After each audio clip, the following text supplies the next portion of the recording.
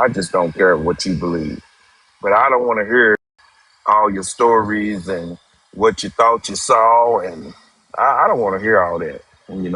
Jesus coming to you in a dream and all. I don't get, no, I don't want to hear that. Then he talking about our conversation with spirit chucks. Like, bro, Wait, maybe I missed it. Who we talking about? that guy Reginald that made a video about us. Um, and then he made About another us. one today. He made another one today responding to the video that I made. And he was like, he said that we kept changing the topic on spirit chucks. Like, Mm, I mm, don't think mm. they understand what it means, for a conversation to progress or to advance based on the things they say in these discussions. Like, I don't know how they expect to have conversations. And then they're not used to people actually listening to the shit that come out of their mouths. Because if you make a claim and you say something, we're going to ask you about that claim. That's not changing the topic, motherfucker. That's listening to you. That's investigating what you say. Y'all Mhm. don't know how to have discussions. Shit. That's because y'all used to fucking fighting and debating motherfuckers. Like somebody commented on my page how to win a debate and with an atheist and put one of those memes there. And I asked him, what do you like? What do you win? What do you get after you win a debate with an atheist? I seriously need to know because if it ain't that atheist becoming a Christian, then you just wasted your goddamn time. Like like or an atheist saying, "Okay, I believe your God exists." You wasted your motherfucking time. What are you getting after you win a debate? Wow. Y'all used to Oh, jumping around with information. You ain't used to actually investigating. That might feel like I was finna start rapping right there. Uh, what's up to the YouTube? What's up, YouTube fam? Satan was framed. Still my favorite motherfucking name. What's up with you? Silver Fat Sam the Mayberry. Um, Tinting Windmill, BF Seafood Goddess, what's up? Rainbow Ash, what's up? Y'all, if you haven't said hey in the chat, Wally Wonka, what's up? The Avatar Arcade, Resist Oppression, hello. Make sure y'all smash the like button over there, share the stream out. If you are a believer in the God of the Bible and you are deconstructing, or an atheist and you are 21 and up, the guest box is open. I do want to talk to those of you that are making videos um, that are out there. What's up, Yala? Uh, Janice, the Menace. What's up, Danny? Hello. Mo Sunshine, what's up? Those of you that are out there making videos about us, I mean, don't make a video. Like, we're live too much for that shit. I ain't got nothing to do with you being scared. If you scared, you probably shouldn't have been in here anyway, because I say this all the time. Okay? I say this every night. My live excuse isn't me. for the weak. If you are filled with anxiety, afraid to come on stage, afraid to learn something new or hear somebody say something negative about your God, afraid that information may shake your faith, this is not the live space for you. Stop trying to force something that don't fit, right? Like, just stop trying to force it. And complaining about it ain't gonna change who we are, right? So make sure that you understand that we didn't go out and grab you, right? You walked in here voluntarily. You scrolled in here voluntarily and you stayed and you commented voluntarily. You're doing it to yourself. We're not doing this to you. I don't understand why believers think that they feel like they have the right to talk about their belief whenever they want, to whomever they want, uh publicly on any social media platform. But those of us that do not believe, who identify as atheists, they're whining about it and begging us to stop. Yeah, that part. Like, I don't know why they think they have that right, like that privilege. That's why I say Christianity reminds me of white supremacy, where it's the privilege, right to comfort, right? The privilege of comfortability being prioritized. That's what Christians remind me of. Yeah, I'm almost just listening to that guy. I mean, I'm almost willing to believe that really he's just. I think he's just trying to piggyback off of you for views. I don't know because the stuff he said just don't make sense. No, he called out all the black atheists, all the heavy hitters that go live. He called us all out in the first video, but he talked about my Mm, ass mostly in the video. Me and Sean Towers. mm. But he kept saying my motherfucking name. Mr. Curtis, are you in the box on purpose or on accident?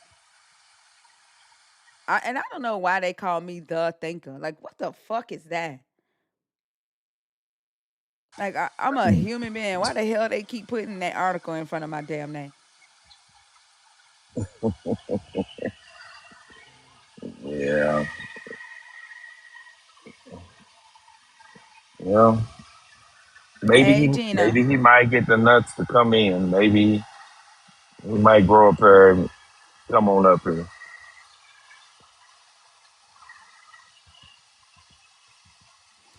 Well, he can't say that I didn't fucking invite his ass. And this is on YouTube. Like on the video that I just played, this is what I commented. Like, I go live in 10 minutes. Hope you hop in my box so we can discuss whatever it is you think I haven't considered. No whining. Be my Huckleberry Huck. That's what I commented. I invited him to come in here and talk about whatever the fuck he thinks it is that he needs to talk about. Get that shit off his chest without all the fucking whining. Let's see if he show the fuck up. Because there's no point in you making a 6-minute video when I am live 11 hours and we can discuss this shit. You've never hopped in my box. You've never hopped in my box. Mm. Do I have a lot of background noise? Yeah. Damn.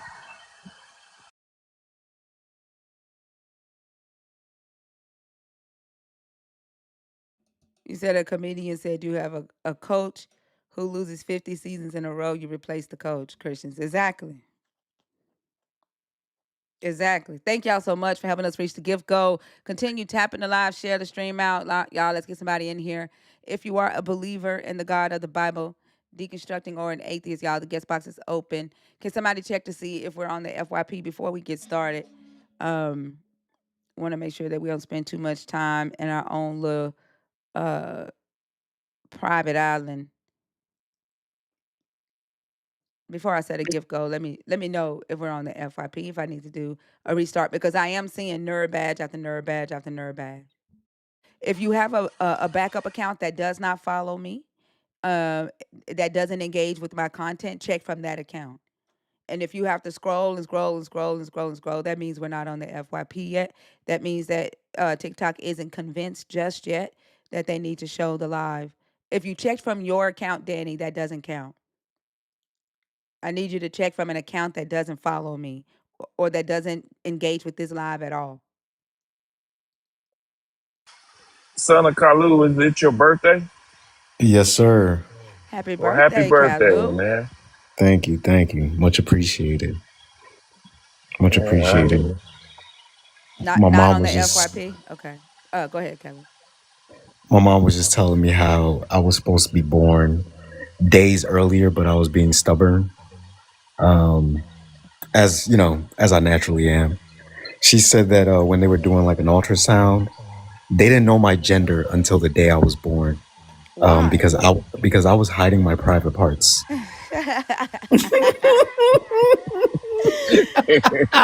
That is hilarious. Hey, move your hand. Move your hand. Weird is crazy. Kalu would turn on his stomach. Like I can hear the hum Oh, of the machine. oh wow. Yeah, How, I'm well, I looking. don't even want to ask, but how old are you? 33. Oh, okay, that's a good age. Yeah. My goal is to make it to 34 and just shit on Jesus. What? Why? Yeah, because he Oh, cause couldn't he do it. didn't. Yeah. Oh my god, Wow, wow, wow. Oh, that's hilarious. Yeah, y'all, I'm looking, and it's just us in here. We're not in general pop. I don't even see at the bottom where it shows random people coming into the live and scrolling out. It's not even showing that. So I do have to do a restart. I fucking hate the way TikTok does this shit. I don't know that. That's because you said on your I was on your FYP on the backup. Who said that? Yala, Yala. I'm not convinced yeah. that your backup that you have not engaged with this live on your backup. I think like on your backup accounts, y'all like every account that you have. Right, you've been in here with your burner account though. What's the name of your burner account? Nelly, you got a lot of noise in the background. I'm sorry. Not with that account. How many burner accounts you got? You like Oso?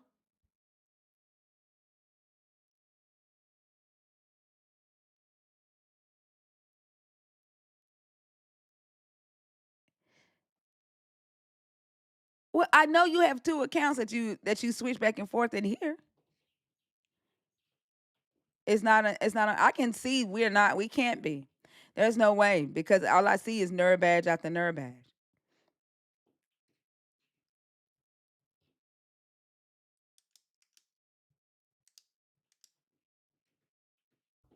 And a secret one. Well, that's cuz you searched for me, sir. Like you can't search for me. Uh I'm trying to see if TikTok is pushing us out. So searching for me doesn't help. You're not on there. I don't think so. Like there's no way that we can that we are. Because I'm only seeing community members and then just fan club members. I don't see any strangers in here at all.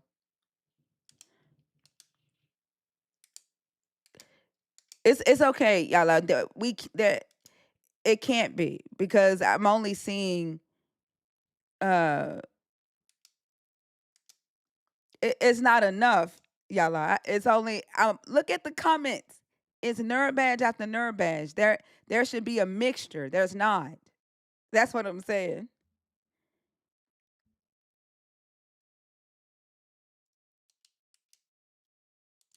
Yeah, we're gonna be sitting here. Y'all don't want me to do a restart. We're gonna be sitting here and then the live gonna shut down in like 15 minutes because y'all know I'm not gonna sit here with nobody to talk to. I'm trying to get us a show going.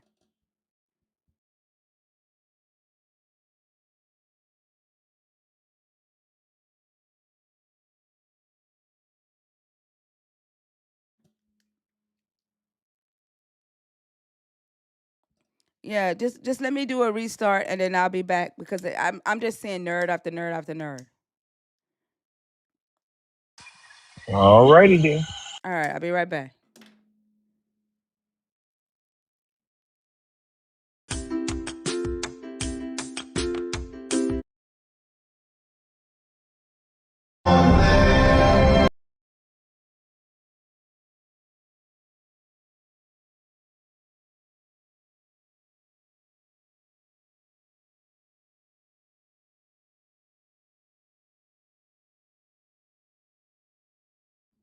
Thank you, YouTube, for your patience. Unfortunately, TikTok makes us do the restarts so that we get pushed into their general pop on their algorithm, and I fucking hate that shit. I don't know why it does that. I don't know if it's a glitch or what. What you gonna do for your birthday, Gallo? Oh, so tomorrow the plan is to go to a botanical garden and just enjoy it. But if it's raining, I'm staying home. And then going to see The Devil Wears Prada, of course, that's on the list. And, Is that like grab something a to eat. musical, or are you going to the movies to see that? It's a movie. It's a sequel Oh, there's a uh, sequel out? to The Devil's Okay. Wear Prada. Yeah. Excellent movie. The first one, phenomenal. I got to Yeah. see the second. Yeah, I like the first one too. I didn't know there was a sequel. Hmm. You got a Uh, whole day planned. You going to dinner? yeah, I got to eat something. So, my yeah. my daughters went to dinner tonight, and I said, "Hey, I can't go." I said, "Bring me back something to eat," and I went to sleep so that I could be have energy for tonight's live. I woke up. I said, "Did y'all get me something to eat?" She gonna say, "We forgot." I said, "How do you fucking forget? How, how, how do you forget that I gotta eat too?" She was like, "I'm sorry." What? That's cool. Like, Nah, that's damn, hilarious. it's not funny. Like now I Oh. gotta eat ham sandwiches. Yeah. Well, not ham Wait, turkey, but at- still you at least got a sauce you eat with your hams, like, or like a condiment. That's the word, right? mayonnaise. So mayonnaise and ham. No, I eat turkey, not ham. Turkey Oh, I sandwich. was about Yeah, to say. I don't eat I was ham. gonna say you don't eat pork, do you? No, I eat turkey sandwiches. That's for I sure. don't know why, but still in my head, I'm like, I'm eating a ham sandwich, but it's turkey. It's turkey sandwich. But still, like they went and uh, ate dinner together. I don't know. I guess they was like uh, mad that I didn't go, but I had to sleep. I had to sleep, or else I wasn't gonna be good for nothing tonight. Oh, I didn't get to share what else I learned from the Christians today. What's that? The Catholic guy, he came up and he said, you know how they say there's solo scriptura, whatever, scriptura. So I asked him, so does that mean the Bible isn't enough? And he said, yes, the Bible isn't enough. You need the other teachings from the church fathers. Um, Jesus started the Catholic Church, and then he left the Catholic Church to Peter, whose name I found out is Simon Barjona. Is that his name? I'm finna say semen. Seaman. Semen.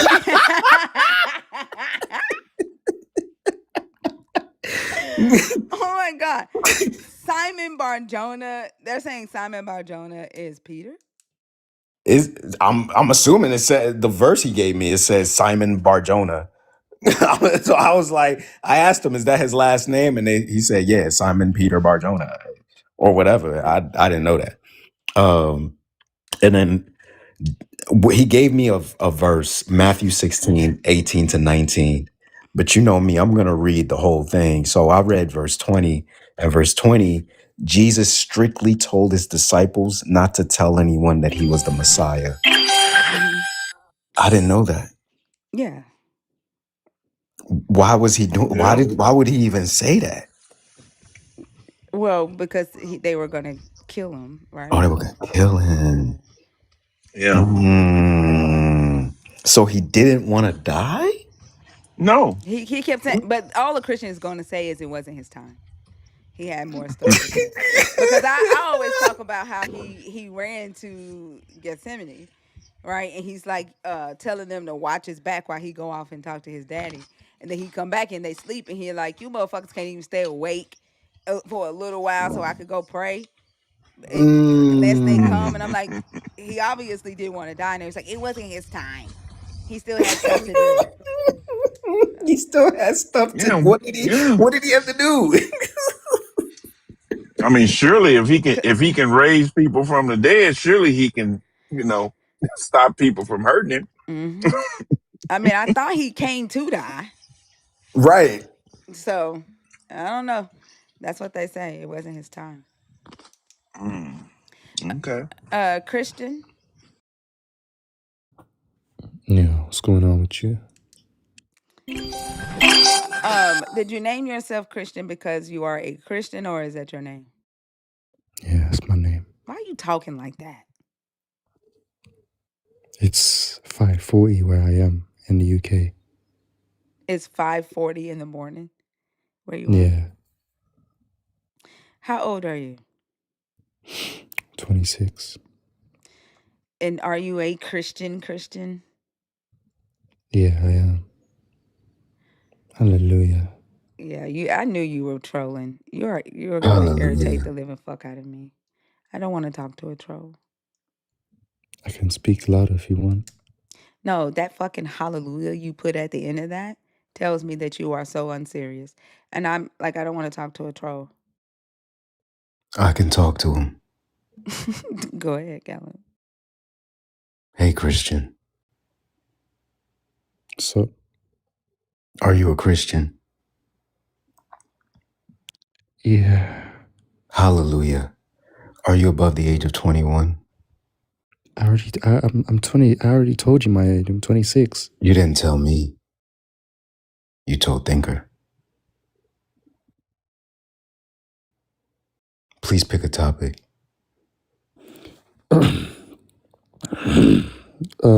We can talk about number 4. Oh, we changing voices? Okay, number 4. What does number 4 say? Do you like my voice or something? That Oh, no, you voice just changed your changed as soon voice. as you You just said changed your hello, voice. Kalu. It So. changed a long time ago. What does number 4 say? I'm dyslexic. Okay, can you do me a favor real quick? You there? Yeah. What's up? Please pray to God to help you with your dyslexia so you can read the number 4. Oh my god. Did Adam and Eve Oh my god. did Adam and Eve underestimate die to be Did you just physical? fucking say underestimate? He did. I'm sorry. He can't. He said he's dyslexic. I shouldn't have laughed. Dyslexic ain't gonna read that as underestimate though. That's illiterate. That's not dyslexic. You want to try again, Christian? Did Adam and Eve understand? Oh no, yeah. Did Adam and Eve understand die to be physical or spiritual death? Thoughts? Yeah. So if you're asking me, I would say physical. They understood it to be physical death. Yeah. Was that before or after they talked to the serpent?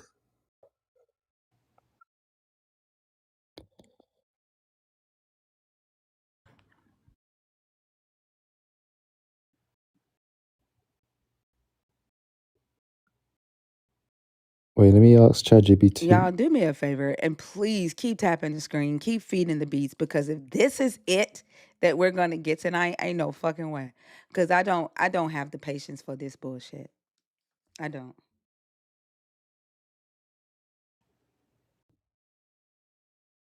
Yeah, hello?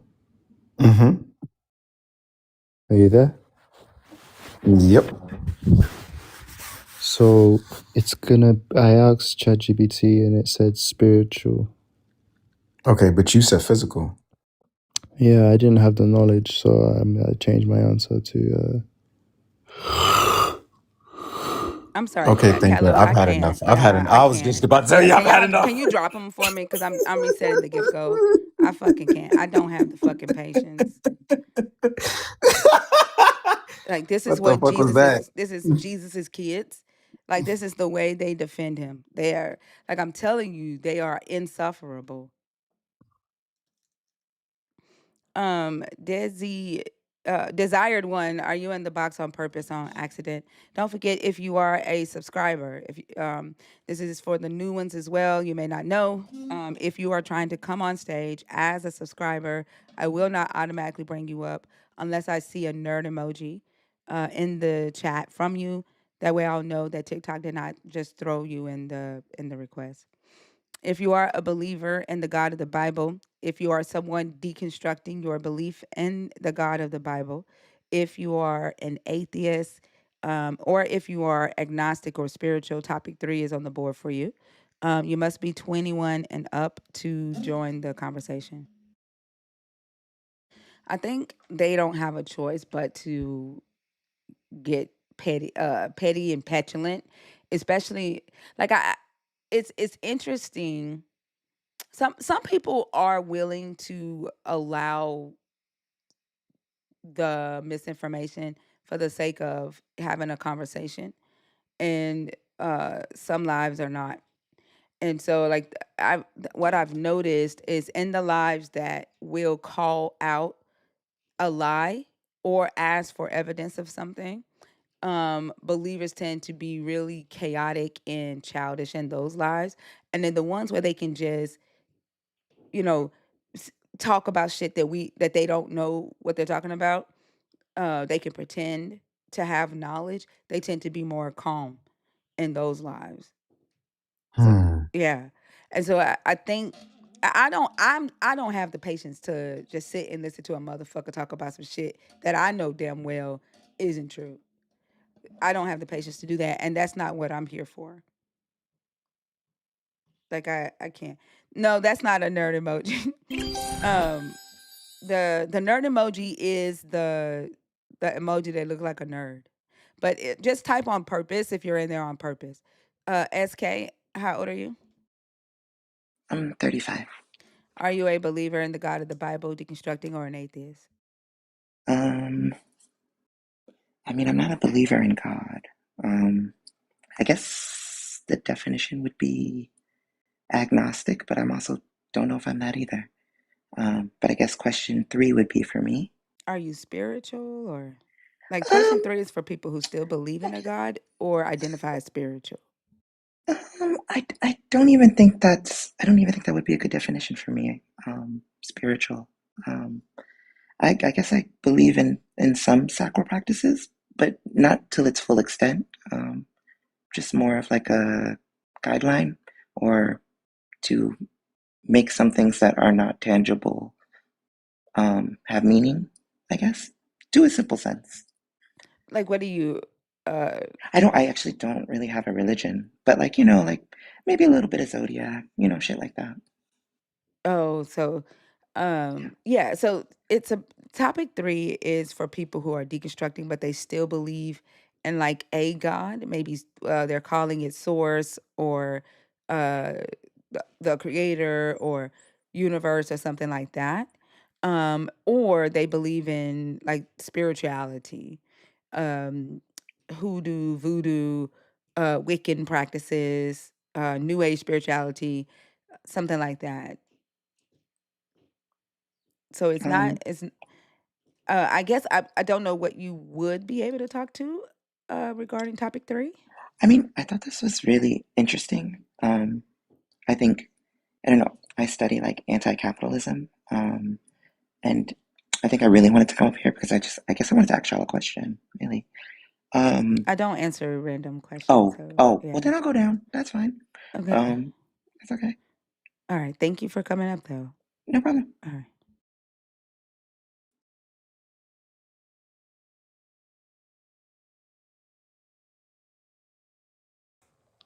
Hi, desired one. How are you? Hi, I'm great. How are you? I'm doing good. It's kind of a rough start to the night. I see. I see. I do want to preface this. I am at work. I'm a nurse. I might get cold, but I've been trying to get up here forever. I want to get, like, I guess I do want to challenge myself with 3 at this point of my journey. Okay, awesome. Can I get your age? I am 36. I just sound like a kid. Okay. Okay. Are you deconstructing from Christianity? I am. Well, I've deconstructed from Christianity. I think at this point, I'm starting to challenge my spiritual belief. Okay. Go ahead and share what it is that you currently believe. Right now, I believe in like there's a like there's some sort. I'm having issues still clinging on the fact that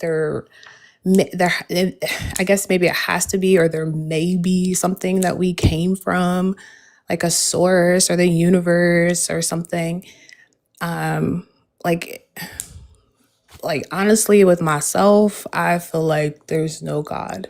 But I think like around like my family and friends, it's still like challenging for me to stick to that belief. So I still kind of play with, I guess, the idea of there being a source or like universe or creator of that nature. But I guess logically, I don't necessarily believe it, but I think my heart is still trying to hang on to something. I think like it makes sense, right, for a human to wonder how all of this began, right? That's Mm-hmm. logical. And what science proposes right now is that it started from um, a star exploding, and humans are a creation or a mixture of the chemicals from the star that exploded, right? Like Mm-hmm. we are a part of the universe and a part of nature, right? Mm-hmm. And so that would be the origins of, how all of this uh, I don't want to say created, uh, uh, produced, but I think the issue is that as humans, we want that thing to be sentient or Mm-hmm. have consciousness, or we want to look Mm-hmm. at that thing like it is a parent because because that's what we come from. Therefore, it must love us. Therefore, Right. it must have a mind like we do, and it must want a relationship with us. I don't see the need for that. Hmm. Like, what is the for like what do you think for you what the benefit would be or the need uh is coming from for you to feel that the universe wants a relationship with you or with humans?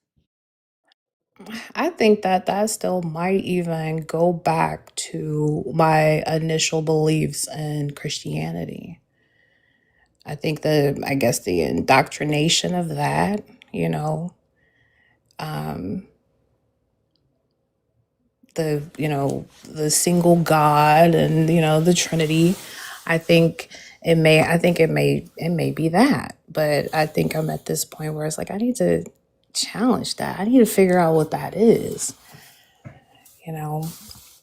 So, Like, do you feel like uh, you won't have purpose if you don't believe that there is some sentient being in another universe looking at your every move and knowing your heart and thinking, knowing your thoughts, guiding you, protecting you?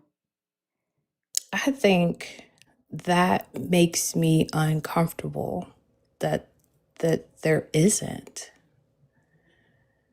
It makes you uncomfortable that there isn't one doing that? Yeah. Okay. Why is that? I was thinking a couple of weeks ago how when I was a Christian and things like I was going through a lot, I used to Hmm. cry all the time. And whenever I was crying to God. And I Hmm. believed that my tears mattered to God, right? And so Right. I was Right. crying all the fucking time. Yeah, because I wanted God to know, right? Like, Hmm. but now that I no longer have belief in a God, I barely cry. There's no need for me to Huh. cry, right? Like I could Hmm. go through things, um, and it's like I'm comforting myself, encouraging Right. myself, or getting encouragement from the people around me, and I Hmm. don't have to. They don't have to see my tears, right, in order for them to Right. know that I need them to be that for me in the moment.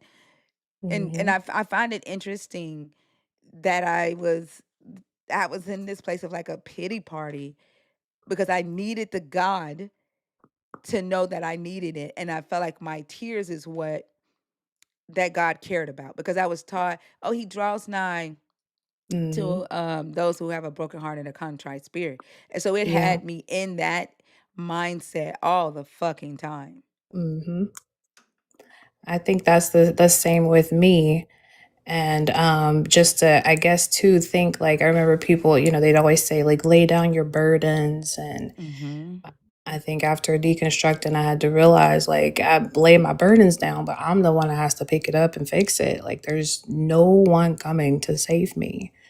So I think once I got past that, I saved myself out of a lot. But I think just still, sometimes I wonder, like, it's not that I necessarily wonder, but I kind of miss like the camaraderie that I had with my Christian friends, and the church and, the different things that we do. And at this point, like I just don't have it with him anymore. And I do have, different friends, but people look at me, funny. My family shunned me once they found out that I was not Christian, but then also I'm not sure what to say I am. I don't have a label at this point. I'm still looking into agnostic, but I'm really more leaning towards atheist, but I feel bad. I don't know. Let me ask you a question. Hmm. Would you have shunned them? No, not at all. Would And have never. so like it's interesting that people can claim love, especially Hmm. family, can Right. claim that they love you, and family is the ones that should know you, right? Because you spend Hmm. the most time with family. Um, but the moment that you begin to think differently or take a different path, the love goes away. Yeah. That doesn't make You, sense to me. And like, why why do you feel bad? Because you've not changed who you are. You've just changed hmm how you see the world. Right. I think just, I guess maybe their judgment, because I'm like, even my twin sister, I have a twin, we're a minute apart. And she's like one of those diehard Christians, like bumper stickers, everything. Like she covers her head and all of the things. But she doesn't realize how she's really not a Christian. She's one of those that thinks she's a Christian, but she doesn't really study the Bible or anything. She doesn't really follow it either. But in her mind, she does. So I think that's why I kind of feel some sort of, from the shun of my family. That's why I feel bad. And they're teaching like they tell my kids like, hey, like my one daughter, I don't know if she's gay or not, but I don't care. But they told her she'd go to hell. And I had to tell her like we don't believe in that, so you don't have to worry about it. And I think just, I guess maybe the different adversities that I have to deal with them, the people I care about, even some people, that are my friends, I call friends. We're not even really friends anymore. I think that's really what it causes the root of the I guess the anguish from this whole transition deconstructing thing. Like I didn't even know what I was doing until I found you. I didn't even know it was a word. I had just started on a journey to get closer to God, and I ended up over here. I saw a video today of a lady. She shared a group. She shared screenshots of text messages from her best friend, and they were planning a trip to Bali. And the lady had lost a baby. She had had a miscarriage, and her Hmm. friend texted her and was like, "It's my birthday. I know you lost a child, but you already have one child. Like it's not fair for you to back out of this trip. Plus, you like, I think that you should still at least pay for my trip."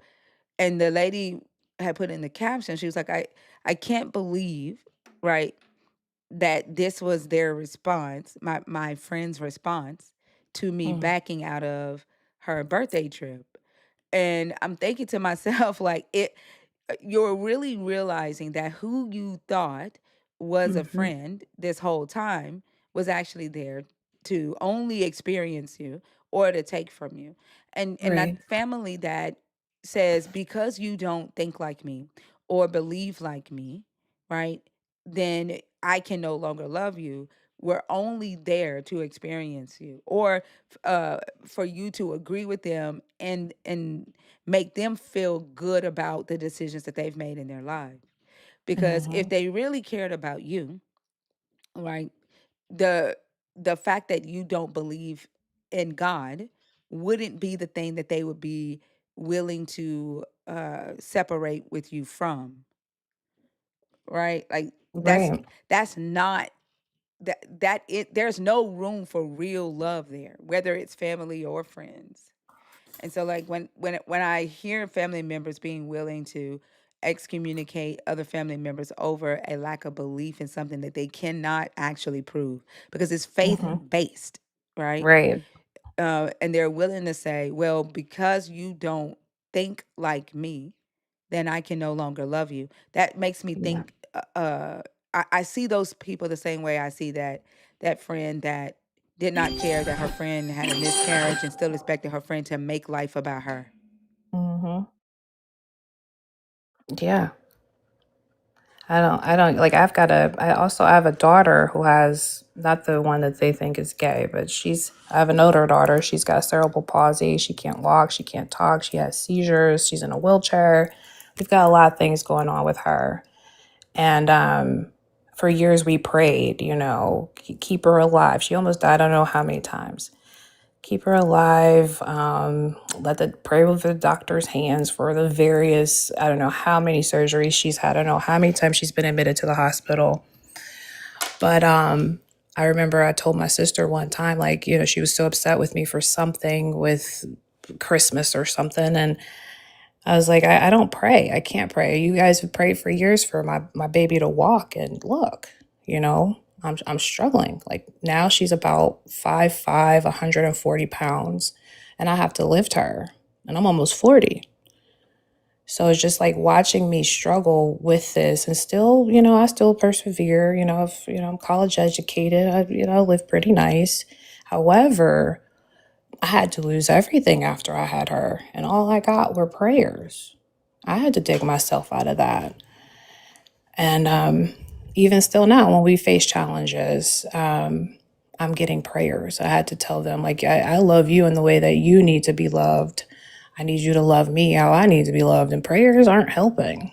Like, it doesn't, it's not going to pay this $800 medication that she takes, one of them a month, and she's on 16.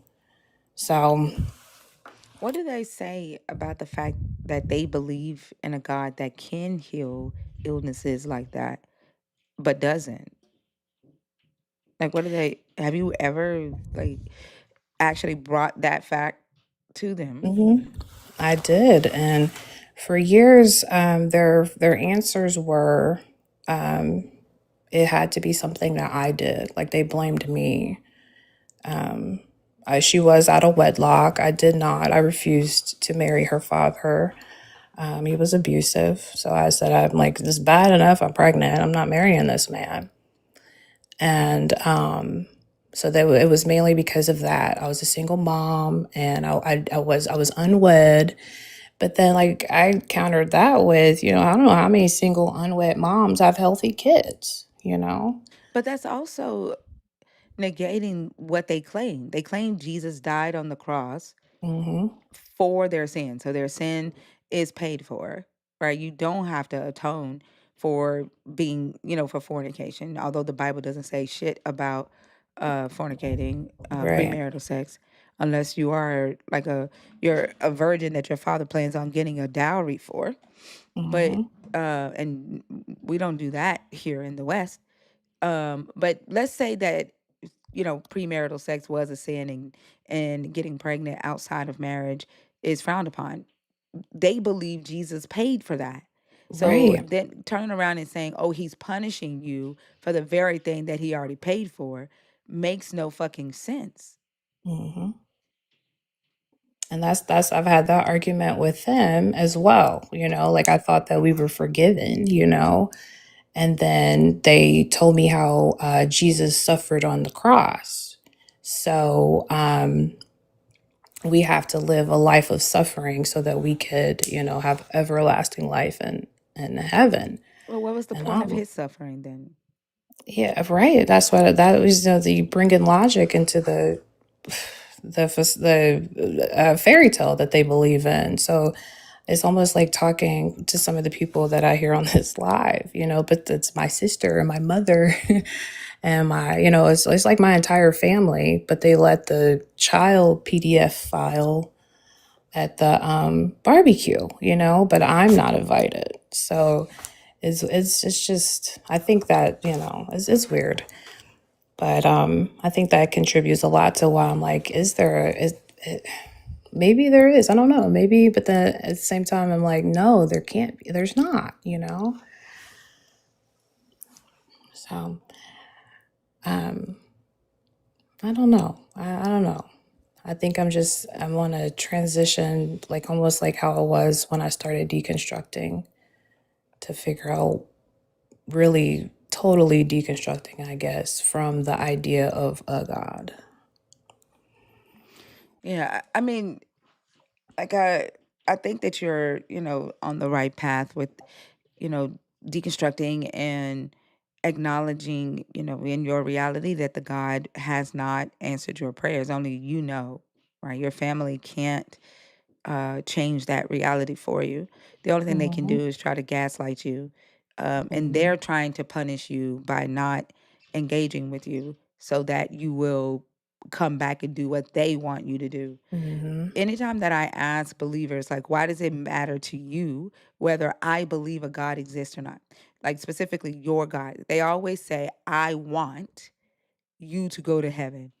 And Yes. and it's like they don't realize that they're starting that sentence off from a very selfish place. First off, Mhm. who gives a fuck what you want? Right. Right, my life, and if you believe in like a soul or a spirit, my life and my spirit is my business. Mhm. When I die alone. So Right. what you want don't have anything to do with me.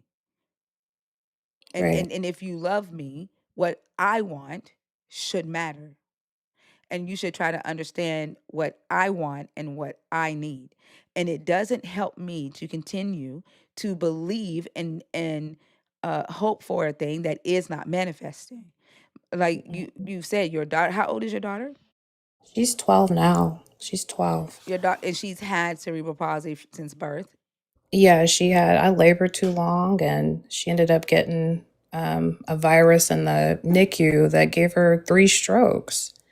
So she had 3 strokes between 10 and 18 days old. Like, And that's something that you've been dealing with since you know she was born, and for hmm 12 years, for right? 12 years, almost 13. Yeah, and they want you to ignore that you've been praying to this God, a God that you believe can heal, a God that they told you can heal.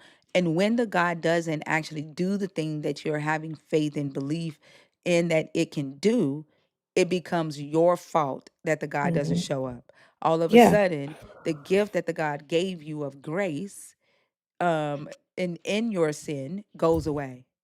and hmm and all of a sudden is God is punishing you. This is why I say I don't quite understand when after he dies on the cross, Ananias and Sapphira in Acts 11, um according to Peter, lies to the Holy Spirit, and the Holy Spirit kills them. What happened to grace? Right. It It's did- only allotted to certain people. Obviously, I would be told like, oh, I didn't believe enough, and Well, it's not even really allotted to certain people because people are giving themselves grace. They excuse their own fuck ups. They're not going to tell themselves that God is punishing them when they sin. They're going to say that their God forgave them, hmm right? It's other people that condemn you, it's other right, people that take that grace away, right? right. Yeah, it's that's amazing. I think of it like I don't know how they make sense of it. I've been like before I had her, I had I gave birth to a baby that did not live at all. I don't know how to say it on TikTok without their standards. And the first thing my mom said after I lost my son was it wasn't God's plan. And that's just always stuck with me. And then I had the second child, and she's got all these issues and things. She came fighting. She's always fight. Everything's a fight. Even just for insurance, for medications, for wheelchairs, for everything is the smallest thing is a fight always. And their advice is to put the armor of the Lord on. And I remember I just was wondering, like, if he could heal, like, why would he do this in the first place? Like, why would he have my child suffer this way? And then, for my life, it was very, devastating. I lost everything. I had to move to another state, and we lived at the Ronald McDonald House for months to get better care. So, but the answer is always, this is they would tell me to read Job and, all the different trials of the Bible. And that's where you get the strength, and you keep the armor of the Lord on, and you're able to fight through this. And I'm like, I did this. I fought through this. I was the one who never gave up. And at 3 a.m. every morning, she takes a medication. And I look, I go get the medication out the kitchen. I get the water. I put it in her feeding tube. It's only me there. I was getting ready to There, ask, are they fighting with you? Like, it's easy to no. tell someone else to fight, but Mm-hmm. it's harder to fight with them. Like they say, like they're telling you to read Job, but they sound like Job's friends who this God rebuked in the story. Mm-hmm. Right? Job's friends are telling Job, you must have sinned against the law. Right? This is a punishment from God. Like they're telling you the same stuff that Job's friends was telling him. Hmm. I didn't even think of it that way, but yeah, you're right. They are. They definitely are. Yeah, but they That's don't know that because I guarantee you they don't read the book and they mm-mm, excuse themselves. They like mm-hmm, a lot of believers uh, um they see themselves as the only Christian on earth, or one of the few Christians on earth who are living right and who are true Christians, but they will mm-hmm. excuse the fact that they aren't actually living what this book says. It's impossible for them to, because the shit is from fucking middle late bronze age. It Right. was written for a different culture and a different time. Mm-hmm. There's no way they're living according to this book. And No, half of but them won't read it because it's written in the King's English. So they can't mm-hmm. understand it because it's in a different vernacular than what they actually speak today or Right. actually engage with today. They're just not being honest with themselves.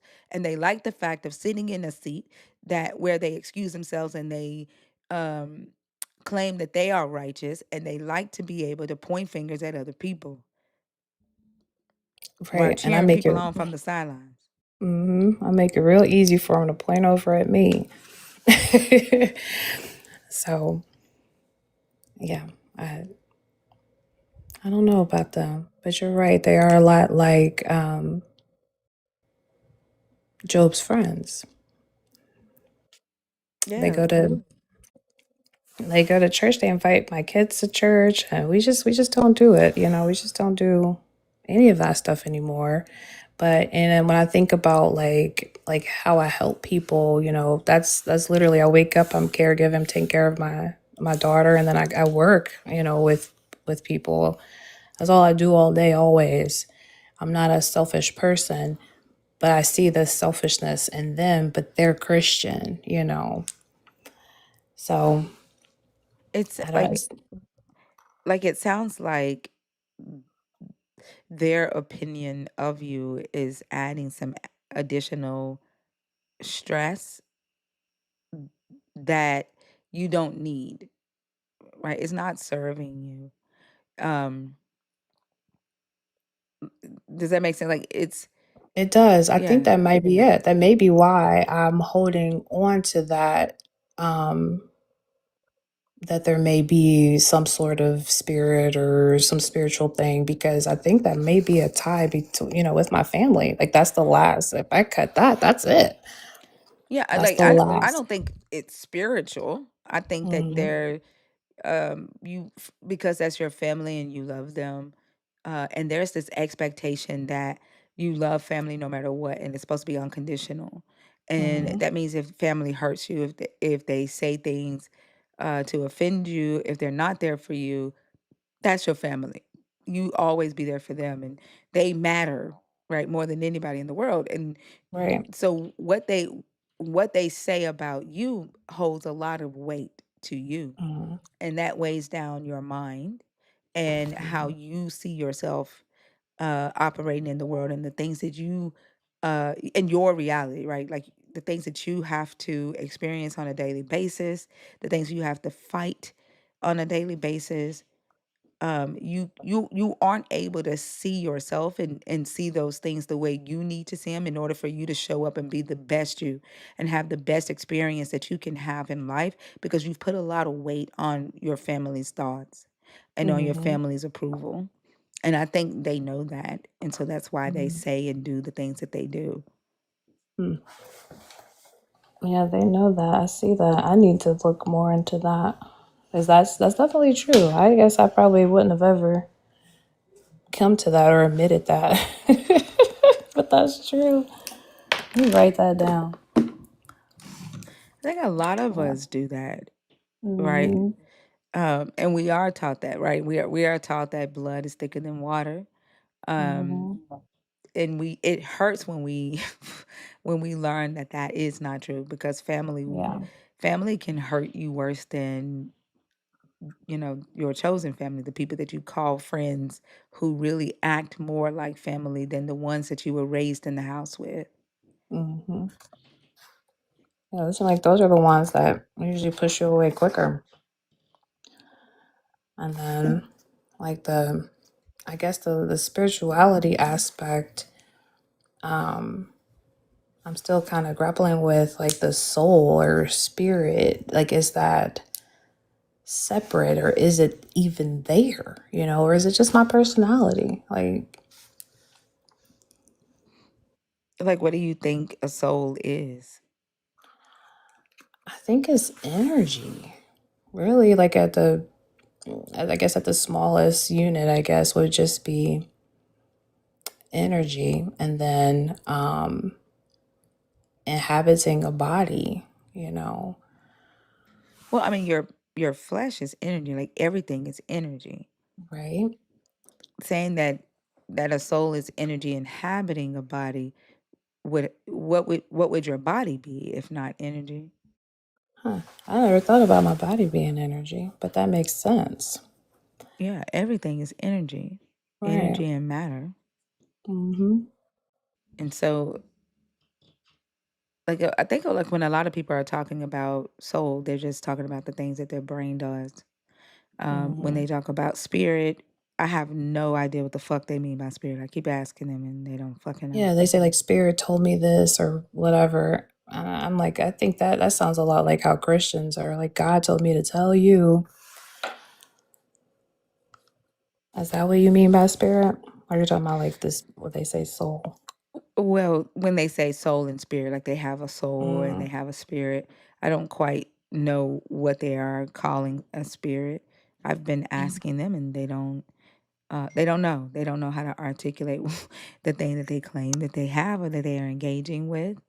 Um, when believers say that God said or spirit told me to say, it's their thoughts, right? Like, right.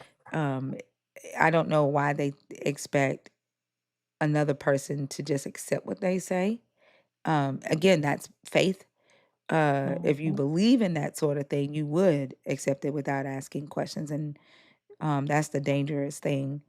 I think it's why a lot of people are dealing with mental illnesses today, because we've been indoctrinated into the idea that there's this hierarchy of humans who can access this uh, higher conscience, but Mm-hmm. and give them information that for some odd reason this higher conscience can't reach you. Like it's got to go to another person to give a message to you when like you are the same limited human being as the person coming to you Mm-hmm. with a fucking message. Like Right. it's different when Like, I think that there are people who have experienced certain things, and you can see patterns, right? You can recognize a Mm-hmm. pattern. You can see a person making certain decisions, and you can recognize that they are, if they continue on a specific path, 9 times out of 10, here's most likely where this person's going to end up. And so some people will say, um, that's God showing them uh, the patterns in your life, so that they come to you and Mm-hmm. say, hey, God told me to tell you. But they don't have Mm-hmm. the right words to say, hey, I'm noticing these patterns that you're making, the things that you're saying. And I just want to give you some advice or experience share, because when these patterns typically present themselves, here is the usual outcome, right? And Right. Mm-hmm. but people we've not been taught to look at life that way. We've been taught that the faculties of our brain come from some supernatural ability, Mm-hmm. and that thing is sentient, and it's communicating to us. Therefore, we are psychic. Therefore, we are prophets, right? And Mm-hmm. it's just a natural thing that some people have the ability to be very observant, and we can recognize patterns. Right. That doesn't make us any better than the next human. That's No. a skill set that sometimes trauma develops in you, because you've lived a life filled with trauma, because one, you didn't pay attention to your own actions, your own decisions, and you kept making the same fucking mistakes, right? Right. Mm-hmm. And so you became an expert at a certain thing. That doesn't Mm-hmm. mean that you have supernatural abilities. It's just your body is just recognizing the patterns in another person's life. Right. But they present it as spirit or God told me to tell you, when they Mm. could just say, I'm picking up on a pattern for you. Yeah. It makes sense. More sense than they make when they say it. Because when people claim that they have access to this higher power that other people do not, it creates superiority complexes, right? You need to Mm-hmm. listen to me because Right. God talks directly to me, right? I have the gift, you don't. So you Mm-hmm. need to trust me, listen to me. And then in order to keep themselves feeling as if they are chosen, or they have this supernatural ability, they have to uh down other people. They have to keep you in a place to where you feel like you can't do that you can't reach this. Mm-hmm. Like you have, yeah, to, and I feel like in that, in a sense, is like it's the ego. Maybe they're driven by that to stay that to feel as though they're higher. And see, and I'm like, yeah, I don't want to. I'm not like that. I don't. I don't want to be one of those people. There's like spirit told me, or they, because I honestly, I really can't describe. When people say like, "Oh, I'm spiritual," I'm not Christian. I really don't know what they mean either. But I think it may be still, clinging on some sort of belief that like a higher power as well. I think I mean, it's a lot of things. It's not, some people are in it for multiple different reasons. I don't think there's just one reason. Some people are Mm-hmm. in it to cope with life because the world is pretty fucked up right now. It is. Yeah. Some people are in it because of ego, power, and status. Mm-hmm. Some are in it because they actually do believe that, if they pray hard enough, if they give enough, if they work enough, if they wait long enough, eventually the God will do what the God promises to do. And then Mm-hmm. some people are in it because of their fear of death. They don't know what will happen after they die. And so they have Mm-hmm. it for insurance. Yeah, to cope with the afterlife. So, do you like? Do atheists don't believe in spirits or soul or afterlife? It's just like No, you some go do. right back. Some do, really. Yeah, atheist. Atheism is just a lack of belief in a God. Like, it has nothing to do with whether they believe in a soul or a spirit. To be an atheist is just anti-theist. That's all it is. Anti-God. No God. That's all it is. Some do believe in spirits or spirituality, because that's not about a God. That's why that's why I don't understand when believers be like, atheism isn't true. Well, yes, the fuck it is, because there are people who do not claim a belief in a God, and that's all atheism is Right. people who claim a lack of belief in a God. There, atheism has already been proven true. The very fact that there are people who exist who who have a lack of Don't belief in a believe God, it. because that's Right. all it is. Makes sense. With that being all that it is all that it is, you know? Yeah. Makes perfect sense. You've never heard this version of atheism before. All atheism is a lack of belief in a God. Like, what do you mean? You've never, that is literally the definition. That makes no sense. Atheism is not a doctrine. Atheism is not a group of like a church. Like, what do you mean you've not heard this version of atheism before? Like, Google literally gives you the definition of what an atheist is. Like, y'all just be saying shit for no Just reason. be right. This version of atheism. That's definitely just the definition of it. It's literally in the word. A is no, anti. Oh, I'm sorry. Uh-oh. Like, the interesting thing is, theism is belief in a God. That's what theism is. Atheism is no belief in a God. The fuck?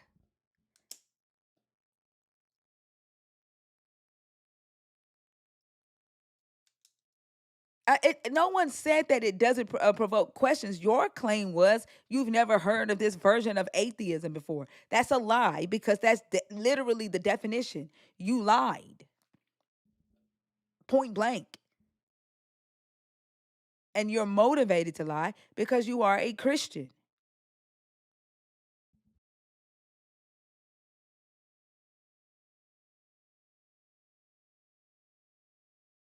Just because you have questions about why a person lacks a belief in a God does not negate what the fuck atheist is. That's ridiculous.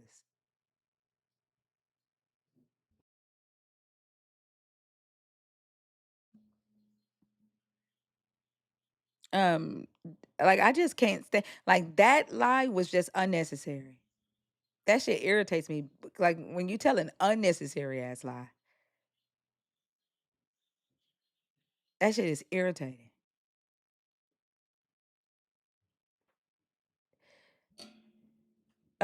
Desiree, are you there? It's back. Okay, there we go. Yes, I'm here. I'm sorry. I'm gonna have to go. I got a patient that needs me. I gotta go down here. That's But I okay. really appreciate you inviting me up You're so and our welcome. conversation. You're so welcome. Thank you for coming up, and I hope you have a good night, okay? You as well. Thank you. All right. Bye. Bye.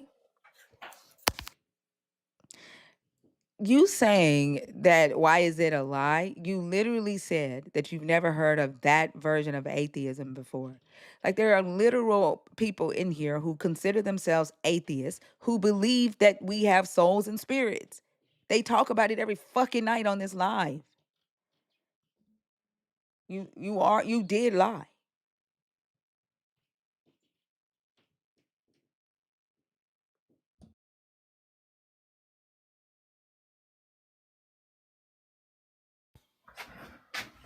What's up, Hex? Hey, how are you doing tonight? I'm good. How are you? I'm all right. I am so tired. I wanted to know just really quick, are you okay with me posting any journal articles in the Discord? As long as you post them in the right channel, yeah. Yeah, I want to. Okay, great. What channel would you prefer me post it in? In the news and resources channel. News and Or resources. Nerd Okay. Cash, which one of those. Well, ask Jay. She knows which one y'all have access to post in. Okay. I'm not Jay. What is Yeah, there? she's the administrator of the Okay. Discord. She gives the permissions. I don't know which one y'all have permission to post in. It's either news and resources or Nerd Cash. Okay, I'll message on Discord. Okay.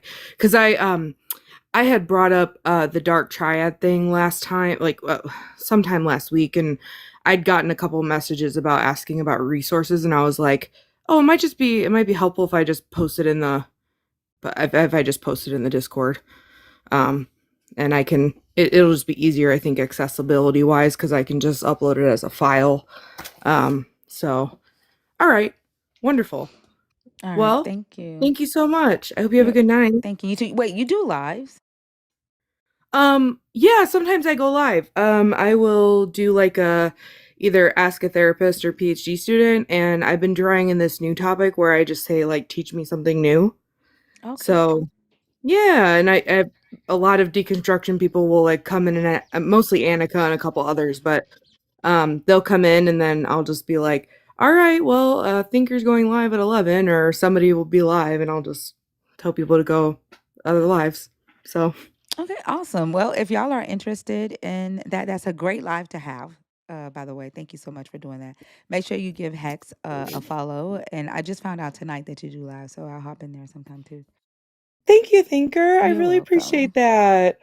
Well, everyone have a good night. I'll talk Thank to you later, Thinker. Thank you. You too. Bye. Bye. Bye. Bye bye.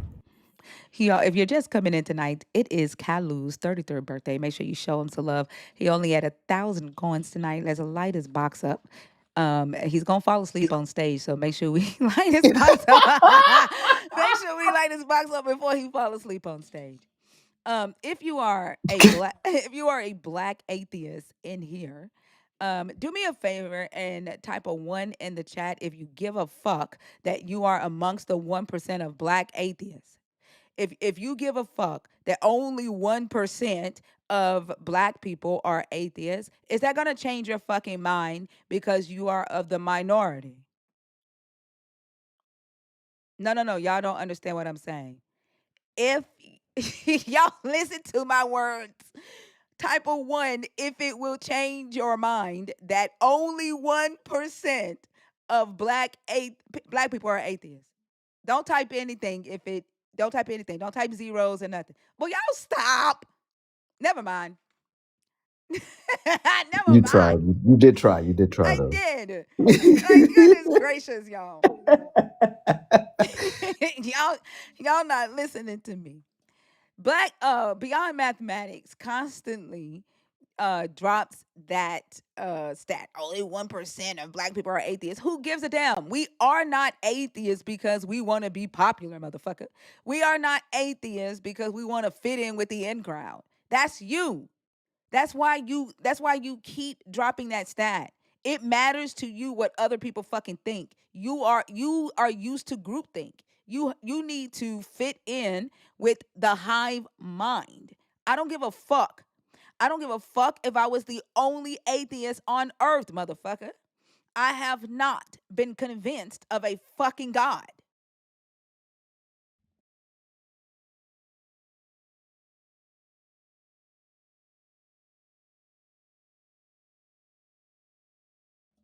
I see Trish in the request, but I didn't see a nerd emoji. So posh, are you in there on purpose? I think you might be a new nerd. In order to come up to let me know if you're in there on purpose, I need to see a nerd emoji. Um, let's see.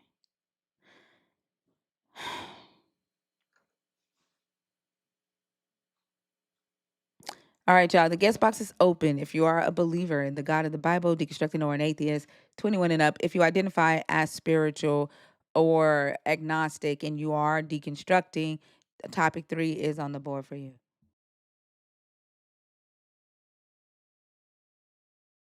AG, I see a nerd emoji, but I don't see you in the guest request. If y'all could do me a favor and save the nerd emojis only for if you're trying to come on stage. The big one, the one for the subscribers.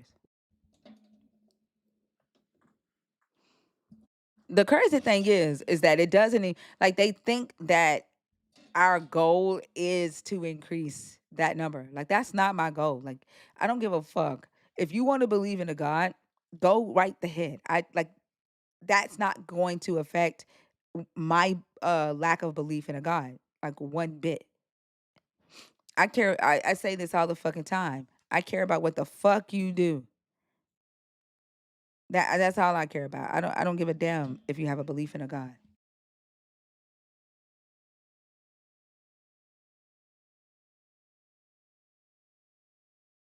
Exactly. We are not evangelical atheists. Like what the fuck? And they approach it that way and they whine about it while saying that they don't care at the same time. No one cares if you believe. Why are y'all talking about it? No one is trying to force their belief on you, but constantly in an atheist space. And then that guy who made the video was like, you can't understand why we would want to be around people like you, but y'all don't want to be around us. Y'all won't come into our lives. Ask yourself why. Y'all come in here because conversations actually happen. Ask yourself why we don't want to go in your lives. And then he even said that he said atheists don't come into Christian spaces. Maybe one or two might hop in there. Ask yourself why. Nobody gives a damn. You appeal to authority beyond mathematics. You're literally just telling us why you are a Christian. You appeal to authority. You let other people think for you. Who gives a damn? You've been saying that shit for a year and it ain't changed our minds yet, motherfucker.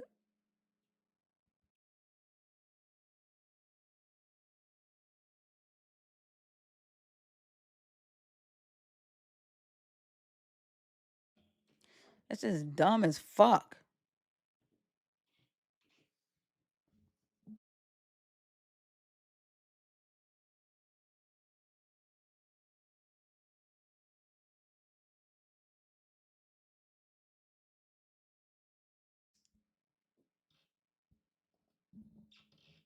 Well, they haven't given up hope on that.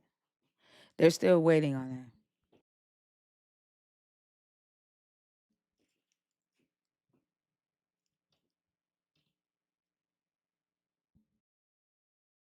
All right, y'all. The guest box is open. This is a quiet Sunday night.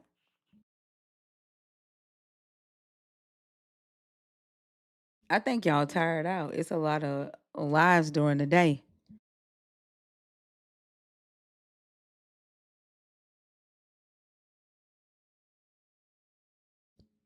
I didn't even know Baptists did door to door.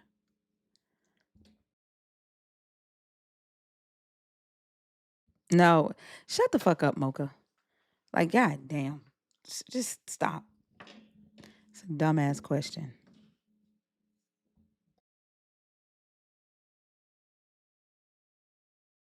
I swear, I don't have the patience. I don't. Like, that's a dumbass question.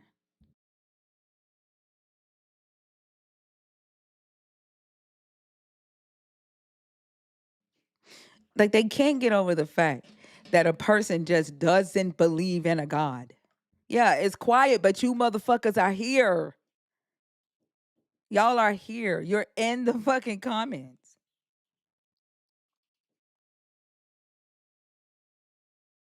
Y'all can't understand why I wouldn't want to talk to people who type and whine. Like, even when you comment, you whine.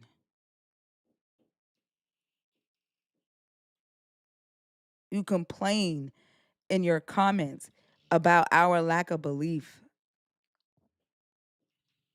That's not a conversation. Like, goddamn.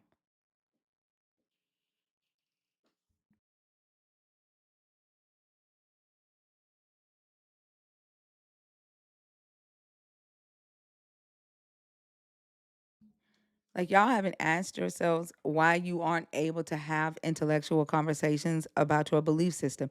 Your God didn't prepare you, and neither did your pastors. Your pastors did not want you to have these conversations. They did not prepare you to intellectually or to knowledgeably talk about your belief system. That's not our fault.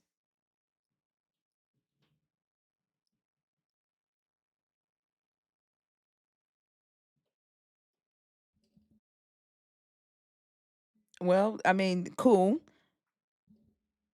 That's cool. But you still ain't on my stage. I don't give a damn about your ad homs, about your insults. I want to talk to you about information. If you have knowledge, if you have information, let's talk. I don't care what you think about me.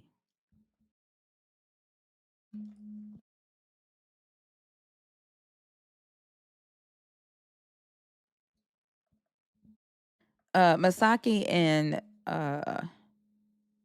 So Posh, are y'all in the box on purpose or on accident?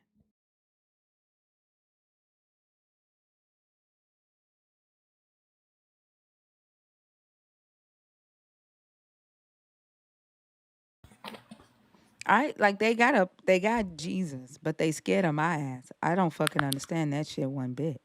What's up, Masaki? Hi, Thinker. Hi, Selena. Hi, Mr. Nelson. Happy birthday, Kalu. Hello, thank you. Apologies. Bear with me. I'm trying to get over my damn stage fright. I don't know why I'm having such a hard time coming up on stage. It's okay. I, Y'all can't be scared to come up on stage, and y'all family.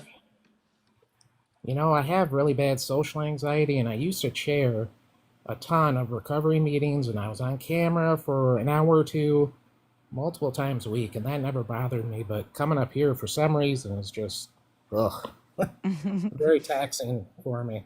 Yeah. Well, take a deep Um, breath.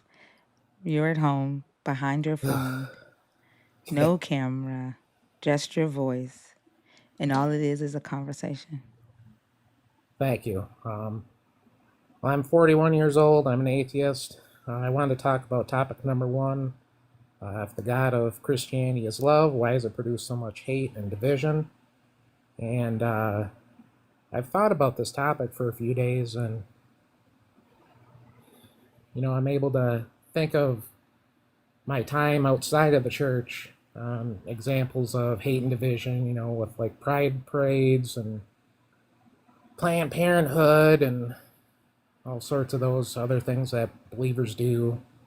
But I got to thinking about when I was in the church, and this is when I was 18 or 19 years old.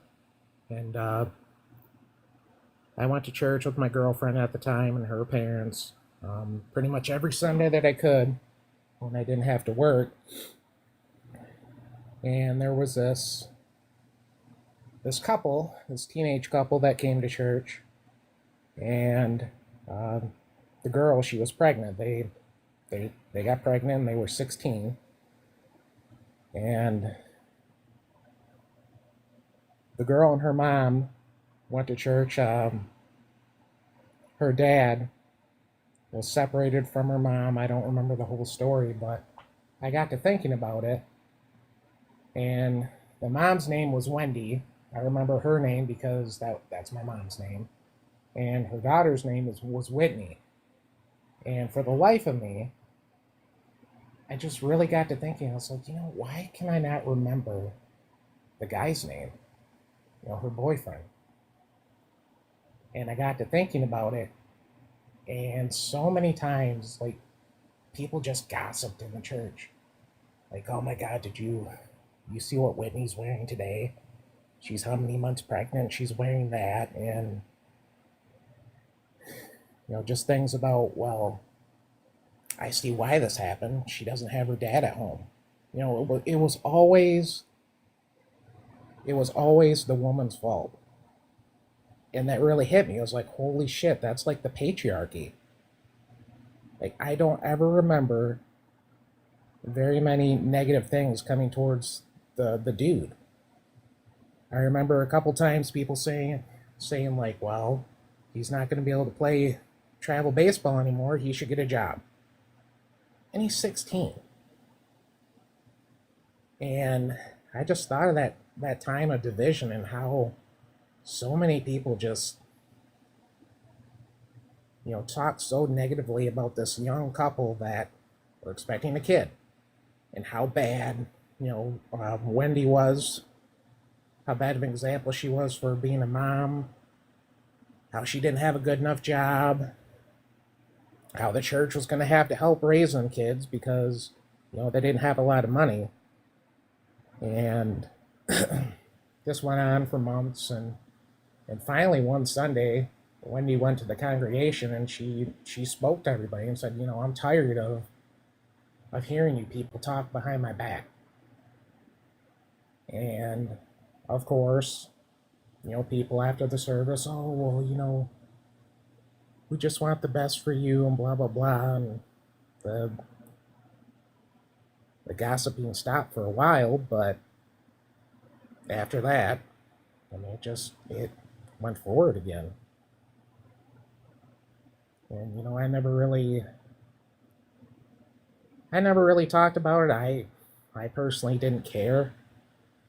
But, just thinking on that, it's like so many of these believers want to talk about, oh, well, my church does this, this, and that. And, well, I got a memory of a whole church, well, not the whole church congregation, but enough of them that made these poor people feel uncomfortable. And they're supposed to be, at home.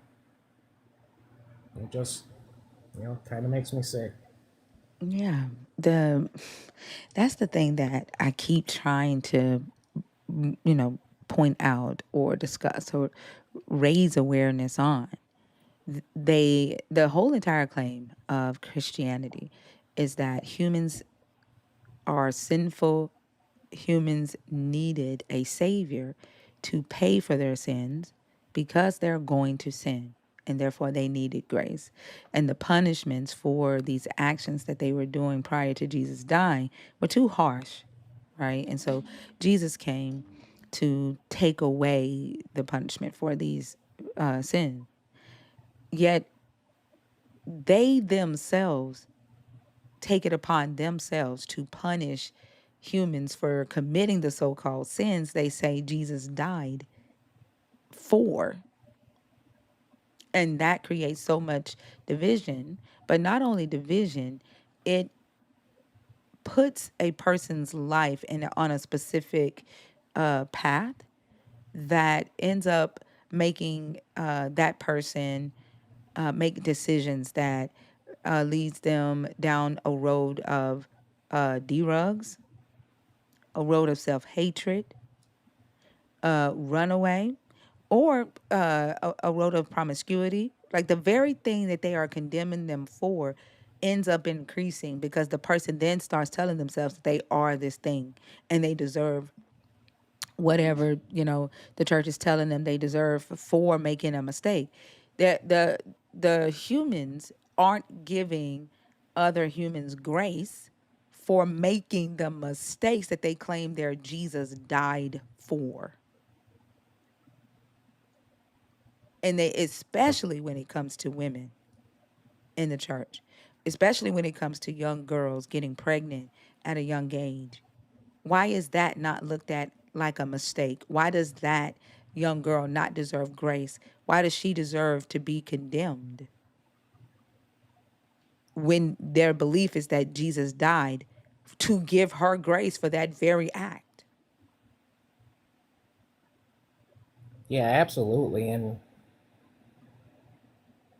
I'm thinking about it now, and unfortunately my girlfriend at the time and her mom and her dad did say some unkind things, and I her and I got extremely lucky. I didn't get her pregnant. I mean, we definitely didn't wait till marriage, but still, she would talk about how Whitney needed to spend more time in the church. And yeah, just like you said, all the shaming and ugh. I'm so thankful that I got out of the religion when I did, and I've been an atheist for about 20 years, and just hearing all the stories about people deconstructing, it's heartbreaking. Like Auntie Charlene on Mama Bash's live yesterday. I mean, just so much, pain and just regret. I'm so happy that I don't have that, and I really empathize with people. Uh, it's got to take a hell of a toll on you. Because it takes so much away from your life, and you start thinking about all the things that you could have done had you not listened to this pastor, to this prophet, waited on God, right? And when you wake up and realize that it was all a lie, and you're 62 years old and the majority of your life has gone or it's passed, that's a hard thing to grapple with. This is why I say it's very dangerous for a person to say to another person, God told me to tell you. And then that person changes the trajectory of their life based on what you say a God told you to tell them. And then you're not responsible for that. Right? Like you don't check on them to make sure that they're okay. To check to see if what you said God told you to tell that person actually benefited that person or harmed that person. You just say shit and then you go on about your life. That is the most irresponsible shit ever. People have caused people to make bad decisions because they claim a God or a spirit told them to tell that person a thing. Yeah, you're right. And you know what I got to thinking about when you mentioned, oh well, God told me to tell you this, or I'm praying for you, in the prayer list that unfortunately my mom talks about because she's still in the church.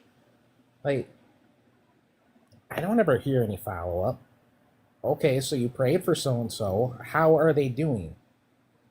Like Fee likes to say, what action have you taken other than just the minimal amount that you did for your to your so-called God?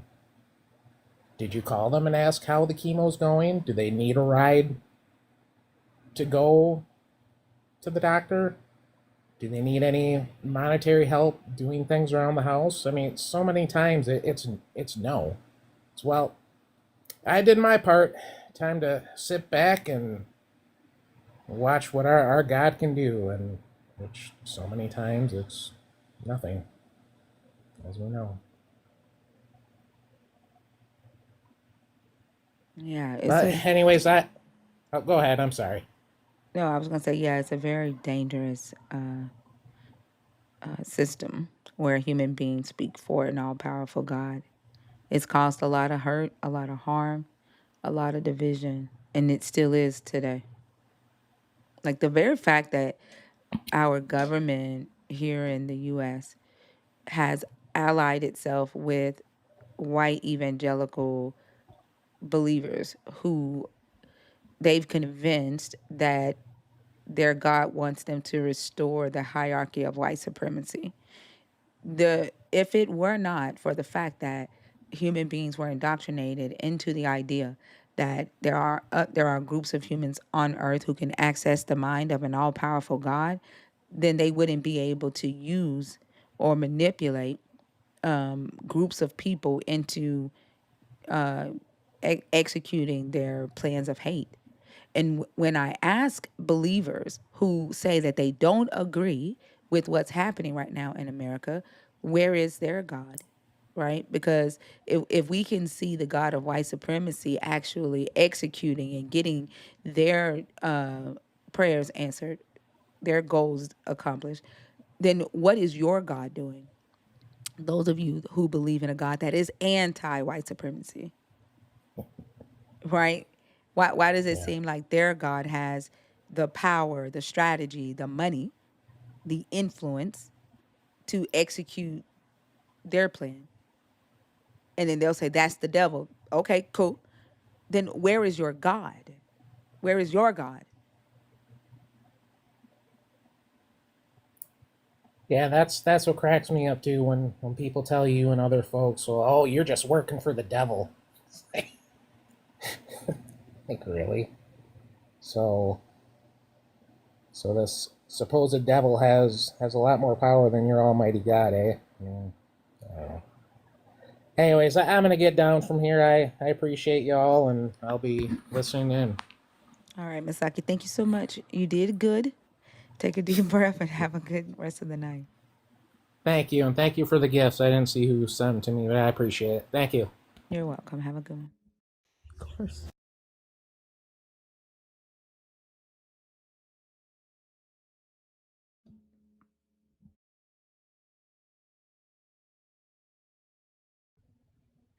Bonafide. Hey, Thinker. Hey, how are you? I'm all right. Hey, happy birthday. What's up, y'all? Thank you. Hey, are you a believer, deconstructing, or an atheist? I'm a believer. Okay, and how old are you? 38. All right. There are 4 topics on the board. Which one did you want to discuss?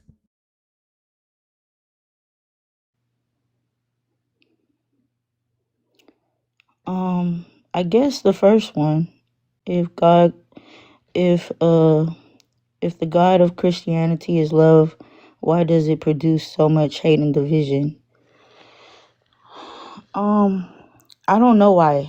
And to be honest with you, this is crazy because I've been kind of like questioning that too, right? But I don't feel like I don't God isn't hate and division. God is love. God is love. And like when you read the Bible, like and you read these stories, he'll show you time and time again like he's merciful. Even with like people that he says that are cursed or whatever, like those people, he still like shows favor in the Bible, like with those people too, right? So it's kind of like back and forth. It's kind of like he picks and chooses like who he wants to have favor for and who he doesn't, you know? And I think that comes with the faith too. Like, do you like honestly, like truly believe in him? That is so interesting because when you say God is love, and then you say he picks and chooses who he has favor, it makes me wonder what you actually call love. Because if your parents picked and chose who they favored amongst their children, would you really feel that that your parents loved all their children? Yeah. Okay, so then I Wait, you started said you thinking, would? okay, look, so then I started thinking Wait, I about it don't like want you to move this. forward yet. You said you would think that your parents loved all of their children. Thank you so much for the 20 thank you so much for sending out the 20 Arch Thinker subscriptions, Teresa. I appreciate you so much. Welcome to all the new nerds on YouTube. You said that you would think that your parents loved all of their children if they favored each one, if they picked and choose which one they favored. Yes, I would like to think so because How? I don't How? have kids How? myself. How? So, No, I said if your parents did. If your parents favored some of you and not uh, some of you, how would you see that as love for your parents for all of their children? okay, look, so I have two different parents. They've been divorced for a long time. They both live two different lives, two different belief systems. I didn't ask you Um, that. None of that no, so matters. I'm showing you the difference. I'm showing you the But no, difference. none of that even I have matters. to show you the difference in order No, for you to you be able to don't. No, understand you because don't. I don't have no other way to I'm explain. not asking what they believe. That's irrelevant. What I am asking is if your mom picked and chose which child she favored, you would think that your mom loved both of you, all of you? Yes, How? because we still come from her. That's not love. That don't matter if you come from a mother that sells her child for sex. That means she Some loves her people child. is different. I'm sorry. Can you Everybody not talk different. while I'm talking? My Goodness. daddy's that Can type of you not person. talk while I am talking? Goodness gracious. It is so difficult to have conversations with y'all. If a mother sells her child for sex, does that mean she loves that child just because that child came from her? No, that's not love. You just said that it is a love when your mother favors one child over the other because you came from her. So, what's the difference? Because they have to have that also, like, within them. Like, they have to also have that love within them. Like, my dad doesn't have that love. Like, he, like it, and it could be backwards, because I've had friends that had the situation, but it was backwards. Instead of it was their dad doing bad stuff, it was their mom doing bad stuff. Like, so I understand completely, like, but that's not love. Uh, That's not love. Like, that's not like, and you know what's crazy is, no matter no, stop for how a much, second. like, It is so difficult.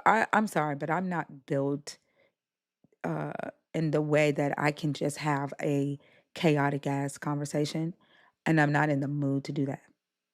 You aren't following the last point that was made. You're jumping all over the place. And exactly, I'm not here to do a trauma dump either. We're talking about whether your God is love and whether your God favoring some people over the other is actually love.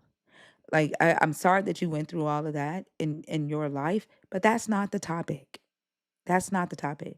And it is very difficult to even get to an understanding when you won't stick to the topic. And this is interesting because I'm the one being accused of changing topics when y'all come on stage. And I'm trying to keep you on topic so that we can get to an understanding about whether or not your God, in fact, is love and the things your God does is, in fact, loving.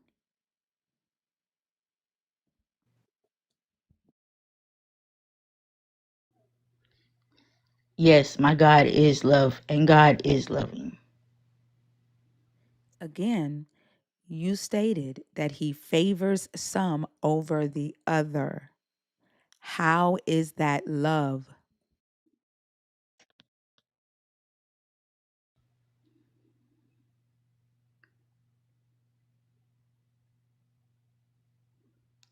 Favor has nothing to do with love in general. What is the definition of favor? I don't know. Look it up. No. And if you're gonna engage this way, then I think you need to get down. I don't have a dictionary in front of me, Then why are you using words that you don't know the definition of? because I know the words to use.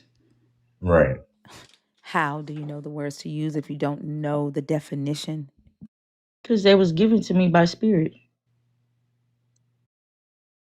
Right. I swear I can't. Like these are the conversations they want me to participate in. These are the conversations they're whining that I will not entertain. Nobody's whining. Hmm. The spirit gave you a word, but the spirit didn't give you the definition. Are we worried about the definition or the message? If you don't mind grabbing that definition, that'll be great.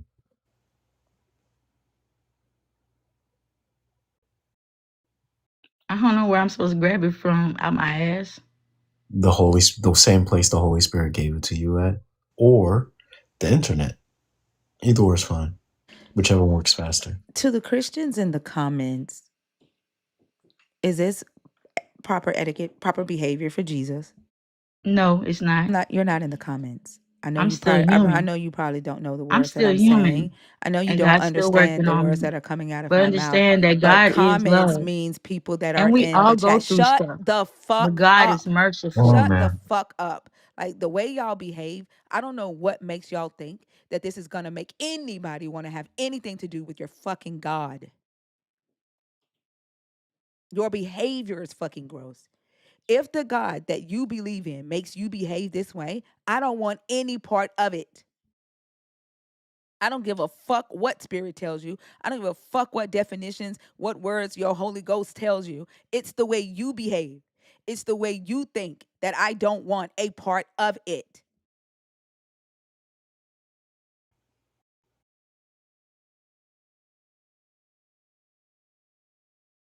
To the Christians in the chat, is this the way your God wants you to behave? Or y'all not gonna hold your own brother, your own sister in Christ, brother or sister, I don't know how they identify, in Christ accountable? Or y'all just gonna focus on me cussing her the fuck out, Corey? Huh? You gonna hold her accountable for her behavior? Or are you just here to focus and hate on my ass?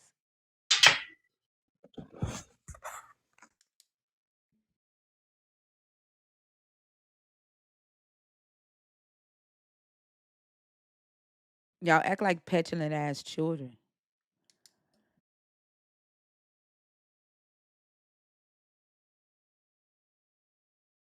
There is no conversation to be had with you. You can hop down.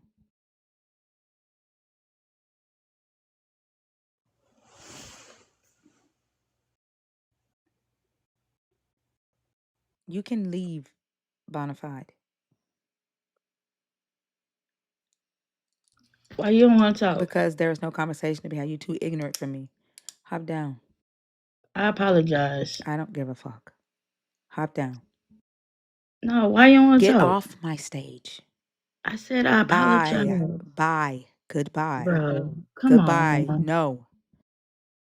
Look, No, I said no. Why the fuck are you begging? Get the we could talk fuck. about whatever you want to talk Get about. the entire fuck Aliens. off my stage. I mean, Begging ass which one? motherfucker. God damn. Go beg Enjoy more. the rest of your day. You ain't want to talk about aliens, thinker? That shit, like, god damn. I swear.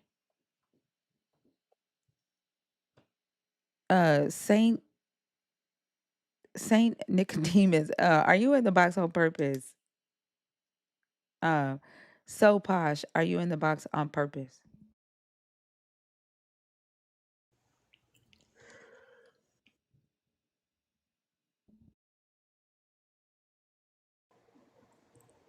What's up, love bug?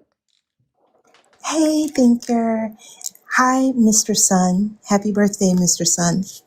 Hello, Uh, thank you.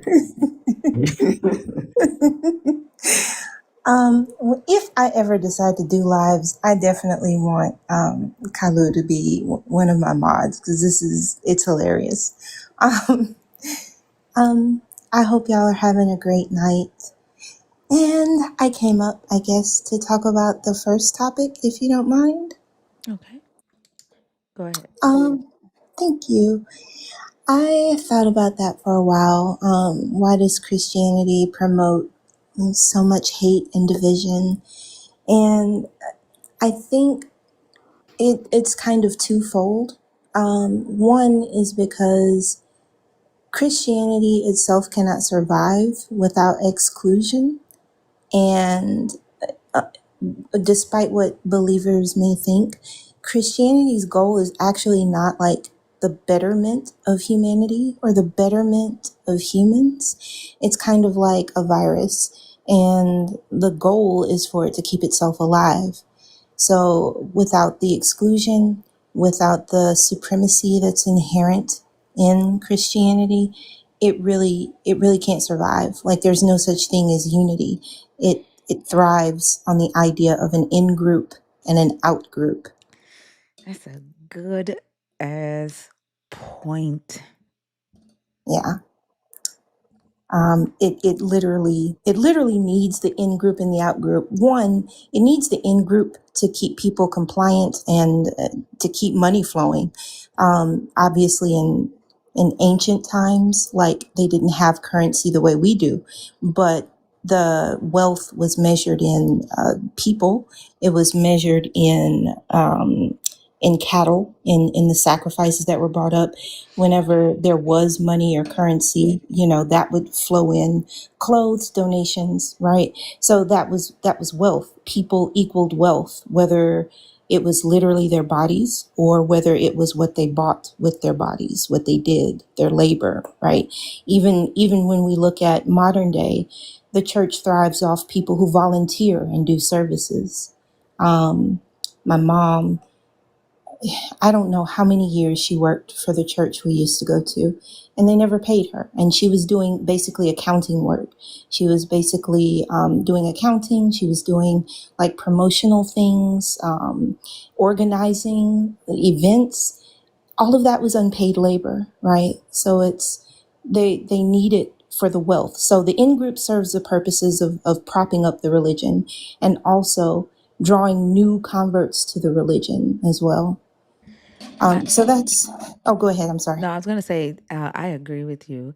And I think that that is a fantastic point. That also points to how and why this God is the deceiver, because it's deceptive in the way that it presents itself as if it wants to save everybody and that everybody has an opportunity to be saved. But the very fact that Jesus says that um, straight is the way and narrow is the gate, right? That Mhm, means that only a few people will be saved. That the only a few people will get through the gate, right? mhm, And so it in a very deceptive way presents itself as if Jesus is for everybody, but mhm. underneath the surface, it it needs that superiority, and that the word holy, like the very fact that holy means to be set apart, right? Yes. Yeah. Mhm. Yeah. So that's part one of my answer of why it promotes hate and division, because it literally needs it. It can't survive without it. The second point is a little bit more like what we see modern.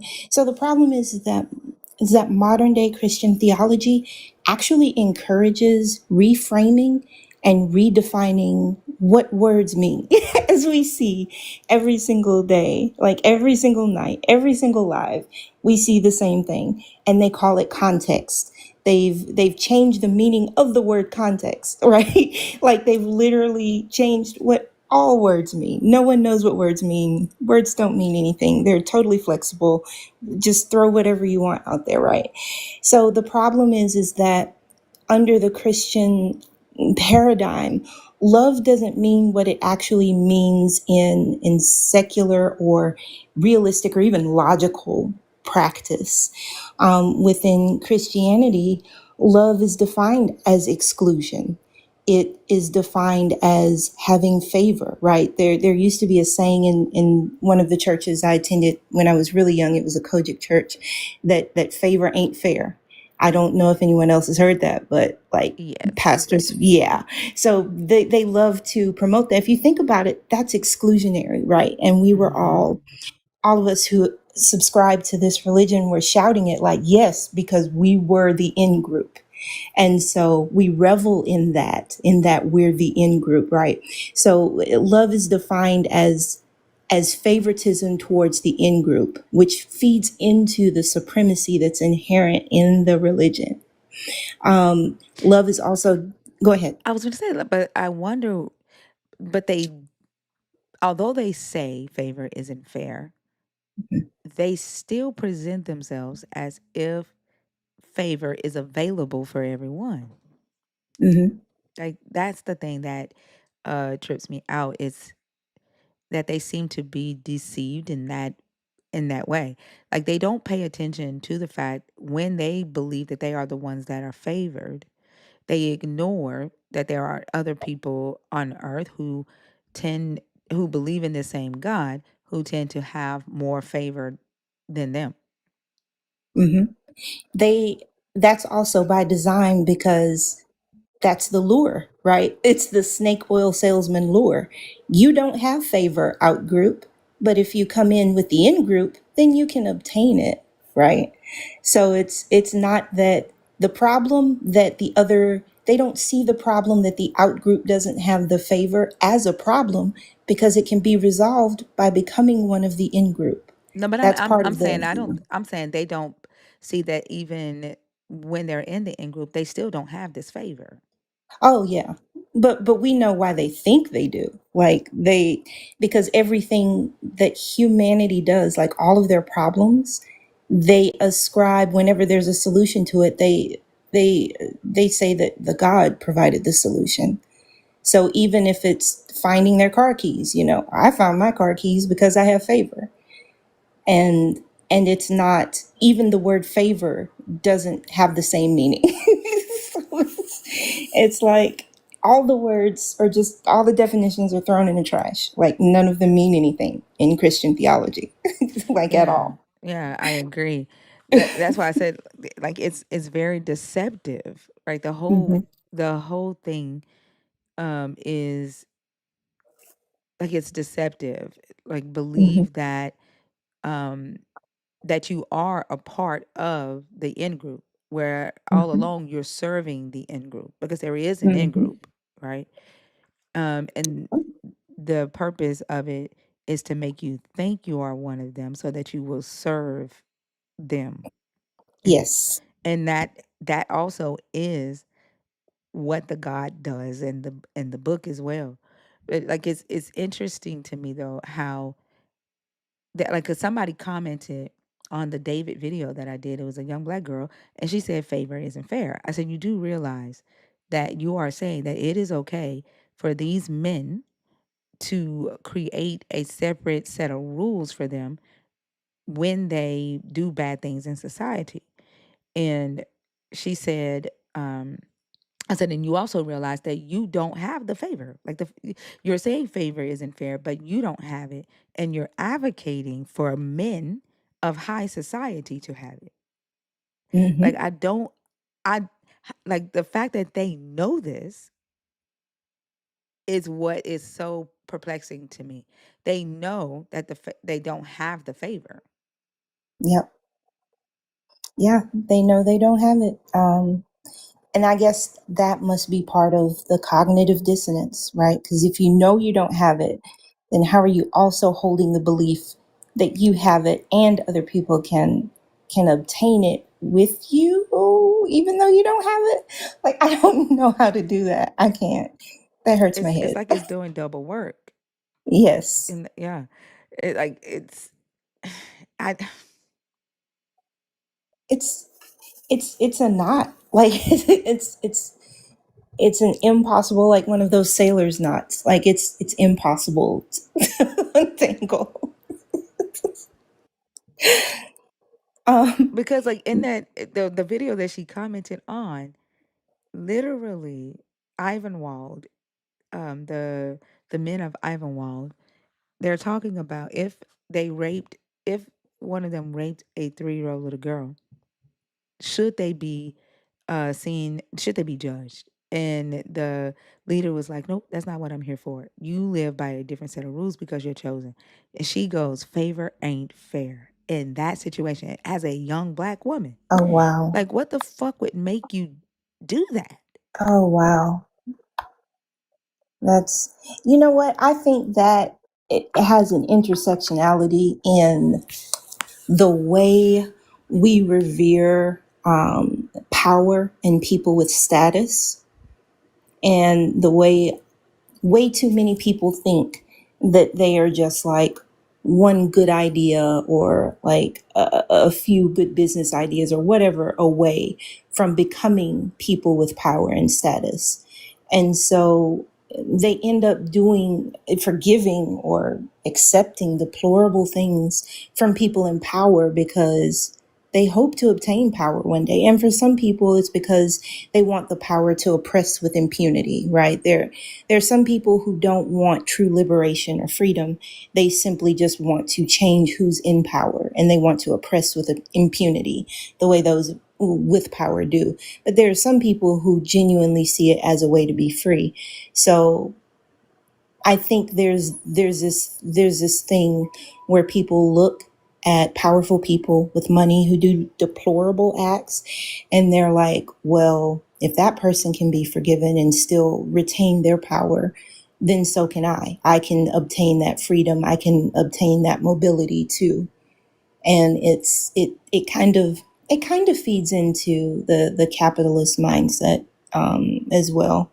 And the way this religion is interwoven into the way we think about things, the way we view people, the way we interact with people, the way we respond to what happens in the world is just so interwoven. If you really drill down to it, it's shocking, honestly. I know I said the last time I was up here or somebody's panel, I forgot where it was. I didn't have to deconstruct from Christianity. And for a while, when I first found you, like long time ago, I was like, this is amazing. I love these conversations. I love what I'm learning. I love looking at this book in this light. And I felt I did myself a disservice because I never believed it. I never read the book. Like which doesn't make me different from a Christian, I guess, in that way. But I never read the book. Like, and so I was like, wait, is all this really in here? And I felt I did myself a disservice because I had no curiosity about the book because I never believed it. I never ascribed to it. I wasn't really interested in it.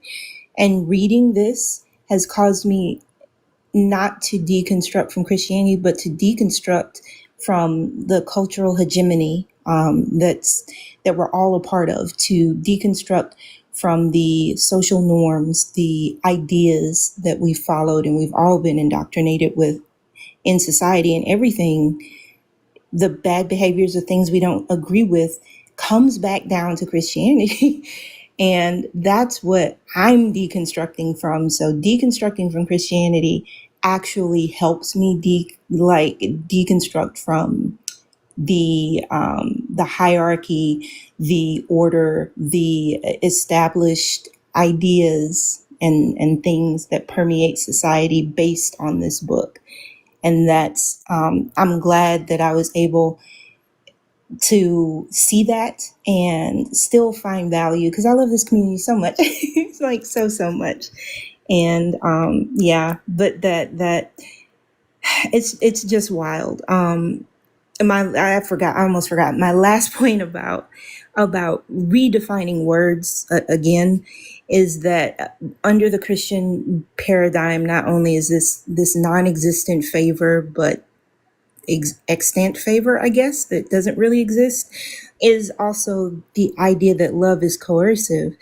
And the sad part is that in this reframing and redefining of words, like the people in the religion don't even see the coercion. They don't see it as coercion because the theology and the way it's presented and the way it's taught has taught them not to see coercion. And that's why they have problems with consent. They don't know what it is. They don't think it's necessary, even when they come in here and pray and want to yell, God bless you, and Jesus still loves you, and all this other stuff. They don't know what consent or coercion are. So, because the Bible has taught them that the way God loves, quote unquote, even though his love is nowhere in the Bible that I could see, that they're taught that coercion, non-consent, exclusion, all of the things that we would never associate with love is actually what love is. So they flipped the word on its head just so they could continue this practice of exclusion and division to keep itself propped up.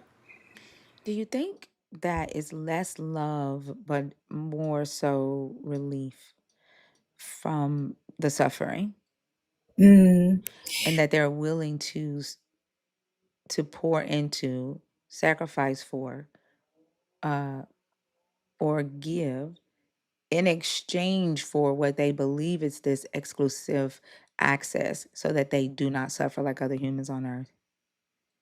I do think that, yes, Because because oh, go ahead. I was thinking about the conversation that we had with that Chuck Spirits guy. And Mhm. he was saying that the pastor told him to give the last $1,000 that he had to the church so that he could get this business contract.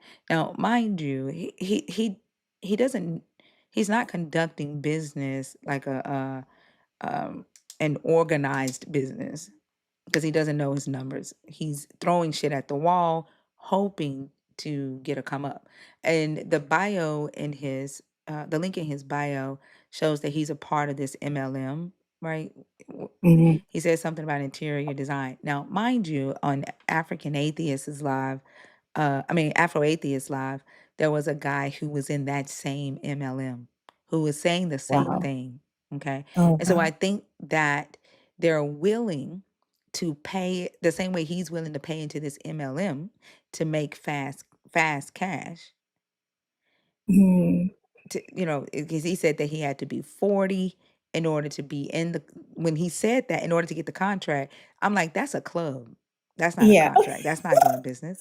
You're Right. joining some type of club and you're getting access to some type of network or information that's supposed to make shit easy for you. Right. Mm-hmm. And I see Christianity the same way. And I think the divide and the hatred that we see in society is because a lot of them have agreed to allow their God's chosen, their pastors, um, other believers to do these hateful things so Yes. that they are in this in group so that they don't suffer the way other humans suffer. And because they believe they have access to less suffering. They know they suffer, but they believe they suffer less or in a different way because they're in this in group. And they Mm, believe that things are supposed to come easier to them, right? Forgiveness comes easier yes. because they're in this in group. Because they know how to make a person feel shame if they don't, shame or fear if they don't forgive the person who's harmed them, right? They've been Yes. taught how to manipulate a person into forgiving them. They don't have to right their wrongs. Um, they don't have to actually read the book because, again, the shortcut of supernatural ability, or they've outsourced their thinking to their pastors, Mm-hmm. or to people Mm-hmm. who are, higher information. I feel like this hatred and divide in society is the price they're willing to pay for that exclusivity. Yes. I 100% agree. I love the way you put that. I 100% agree because we all know people who are suffering, which is how a lot of people meet this God. Like we hear people come in and talk about their testimony or try to and say, oh, I was, down bad in this way, or, I was on, death's door or whatever. And then God came to me. And it's predatory in that way. It, it, it, it does seek people who are suffering and want relief from that suffering. And they will give everything they have, even their morality, in order to alleviate it and in order to get benefits that will make things easier. I 100% agree with that. Yeah, because even their death, there's the fear of suffering and death. And so they don't Mm, want to suffer in death either. And so right. they're willing to pay that price of hate and divide so that they Hmm. don't suffer. It's so interesting that the God that they believe in is making them pay with hatred and divide to Hmm. relieve themselves of suffering, Hmm. to get away from the devil they believe actually provides the hate and the division. Right. Right. That is so crazy to me. It And the is. fact that they cannot see it. And this is why I say the God of the Bible is like the Bible talks about their devil being the great deceiver. Like I feel like their God is the deception within itself. Like Hmm. they're deceived in that way and they have no idea. Like when this is why when I read Deuteronomy 13 verses 6 through um I think 6 through 11 or 6 through 13, and the God is saying, if someone in your family tries to tell you to worship another God, kill them. Like your hands have to be the one to kill them, and then everybody in the cult kills them, right? Hmm. When we see Jesus say something to that degree, you have to have, in order to be my disciple, you have to be willing, right, Hmm. to hate your family members. You have to be willing to Hmm. hate them because when the church starts demonizing them for leaving the cult, you have to be willing to join. Mm-hmm. And honestly, you should be the first to demonize them. You should be the first to separate from them. You should be the Mm-hmm. first to start you know, messing with their mind and fear mongering them. You should be the first to start picking at wounds to try to either get them back or kill them altogether so that they don't poison the rest of the flock. Yep. And once you do it, and then the rest of the church starts doing it, you have to allow that shit. You have to join them and allow that shit. Yes. And that also serves another purpose, which is honestly for me just like more proof that this thing is man-made, because that's a psychological warfare tactic. Yeah. If you think about it, if a bunch of strangers, even if they're in your community, right, if a bunch of strangers want to ostracize you, it doesn't hurt as bad if your family's not in on it too. But when you've got your family ostracizing you, excommunicating you, making you a pariah of the community, like, it hurts even worse. And that forces compliance. That forces people to continue with the groupthink. That it reinforces the buy-in. That's pure psychological warfare. Like, that's Yeah. not. Think about the way he said do it, because it hurts worse if your family brings other people in, right? Right, If your right. family starts it, and then Mm-hmm, it's because of your family that other people join in and do it. Other people feel like they can do it because your family is doing it. That hurts mm-hmm. worse than anything. Yes. Yeah, it's betrayal. Hmm. It's absolute betrayal. And that fear of betrayal does kind of drive people to not try to get away from it, or to try to join it if, the family is a member and they're not. And that's why we see a lot of parents or other relatives up here who are like, I just don't want to see you go to hell. I just don't want you to go to hell, because that's part of the buy-in to get you to convert and be in the in group. And Christianity is honestly just a lot like a virus. A virus mimics something that's alive, but technically it's not really alive, but its sole drive is to keep itself alive and to replicate and to spread. And that's what Christianity does. Like, that's its sole purpose.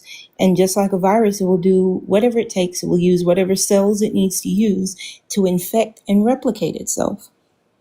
Yeah, it reminds me of when your parents would whoop you and they say it hurts me more than it hurts you.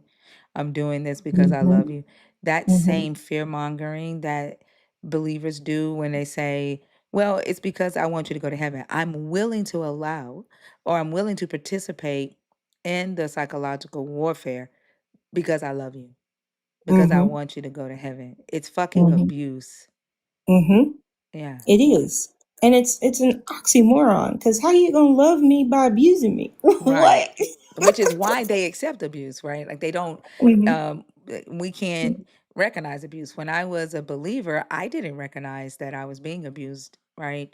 mm-hmm, By my husband. He called me a bitch every other day. So he mm-hmm, mugged my head, right? So we would fight. Like I'm thinking that mm-hmm, this is normal and this is love because that's what society showed us.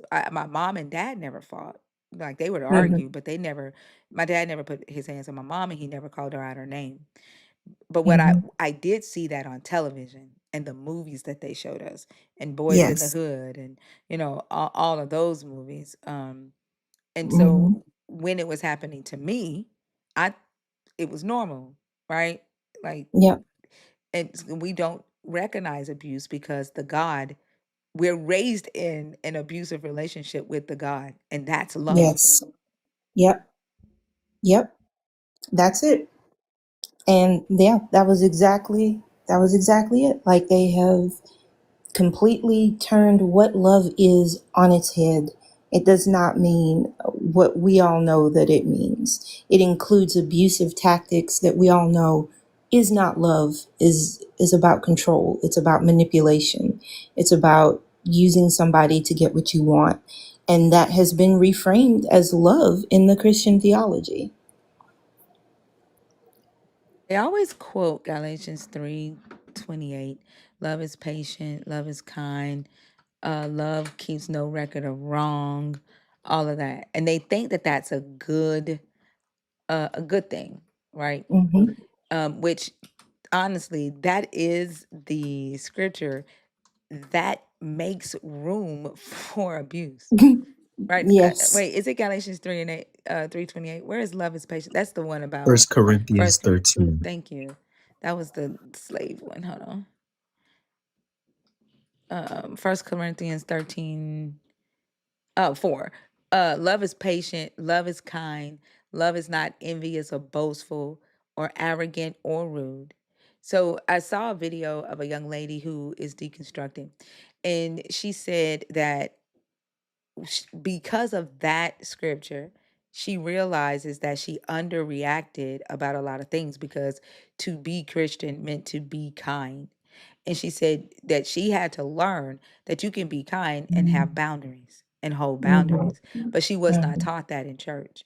She wasn't taught Mm-hmm. that in her family life, right? So it led her into a life of where she allowed herself to experience things and not speak up on things that she shouldn't have never had to experience, because in her mind she wanted to be kind. She didn't want to be speak up and be arrogant or speak up and be called rude because you hold a boundary, Mm-hmm. right? Believers come in here all the time, and because I'm very strict on my boundaries, and I don't have a problem with communicating them or cussing a motherfucker out who tries to cross my boundaries, they identify me as rude because I won't Yep. let them do what they want to do to me. And allowing a believer to do whatever they want to do to your mind, to your body, to your time, to your space, to your money is Mm-hmm. love. That's kind, right? Yep. Um, and it does not insist on its own way. That's the way for them to be able to manipulate your mind to say, you should, like, what you want doesn't matter. I don't want you to go to hell. If you love me, you'll do this. Mm-hmm. Right? That is classic abusive Yep. language. It is. It is not irritable. If you get irritated with me, you don't love me. Right. It keeps no record of wrongs. Yeah, I cheated on you, but why are you bringing that up? If you loved me, Mm-hmm. you wouldn't bring that up. Mm-hmm. Right? It does not rejoice in wrongdoing, but rejoices in the truth. It bears Mm-hmm. all things, believes all things. You shouldn't be That's asking crazy. me for evidence. That's Empirical, crazy. what that guy say? Naturalism is like, this is so fucking abusive. I also wonder something else about that scripture too. It's something I've been wondering for a while now. Have you asked? Because I sometimes I fall asleep. Normally I'm asleep now, but I just happen to be awake. But have you ever asked a believer if they realize that that passage like contradicts that God is love? Because Yeah, God yeah, does we've talked all about of this. those things. Yeah, all they God say does is all he's of that. sovereign, and Oh, God's okay. love is different than human love, and Mm, we don't know the mind of God, and his reasoning for doing things is just, and yeah. mm. Mhm. Okay, even though God allegedly, the scriptures God breathed, so this is God saying that's what love is. That doesn't matter. Yeah, it Okay. doesn't matter. Even Okay, where it says cool. love is not jealous, Okay. even though it says that he's jealous and his name is El Kana, he's jealous. It's a Mm, different type of jealousy. It's a righteous jealous. Yeah. yeah. And God definitely keeps wrongdoing. Doesn't he have that whole book of life thing? Like, don't your name got to be in that to get in? Right. So he keeps a record of Yep. wrongdoings. I Like, said even if that. we. Yep. I said that. Okay. Hmm. Okay. Okay. But yeah, that was just my thoughts in what was swirling around in my head. So I hope I added some value for someone to think about. Yeah.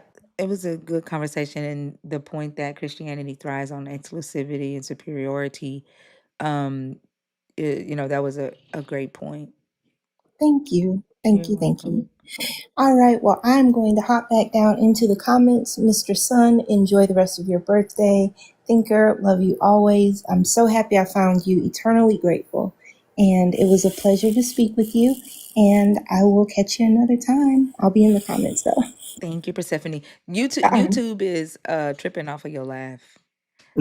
Oh, I know. I know. I do it all the time. I swear you have the cutest laugh. Like, what Thank have you you. been doing that your whole life? Unfortunately, yes, I've heard it all. So yeah, I in Jay's live, I got nicknamed a hummingbird. Also, of course, called me his homing pigeon, his Oh. echolocation homing pigeon. So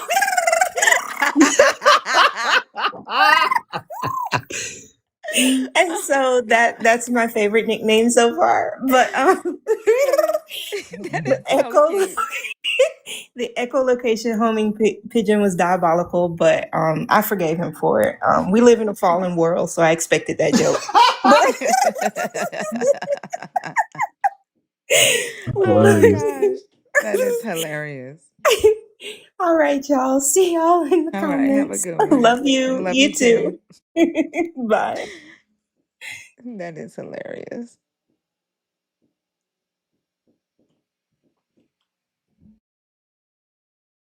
Kylo, you want to do this one? I don't mind.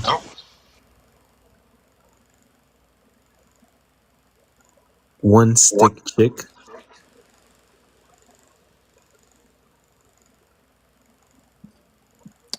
One stick kick. Are you there? One stick chick.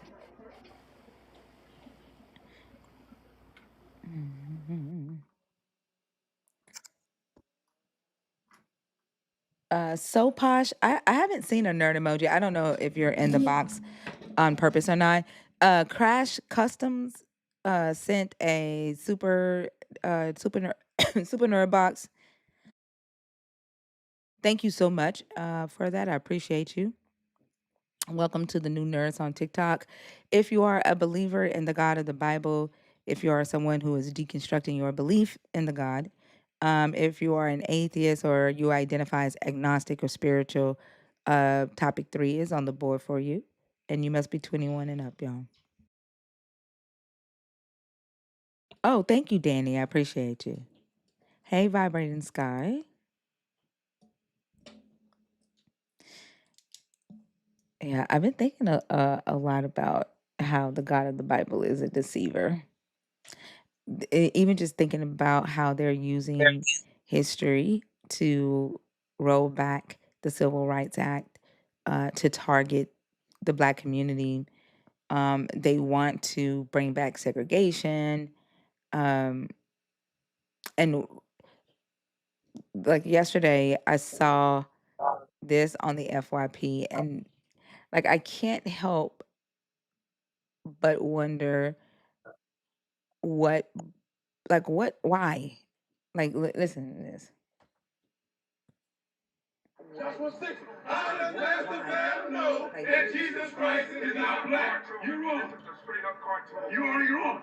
You're a straight up cartoon character. You want to know the question? You're wrong. Ever seen in my life? Can I make that bold statement? Go. Like, I'm sorry. Hold on. I forgot to mute the YouTube. My bad. I forgot to mute the YouTube. This is a group of Black Hebrew Israelites on the side of the road chanting, how does the Christian know that Jesus Christ isn't black? Okay. Um, Give me just a second here. Jesus Christ is not black. Joshua 6. How does Pastor Bam know that Jesus Christ is not black? You're wrong. Straight up cartoon. You're already wrong. You're a straight up cartoon character. You want to know the question? Answer the question. You're wrong. Ever seen in my life? Can I make that bold statement? Go. He's the foolish. I'm out here with and I can't help but to wonder, what good does it do to be on the side of the road with microphones and megaphones? You have a group of Black Hebrew Israelites, then you have a black pastor. The black pastor has the megaphone. And they're both arguing about whether Jesus is black while ignoring that Jesus right now, who is white evangelical, is taking away their rights. is rolling back the work that they claim Black Jesus did. What good does that do for them to be arguing about the ethnicity or the race of this Jesus? I what do Black, like, what the fuck are y'all thinking about? Like, I was so pissed yesterday. I think those folks, particularly the men, they do want to claim Jesus for themselves, because with Jesus comes the salvation, But what good does and that do? in their mind, it's going to bring them, the peace that they're looking for, the power they're looking for. You know how they want to be the ones that are that have slaves in the new earth. They want their comeuppance. Yeah, but they're ignoring. Yeah, I don't quite understand how they are ignoring that this white Jesus is currently taking away their rights. yeah, they are ignoring it. Yes, they are ignoring it in a way, but I don't even think that they care about, quote unquote, the laws of the land. Well, I mean, they will, like, literally. It's the rights that they have to stand on the sidewalk with that microphone. Mm-hmm. It's being challenged. Right. Like, so it's the ignorance for me, Mm-hmm. right? They called a special session on Tuesday in my state. Like, our government convened for the season, but because Trump called our governor and told our governor to call a special session so that they could do the redistricting for the maps, Mm-hmm. and the federal jobs. Right now, I don't know what justification they're using, but they're gutting the federal jobs where they're replacing a lot of the Black federal workers with white workers. This is the same shit they did during Jim Crow. And it started in the South and worked its way to the North. It took 10 years for it to become the norm. Mm. And here we have, like, a lot of people don't know what's happening in the South. They're doing the same shit. And they're actively working to roll back your rights as a Black citizen. They're actively asking the Supreme Court to allow them to discriminate on who can come into their establishments. Mm-hmm. What good? And they're doing this in the name of white evangelical Jesus. What good is Black Jesus? Why are we arguing about Jesus being Black when white Jesus is like, I'm so fucking confused. Yeah. From the Hebrew Israelites that I've spent time with, I'll say the two. Uh, this Everything that happens on this earth does not matter to them. They don't care. They don't. They don't vote. They're not into, quote unquote, politics. They will tell you that to your face. None of this matters to them. What matters is, uh, you know, when they get their reward. That's all they're looking forward to. They're blinded by that. It's They're not going to see what you're seeing. which pisses me off because they're leading us or allowing us to go backwards. Their Jesus is allowing us to go backwards. Mm-hmm. Because sometimes I see their, there's videos of them marching in unison in uniforms or whatever. I might put that in a poem sometime. I like how that sounds. When they're marching, I used to think to myself, that's a lot of men. That's a lot of men who are showing up, and yet they're showing up to cosplay.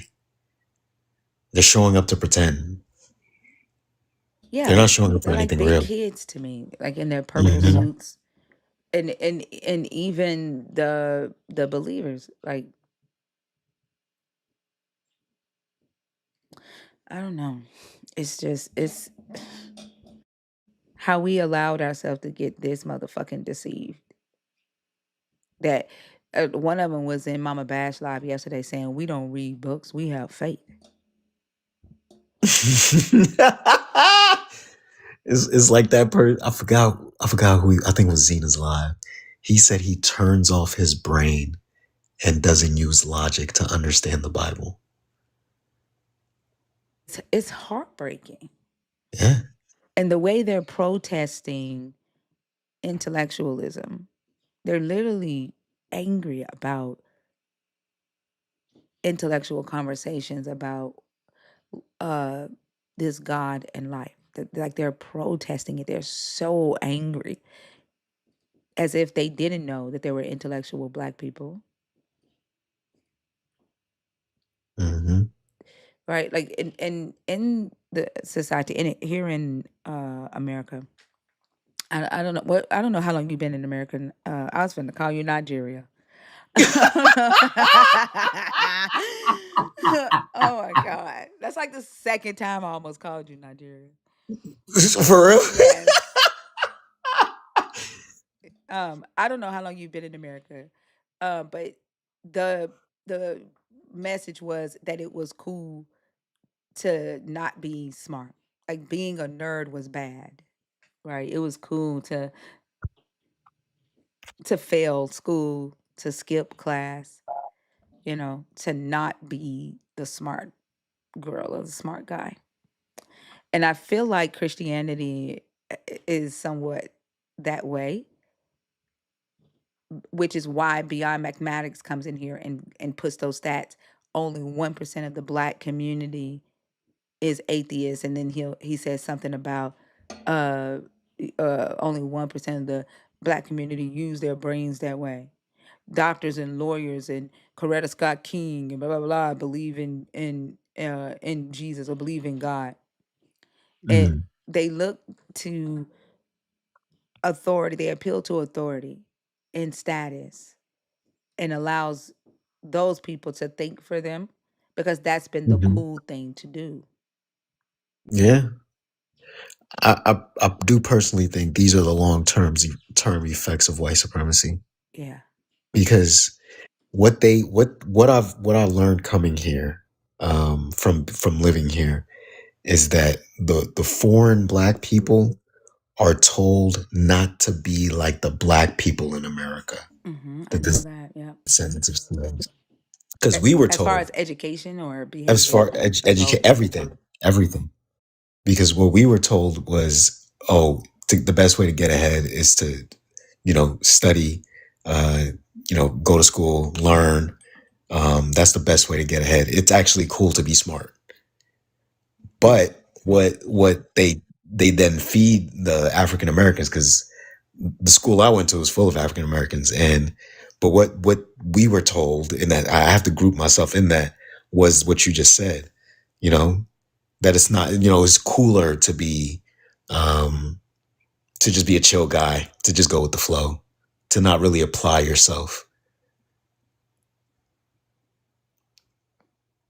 And that only keeps people ignorant and not willing to want to change, because they're okay with how everything is.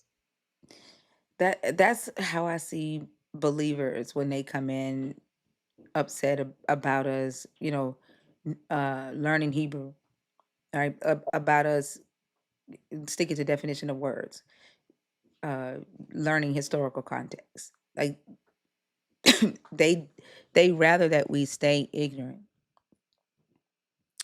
Mm. and so they're choosing ignorance in order to choose the belief, and I think they think that that's a fair trade-off. Yeah, they do. Oh, I didn't even see Quan here. I snuck in.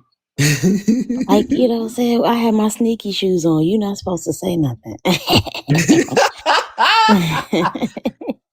Tipping toeing in. So this I love this conversation right now. because I had to conclude that one big issue that we're actually dealing with is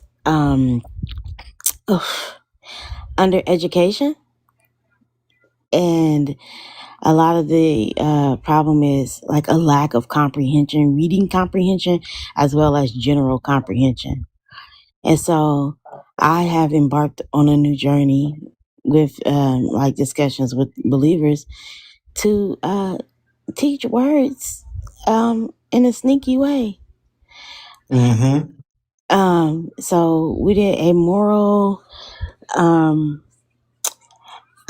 equivocal, and like a couple of guys, one guy really misogynistic, he surprised me, right? Like, okay, he got some vocabulary, but I think a part of the reason, like they literally have to shut off their brains, like throwing away like third grade education for for alliance with what the Bible says. There's a video that came across my FYP where a young lady was saying like plans aren't real because they're not talked about in the Bible. Wait, say that again. I'm sorry, say that again. Plans? Planets. I Oh, saw I saw that. that. I I saw saw that. that. That pissed me the fuck off. That even pissed my kids off. Like, excuse me, what? So you're willing to throw away what we know, given the fact that we have superior knowledge and technology to the people that wrote this book. We have like advanced tools of measuring and detecting and viewing, and because you want to have allegiance to a god, you throw away what Mrs. Johnson taught you in the 4th grade. Look at this. Planets are just stars. Nobody will ever go to another planet, or you can keep believing in NASA.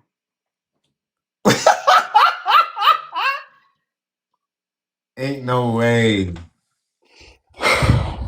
Like, it's literally I don't know how they exhausting. think that, like,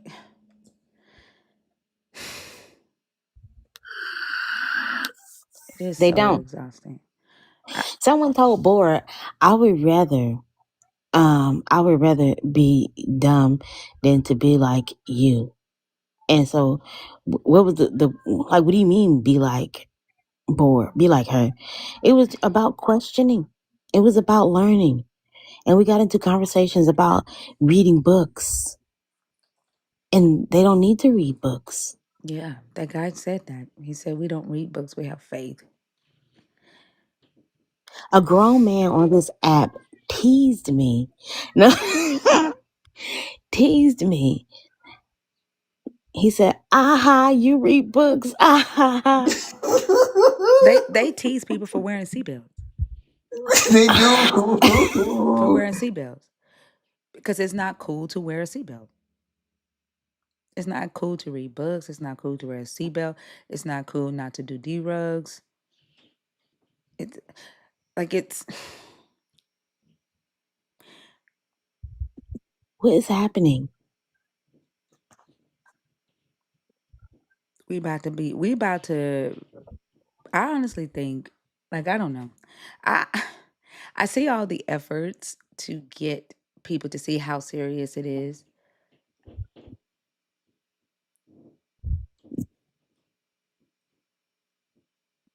I don't know. I still don't think they see how serious it is right now. Yeah, That I don't think they're I hate calling people dumb, but I think they're too dumb to recognize how serious it is right now. I yeah, feel like they're the same ones that somebody would go and say, "Hey, there's an underground railroad," and that motherfucker would be like, "No, God's gonna make a way," or "This is what God chose for me," or "I'm scared," or actually and think then it's a they go, train. yeah, exactly, and then they go to the other people and scare just because they're scared and they don't want to be alone. They talk other people out of it. Yeah, it's the anti-intellectualism is heavy. Hmm And I think people struggle with that, especially when it's coming from a black film presenting individual. Not sorry, because I started doing a survey. So, typical questions, age, spiritual affiliation. But then I added in, and can you say one positive thing about black women? And this man sat on my panel and said, black women don't listen to black men. And then after that, the topic was, why do you worship an inhumane God? He said, what do you mean? Because I gave the definition for humane. He said, what do you mean humane? You think you came from apes or something? The expectation is that we dumb ourselves down. The expectation is that we become lower or debase ourselves. And so that, that particular individual in his mind can have like authority or dominion over a woman or just general women, because I wasn't interested in that guy. But that's his position, because women shouldn't be talking, women shouldn't be teaching, women, women don't know more than me. But he's dumb. I don't know. I be calling people dumb thinker. I'm gonna get there. A lot of them are dumb, and they think they're smart, and they're okay in their ignorance. They don't want to learn from somebody that they think is beneath them. They rather stay in their ignorance than learn from someone who they feel like is beneath them, whether that is a woman or a non-believer. There was a guy on Mama Bash's live who kept saying, "Just let me be ignorant." He said, "Just let me be ignorant. I choose ignorance." He literally said that. While, mind you, he doesn't read his own Bible. He does not. He claims that he is, like, he was a new Christian. I don't know how long he had been one, but he came up to defend Christianity. Couldn't defend it with the Bible because he doesn't read it. And then as Mama Bash and them are, teaching him stuff about his own book, he refuses what's in the Bible. Then he literally says, just let me be ignorant. Like, he asked Kalu, when you were a believer, what made you, stay in it for so long? And Kalu said, ignorance. And he said, there it is right there. I choose ignorance. Just let me stay ignorant. Mm-hmm. That's sad. That's that's sad. Even to the point where he doesn't want to know what's in his own book.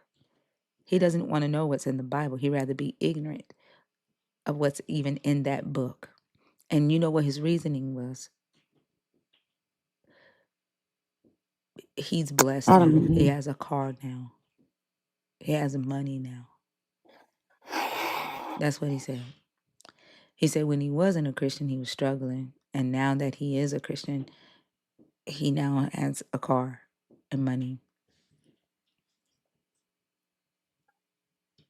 He got a 1982 Chevy Pinto and $13.72 in the bank.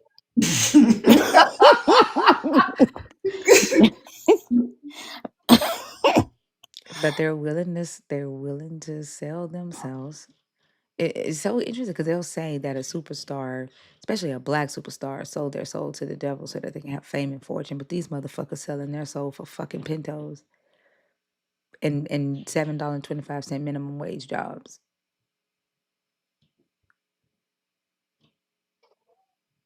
Mhm. That video you played, did they say Joshua 6? I could have sworn I heard that. Yeah. What? As in the Bible? Mm-hmm. What are they referring to in Joshua 6? I As don't know. a I saw it. Jericho. That's the I, fall of Jericho. Because we just read that this week. And I wrote something about it yesterday. Yeah, yesterday. but I don't know why they brought that up when discussing whether Jesus was black. I Like, I don't get that either. yeah, I don't know. but they're literally chanting, how does pastor such and such know that Jesus Christ ain't black? How does pastor know that Jesus Christ ain't black? They were like chanting that shit on the side of the road with fucking microphones. What does that do for y'all? Like, I don't fucking get that shit. What does It that gives them do? validation. That's the Lost Boys. And then there's a young guy who gets in the camera and goes, brass, when it's burnt turns black. Everybody knows that. I'm like, what the fuck?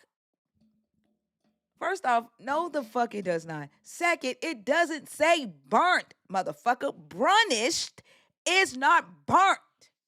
That's not the same fucking word.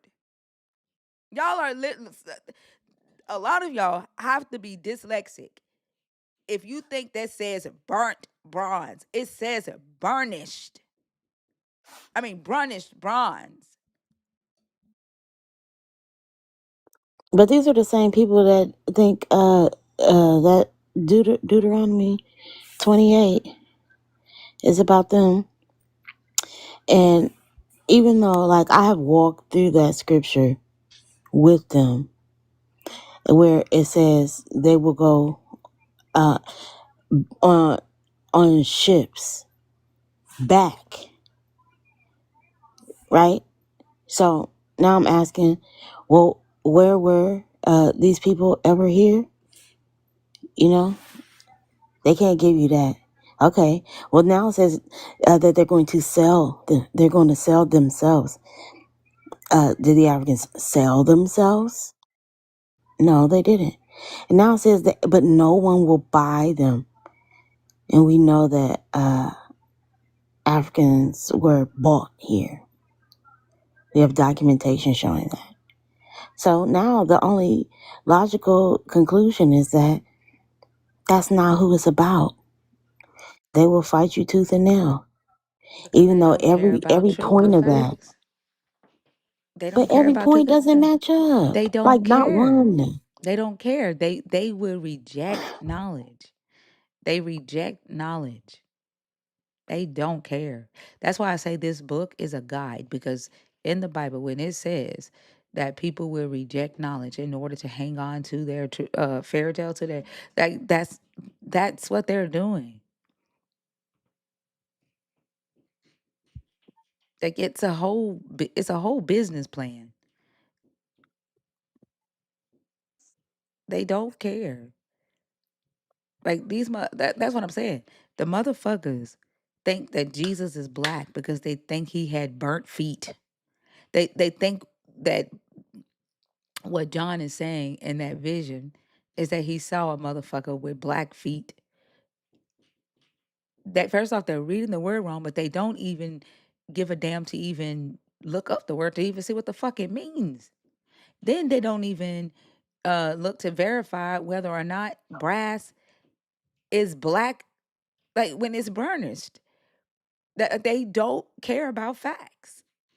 And they be loud than a motherfucker with microphones and megaphones with this incorrect information.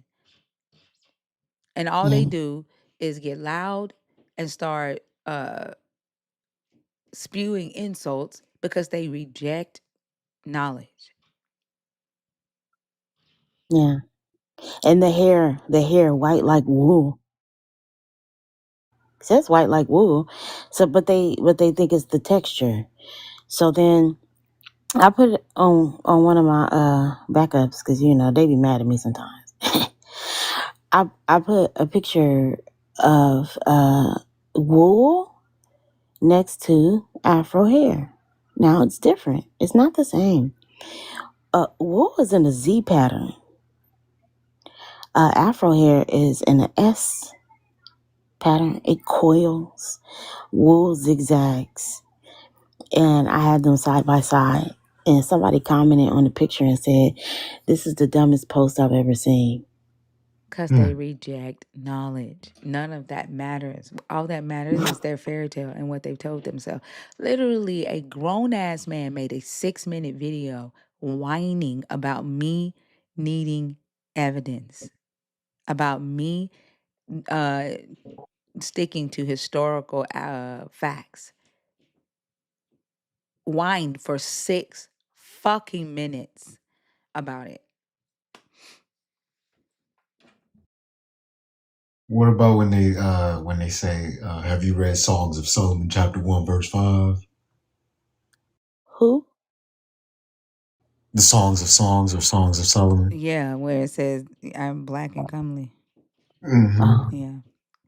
And I've had that conversation. Like, they don't care. That's why, like, I, I get hope when I talk to people who are deconstructing. They come up and they share how these conversations have helped them, right? But then I see reality. These black believers are willing to let us, they're willing to let us die. Especially the Nigerian ones. Hmm. They don't care. They will do it for their God. They do not care. Especially when they say that they would even kill. I saw on old Greg's page, he was talking to a black lady.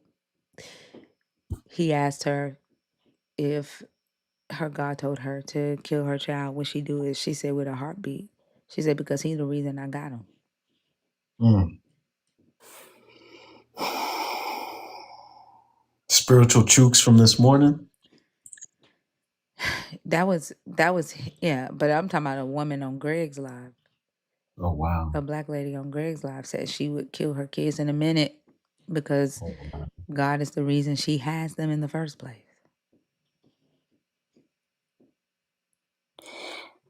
Did she forget she was doing it?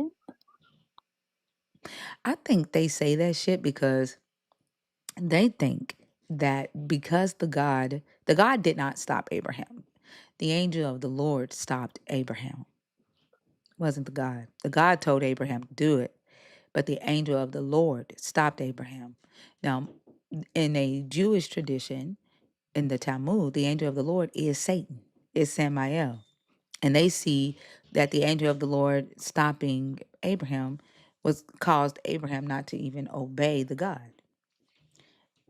So, Mm.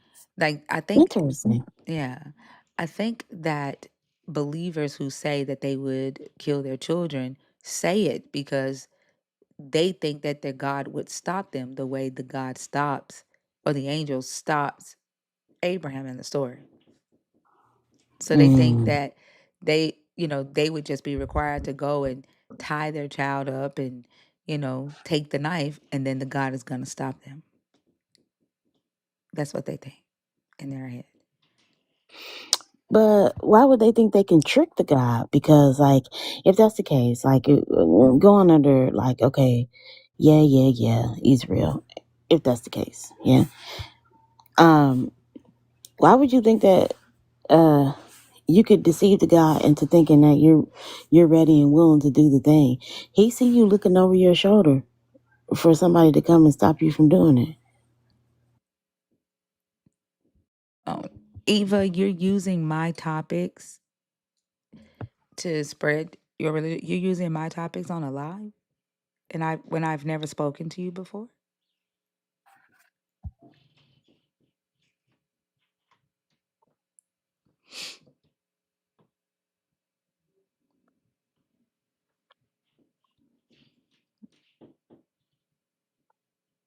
I don't think I would have admitted that. Right, like at least have a discussion with us about the topics before you take them. Yeah, you gotta engage a little bit, and you gotta, put it out there and shout the person out, invite them.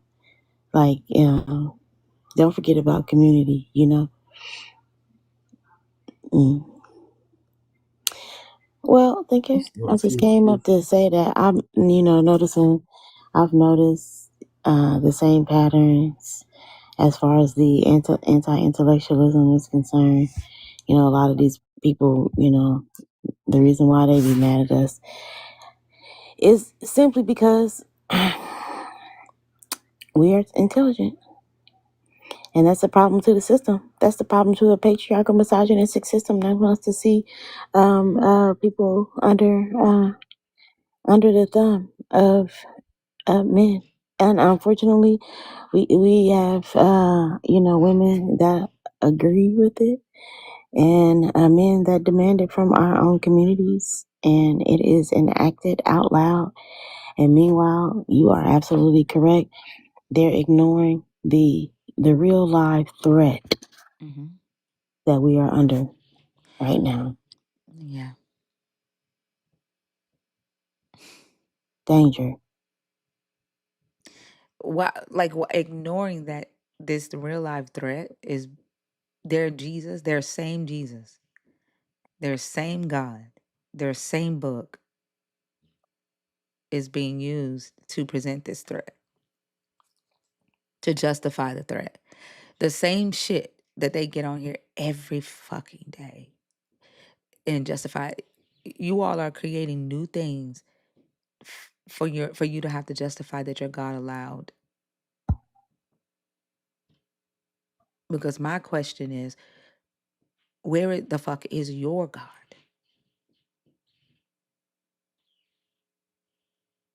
Y'all don't pay attention to the fact that your God allowed you to be jobless. Like, y'all don't have money as a collective. Y'all don't have land as a collective. You have no military as a collective. Mm-hmm. Y'all don't have any influence, any power as a fucking collective. Y'all really have to depend on supernatural shit. We were talking today about their belief about the Euphrates River drying up and how in antiquity the stories were written as the gods drying up the river so the militaries could cross over to attack. So that, they cross over on dry land. Mm-hmm. Motherfuckers got whole ass armies today with planes and submarines and tanks. They don't need a god to split a fucking river so your military can cross over on land. But y'all don't have a military. You don't have any planes. You don't have any tanks. So you need the supernatural claim of the Euphrates River drying up or whatever that represents in your life so you can fucking walk over to attack because you don't have shit. Because your God allowed you to not have shit. Because you've told yourself that you deserve for your God to abandon you and not allow you to have shit because you are worthless. You've told yourself you are worthless and you deserve the suffering. You deserve for him not to answer whatever prayers. And you sitting here waiting for this God to crack open the sky and fucking save you. And what you gonna have to do is justify the shit your God allowed to happen in the hands of white supremacy all the fuck over again. Mm.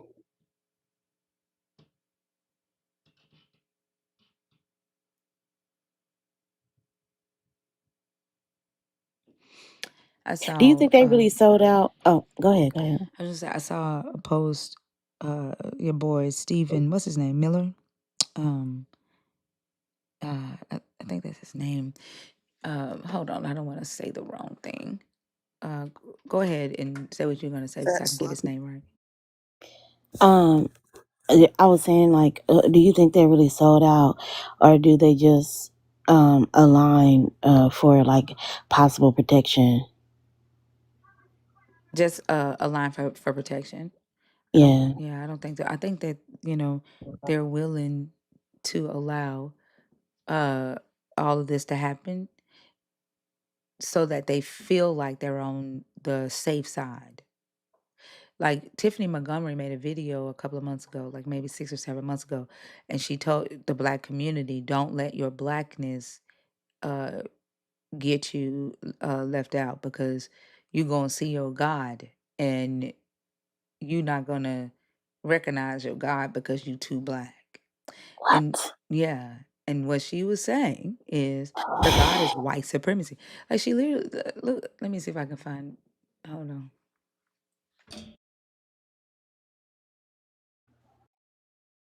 Mm. Whose birthday is it? Who got a birthday? Is that you, Colin? Yes, ma'am. Hello. Happy birthday to you. Oh. Happy birthday to you. Happy birthday, dear Carlo. Happy birthday to you. Much appreciated. Thank you so much. I usually be outside in the soprano section. I'm trying to change my life.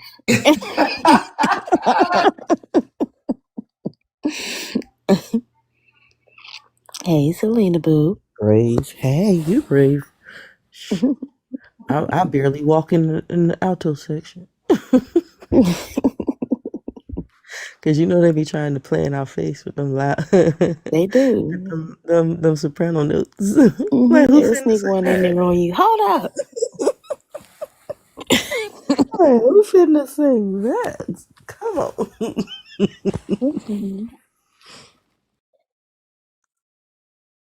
On a mission? I don't know. Should I sing for your birthday? Listen, one time I sang, somebody came up on the panel, told us it was their birthday. I was celebrating and happy, like, happy birthday, singing happy birthday, the whole nine. They was a believer. I'm being nice because I ain't got to be, say mean to you because you believe in this God. They was a believer. And it ain't take but a few minutes before we was getting called the N-word. So you going to have to be vetted before I... Yeah, I You stopped going to have doing to that be shit long vetted. ago. His name is Kevin Roberts. He studied history. He's a professor, from a history professor, and he studied African uh, slavery in Louisiana, and the evolution of Atlantic worldwide identities from 1791 to 1831. And this is what helped him form Project 2025.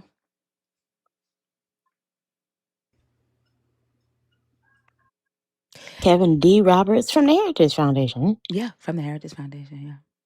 And the interesting thing is, I keep telling people it's history. Their plans are in the history. But it's not cool to know history. It's boring, right? Mm. Yikes.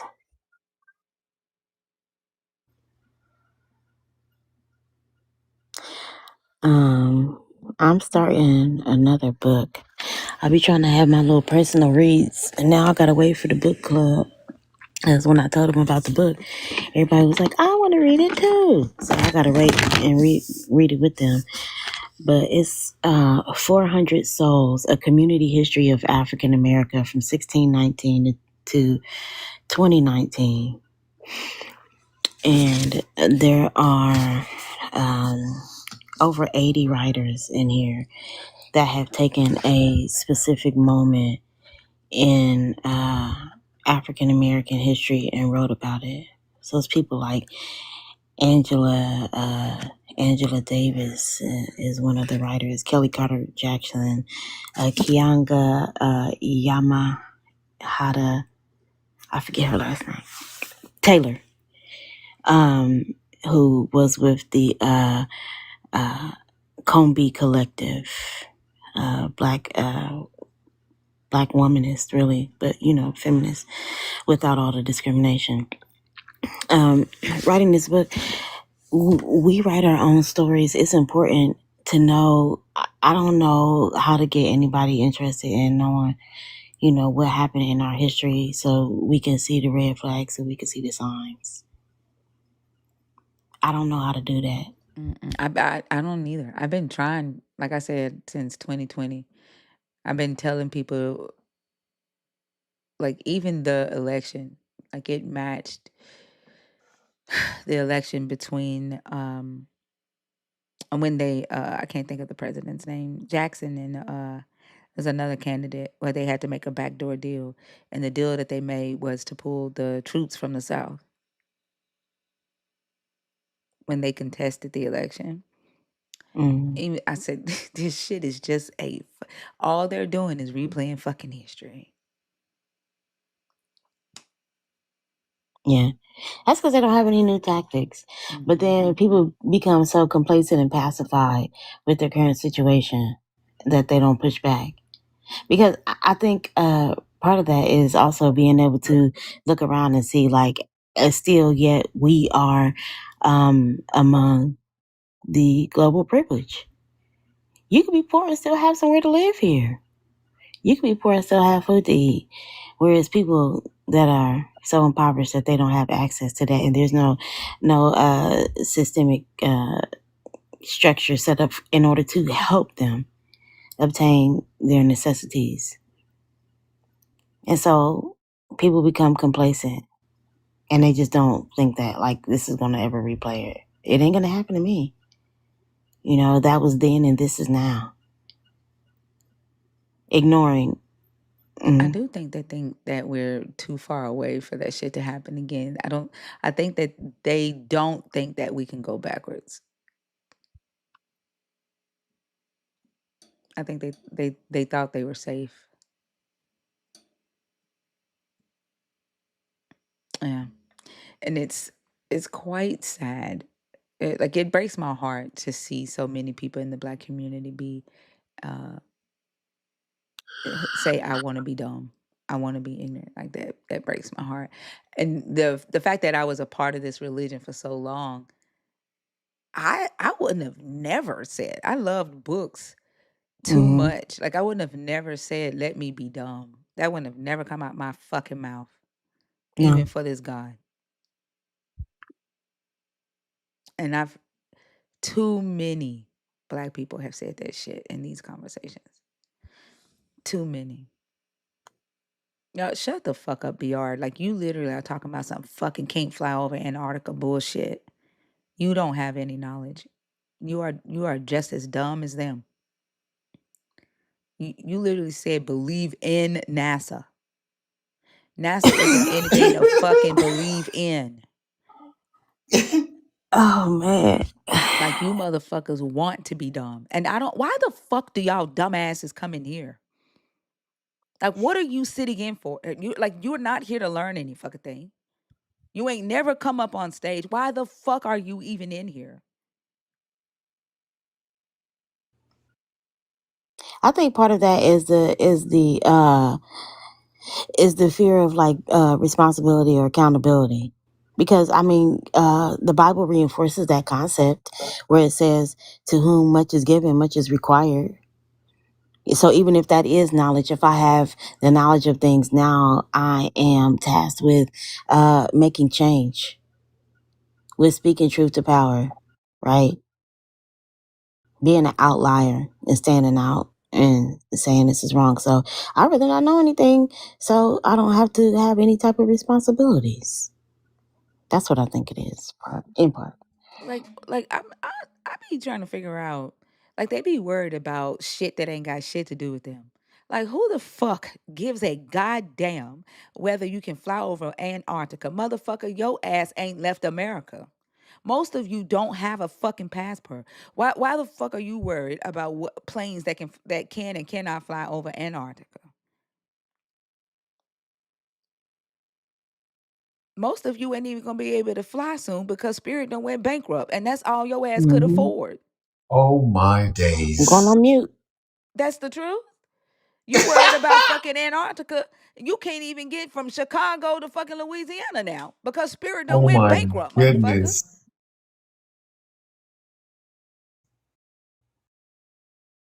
Like y'all worried about the wrong shit.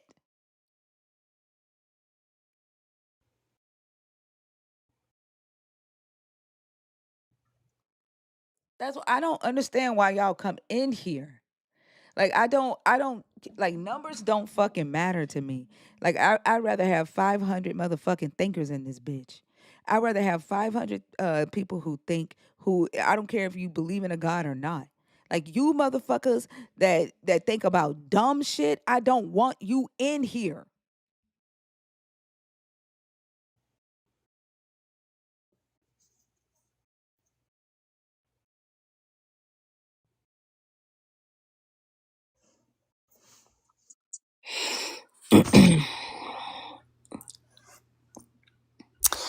I'm with you, thinker. Even if this was you dumb motherfucker, my source of income, you're contributing to it, dumb fuck.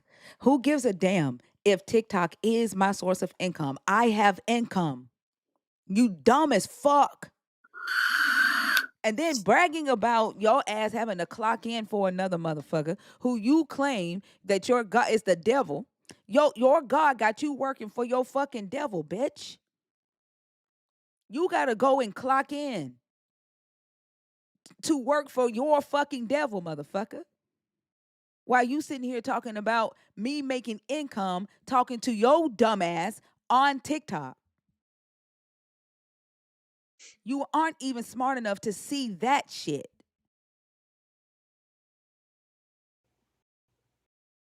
You're a fucking lie.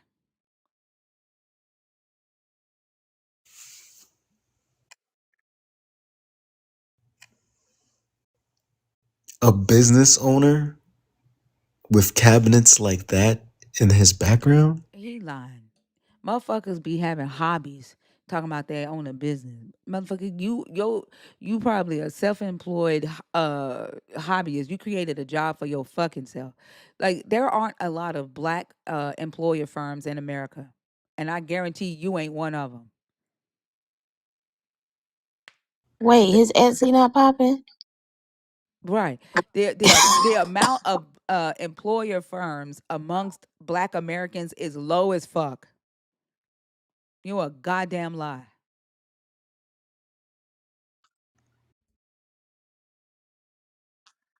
Hey, you might as well just come on up here since you want to talk. You looking for the attention. You might as well just come on up there and Oh, holler and now think we it. hating when your motherfucking ass was throwing shots? Don't throw a shot if you can't get drunk, motherfucker.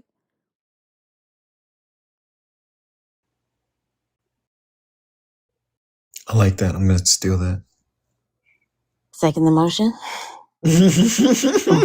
All in That shit favor. crazy. Now he's sitting up there fucking whining because he asked for the rounds. Shit is crazy. You started that shit first. This is what I mean. Believers be like, let me abuse you, but don't abuse me back. Then you want to make yourself a fucking victim.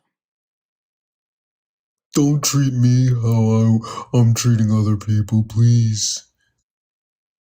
I've already told him that I don't want his ass in here. You should leave, but you won't do that because you are fucking rude. You cross boundaries and you're fucking obsessed. The reason you sit here is because you like the fucking food I cook. I'm stealing that one too.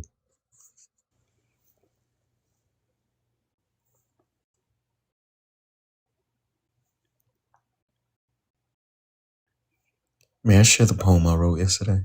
Yes. Okay. Please. So, in the army, your fellow soldier is known as your battle. Full term is battle buddy, but we call them battles. I just want to add that context in there. So I'm calling this Watcher 6. They've sent my battles to battle to fight for what some are calling a religious war of biblical proportions.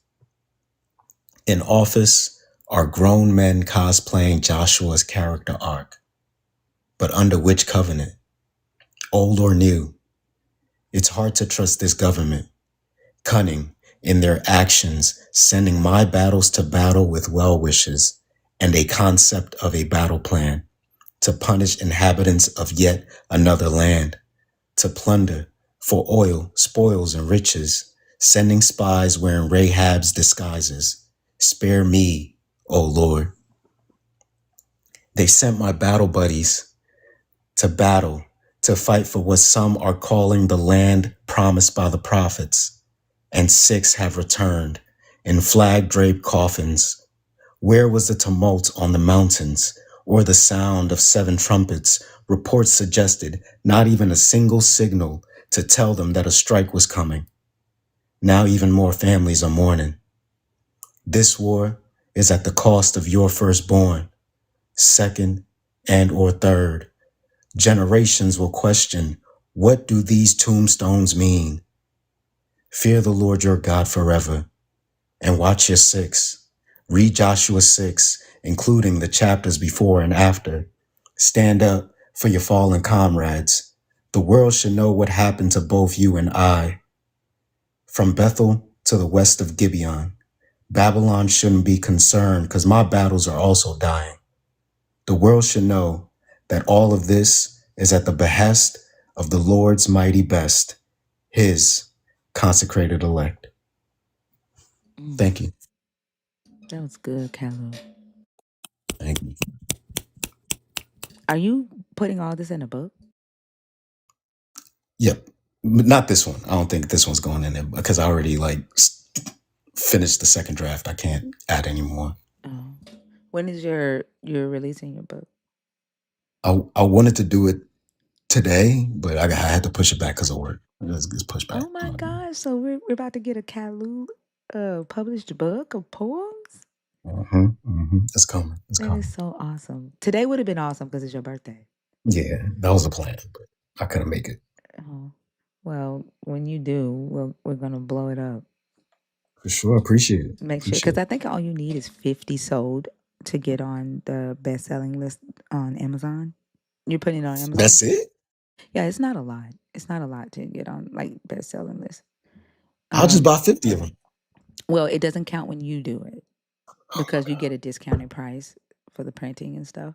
But I think like if you sell like 50, once you sell like 50, it's not, I don't even think it's 100. It's a really low number. Then you get on Amazon best-selling list. And then I think you need like 500 to get like on New York's best-selling list. It's not a lot to get on like the top selling, number one selling. So my plan was to create 50 Amazon accounts, but I like it. No, we'll have you there in no time. Khalid, what's the title? Do you have a title? Yeah, Deconstructed for the community. Is this something? That's All right, cool.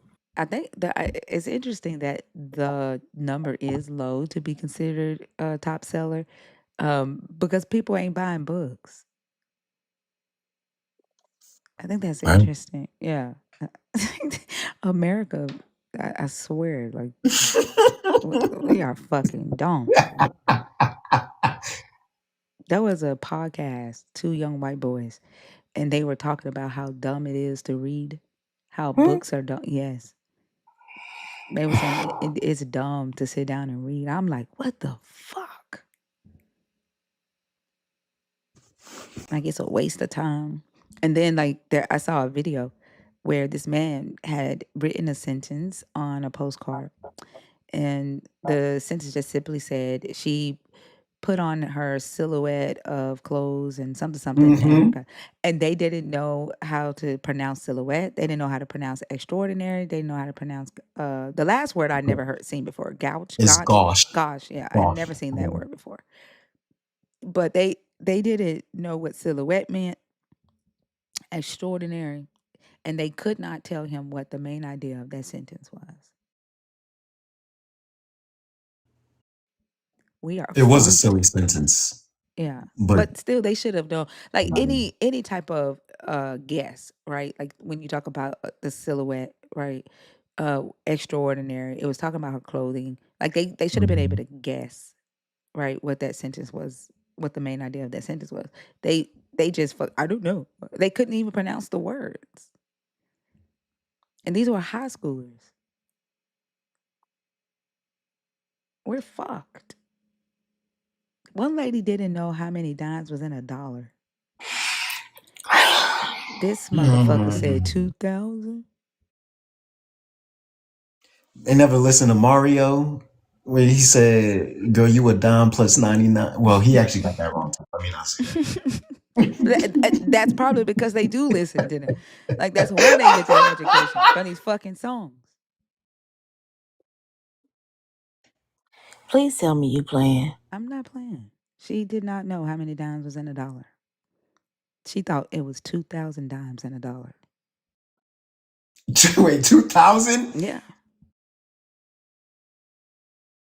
How did you get the two?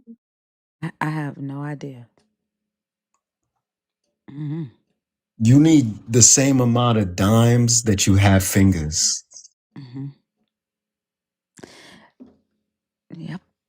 When I tell you we are fucked,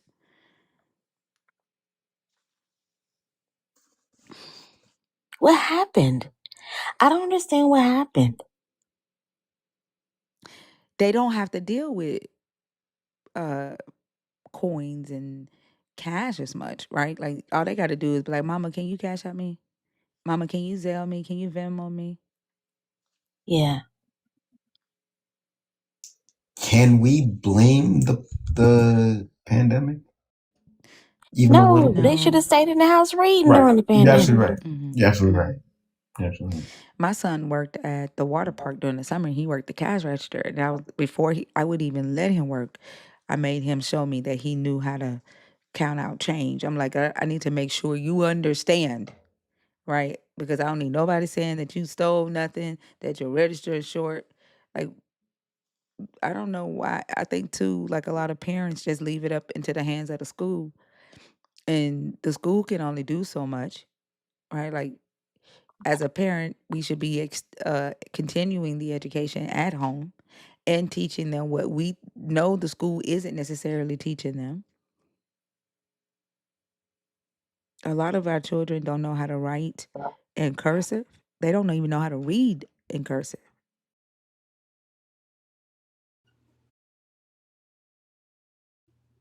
Mm. They have phones that finish their words for them, so they don't know they don't have to learn how to actually spell a word because they all they have to do is type in the first few letters and the phone finishes it. We are fucked. So I'm definitely from the analog generation. It, mm, wow. But I saw technology is a tool, not a substitute. right. I saw a video of a mom telling her child, he was asking her to DoorDash him lunch. She literally told him that children don't deserve DoorDash. That's for adults. Hmm? Yeah. He was What that asking her to mean? send him some food to school. And cuz the school lunch, like they don't feed them kids, right? Mm-mm. So he was telling her that he was hungry and he was feeling weak and he asked her to DoorDash him some food. She said no. She said kids don't deserve DoorDash. That's for adults. And she I was don't know. bragging about it. My mom used to say that to me about butter pecan ice cream. No. She used to say that? I was like, man, I can't wait till I get big. That is insane. Funny. Y'all only get vanilla or that Neapolitan ice cream, and I hate it when they left the chocolate. I hate chocolate ice cream. Just for grown-ups, kids don't get this. I never did that with my kids. Like they know how much I love honey buns, right? And like if they came to me and the other day, because my 17-year-old lives with his dad. He's lived with his dad for like the last year and a half. So he came home the other day um, to spend time with me. And he was like, Mama, can I have a pack of noodles? I said, Who the fuck is you talking to? I said, Since when did we start asking for food in this house? He was like, No, I don't know if maybe somebody bought those noodles for their lunch for work or whatever. I said, Boy, any fucking food in this house has always been up for grabs for anybody that fucking lives here. I was like, don't ever open your mouth again to ask, can you have food? If it's in that kitchen, you have access to it. Mm-hmm. That's beautiful. Thank you. I don't understand anybody denying food to their kids. Like, I, they gonna eat before I eat. I don't understand that shit. Scarcity could be one reason, But and why? the other But shouldn't reason the is kids get it abusiveness. first? Yeah, but what I mean scarcity, I mean like kind of rationing. This is what when we eat together. You know, I'm cooking this many meals, nothing between because scarcity and conservation of food, right? I could understand like once you've eaten. right? I can understand a parent saying, "Don't just eat because you're bored." Like once you've eaten, eat. But I don't understand. Don't eat those noodles because they mine. Like I don't understand that. Like if they need to Mhm. eat, like for me, the I buy the food for them. Like the fact that they're grown now, I'm just now getting to the point to where I have to shop for what I like, and I'm having to remember the shit that I like because I'm so used to shopping and grocery shopping for them. Like because my job was to provide for them and make sure that they can eat. Yeah. I don't understand when parents put themselves before their kids. Like, and kids eating sandwiches while you eating spaghetti. You and your man eating spaghetti, or y'all eating KFC and they gotta eat hot dogs. Like I don't understand that shit. I don't understand that shit. If I'm gonna DoorDash me some lunch, and if you need food, you getting it. Like what? I don't understand that. Like and then they'll say that's like that lady girl. I was grocery shopping 2 weeks ago, and this white lady kept following me around the store. Okay, she's looking at my basket. She goes, "Wow, you must have a big family. You have a lot of food there." And I was like, "Yeah, What? yeah." And I was like, "Yeah, it's me and my 3 kids and my 2 grandkids." She said, "You're spoiling them with food." Yeah, thinker, you're feeding them too much. How dare you want them to have nutrients? They got too much Yeah. nutrients. And I know she was following me to see if I was gonna pay with food stamps. Period. Yeah, that's what she was following me for. Because ain't no way she can afford this. Yeah.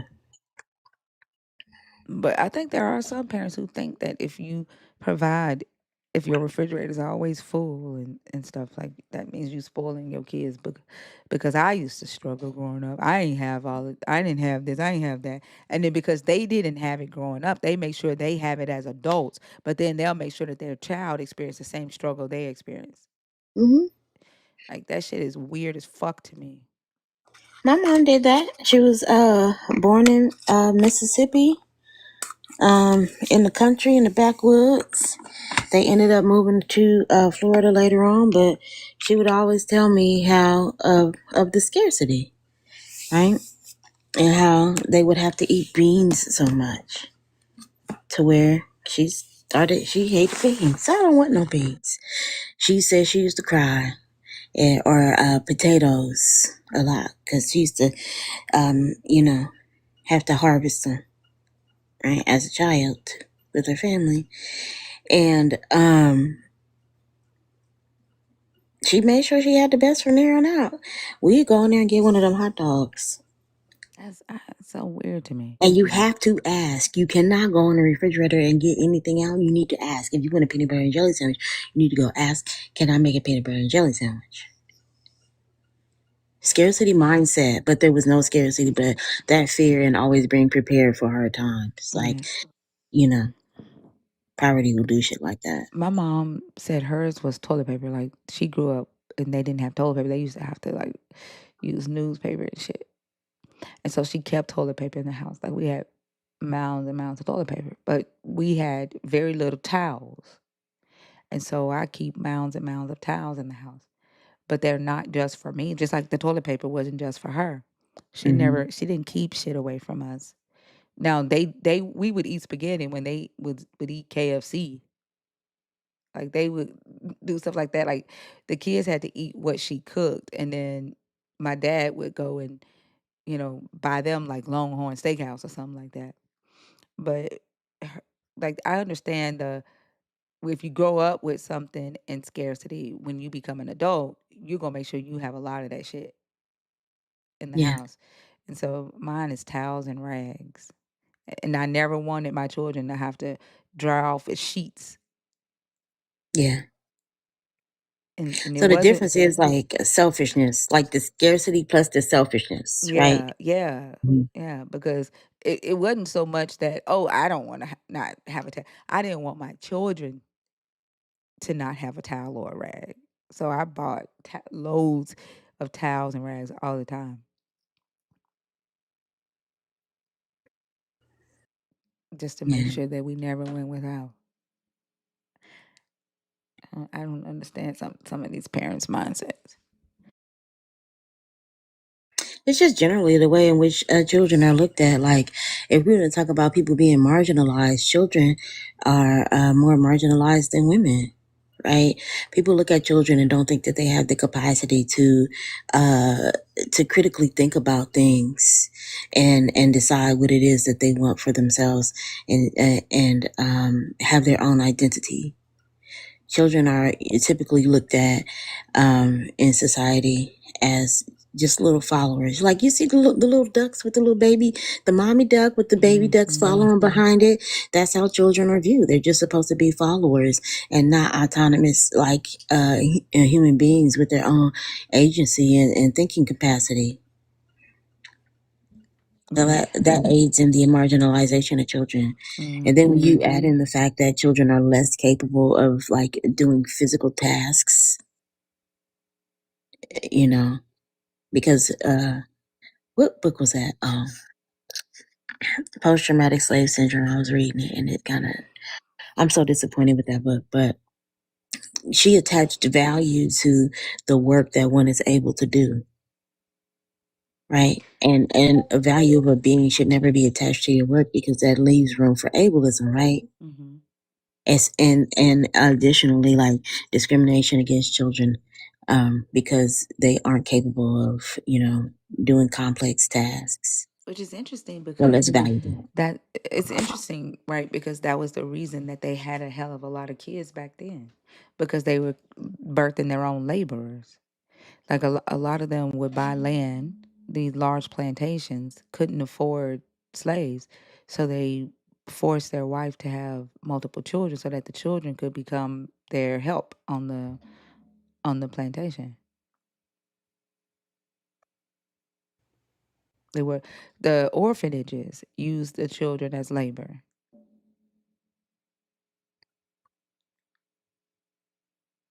Yeah. Even like in antiquity, they would, if they had a debt and they needed to pay that debt off with slavery, they would send their children in to be the slave for them. And that's how they paid off their debt, slavery. Like children are, like, it's so crazy because then the believer will say, Jesus say, touch not one of these little ones. That if you do, you have a millstone. It'd be better for you to have a millstone around your neck. But then they believe in beating the shit out of your child or starving your child as a punishment.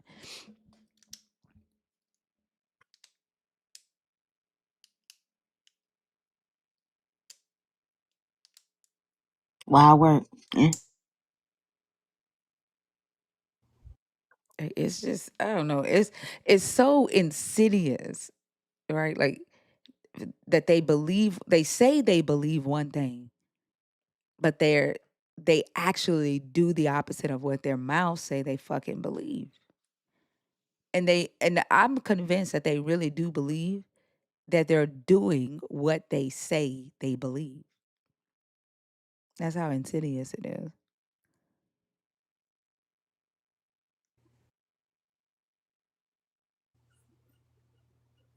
Mm. And like if it worked, right? Like you would have to, like, they don't think to themselves how many of the children raised in Christianity actually grow up to do great things in society. Or you know what I'm saying? How many children that were beat to death by their parents in the church, forced to go to church, forced to pray to this God, forced to believe these stories, were, not allowed to eat, forced to suffer because their parents suffer, or to suffer because Jesus suffered. How many of those children come out to be the cream of the crop of society?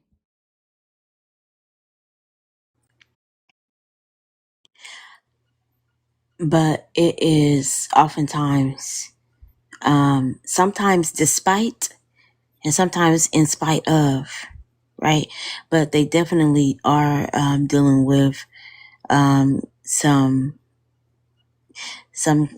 complications. It could be physical, it could be or psychological, because high levels of cortisol over extended periods of time tends to cause a lot of problems with the body and the brain. So you're dealing with things like PTSD, anxiety, depression, yeah, and then high blood pressure, um, diabetes, heart disease, autoimmune disorders, alopecia, like all of those things because of the environment that they were raised in. Not to mention the way that the brain is constantly building these neural pathways as a child.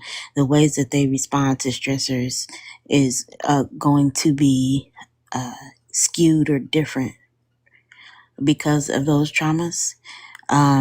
So you also hypervigilance, add that in because you're constantly looking for safety in environments that are populated with people.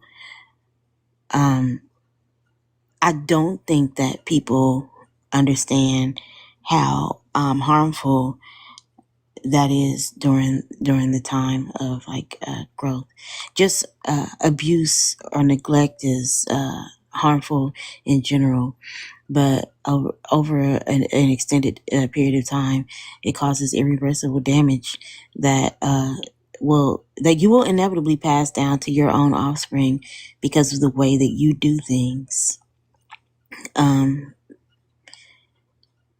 You don't see it, and then people will go. This is from Stacey Patton, who wrote the book "Spare the Children."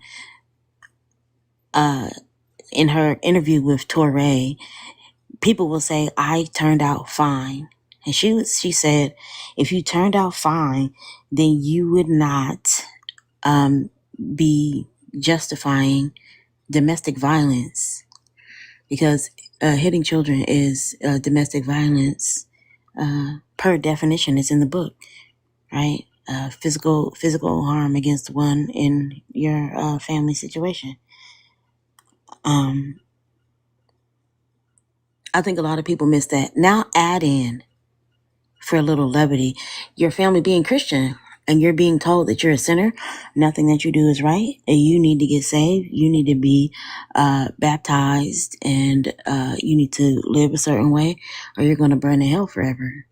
And we wonder why so many people are so locked in so hard, because this has been taught to them as they were forming neural pathways and attempting to understand the world around them and how things work. They're being inundated with fear, fear of eternal punishment or damnation. Because I know what it feels like if the water is too hot. I know what it feels like that time I burnt my hand on the stove, and now you're telling me that because if I don't do everything you say, right, into authoritarianism, if I don't do everything you say, if I don't do everything God says, I'm going to now burn in hell for an eternity, and I want to avoid that at all costs. And that's why a lot of people have problems deconstructing, because that fear is so ingrained in them. And that's one thing that it's kind of difficult to get people to talk about the fear portion of things. Yeah, there was a guy that came up on Mama Bash Live who said that he listens to our lives. And he was like, Thinker, you say the things that we as Black believers have always wanted to say. And he said, I'm just going to be real with you. He's like, I'm there because I agree with you, but the fear of hell has me stuck. And he was like, I don't know how to get over that. He was like, I need y'all to help me deconstruct the fear of hell. he was like, it's a lot of us that are just sitting there listening to you, and we're in the background like, yeah, get him, get him. But that fear of hell has us stuck. So that so like they agree that there's contradictions. They agree that it's immoral, unjust, you know, supremacist. Like they agree with all of that. But hell, I have to stay in it because I don't want to burn in hell. And to me, that says I have to allow, or I'm willing to allow racism.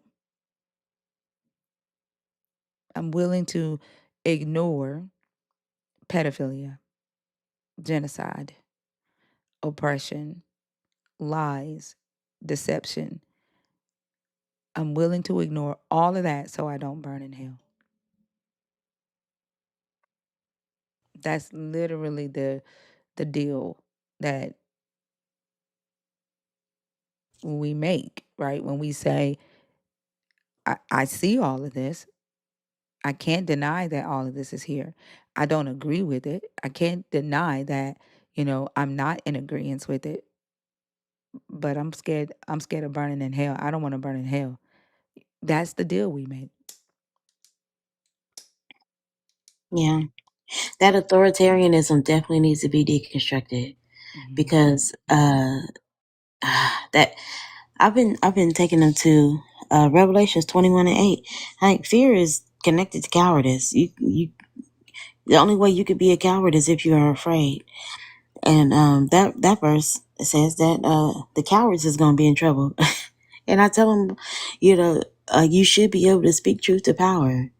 Right? You should be able to speak up and about, what is just or what is unjust, in order to affect change. Because if nobody ever pushed back against things that were unjust, then what kind of situation would we be in? And also telling them to look at, in the book in Lamentations, the Israelites definitely questioned God or pushed back against God for some of the things that is written Was in the that in book that he did to Nebuchadnezzar? them. Yep. Yeah. When Nebuchadnezzar came in, Lamentations is filled with their anger and their questioning. They were devastated. They didn't have any food. Their homes were taken. Their people were taken. Their children were taken. They were devastated. Like it just, I don't know. It blows my mind because the very fact that people were willing to say, I don't care what the Bible says about slavery. I don't care what the Bible says about non-Christians being enslaved. Slavery is wrong. So somebody had to stand up to the God and to the church and say slavery is wrong. If they didn't and were not willing to be the outlier and get out of line and say, no, I don't agree with this. I don't care what the preacher says. I don't care what Leviticus 25 says. I don't care what Ephesians 6 says. I don't care what Exodus 21 says, Deuteronomy 13. Somebody had to say, fuck all that. It's Mm-hmm. wrong. Mm-hmm. And I and y'all are scared to do that today. I don't understand that. You benefit from the person or the people going against the God and going against the church and going against the Bible. You benefit from that, but you won't do it today.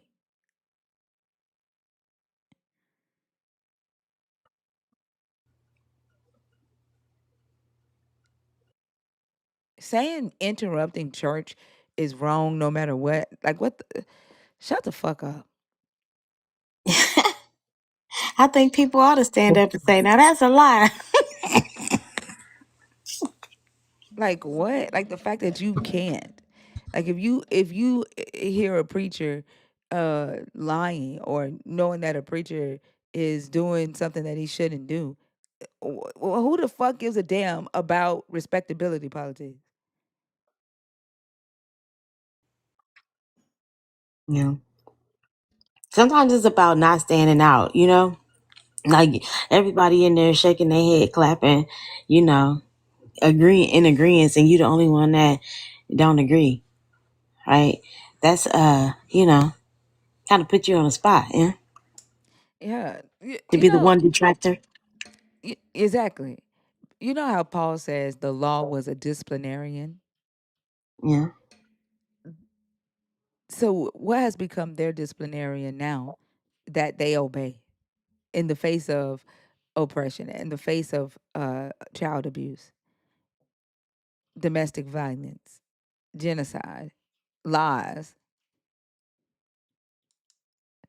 What's disciplining you so much now that you can't stand up in the face of that shit? Here, it's the boogeyman.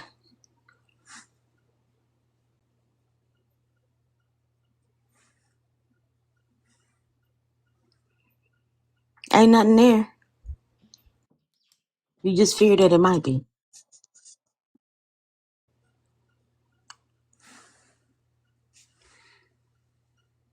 Mm.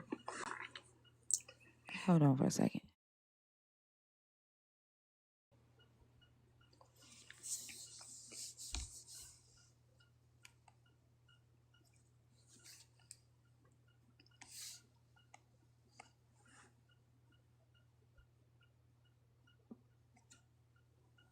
Famous days done fucked her stomach up.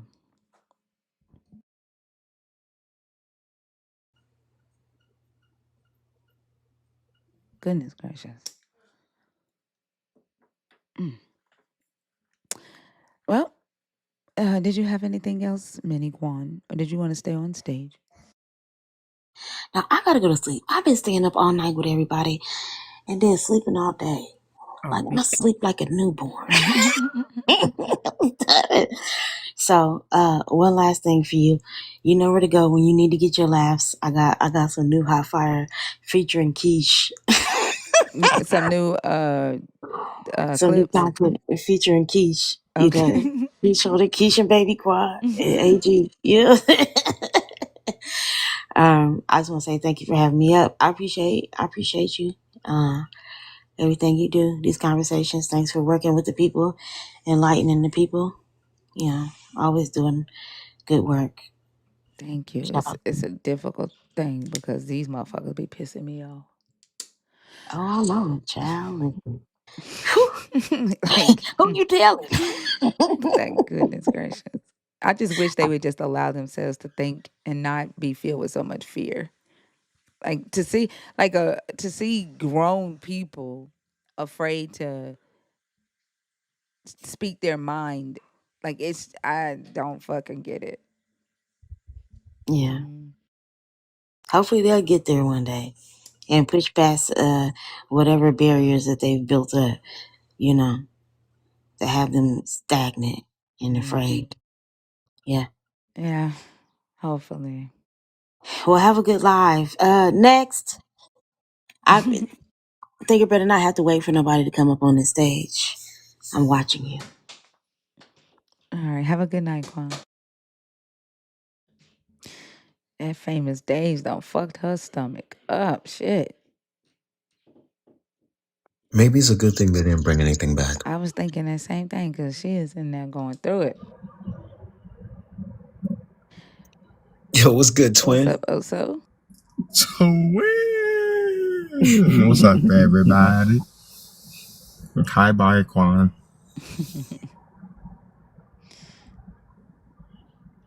You know, today is Kalu's birthday.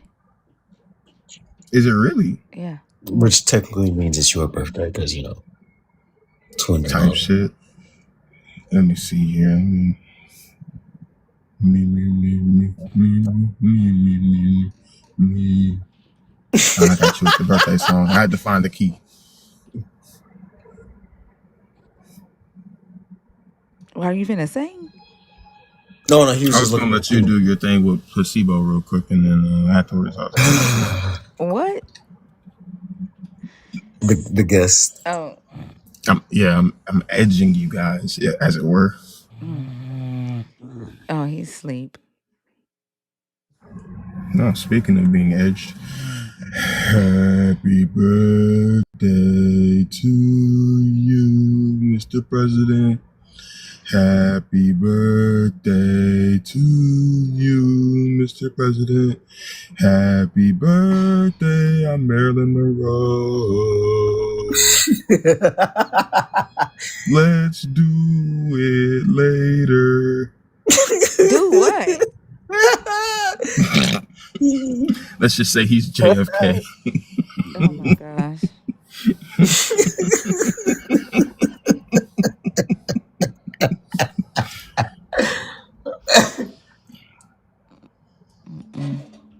All right, y'all. There's 564 people in the room. Please tap the screen up so that we can get some conversations going. Don't be afraid to come on stage unless you are a dumb fuck like Bonafide was. And yes, Bonafide, you are a dumb fuck when you came up here because you only came up here to troll. If you are in the room to just fucking hate because you don't like the fact that I don't believe in your God, this is not the live for you. I am looking to talk to people who, I don't know, you have some thoughts on the topic, some educated thoughts, some put together thoughts. We don't have to agree, but don't come up here and play because I'm not in the mood for this shit. I don't care if you believe in a God. You can focus on the fact that I don't believe if you want to. It's not going to change shit. What I'm would like to talk about is the things that your God stands for and what you stand for, what you believe. If you are someone who is deconstructing your belief, topic 3 is on the board for you. And you still believe in a God or spirituality and you want to challenge what you believe now or what you think you know now, that topic is there for you. If you are an atheist, all the topics on the board are available for you. And you must be 21 and up to participate.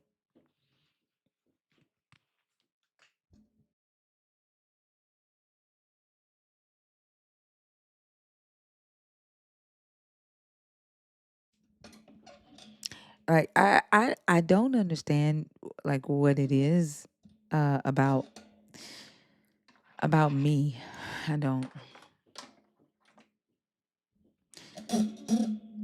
Sometimes you know how they say you know how some people be like, it's so draining being me. That's how I feel sometimes. I get that. Like motherfucker, there I ain't nobody to be scared of. Nobody. And it seems like the like very unserious come up. Yeah. That's what I'm You saying. know. That's why I'm so frustrated with it because I Mm-hmm. go live to actually talk to, people who think. Right. But I always get the dumb fucks, the crash outs. Like I don't know why dumb fucks want to be around me so much. I don't. What's up, Sean? Good morning, guys. Happy birthday, Kalu. It's also my birthday, so may the 4th be with you. It's Star Happy Wars Day. Happy birthday, birthday! Sean. Thank you, guys. But what we were just talking about, because it is my birthday, I woke up a little early, have some reflection, and I was doing some writing and stuff. And I was listening to you talk, and I figured I'd just fill in some space while you're waiting on a guest. But what you were talking about, depriving children of certain things because they're children or not seeing them as human beings and acting like, adults are so much more superior than the children and the children don't deserve basic things. And it triggered something in me a little bit because you guys know I didn't grow up in this country. And when I grew up, and I grew up in a very Christian home. Well, it didn't start out Christian; it became Christian. Those missionaries did a number on my country. But one of the things that I remember deeply is being deprived of food, and because of that, my relationship with food is so unhealthy. Even the way I view myself is so unhealthy. And it wasn't until you brought up the noodles when you said your son asked to get the noodles, I remembered my uncle put a lock on the fridge so that I could not access the food whenever I wanted to. And it wasn't because I was eating too much. My grandfather was very obese. He loved food. And he was the only person that would say, leave her alone. She's a growing girl. Let her eat if she wants to eat. He's the only person that would stand up for me. He cooked often and he would make sure I ate. But because my home was so Christian, misogynistic, patriarchal, my grandmother was very obsessed with appearances, how things appear. It didn't matter what was actually going on because my grandfather used to whoop her behind, okay? And they fought like cats and dogs because they were both alcoholics. But as long as on the outside you appeared to look a certain way, that's fine. You know, you make the family look good, whatever. But their reason for locking the fridge, my uncle, my pastor uncle, who's now a pastor, said he didn't want me to blame him when I became an adult and I was as big as a house. Because the one thing you couldn't be was fat. Okay, you could not. You had to look good. You're a girl. And then my grandmother, I literally hated my face because they would make me choose my looks over food. And her reasoning was, you're going to need a man to marry you. You're a beautiful girl. Be pretty, but don't be fat. And if you keep eating, and when I say, when the fridge was unlocked and nobody was around, I would be stealing food out of the fridge. I used to steal cheese. Cheese was the biggest thing I couldn't have was cheese. I used to steal slices of American cheese. I ain't even talking about no premium Swiss. I'm talking about American cheese and hide it in my room. So if I got hungry, I could snack on slices of cheese. That's the one thing they couldn't really notice if a lot of it was gone. And I just thought about that. And it was like, they were so obsessed with appearances and how you look that there were times when I was starving. And because my mom had me as a teenager, she had to work really hard. So she wasn't home a lot. I lived in an extended family house. So it was grandparents, aunts, uncles. My mom had me as a teenager, so I didn't have siblings, but my uncles and aunts were so young. Like I had an uncle who was 7 years older than me, that they were kind of like my siblings and they were, not really around either. So my uncles and my grandparents, or my grandmother, they would deny me food. And I didn't think about how that affected me and how and I was like, why were they doing that? And I started to think about it and I was like, it was all about appearances and looking good. You're going to need to have a husband. You're going to need to be pretty. You are a very pretty girl, but you can't be fat. You just that's the one thing we can't have you be. And so I have battled all these years. Today is I want to say 21st birthday, but we all know I'm in my 40s. And all these years of my life, I've had this very unhealthy relationship with food and identity and how I look and how I feel, and constantly punishing myself if I, want something simple as a Big Mac. And I'm like, all those calories you're going to eat, that's how unhealthy. My weight has gone up and down and up and down and everywhere in between because I couldn't have regular, normal access to food as a child.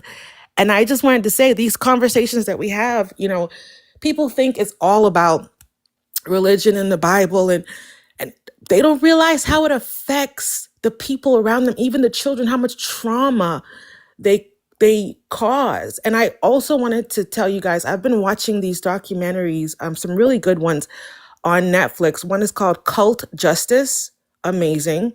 And then there's one happy place with the Duggards. I don't know if you know the Duggards. They were that super ultra Christian thing on TLC, the family that had 19 kids or whatever.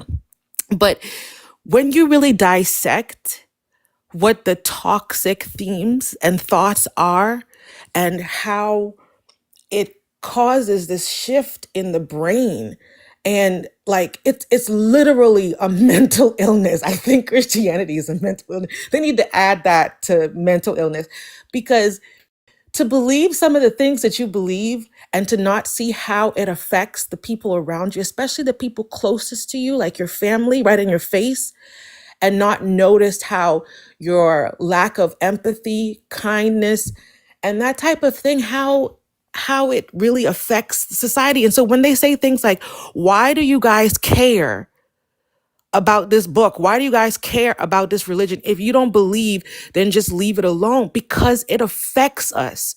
Some of us are big grown ass adults walking around with trauma, unhealed, not going to no, not going to therapy, nothing, walking around with so much trauma. And then you have the nerve to ask and say, what's the problem? What is my belief doing to you?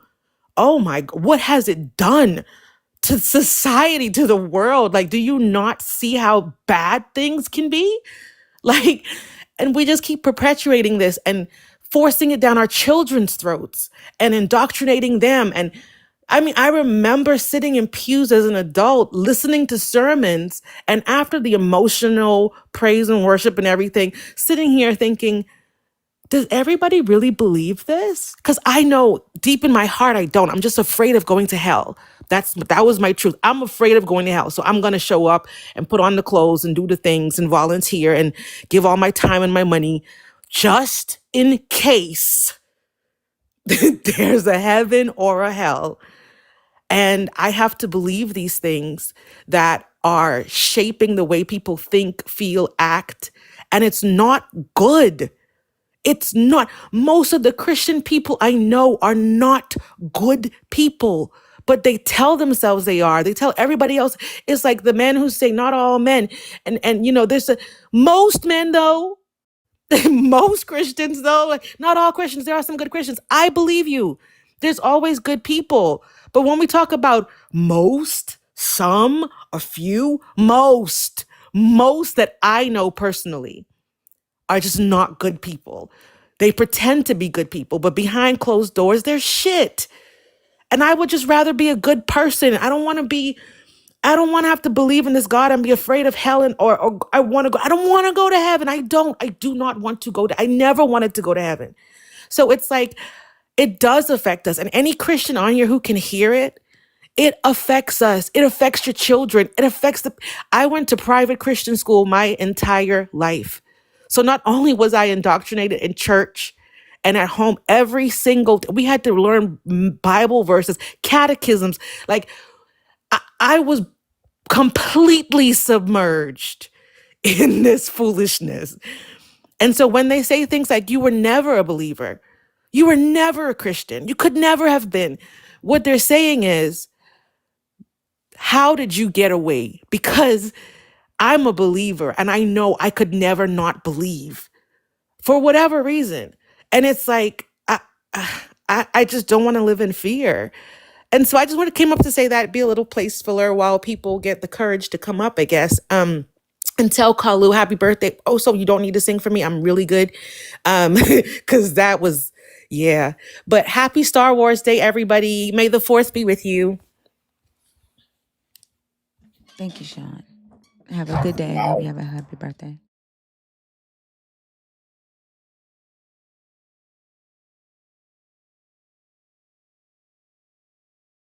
Happy birthday.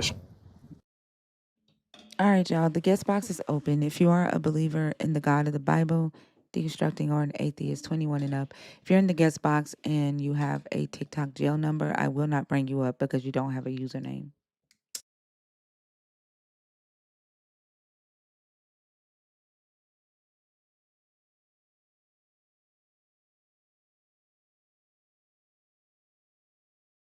Lizard Spirit, how are you? Hello, I'm good. How are you? I'm good. You are spiritual, is that correct? I'm basically an atheist at this point. I did want to throw in a few things with the previous guest I was actually talking don't about. allow that. I actually don't allow that. She could do it because she is a mod and a community member. She's a subscriber. But if you're not a subscriber, you have to pick a topic. Mm, oh well, in that case, I don't really have anything to say. Okay, thank you for coming up.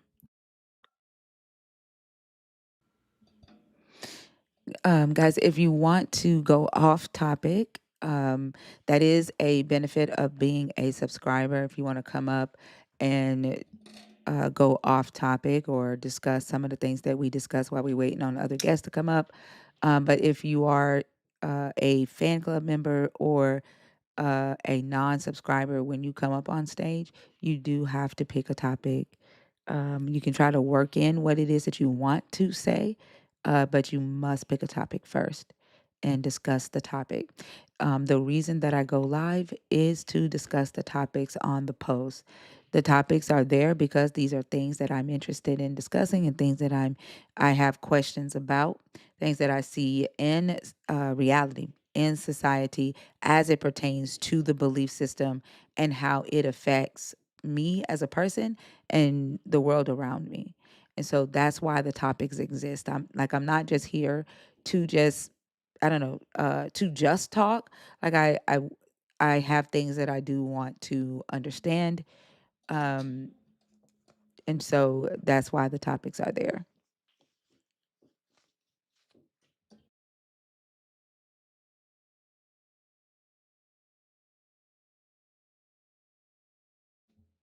There's 600 people in the room in an empty guest box. I'm going to give it, I guess, another 15 minutes to see if we can get some conversations going. It's been a pretty slow night. Y'all know how I am. Like, if there's no conversations to be had, then there's no reason for me to be live. Don't be scared. Don't be scared to come up. Um, Again, if you're civil, I'm civil.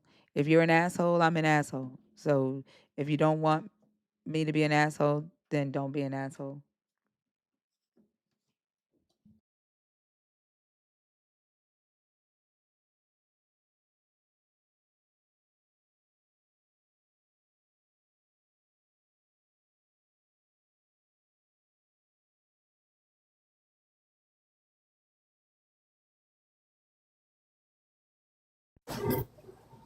You've only talked to one of the believers today.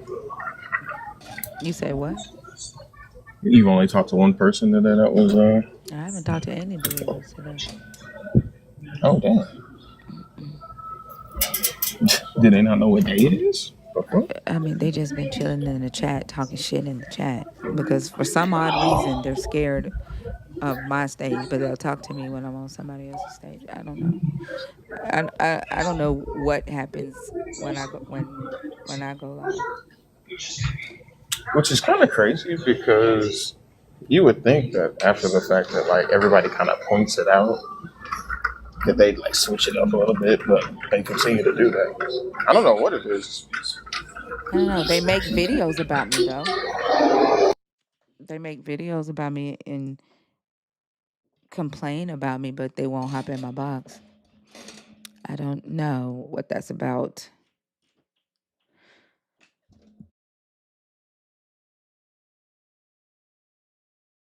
Also, they sit in the chat and they say things like the Bible says women can't teach, but yet they're in a woman's chat to listen to a woman speak.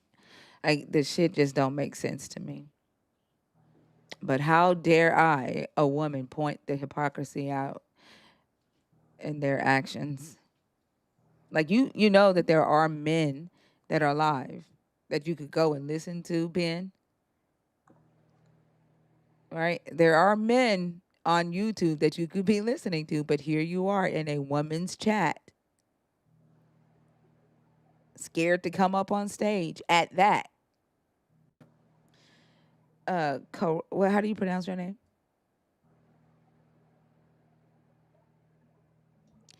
Is it Karara? How do you pronounce your name?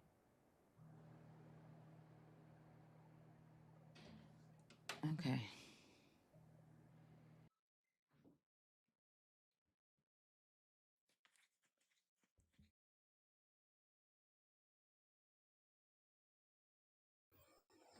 Henny, Han.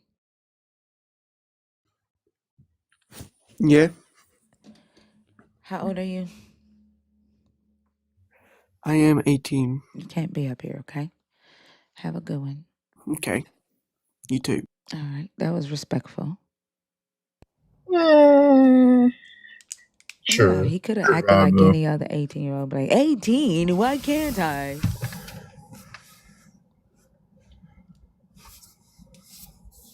He just respectfully said, "Okay," and you have a good day too. That was respectful. Also, you don't be wanting to give nobody credit. No man is good but the father, and I'm daddy. Don't it say give credit where credit is due or honor where honor is due? So for everything No, that you I ain't can never say, read that one. there is an opposite. I ain't never read that one, so it don't matter. Lizard spirit, you're back in the request box. Are you in there on purpose again?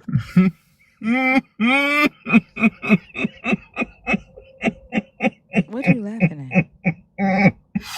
Maybe we can nominate Theo's under 21 exception to someone else for 60 days. No. I'm not giving no other youngins any type of leeway. Nope. It's really funny though. Hello again. Hey, which topic did you come Okay, up to do? I want to go on to topic 3. I know that my name is Lizard Spirit, but I've been deconstructing as agnostic, but I became an atheist doing it. But I do want to discuss like the idea of spirituality to begin with. I think I do need help with that because there's a lot of information online and there are a lot of spaces you may end up in when you're deconstructing Christianity. And those spaces are typically labeled as spiritual. And I mean, how do you get around not believing in any of that, or do you? Do you have a belief in spirituality? I don't at the moment, no. But it was one of my biggest hurdles. I guess I'm a little confused because topic 3 is for people who do have a belief in spirituality and if they want to challenge what they currently believe about spirituality. So if you don't have a belief in spirituality, what is it that you're wanting to challenge? Like, why don't you believe in spirits? Well, that's not what the topic is about, though. I I mean, I thought it was a little bit general to it, but okay. No, Sorry. that like it says, if you are deconstructing, but identify as spiritual or believe in a God, choose this topic if you are open to challenging what you currently believe. So it's not an invitation to come up and like question the host about why they don't believe. I think you're trying to find a way to work in what you originally wanted to say, and I think maybe topic 1 as an atheist, and a non-subscriber, I think topic 1 would allow you to do that because topic 1 is genuinely about society and the hate and division in society. And if you're wanting to pick up on what Sean was talking about, topic 1 would fit better with that. What was Sean discussing? You said you came up to add some points to what Sean was talking about. Oh, that was in regards to parents and them withholding food and requiring them to ask for food in the house. I was just going to share my experience with that. Did it have anything to do with Christianity or Christian beliefs? No, that's why I initially stepped down. Oh, okay. Well, it doesn't sound like you fit either of the topics then. But again, like if you want the benefit of just coming on stage and sharing, your experiences and stuff, you have to become a subscriber. That's one of the benefits of subscribing to the community, is that as a community member, you can go off topic. Okay, yeah, that's what I understand now. I was trying to fit into question 3, but doesn't seem to. be working for me, so I'll step down again. I mean, I don't really know how, so can you remove me, please? Yeah, I got you. Have a good one. You too.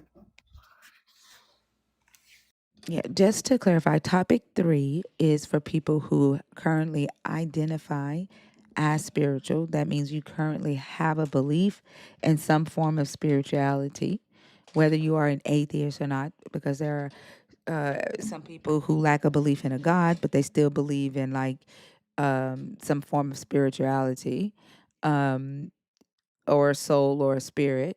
And then it's for people who still believe in some form of a God. Maybe it's source, or you call it the creator or something like that. You're agnostic or a deist, and you want to challenge just that idea. That's what topic 3 is about.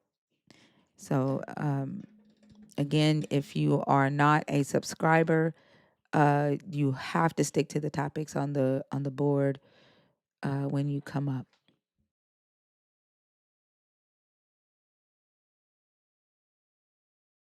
It's almost 700 people in here.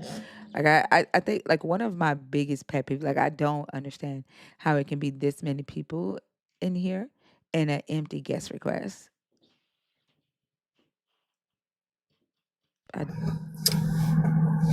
I think I don't know. I think that the proximity to intelligent conversation is enough. You know what I mean? Like for the, I won't say the target demographic, but for the people that we know show up exclusively just to badger people from the comments and kind of hang out. I think that the proximity to intelligent conversation is enough for them. Like they don't have to think if someone else thinks for them. You know what I mean? Like they don't have to be accountable for the words that they choose or the things that they believe. You know what I mean? Like, which is interesting because they come into this space where the, I'll say the exclusive mission is to challenge belief. And I don't know, for whatever reason, they're satisfied with just like the simulation of it, watching it play out in other people's minds and stuff like that. And it thoroughly confuses me because on the one hand, I mean, you're here because you have those questions too. Like you want to have those conversations as well, but like for whatever reason, you're just stuck. And like, I don't I know. think Like, I don't get that. they rather But, talk about me than talk to me, and that shit is irritating as fuck because I'm not finna go back and forth with nobody in fucking TikTok videos. I'm not gonna do it. And you can keep making videos about me. I'm not finna keep responding to them. Like I don't give a damn. yeah. The thing that irritates me the most is that you show up to my live. You don't like the things that I say, or you don't agree with the things that I say, just for you to go back to your corner and talk about what you don't agree with, hmm when you had every opportunity to do that here. And again, if I cuss you out, it's because you fucking deserved it. It's because you got up here and you behaved in a disrespectful, dismissive, uh, hurtful ass way. Like the things that you say and do. It's one thing to have a different perspective, but I think believers get scared, and specifically Black believers, because I do think that the majority of my audience are Black believers. hmm I think they show up in part. Some of them are here because they genuinely want to hear the conversation, and they are afraid to think these things or say these things, and those people stay. I like You're not the problem. It's the ones that go out in uh TikTok world, Facebook, and have my name in your mouth, and you've never been on my stage, but you park here every night, and then you're in the chat talking shit. Though you are the problem. Yeah. That, I've learned to, and this is independent of them telling me, but I don't know. I just kind of look at it now as somebody who's like afraid of conversation, period. Like I wouldn't have a problem having a conversation with like anybody that struck it up when it came to deconstruction, because I have thought out answers that are honest. And I don't think that they can say the same. Like, I don't think that they've spent the time, even beyond just reading the book, I don't think they've spent the time to like think about the logical entailments of what it is they truly believe. And I don't think that They're they too want to get scared. held down to them. Yeah. They Yeah. want to keep it amorphous as fuck so they don't have to be wrong. Yeah, fear. Like that's like I don't know if, and I say this a lot, if I have a lack of empathy for their fear. Hmm. And maybe I'm wrong in that sense, in expecting them to be able to discuss their belief system on that level, which again is why I started going live to talk to people who were already questioning. I never wanted to talk to Christians, but they show up and they beg to be a part of the conversation. And so as I started having conversations with Christians, that created more questions for me because of the things Hmm. that they say and the different the varying perspectives or varying explanations of what they believe. That created more questions when comparing what they say to what's in the book, right? Hmm. And so like I don't know if I'm wrong for expecting them to be able to participate in or understand or handle the level of conversation that I want to have. And then I think, like with the people that are deconstructing, some people who are deconstructing are here to just listen and deconstruct quietly. But I also think Hmm. that we get to a point where we feel like we are deconstructed, like we no longer believe, and we're deconstructed, and that's it. The work is done, right? Because Hmm. there's nothing else to discuss about the topics that we are discussing. Because I think that the fact that the life is focused on people who are questioning faith, questioning belief, questioning the text, there are, I'm sure, like that. Like there are things that like I've been deconstructing for 7.5 years, and I still have questions about how this belief system is affecting society. The human beings Right. that carry this belief inside of them, what makes them think the way they think, what makes them say the things they say, behave the way they behave, and lining that up with society, and whether they care about how they move in society and how that affects other people. Um, Hmm. like I think that there's got to be questions that people who are deconstructing are asking themselves, or observations that they've made that they also could share, right? Yeah. um I don't know, like I was sharing with Fee on Mama Bash Live earlier.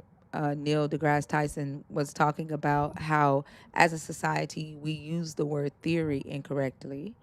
When we say I have a theory, well, most of the time we're saying I have a hypothesis, because a lot of Right. times we have not tested what it is that we are considering or proposing, right? And a theory is something that has been tested and proven, tested and proven, tested and proven over and over again, and we can bank on it. We can bank that it is true and that it is right, but that doesn't mean that that's the final answer.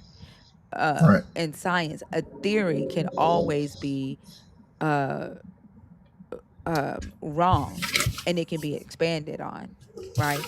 It could be corrected. It doesn't mean that there's no growth in that. And I think deconstruction, it should be the same way, because if you approach deconstruction from with the goal of just not believing in a God, then I think we miss so much of the benefits of this process. Hmm. You know what I'm saying? Yeah, Yeah. I agree. Because I think what people often don't realize is that the overarching belief is really more of a Trojan horse than anything. And it like embeds a lot of smaller, often more harmful beliefs inside of you. And, just saying, okay, well, I got rid of the horse. No, that doesn't necessarily mean you got rid of the problem though. You know what Right. I mean? Like you still Yeah. have a whole bunch of little motherfuckers running around in your town, as it were, wreaking havoc. And if you don't take the time to figure out where that's coming from and what that's coming from, then you're gonna live your whole life without the fucking horse, but the people inside it are running amok. Yeah. Yep, I agree. I think belief is just that. I think the fact that I think facts kill belief. Mm-hmm. And because because we don't necessarily give credence to testimonies that they bank on these personal testimonies and stuff, the imagination of it all, Mm-hmm. because so maybe it's like they can't have conversations with us because their whole entire foundation deals with and allows them to use their imagination. Mm-hmm. But if it did not require for us to accept it as fact or to accept it as truth, then that would be a different conversation, right? I like Yeah. if you see what I'm saying? If they were not presenting their testimonies as fact or presenting their belief as fact, then I could sit and listen to it. But if you're if you want me to you want me to make decisions based off of your imagination, that's a whole ass Mm-hmm. problem. And I can't Right. do that. I can't do that. And I think that's what that guy was whining about when he was like, she only wants empirical evidence. She only wants to deal Yeah. with yeah. She only wants to deal with he like she said that you can't convince me that snakes don't talk. And then Noah, what did he say? Noah didn't go get swallowed by a whale. First off, no it didn't. But Well, but we don't no, know. like what do you want me to do? Accept that as fact? You just want Right. me to be like, "Yep, the whole world was drowned. The whole world drowned in a flood." And ignore the fact that that is virtually impossible. It's virtually impossible that that story is true. You want me to ignore that? You want me to ignore when you say every nation has a flood story? No, they don't. Egypt doesn't have a flood narrative. You want me to ignore that fact? You want me to ignore the fact that a human being in the belly of a whale and living for 3 days in there with a lamp and the Torah is impossible? That's human beings didn't even have a structured um communication system with the language, but you want me to believe a fucking snake did? Like our first communication system was fucking sounds and clicks. But you want me to ignore the evolution of language? Some of you still haven't mastered language. But you want me to believe that a snake did? You want me to ignore that fact?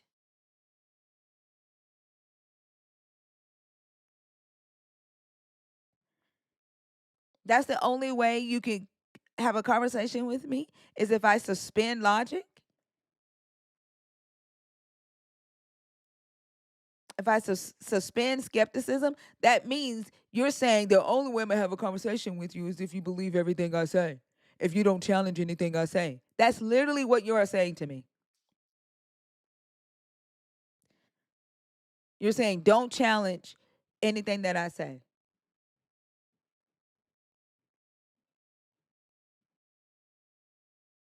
Good morning, y'all. Good morning, P.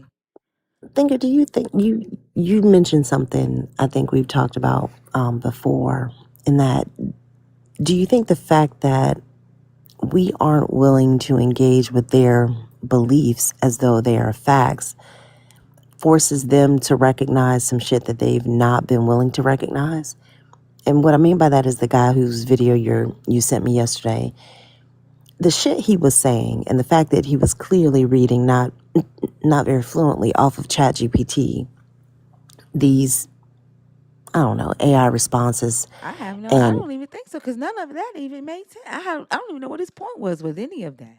What? he didn't really have one point. I think he was trying to hit the major points of contention that he has about the fact that we have this conversation.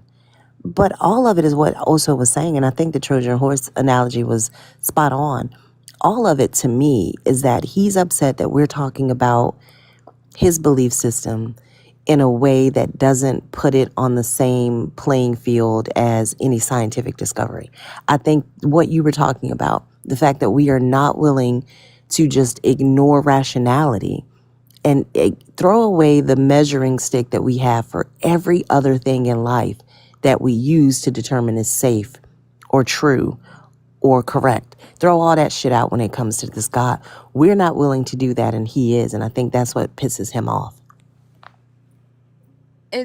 But the crazy thing is, if he's willing to do that, why don't he just go do that? Like, why is he? Why I don't understand the whining because I'm not willing to do that.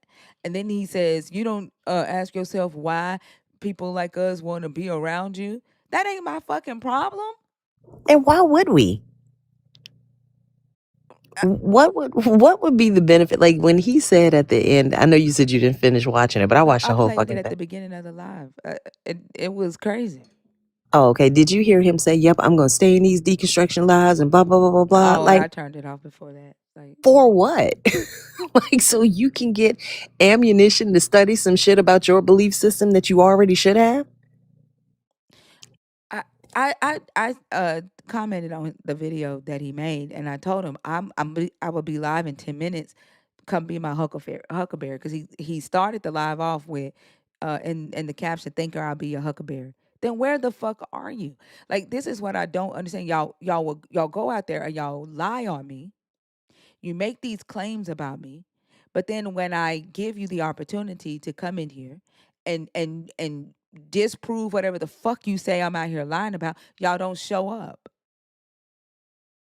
I think he may be trying to just piggyback off of your audience, like trying to grow his audience by using your name. Like folks know who you are in the deconstruction space, and I think he may be trying to grow his creed. Because why make a video about the things we talk about in your live when he hasn't been one of the people involved in the discussion? Why do that? You write down notes and common issues that non-believers bring up, but you don't engage with non-believers about that. Why take that to your page and make a video? For what? If you aren't willing to engage in the conversation, you're saying you'll be the huckleberry, but you're not being that. That doesn't make any sense. And the lying on me. Like, nowhere did I say that I only experienced blind faith as a Christian. That Nope. never came out of my fucking mouth. Like, the stuff that he was claiming that I said, like, that's why I turned it off the first time and didn't finish, because you just sitting there fucking lying on me.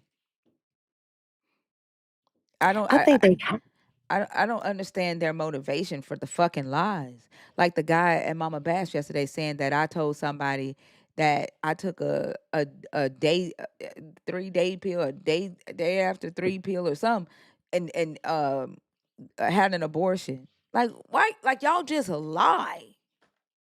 I ain't never had an abortion, and I wouldn't have had an abortion because I didn't even think that I could have kids. An abortion would have been the furthest thing from my fucking mind. But y'all are out here making up this shit, spreading this shit, and just fucking lying. I mean, they have to do it for their God, so it makes it easy for them to do it to other human beings.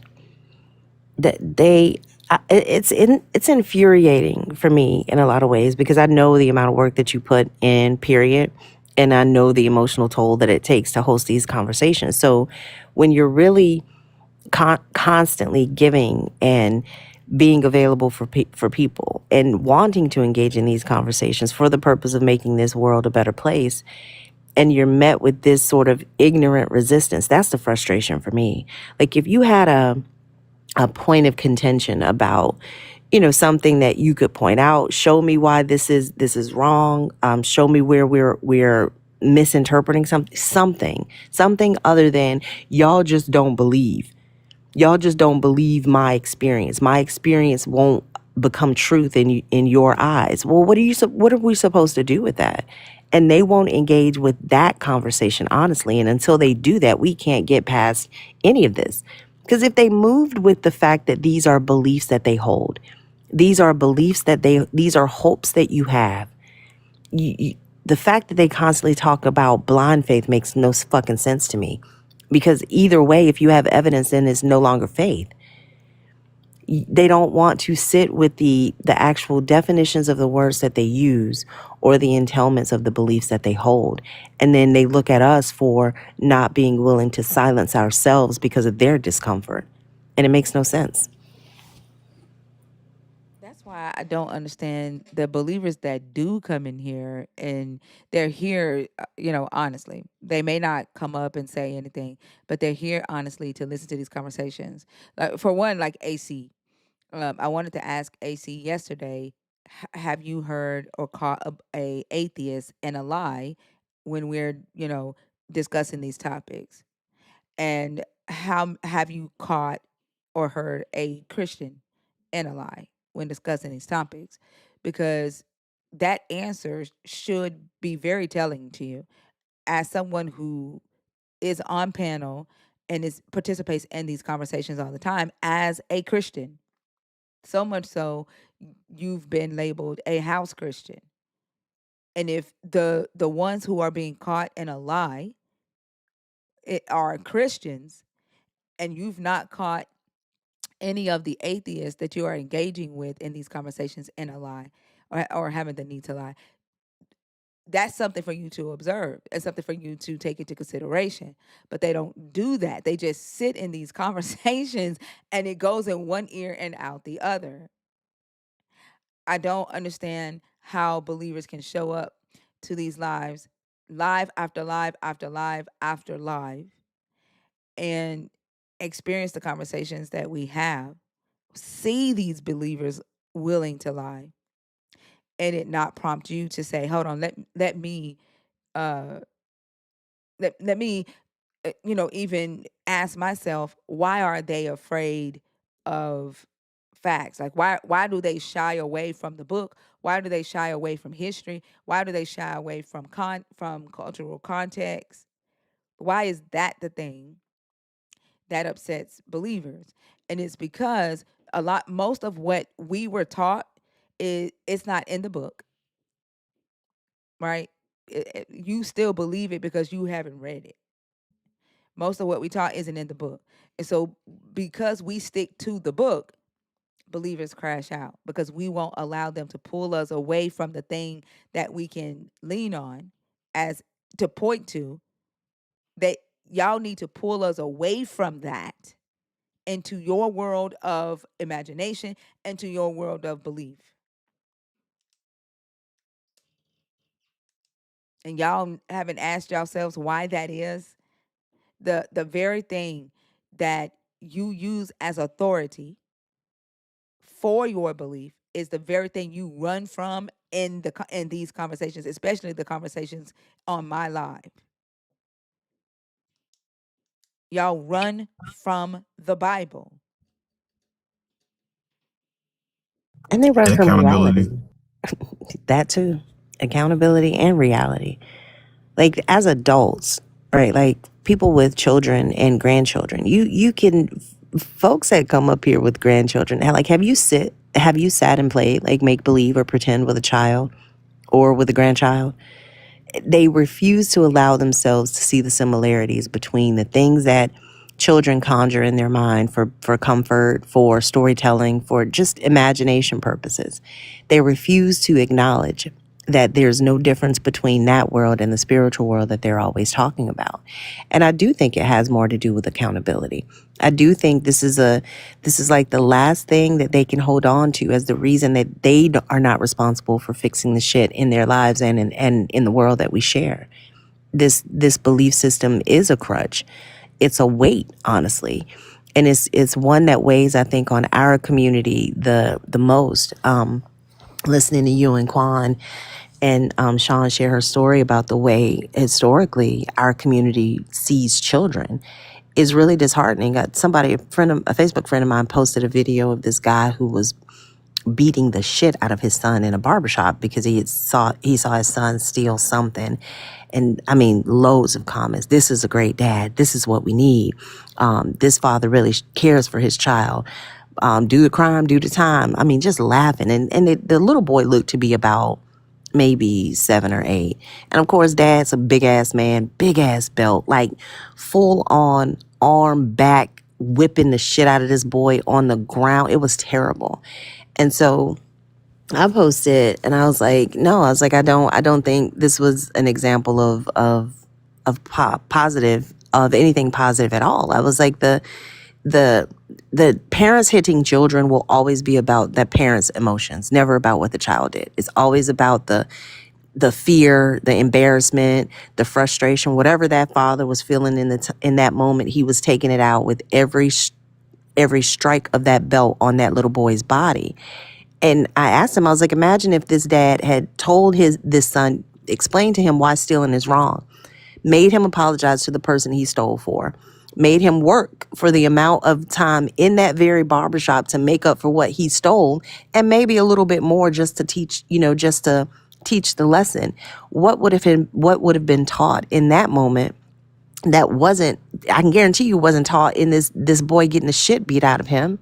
I'm like, we continue to use humiliation, embarrassment, and just violence as a form of quote unquote lesson teaching or discipline. And that's just not what it is. And until we as a society realize that there are better ways to accomplish the things that we want to accomplish in our lives, there are more healthy ways to approach getting lessons over to our children, teaching principles and morals to our children. There are better ways than doing that at the end of a belt.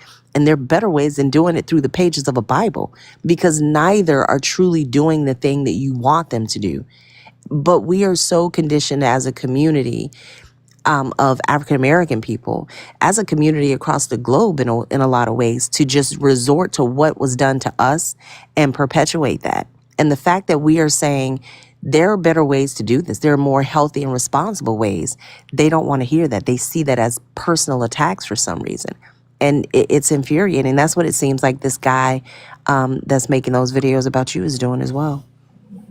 It's almost like an admission of like the fact that you can't break down what's good and bad to a child. Like for your automatic Right. response to be, I'm gonna beat the fucking shit out of this person, as opposed to just like explain, hey, stealing stuff is not good. You can't break that down to a kid, bro. Like, holy fuck. Do you need to be a Absolutely. parent? It's lazy parenting, is what it is. Very. And then they'll say nobody can tell anyone how to raise their child, but you put the shit on the internet. You put it on the internet. Your discipline strategy is posted as fucking content for people to comment on, for people to discuss. It's already bad enough that you, instead of talking to your child and explaining why stealing is wrong, it's already bad enough that you beat them. You fucking recorded it and posted it on the fucking internet.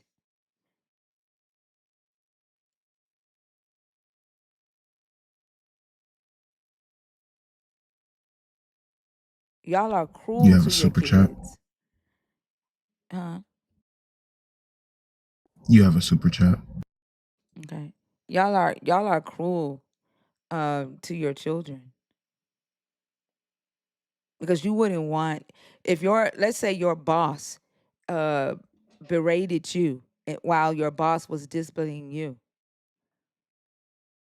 and put your posted you all over the internet, you be ready to fucking sue. Why the fuck do y'all do to your kids what you as a grown ass adult can't even fucking handle or don't want done to you? Why the fuck do you think that a young mind, a young body can handle what the fuck your grown ass can't handle?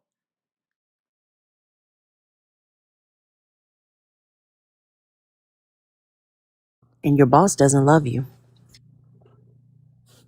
Your parents supposed to. Like, your parents are supposed to be your first protectors, not your first abusers. And I think it's the, you know, we always talk about the entailments. They don't like to look at entailments. When it comes to parents and beating the shit out of their children, you have to teach a lesson. You can't let them steal. Right, you can't let them steal. But you don't have to beat the shit out of them and telling them that. Like, you don't look at what lessons you are not, you're also teaching with the one that you think you're teaching. And it's infuriating. It breaks my heart when I see like children that are treated that way. Like I was, when I saw that video, I thought about Justin had to be about, I don't know, 7, 8. We were going in a Dollar Tree, and I was, picking up a few things, and I came around the corner, and I looked at him, and he just had this look on his face. You know how you can tell when your child has done something they weren't supposed to. I was like, "What are you doing?" He's like, "Nothing." And he's never been a good liar, like ever in his life. And I'm like, come to find out, he had eaten a piece of, he had stolen a candy bar. And I'm like, "Did you have money?" He was like, I didn't have any candy. And I had him open his mouth, and I saw where he had eaten some chocolate. I'm like, "Oh, absolutely not." And I took him right up to the front I found the candy bar, and I took him right up to the front to the manager. And I'm like, "You need to tell her what you did." And I didn't even talk to the manager beforehand. I just assumed that she was a black woman. I assumed that, she looked old enough to be a mom, that she would kind of know where I was going with this. And honestly, I didn't know where she was going to go. And either way, he was going to deal with whatever the consequences of his choices were. And so I told her, I was like, "I just found my son, on the candy aisle. He ate a piece of candy." And I stopped. I was like, "No, tell her what you did." And he hemmed and hawed. I'm like, "I can't hear you. She can't hear you. You were bold enough to do it. You need to be bold enough to talk about it." And I made him, and I didn't do this in front of anybody. I didn't embarrass him. I made him tell her what he did. And then I made him go I took him home. I made him go into his piggy bank, get his money, bring it back up there, apologize again. And then, me and his dad did talk to him a little bit more, and I can't remember the additional things that we did. But the lesson was taught without anybody beating the shit out of him. The lesson was learned. Of course, I paid for the candy bar too. And made him pay me back for it in the whole process of it. But we made a big deal of it, but we made a big deal of it in a way that taught a lesson, not embarrassed him, not shamed him. And I feel like as parents, we've got to be willing, as people, not even as parents, as humans, we've got to be willing to learn that or admit that the thing that we think we know and the way that we do a thing could be improved upon. And there are ripple effects for every decision that we make. But if we aren't willing to listen to some of those ripple effects because of the person that's feeling the impact of the ripple, meaning as a parent, it's a child, they're just a child. As a believer, it's a non-believer, they're just a non-believer. As a man, oh, that's just a woman. We minimize and discard the experiences of people that we don't necessarily understand because of views that we've been conditioned to hold. And I just don't think that we're doing ourselves, our family, or our communities any sort of benefit in doing that. I remember when my kids were younger, they uh, went to the store. I sent them and their cousins to the grocery store with a grocery list and money. They got caught scanning some items and not some items. And when the loss prevention called me and told me that they had them, I asked myself, what the fuck are y'all doing? Like, who taught you to steal? And they said that their cousin taught them to do it. I said, why? I said, why are you stealing when I sent you to the store with money? And they said, well, Mama, you were complaining and saying that you could barely make ends meet. And so we were just trying to get more, you know, for our money, and their cousins had taught them how to do that. Immediately, I understood that I should not have even made them feel as if taking care of them was uh, a burden, right, or hard for me to do. I had put them in a bad position, feeling like they needed to help me in that way. And I talked to the loss prevention, and I told them, I said, hey, I said, they've never done anything like this. And I said, the other day I was complaining about money being tight and me not being able to afford uh, groceries and certain things. And so they thought that this was a way to help me out. And so loss prevention ended up allowing them to ring up the food that they could buy with the money that I sent. I sent them to the store with like almost $200. Wasn't quite 200, and allowed them to come home. But when they came home, I talked to them. At first, I apologized to them for creating that stress for their young minds, because I should not have even been saying, what I was saying in front of them, because we don't know what our children are thinking when we are going through stuff our own and ourselves. We're not thinking about the fact that they're listening to the words that are coming out of our mouths, and in their minds they're trying to because they love you, they're trying to figure out how they can help you, and they go and they make bad decisions thinking that they're making the right decision to help you as the parent. But if I'd have just gone the fuck off and not even listen to them, I wouldn't even known that I was the cause of that shit, that I influenced that shit. Exactly. Like our children at a certain age in terms of like cognitive development, they think that everything is their fault. They think that, if your parents are arguing, oh, it's their fault. If they can't, if they overhear you talking about bills being tight, oh, it's my fault. That's just how they think. That's just what their brains tell them. So if we as parents aren't willing to recognize that, and we so quickly forget how dismissed we felt as children, staying in a child's place or seeing our parents struggle. Like I can remember seeing my parents stress the fuck out over money all the time. I knew that they were stressing out over money. And there were many times that I felt like, well, I'm the third child. Maybe if they had stopped at two, it wouldn't be so financially burdensome for them. They never told me that. They never said that once in their lives, but I can remember thinking that. So I think as parents, we forget they've got little brains in their heads too. They put together thoughts that in their minds too that could be wrong. And if in response to those thoughts that they've put together, we beat the shit out of them or berate them for even thinking about it or having a question, what the fuck are we teaching them? What foundation are we laying for them in terms of how they move through the world? I think a lot of people, specifically religious people, had curiosity shaken and beaten out of them at a very early age. So the ones that are responding with so much fear now to these conversations that we're having about this God and this belief system, or alternative and better ways of getting the type of character and morality instilled in our children, ways that don't include fear and torture, at the hand of a belt or a switch or hell, an extension cord like my aunt used to use on her children. They don't want to hear that there are other ways. Like Bash always says, this could have been a different way.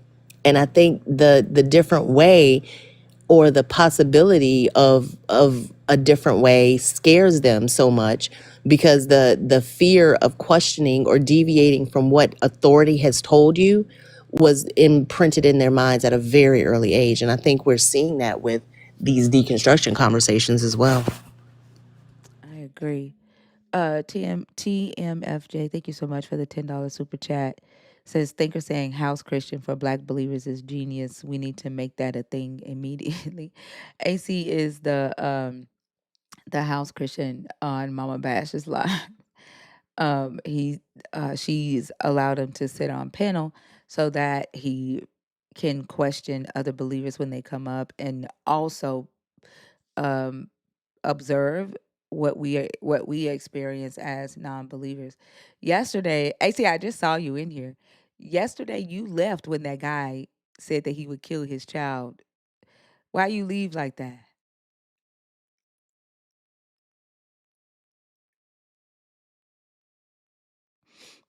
Why you leave when your fellow brother in Christ said he would kill his child for God? You just quietly disconnected yourself from the stage. Like, you were supposed to stay there.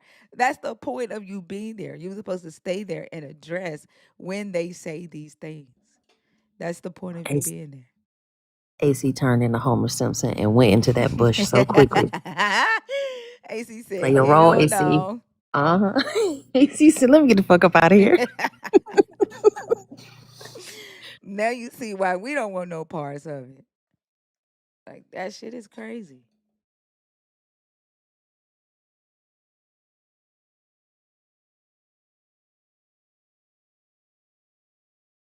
All right, y'all. If you are a believer in the God of the Bible, deconstructing, or an atheist, the guest box is open.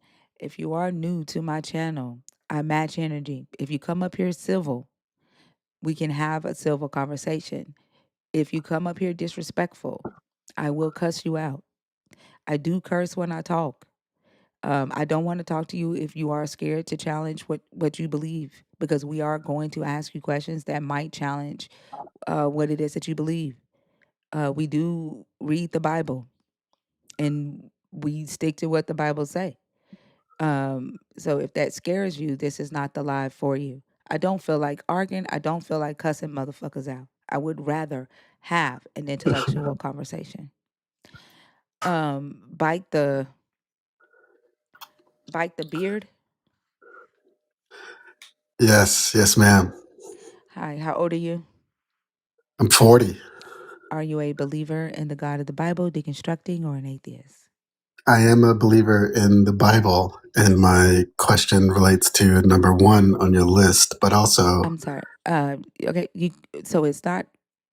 I don't know what you mean by your question relates to that. So number one, it's a discussion. So if you're going to talk about number one, go ahead and start that, and then I guess work your question into that. yeah, I'm looking for more clarity around hate and division. Can What do you you give need? me some Clarifying the some? answer. I mean, the definition of hate and division, or I don't know. I'm saying what or how Christianity has produced hate and division in from your perspective. In society, families divided. There's a division between non-believers and believers. There's 45,000 different denominations. Division amongst heterosexuals and homosexuals. Wars. Like I'm not. You are you seriously telling me you don't see any division produced by your belief system in the world? Yeah, I see tons of division, but I think that's because of your lack of understanding of where sin and the nature of sin comes from. I don't care if it's sin. I said if your God is love, then why does Christianity produce so much hate and division? I think you need to have an Not humans understanding of who do not sin, though, believe. So are because Christian the, sinners? Are y'all still absolutely, sinners? So absolutely. then what was the point of your Jesus' sacrifice then? So y'all can just sin and just keep doing hateful stuff? No, no, to provide us a pathway to forgive our sins and to provide us a pathway to get to God and to But get to you still heaven. sin. Yeah, If so Christianity is causing hate and division, mhm. then those of you that call yourselves Christians are still doing hateful things that cause division. So there is no, like, you forgive yourselves through Jesus. It still No, no, produce. no. I don't. It's I still don't Jesus doesn't send you. forgive. Why are you talking while I'm talking? That right there. That's what I'm talking about right there. That's not how you have a conversation.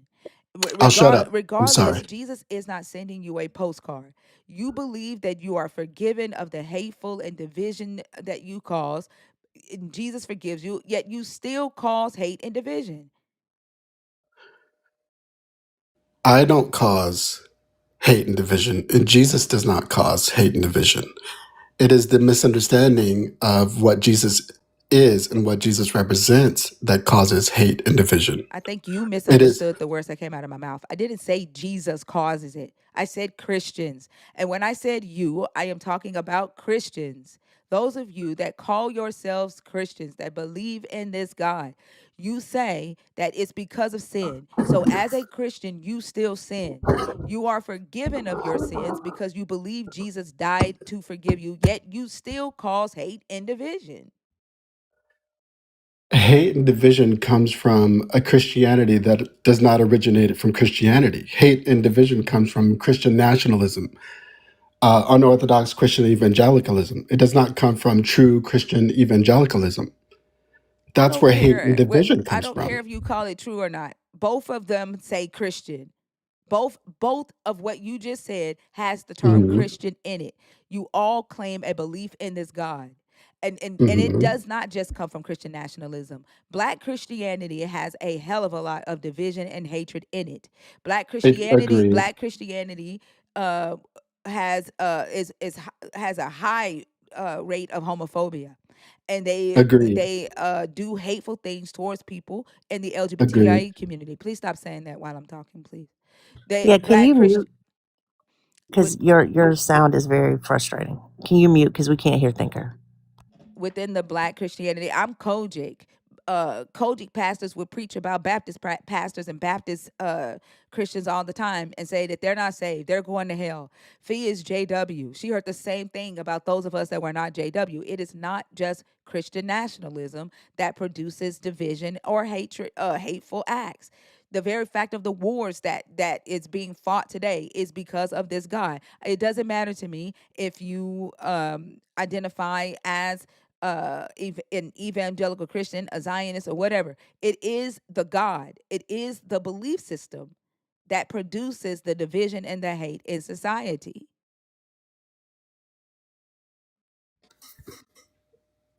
Can I talk now? So, hate and division comes from sin. I understand that you are associating that with Christianity, and I am very sorry that all or most of your interactions with Christianity has resulted in hate, judgment, and division. But what I'm telling you is that that is not Christianity. If anyone were to come and tell you that because you are gay, because you affiliate with the alphabet community, because you're trans, because you do this or because you do that, that is wrong and that God is going to pass judgment on you, that is not Christianity. Christianity is love. And the only thing that Christians, real Christians, and true Christians do is guide you towards Jesus. And if anyone guides you towards anything else or other than Jesus, if anyone tries to judge you based on your beliefs, based on your whatever it is, based on your associations, if anyone tries to judge you based on anything that you believe in that is worldly, then that is not Christianity. That's not Christianity, true. That's no, not true. that is not Christianity. Christianity preaches Your Bible love, literally and says Christianity. Okay, that now you're cutting me off and you're I doing Honey, came in what when you stop, you told me stop not it. to I do. came in when you paused. That is not true. It is the Christian Bible that says that gay people are an abomination. That comes from the Christian Bible. It is the Christian Bible that was used in the slavery passages in the Christian Bible.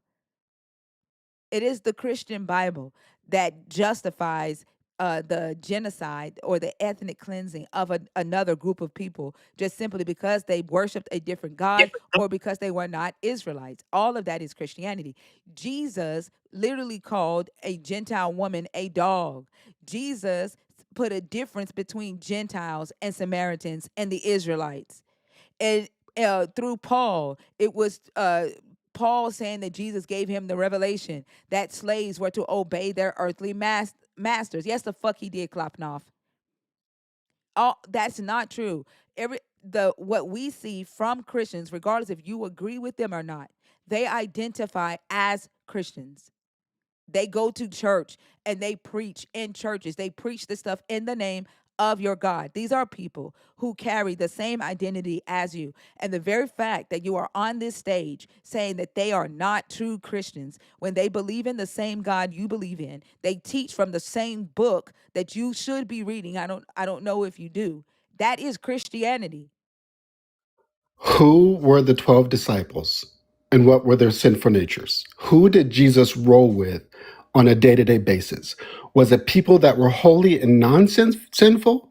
Or was it people that were sinful in nature on a regular basis?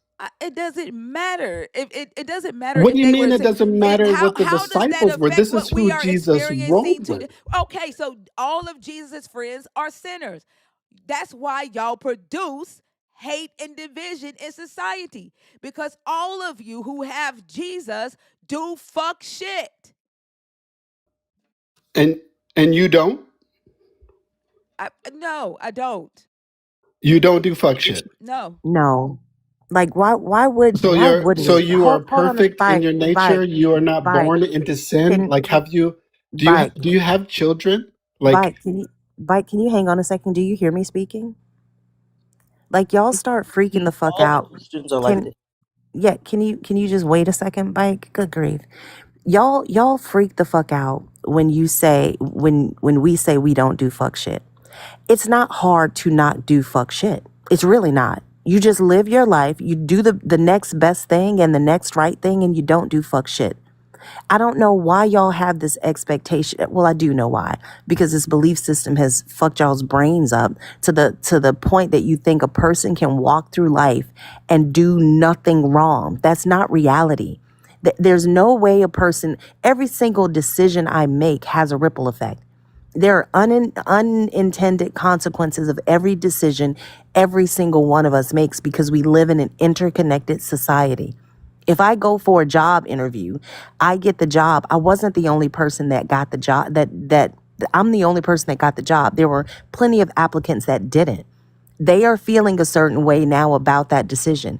That doesn't mean that the person that gave me the job did a wrong thing.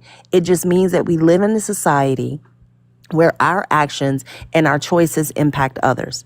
When you have a belief system that's predicated upon a fairy tale of two perfect people living in a garden and the idea of perfection, nobody makes mistakes, nobody does anything wrong, nobody impacts anybody else in a negative way, that's not reality.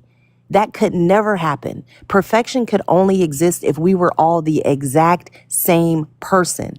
Y'all don't realize that. To Thinker's point about this belief system, what you're saying right now is divisive. You're othering every Christian that doesn't see Christianity or walk Christianity out the way that you do. You don't have some sort of patent on Christianity. And your God does not clarify for those of us who have to live around y'all which one of y'all is doing it right. But we feel the impact of every single one of y'all. That's what y'all refuse to realize for some reason. You started the conversation I'm off with you have a lack of an understanding. Like you didn't even even ask one question about what our level of understanding is. Every last one of us up here were Christians for more than 2 decades. Every last one of us up here. The fact that you are positing that Christians sin because that's who Jesus chose as his 12 disciples. Christians sin because you were born in sin. Non-believers are not ignoring, condoning, or advocating for the things that we see in society because we are non-believers. You all are because you are a believer. The war and that has to happen so Jesus could come back. Suffering and hunger and famine has to happen because Jesus suffered. The excommunicating of family members because of their lack of non-belief, because Jesus says to come out from among them and be ye separate. All of this division and this hatred comes from your belief, and you have to say because Jesus said, because the Bible said. That's the difference.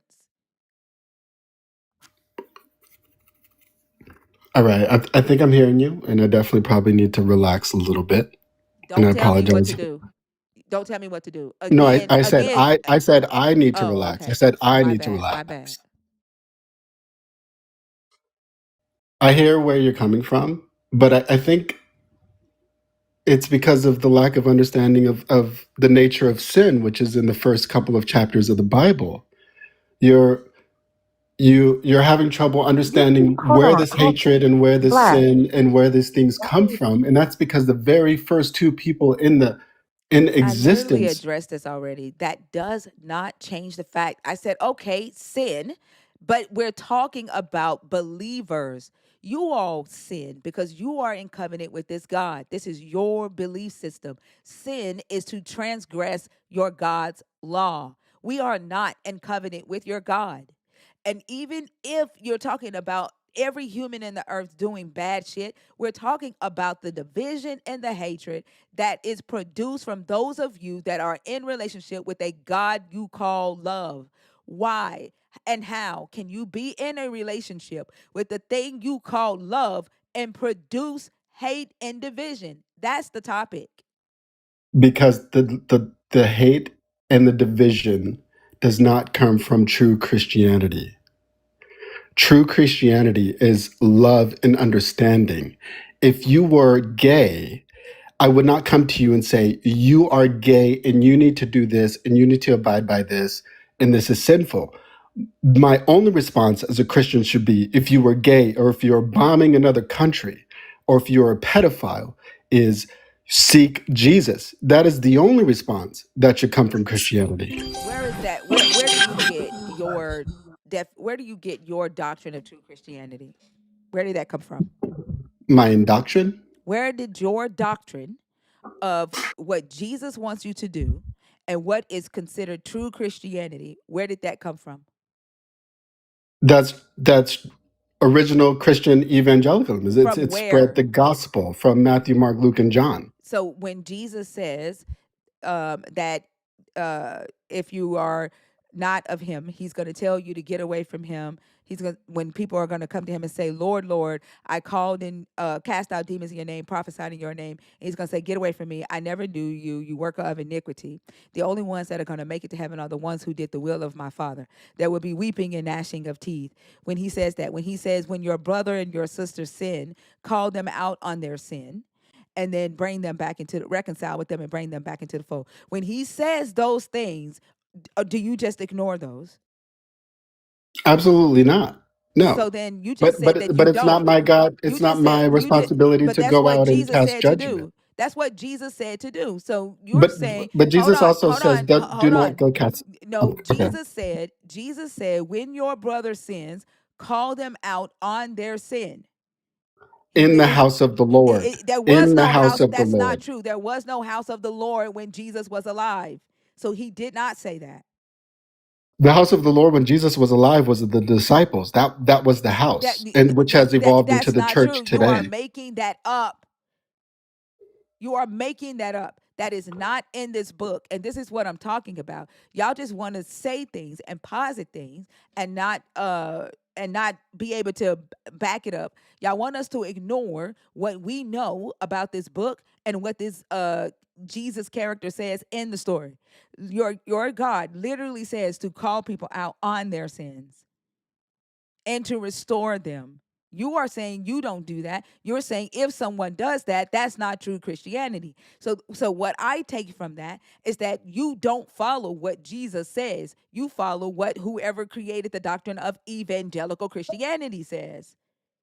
But how does Jesus call out Matthew on his sins? What do you mean? Jesus talks bad to them.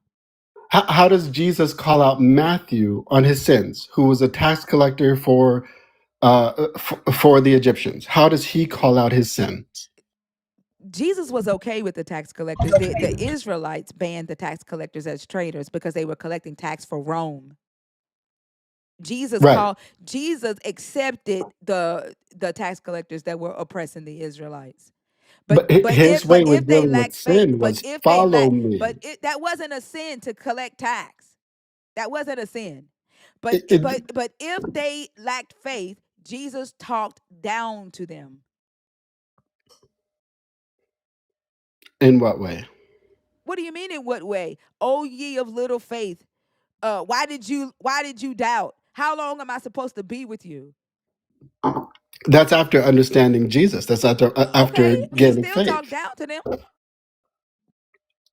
I mean, after you have the knowledge, then He still talked at down that to point you them. have to make a decision. He still talked down to them. Do What's you wrong think with that? that? Did you say what's wrong with Yeah, he that? just said what's Yeah, wrong with that. what's But wrong with remember, just talking a down to minute ago, someone Fee, who's been Jesus wasn't. enlightened though? Remember, just a minute ago, Jesus didn't do any of that. Now it's what's Yeah, it was wrong with all that. about it No, was all I about never love said Jesus didn't originally. talk down to anyone. Jesus is You said definitely he talking was down to love, and people. he never said to call anybody out. You literally asked, "How did he No, treat?" How that you literally that is how asked. you You become a literally asked. disciple. You literally. You're You telling me literally to like. act Will as you Jesus, stop? but I'm not. Will you stop? There's no point in you saying, "You're right. I apologize. I need to calm down," and you're gonna keep doing the same thing. You literally said that to call someone out on their sin is not true Christianity. But here your God is calling people out for having a lack of faith that they can fucking walk on water or that they can raise the dead or heal the sick. And he's talking down to them. Can you heal the sick? Because Jesus said that you should be able to do that. Can you heal the sick? Is Jesus talking down on you because you don't have the faith to be able to heal the sick? Because that's what Jesus was doing. You're saying that I should be Jesus. Jesus said that you should be able to heal the sick if you believe in him. Absolutely. So do you heal the sick? Can you heal them? I can pray over the sick. Nope. He said you should lay hands on them and they recover. Laying hands is praying. And they recover.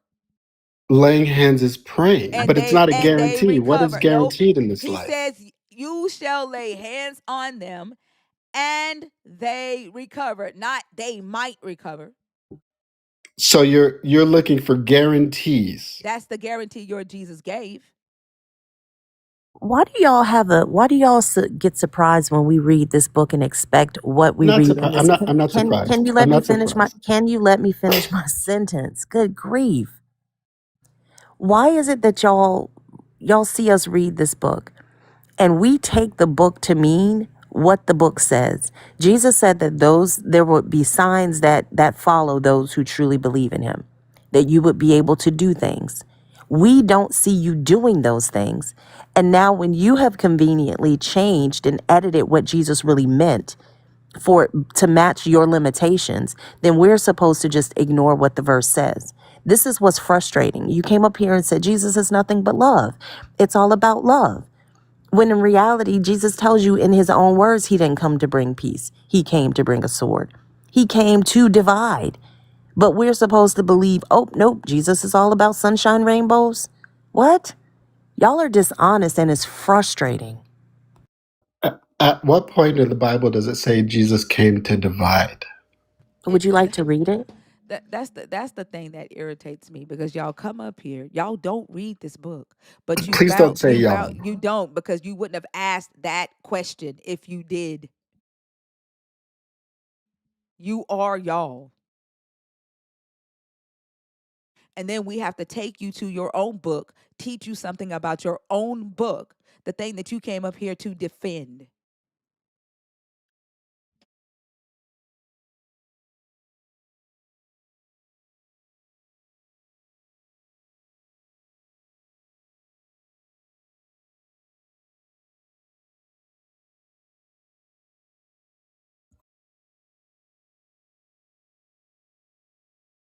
And the interesting thing is, it's not even in there just once.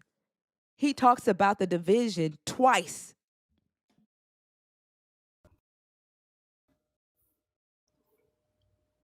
Explain to me the division. I Your want to know why understanding you of don't the know. division. I want to know why you don't know. Because since you I are the want to true, know why you you are don't know well, you why are the people true Christian. like But you you. are the true Christian. You are pointing fingers at all the other Christians and saying that they're not true Christians because they produce hate and division. But you are the true Christian. So why don't you know what your Jesus said in this book?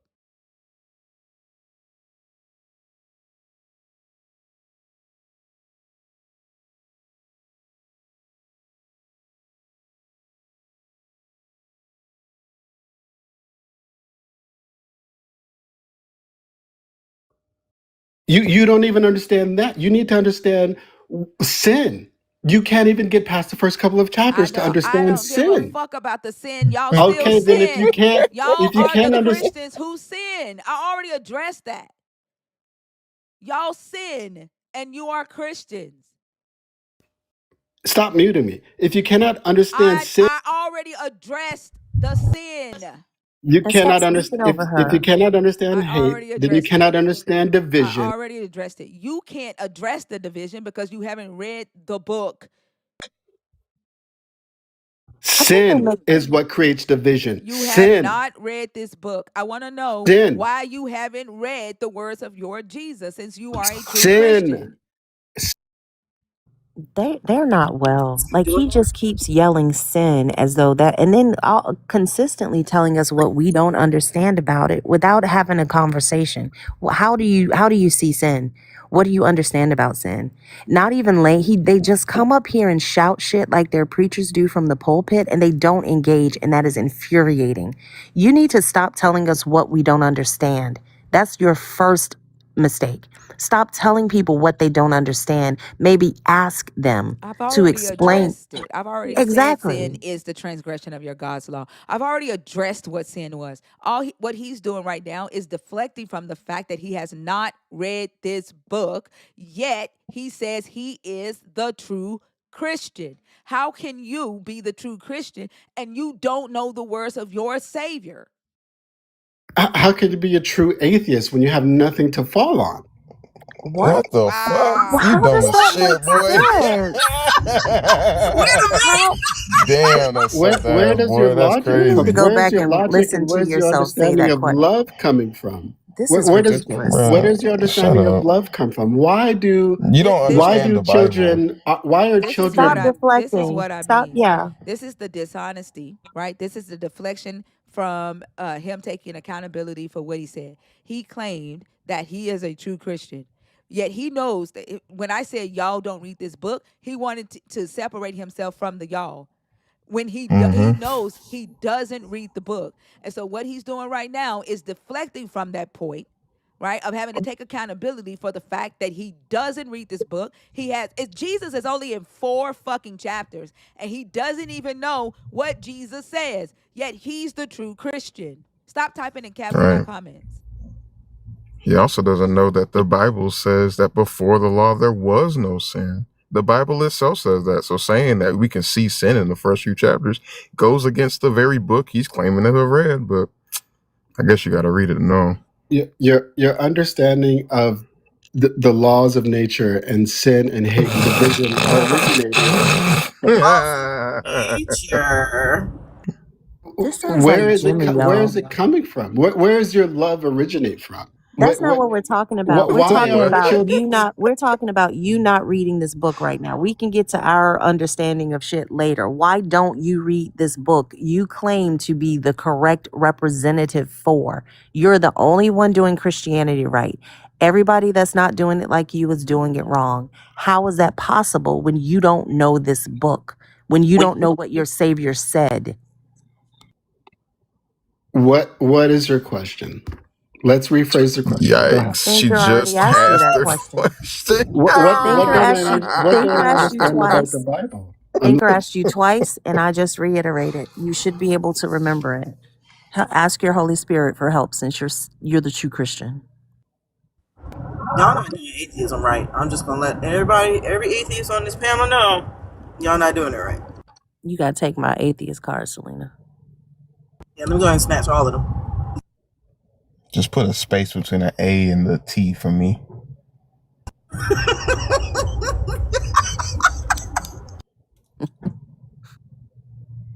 Can you answer the question, Fight? Can you rephrase it? What did Thinker ask you? I don't remember. There's too many people talking. Started talking about something else to avoid the question. Stop it. We weren't Well, even talking when that happened. Just Oh, y'all rephrase it. lie so quick.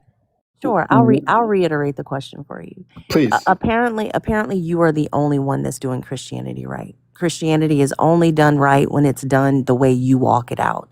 How is that possible when you don't know what your Jesus said in this book? Jesus said, I am the way, I am the truth, I am the light. That's what was said in the book. The only thing Jesus said. See, Uh, you just reiterating that you don't read this book. Jesus has said plenty of things, but Do you know that Jesus said that he didn't come to bring peace? Do you know he said that? absolutely.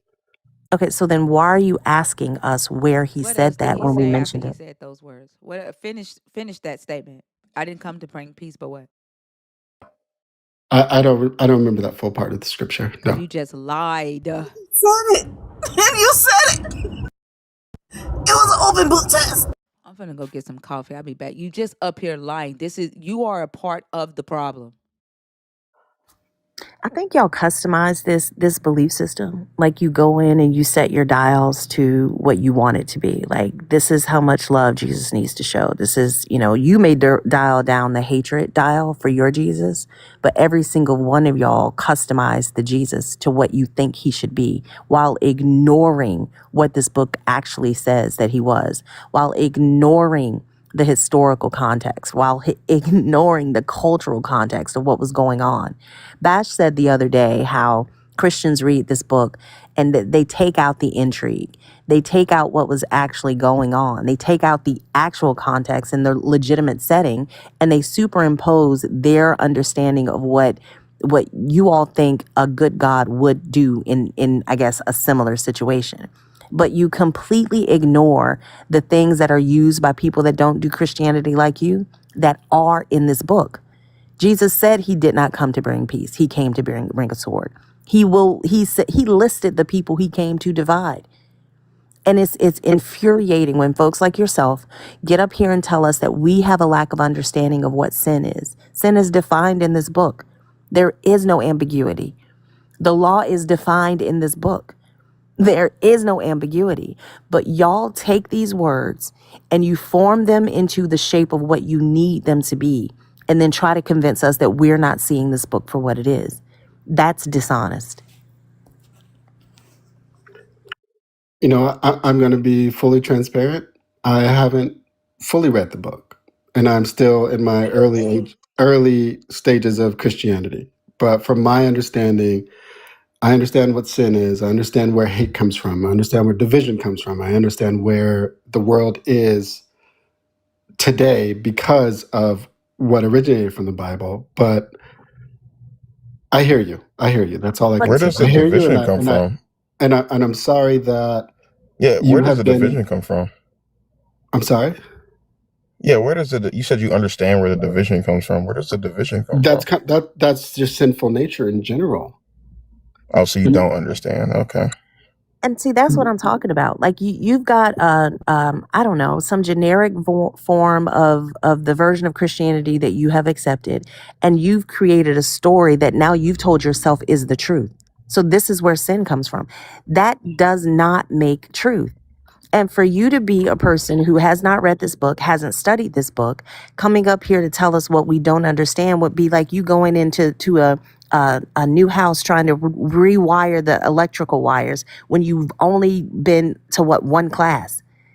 That's irresponsible. Before you hop up to defend a book you have not read, you might want to think through that. It's unfair and it's dangerous for you to come up here and tell us that we don't understand sin and it's about the sinful nature. When we study this book, I was a Christian for over 30 years of my life. And y'all come up here, haven't read this book. You've carved out a comfortable bubble of knowledge that you're calling knowledge, which is ultimately the way that you have constructed very few passages in this book. And then you're telling us that this is the will of God. You have become the God. You have put your understanding and your preferences on what you think Jesus should be out into the world as though it is God. That is dangerous. And every single one of y'all do that. Let's be real. Fee, he doesn't care about anything that you just said. He's already excused himself for everything that he does. He's already set himself apart from everybody else in the world, and he's put himself in the exclusive category. What we were talking about earlier tonight, how Christianity has to have exclusivity in order to thrive. He's already done that. He's already excused himself. No, And I because haven't I'm done talking right that. now, and because sin exists in the world, he is excused from the fuck shit that he does, right? Because everybody's gonna sin, they're born in sin. Jesus dying on the cross, Jesus died so that he could be forgiven of sin. He forgives himself because he doesn't get a postcard from heaven. He believes without a shadow of doubt that when he does fuck shit, when he prays and asks Jesus to forgive him, Jesus did that.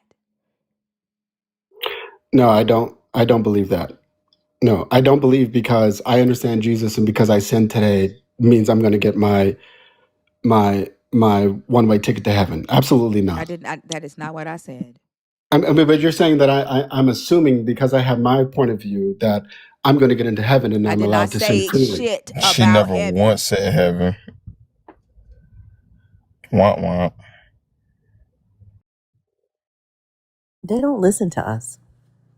They don't hear what we say. They hear what they expect us to say. And that's what they respond to. And that's frustrating, Bike. That's frustrating. That's what it's leading to. That's what your conversation is leading to. You're Aww. saying that I'm able to freely sin because Jesus came to the earth and died on the cross. Is that what you're You saying? said that. That I could just constantly sin? You said that. You don't even Okay. Well, remember. You don't even remember. You said that shit in the beginning of this what I'm conversation. going to correct is that I do not believe that I am the one and only in that, because I am in this box of understanding that I have a free pass into heaven, or that Nobody said that. I am able to get by with sinning, or that I'm able to create division or anything If you like that. sin, what happens to you? Death is the Oh, wage you of sin. died the day you sin. No, you don't die the weight of sin, Oh, but if you okay. continue in your Oh, sin, then how do that you you not will continue in it? What do you have to What? do when you sin? continue to sin. You No, what do continue you to sin have to and you do? don't repent. You Oh, so need to you repent from your repent. sin. So you Yes. repent. All right. And when you repent, you no longer sin anymore. Uh, no. So When you so repent, so you're hold on. basically So saying you that repented, right? So you don't Mhm. sin. So you don't sin. I'm not saying that. Oh, so you have when you first repented for your sins, you went and sinned again? When you understand that what you're doing is sinful, then you have an opportunity to repent. Oh, And if okay. you continue to repeat that same sin Oh, it has to be a over and over different sin. again, then the wages of that is Oh, death. it has to be a different sin. It doesn't have to be a different sin. It could be the same sin. No, no, no, no, no, no, no, no. If you feel If it, you sin and you Mhm. repent, then the next sin you do in order to get forgiveness has to be a different sin. It can't be the same sin. It could be the same sin. Oh, so and you can repent again? If you continue to do the same sin with the Listen to understanding the that this is question that I am sinful, asking. If once you repent and get forgiveness for your sins and you become a Christian or a follower of Christ and you sin again, are you able to repent and get forgiveness? you can repent, and yes, you can repent.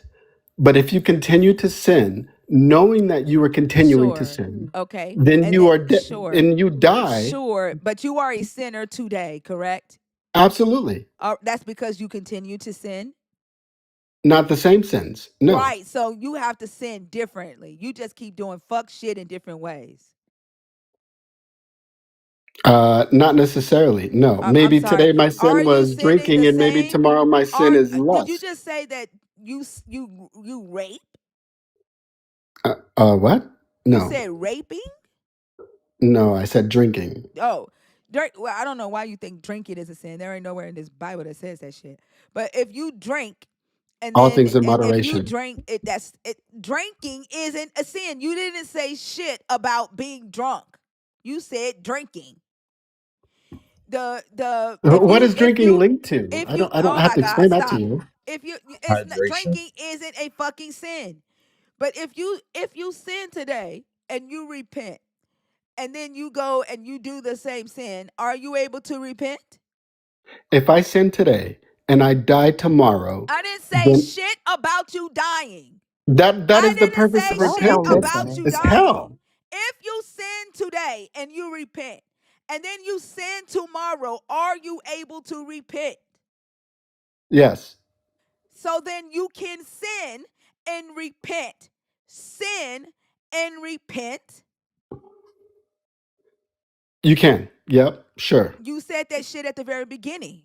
Okay. I'm saying yes. I'm agreeing with you. You just Yes. said you didn't say that But shit. what happens? What happens when you die in your sin? We're not with you when you die, Oh my gosh. Bike. We're just with you when you repeatedly sin and repent and then decide to forgive yourself. That's That the is shit. Stop. You don't like to hear it that way, but that is exactly what's happening. Y'all don't want to listen to our lived experience on the other side of your fucked up belief system that allows you to continue to do harmful shit. Repent and then forgive yourself. The only thing you're thinking about is when you die. We're not going to be with you there. We're with you right now while you're sinning, repenting, and repeating. That's the problem. That's why they okay. produce so much hate and division, because they don't care about what they do here. All they care about is making sure that they get to heaven. So they can do the fuck shit and just make sure they repent. Do fuck shit, repent. Do fuck shit, repent. And make sure that they repent before they die so they can go to heaven. That's why they produce so much sin. I mean, so much hate I and division. I I I totally hear you, Faye. I actually totally hear you. My name is You Fee. you think that because we have this window of constantly sinning and constantly repenting that we can continue to repeat our sins. And I guess my question is what type of logic or what type of system do you have in place to Uh, prevent you from doing the no, fuck stop. shit, Because quote you aren't unquote? fucking doing it. The system that you have in place right now don't fucking work. Okay, so That's the what system point. is That's working the for point. you? That's the point. The question is, you claim to be in relationship with a God that is love, yet you do fuck shit. You have lied multiple times on this fucking stage without a fucking conscience. How have I lied? Please I'm not. explain I've that to asked me. Jesus. I'm not about to go back through that shit. You were a part of the conversation. You should fucking know. You have lied multiple times. You have interrupted us multiple times. You started the conversation out with a fucking insult. You have pointed fingers at other Christians. This is what y'all do. I started the conversation with a question for No, the starters. fuck you didn't. I did. I said, "What Uh, can you help me understand what your meaning of hate and division and how Christianity sows that?" That was my Uh, question at the very beginning of this what the conversation. Was fuck it ever. not? oh, You started it what out with a what was the fucking. reason why you asked that question? He Right. fucking knows. Like this behavior that you are expressing right now is the very thing that produces the hate and the division in society. Y'all have this self-righteous moral superiority without actually being fucking moral. But I don't hate You you. excuse yourself. I didn't say you did, motherfucker. You also don't listen. You excuse yourself from the fuck shit that you do because Jesus died for you. And y'all fuck up the world. You fuck up your families. You fuck up everybody else's lives because you feel like you are excused. You're in this fucking club. No, I don't feel that I way. wish Jesus would come back and go ahead and take y'all to heaven so the rest of us could fix the fucking earth. Where do you think you're going to go? That's what I said yesterday. Nobody is Hold afraid on, of your watch what he hell. finna do. That mind you, the question that he just asked, but he said he don't tell nobody that shit. He's Exactly. a fucking liar. That's all. That's all this is about. Honestly, this is about their salvation of their own asses, and folks like you and I who are willing to speak truth to power and call them out for their bullshit, being tortured eternally in a place of fire. And the thing is, like, we are not afraid of your God's hell any more than you're afraid of any other God's hell. So, but y'all don't stop to think about shit like that. You ask, what system do we use? It's called the system of accountability. I don't Where do do you think harmful this shit. is? Can you stop? It doesn't come from your God. But you don't read your book, so you don't fucking know that. Y'all are some of the most infuriatingly frustrating people to converse with, and it really shouldn't be that way. If your God produced love, then where Christianity is, love should abound. If Christianity worked, then sin shouldn't be able to overpower it. You constantly tell us how strong your God is and how running to Jesus fixes everything, but you have pastors touching children. You have prisons full of religious people, both Christian and Muslim. If this shit worked, they wouldn't be there. If this shit worked, you wouldn't be up here telling us what we don't understand about a book you haven't read. Y'all don't Everything that care. you just You pointed know out is what's so because you have a interesting? lack of understanding of what Sure. sin is, and that's Oh, what okay. I Yeah, keep sin pointing is to. you. Oh wow. Sin is you. That's You the know whole what You is have a so lack you of know what is understanding so what sin interesting? is. What's so interesting is he got offended by me saying that I wish Jesus would come on back and get his followers so that the rest of us could fix the world. He got offended by that. If They you don't want to actually fix the world, believe this baby. shit and actually wanted to be with Jesus, you would have said, "Yeah, I wish Jesus would come on back." Y'all motherfuckers don't want Jesus to come back because y'all love the earth too fucking much and you love your fucking life too fucking much. You love I would yourselves too love it. fucking much. It's too fucking late, motherfucker. You already got offended. I would love it. You're only saying that now because she pointed out the actual entailment of your response. Like you're so dishonest with yourself, you don't realize you're being dishonest with others. And that's a fucked up place to be. That is a very, very dangerous place to be. But I think the world looks in a way that reflects that most of y'all are like that. You don't realize that if Christianity worked, we wouldn't be dealing with this. It's been around and available long enough to fix the things y'all claim it will fix. You talk about we don't understand what sin is. Your book tells you what sin is. And you're not even talking about sin. You're talking about controlling who people are. You're talking about ultimate compliance is what you're talking about. You're not even talking about sin. Your God had laws against eating fucking shrimp and how you needed to cut your beard. If a God thinks what I eat is a sin, if a God thinks how I wear my hair is a sin, y'all are prioritizing the wrong fucking things. Where in the Bible does it say that everything should be fixed on this earth? Did he Where do you not read the live? Where do flood story or Wh- wh- There's nothing in the Bible that says that this earth will be healed through Jesus completely.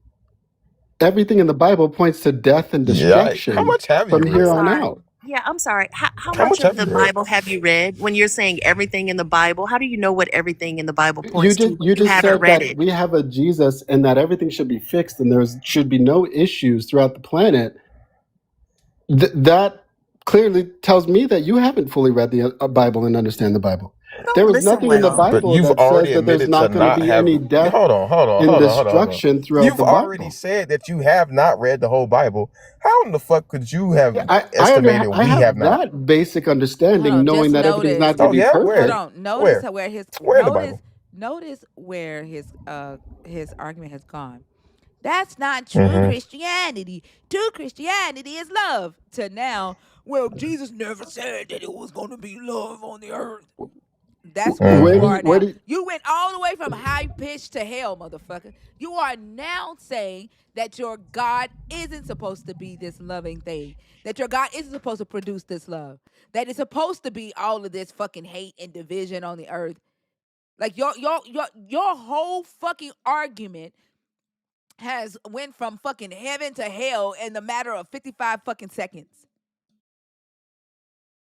so you're saying that I shouldn't love God because in the Bible it says that God is going to rain hell and fire on this earth in the future. Who Did said you any of need to that? ask What? Jesus That's for a essentially new what you're saying. The motherfucking You're Bible kind of brain? don't say separating that. the Like, you're I trying to swear, separate the you love need of to God and ask the Jesus. understanding of You need to God. ask Jesus for a new brain. First off, you are You insufferable as fuck. I guarantee you that you talk to yourself in the mirror and tell yourself, "Boy, you look good." I guarantee you, you're that type of motherfucker. You are vain as fuck. You only hear what the fuck you want to hear, and you are a liar.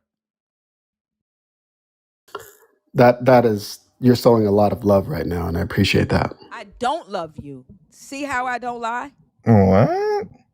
That y'all are even AC in the comments thinker talk about brother.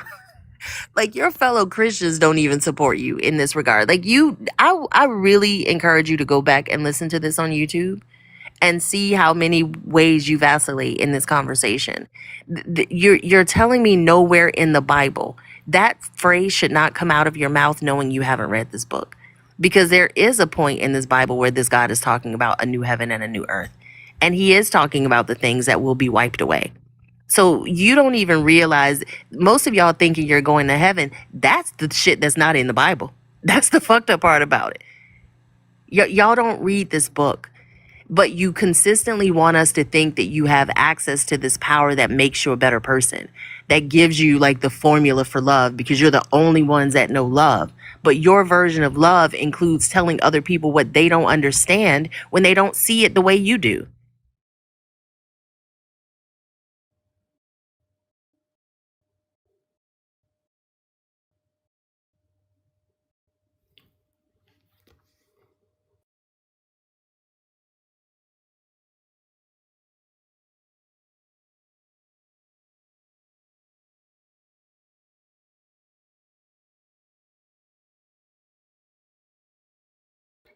Oh, yeah. Keep getting muted.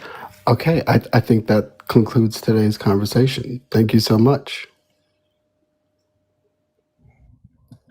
I think my favorite part was the fact that I know for a fact that he's going to walk away not being changed in the slightest and really not even remembering what the fuck we talked about. That's my favorite part. That's a fair assumption, but it's totally inaccurate. But it's fair. Oh, okay. What did you talk about? Let's do a Like what? summary. Like, why would you encourage me Summarize not what to go summarize read what or Thinker not and Fee were talking about. not Yeah, sure. and Summarize what not go Thinker and Fee were talking about. research? What? Absolutely. Summarize what they were talking about. No, you're saying that I'm not going to go research anything, and now you want a whole book report? Is that what I said? Or did I say That's what a something completely summary different? is. That's a summary. That's Is that what essentially a I book report. said? Or did I say something different? That's a summary. You're only going to answer the question that I asked. Is that what I That's a said? Or summary, did and you they're say something essentially different? saying that my Did Jesus I or ask what Jesus. you said? Or did you say something different than what I asked? What? Did I You're ask what asking you for a just summary. said? You're Or asking did me I to ask something summarize completely everything different? that I said. Answer the question that's being asked. I don't want to call you an idiot, but you're displaying idiot behavior. Listen to the question again. All right, I'm Did going to I go off. ask you what you just said, or is that completely different than what I asked? All right. Hey, God bless you all. If God could bless you, you wouldn't be such a fucking idiot. Thank you. I appreciate the love, brother. I don't love you, bitch. You see how God, we can say bitch and fuck you? You have to say God bless you because you use your God as a fucking curse because you are an asshole. Y'all would never be able to convince me that this belief system produces anything decent. You couldn't.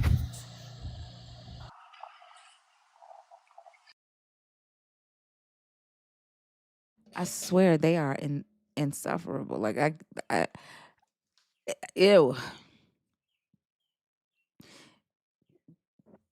We don't ever get scholars in here. Like we never get people who actually read this book.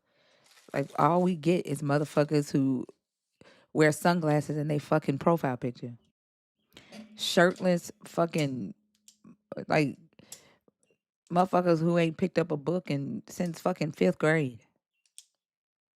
And they keep coming back. Like, beyond mathematics or rationality, keeps coming in here and saying the same shit over and over again. Like, it's almost like they are comfortable with not thinking about things. They want to stay in this deluded world that is detached from reality and all the impacts of their actions. I don't get it. I don't know how much longer One, I can talk to idiots. I don't have the fucking patience. I don't. I have better conversations with my fucking teenagers. Like I fucking can't. These are grown ass adults. The fact that he think the only way to do a summary is a book report kills me. especially because the thing that I was asking him to summarize was not a book. Was not a book.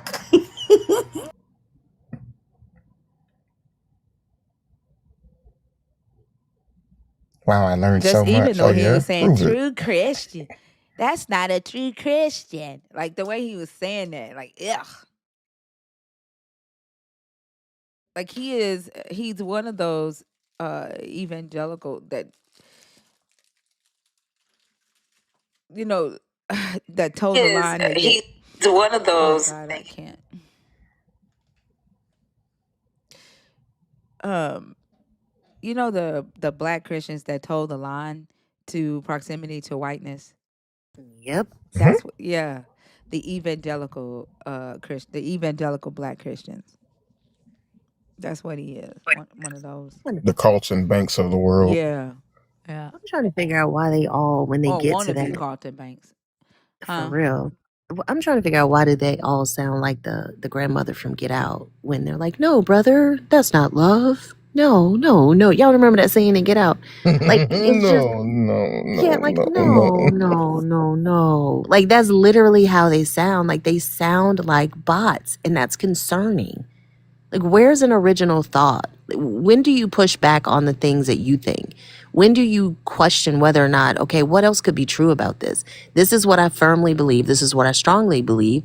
But step to the left or the right of that belief system and ask yourself how you see it from that vantage point.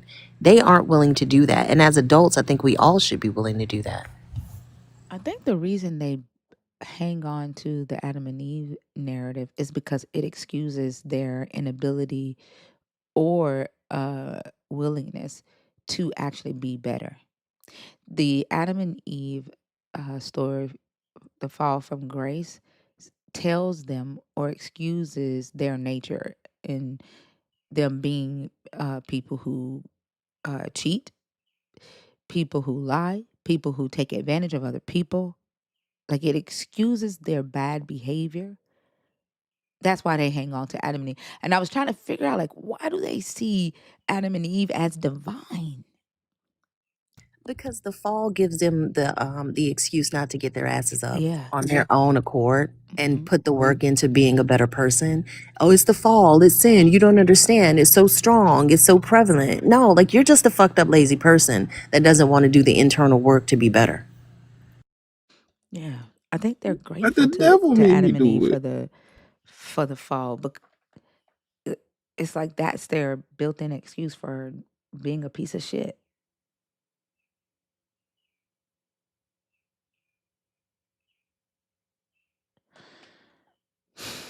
And I'm not saying every believer is a piece of shit, but when when believers, most likely, most of you, do abusive shit, y'all are quicker to forgive yourself because you say, well, I'm only human. God can only judge me. God forgave me. Like y'all excuse yourselves. That's why Adam and Eve is important to y'all.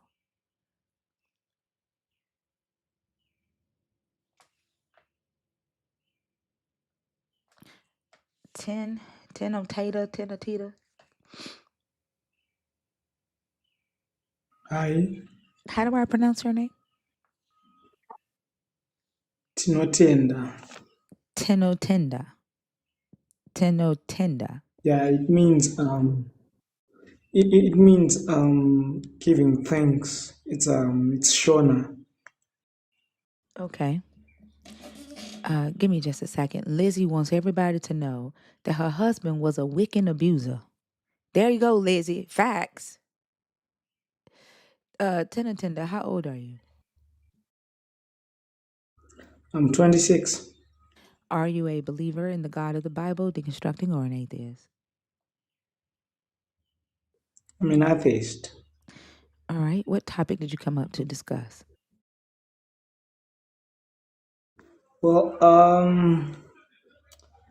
Well, the first topic is quite interesting for me.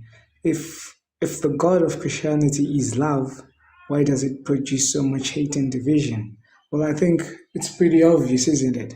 Because in the Bible, there's so much hate and division generated from God Himself.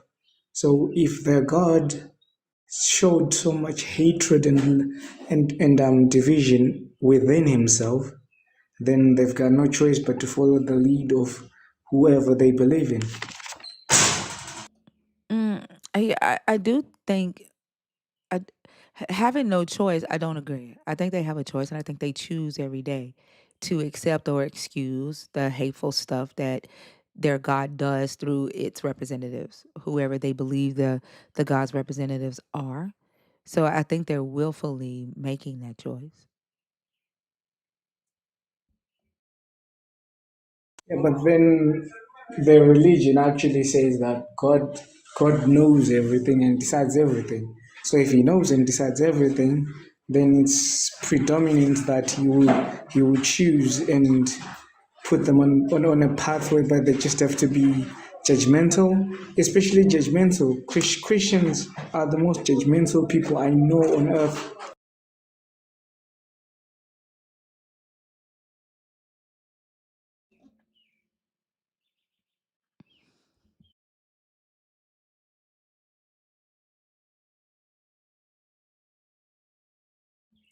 Tino Tinde, are you there?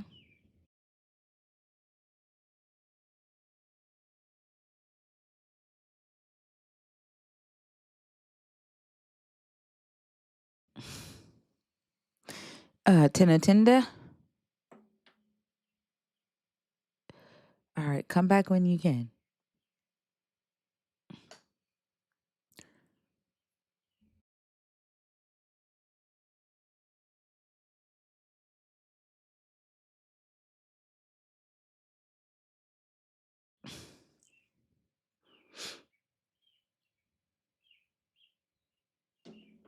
Get ready. It's going to be some whining.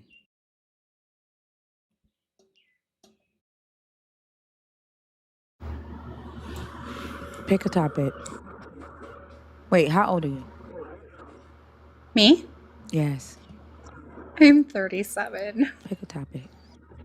I'm like the crypt keeper. Just kidding. So I would like to choose the first one. Go ahead.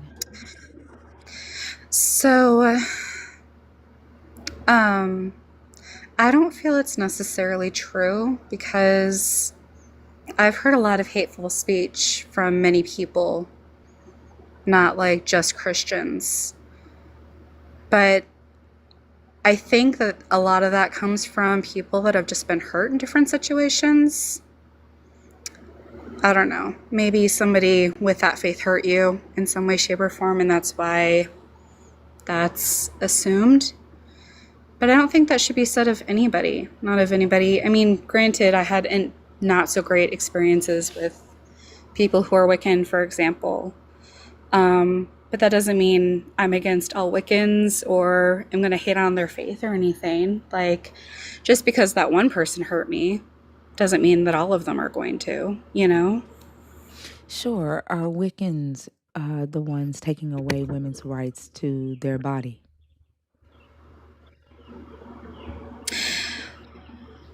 Quickly, please. I haven't met all of them, so I can't really say that. Oh, are you being honest right now?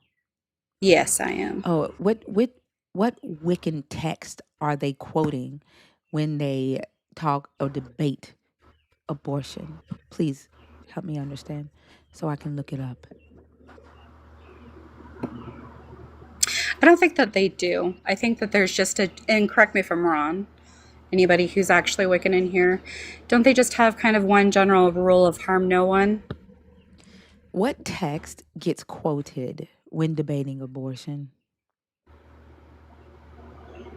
In Wiccan? No, period. What text gets quoted when debating abortion? I don't know, but I'm not exactly You are against dishonest as fuck. abortion. You are dishonest as fuck.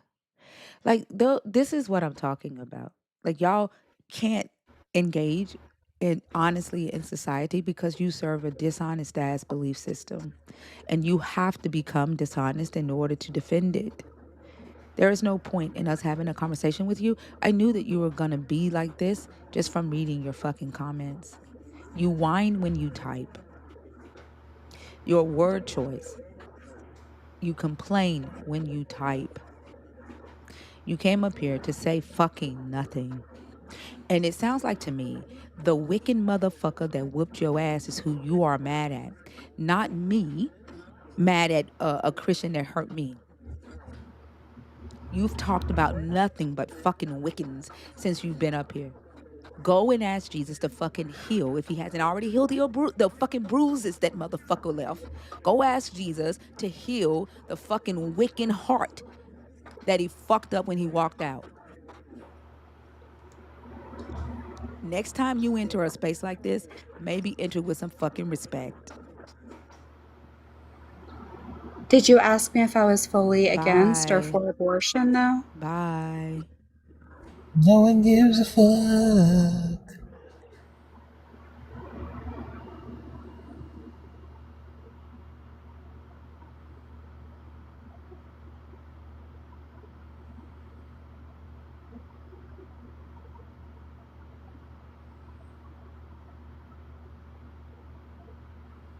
I'm hearing a lot of hate and division in this room anyway. Okay, I hate goodbye. you, motherfucker. Divide yourself from the When you stage. don't even know me. Bye. I Wow. hate you, motherfucker. Divide yourself from the stage. Why are you still here?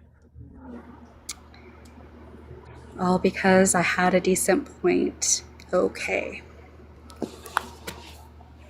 Because you guys can't What? handle somebody who has an I'm opposite opinion. You I'm don't sorry. have What an decent? occupant. You want to talk about your husband who whooped your ass, who was Wiccan. You want to complain about Wiccans because your husband abused you. That's what the fuck you want to complain about. That's what you've been talking about in the fucking comments the whole motherfucking time. You are dishonest as fuck. When I try to engage with you honestly, motherfucker, you decided to be disingenuous.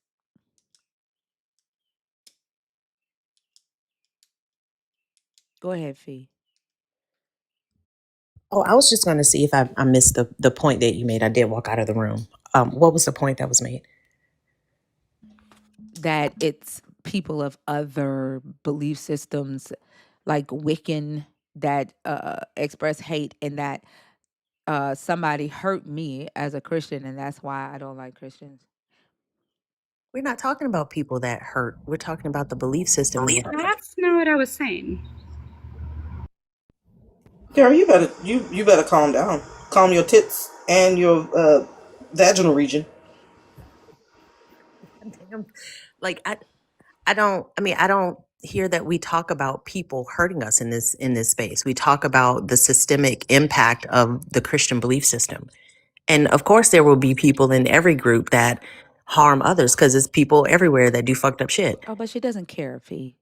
I asked her if uh, it was Wiccans that were taking women's rights away to their bodies for abortion. She said she don't know. I said, what text? No, she said, I don't know all the Wiccans in the world. I said, well, what text are Wiccans quoting then when they are trying to take women's rights away?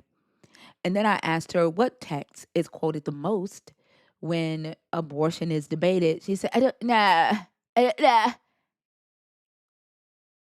I mean, I think that would be an easy one. We talk in here all the time about all of the human rights issues that are, hot button issues like rights to abortion, LGBTQIA rights, patriarchy, and the way women are treated, femicide, all of that. It's your people that are pushing against humans having basic rights and being respected for being who they are individually. Wiccans don't do that. You don't have Wiccans lobbying fucking Congress. Nobody's trying to put any Wiccan, I don't know, code of ethics in the schools, but they're pushing for the Ten Commandments that they don't know or follow. But she knows that. She's mad because she married a fucking Wiccan or dated a fucking Wiccan, as she stated in the comments, and he fucking abused her. So it's Wiccan's fault.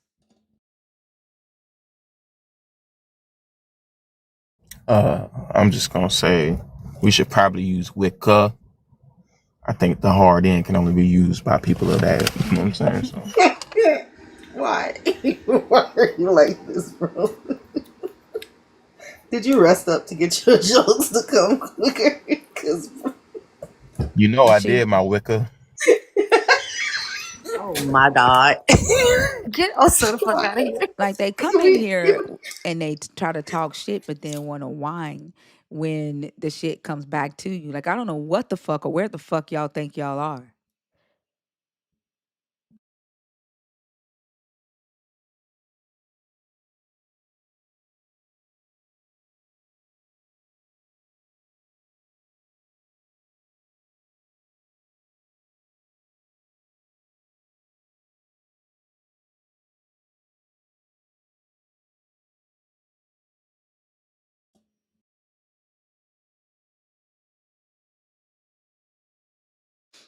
Did she even claim Christianity?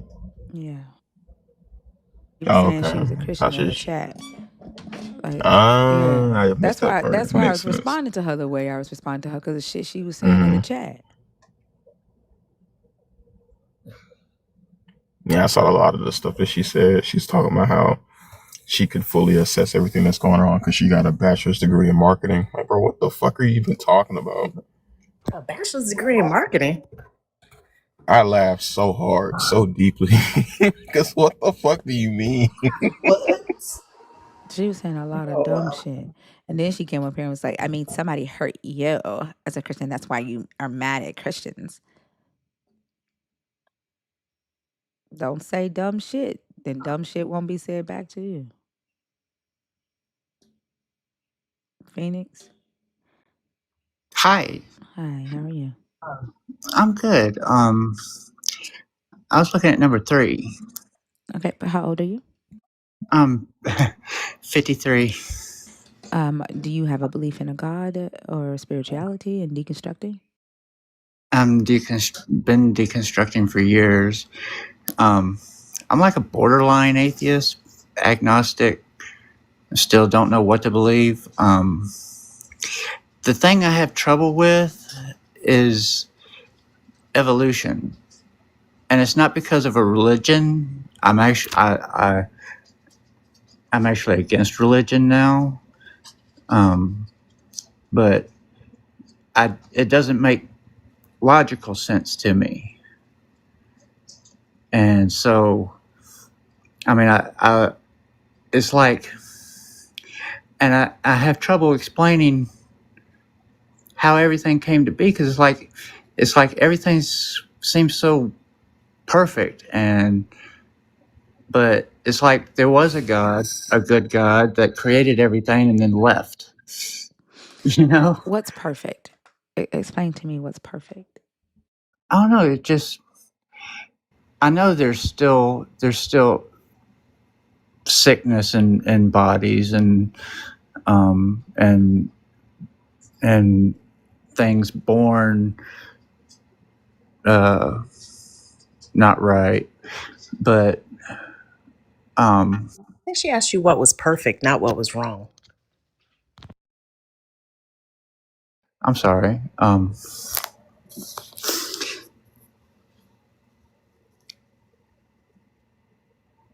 I don't know, just everything seems to be Like what is everything? Can you define that?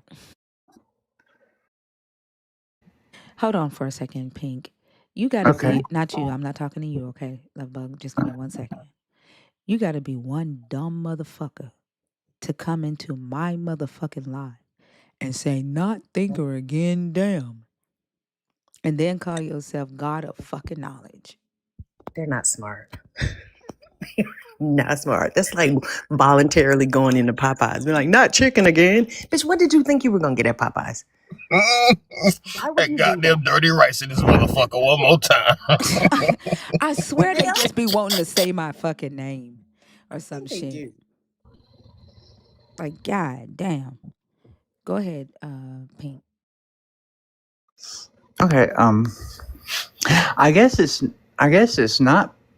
it's not perfect. It's just, I don't know, it's just really really good, really wonderful. And it just seems too wonderful to have just happened. Like, You what know, are you calling wonderful though? Like what? all of life, Like um, what specifically? Can you be specific? um, all of life, trees, people, animals, all of life, all that exists on the planet. What's wonderful about it?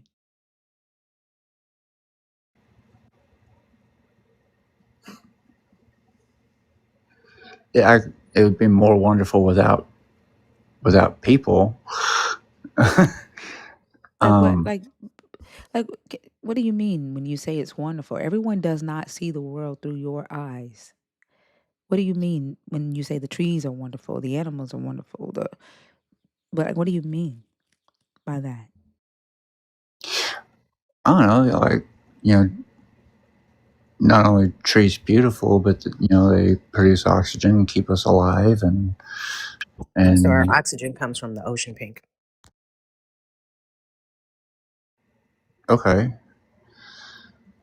Um, and it's something else I've often wondered, like where did all the water come from? You were answering Thinker's question about what's wonderful, like the fact that everybody doesn't see the world the way that you do. And I think it's important to answer this question because a lot of folks kind of get off into this, oh my goodness, it's so expansive, it's so complex. Y'all never audit a class to understand what we do know about the world, about the universe. You don't like order a Mm, book and study what we do know. You're saying evolution doesn't make sense. Mm. I mean, if you studied it, you may disagree with it, but it does make sense because it's an actual system. Like it's an explanation. mm. So when, to Thinker's point, when you say wonderful, what are you talking about? Are you just referring to like the things that you are in awe at, but or in awe about that you haven't studied? Because that's not a fair assessment. I guess that's fair. Uh, yeah, just in awe of it. Um, I haven't thought about it like that, but Like, are you um, aware that 70% of the water on our planet is undrinkable? It's contaminated, dangerous to humans and animals. yeah, yeah, can't drink salt water. Um,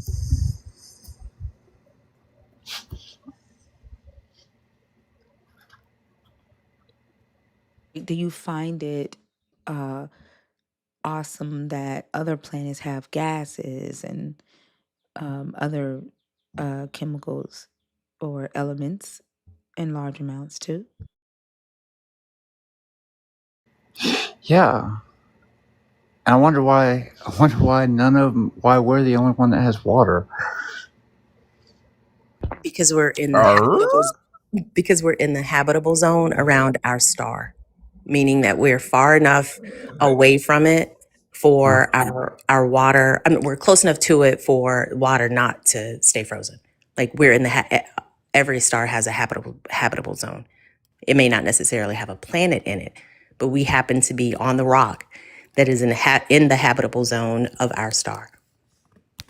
Okay. Well, I'm sorry to come up in here so ignorantly, but No, I mean, I that's okay. just That's what number 3 is for. um, yeah, like I said, I'm still deconstructing, and it's a long process. Have you heard of Khan Academy before? KHAN Academy.com. No, I haven't. It's a really good resource. I recommend all the time. It's got various courses on these topics. You know, what we know about, not only what we know, but explains how we know it. Like I think that's key to understanding anything. You got to understand what makes it true, for evolution, biology, all of the things that we know about the world that we live on around us. There's nothing wrong with not knowing. All of us don't know a whole lot. Like there's so much more that I don't know than I do know. And I think Yeah, that to me is the beautiful part of being on this planet. But that doesn't have anything to do with a God, or some power. And to Thinker's yeah, point, like I think sometimes we consider something wonderful, but we're only looking at it from the one vantage point that we have. We have to intentionally realize that other people experience the same thing that we do in a completely different way. yeah, yeah, and that's hard to do. I think the reason it's hard to do is because of the indoctrination of Christianity. Because Christianity says there's only one God, there's only one way, right? There's only one way to be, and so everybody is expected to see the world through this specific God lens. God created the earth and everything was good and it was so beautiful and perfect. And then man messed it up.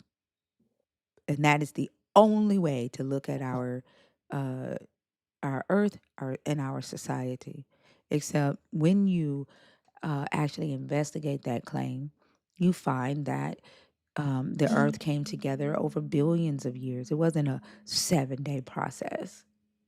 You find that human beings once were not bipedal. And when we became bipedal beings, we didn't have awareness. Our cognitive abilities were not as developed as they are today. You find that when once we became Homo sapiens, we then began to ask ourselves questions and are aware of the fact that we die, aware of the harm that we cause, the good that we do. We start living amongst each other. Like life, it's just very different than what we are taught in Christianity. We're able to notice the diversity in nature and really appreciate the diversity in nature, whether that is with the trees, with the seeds, the animals, the human beings, the different places on earth, right? The different neurological makeups of each individual. You're able to appreciate that diversity and really see the world from a different lens.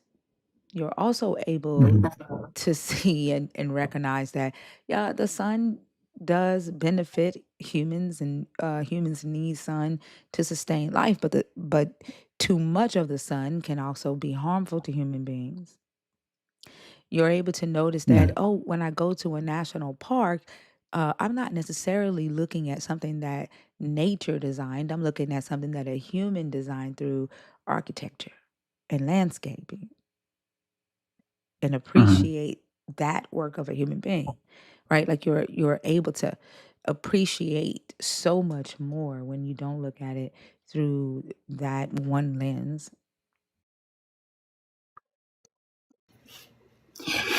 Yeah, I left, kind of left the faith years ago. So it's like it's felt a lot more freeing being out of the church, but I didn't kind of didn't deconstruct on my own choosing. I was kind of no longer welcome because I'm a woman of transgender experience, so living in the South, so I wasn't no longer welcome. So Did that make you feel like a God didn't love you? no, I lost faith in the church before I lost faith in God. Um, I felt like they didn't love me. I blame them, but but I was still iffy on. I've been iffy on God for a long time because I've had trouble even before I left. I had trouble with hell. How can a good God create such a place like hell and send their own children there? Um, so I had trouble with that and just so many things in the Bible. And I had an episode once when I was in the hospital dying, and or I thought I was dying, and instead of your life rushing past your eyes, all I could think about was all the contradictions in the Bible. It's like I was thinking about the Bible because I was thinking I'm about to meet God, and all I could think about was all the contradictions, and so that changed me a lot. So when you were thinking about the contradictions, is that what made you start questioning your belief in the God when you got better? Yes. Um, there were so many things that caused me to question, but that was a big episode for me. What was a God to you? Like, what did you, when you were a believer, or still, like, I know you say you're agnostic right now, and you're leaning more towards atheism, but Mhm. what is a God to you? Oh, God is a higher being that created everything.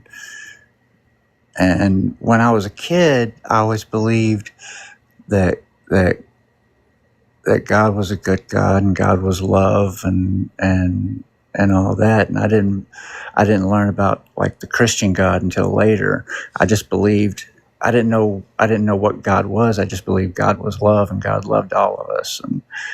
And you know, I guess my thoughts of God were very simple. Um, How did you experience the love of God, or how do you today experience the love of the God that you believe it may or may not, that may exist? oh, not very well anymore. Like I said, I'm being a woman of trans experience, but um, But I'm not talking so about the God of Christianity. I'm talking about the God that you might think exists. Because you say that you're agnostic, which means that you believe that there might be a God, but not necessarily the God of Christianity, right? right. So that God that you think that may exist, are you experiencing that God's love today?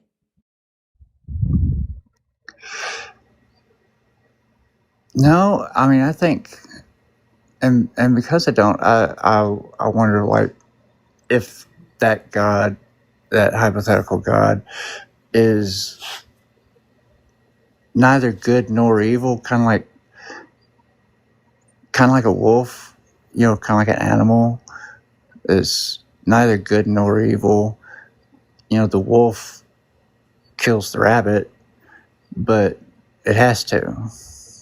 Um, it makes balances. The wolf is still good. Um, But the wolf has a need.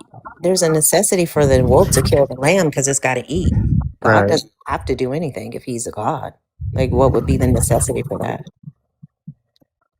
right.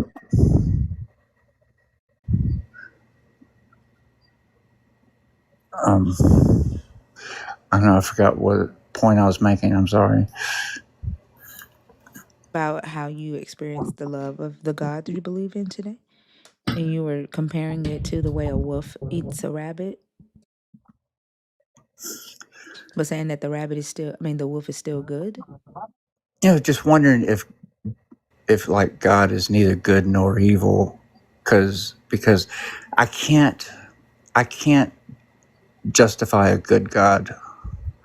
I can't I can't see a good God. And that's the thing I've been having trouble with now is you know I can't see a good God. I look at the world around me and you know the world's on fire and everything, and I can't believe that there's a good God that you know is in charge of anything or loves us or anything. Like I said earlier, it's like it's almost like there was a good God that created everything, did good, and then died or something. You know, that's I guess best where my brain was at. Um, But if he can die, is he a God? Like, death is a biological, component of a biological species. Like, mhm, carbon-based biological creatures die. I mean, I mhm. would put your God on the same level with us.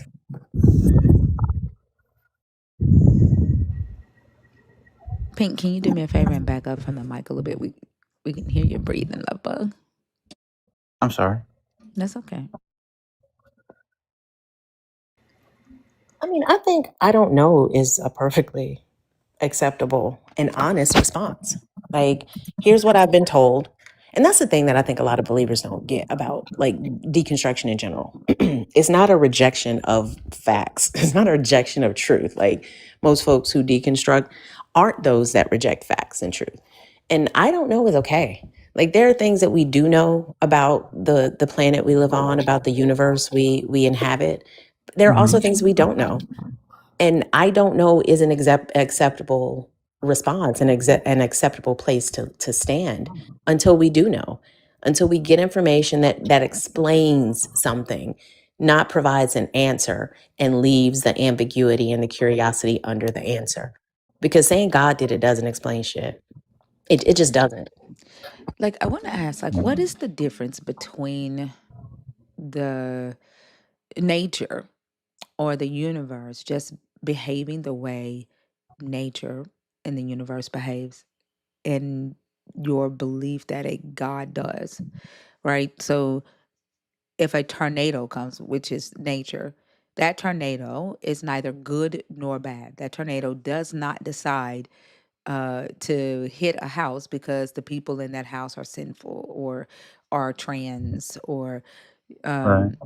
or it doesn't skip a house because the people in that house follow certain rules or are moral beings, right? Right. A nature does what nature does. The universe is what the universe is, right? Events happen within the universe, and from those events, things form, right? And so, what's the difference between the universe being whatever or doing whatever it does and nature doing what it does and your idea of what a God is?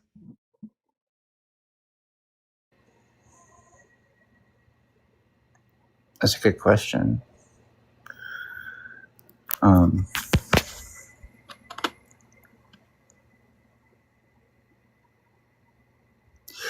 I don't know.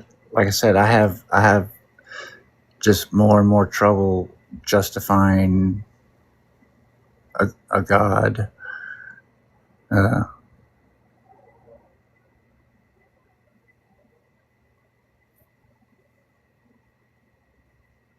so it's like that's not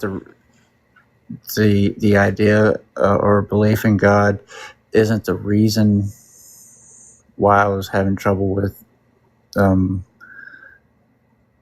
evolution. I guess the trouble I have with evolution is, like you said, I'm not educated about it, and it just it's just the idea of I don't see things still evolving or so and that's probably not how it works. Um but Hey, Pink, have you heard of a scientist? I think he's an evolutionary biologist, Forrest Valkai.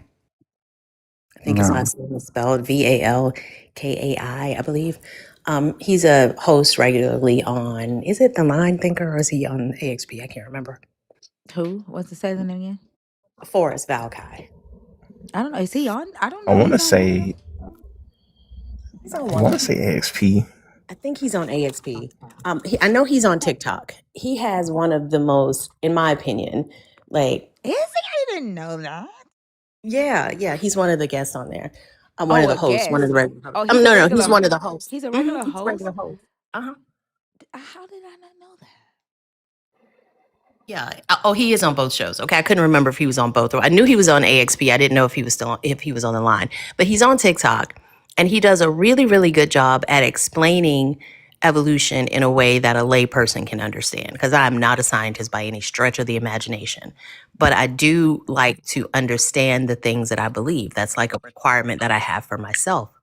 So if and there are plenty of science educators on this platform that explain the complexities of science, because biology, chemistry, evolution, all of that can be really confusing. But the thing about them, and Bash talks about this all the time, is that they agree with each other. There's nothing in evolution that disagrees with biology or chemistry. And it's how we know that what we know is true. It's how we know that what we currently understand about it is correct, because we can predict with it. We can explain it. We can tell you why these enzymes and all of these things function the way that they do. I would suggest looking up his series on he did one, it's on YouTube too. He has a YouTube channel. And he has a series specifically on explaining the basics of evolution. I would suggest you check that out. I saw a video he Okay. did the other day. He had Seth Andrews in it, and I was like, that's interesting. But now it makes sense. Because I What didn't, was his name again? I'm sorry. Forrest Valkai. Forrest Falcott. hmm The video that he did with the classroom full of students asking questions about, like he was pretending to be a creationist. He inverted a Yeah. inverted like Christian movie. Mm-hmm. Yeah. Yeah.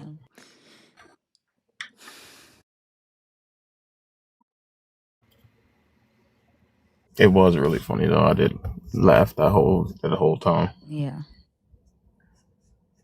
And then he was like, Seth Andrews, what are you doing here?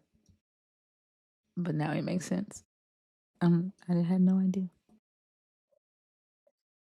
Did you have any other questions, Pink? No. I appreciate y'all's time. Appreciate what y'all are doing. I wonder what do y'all do? Are y'all teachers or something? 'Cause y'all are really intelligent. Most call No. me sensei.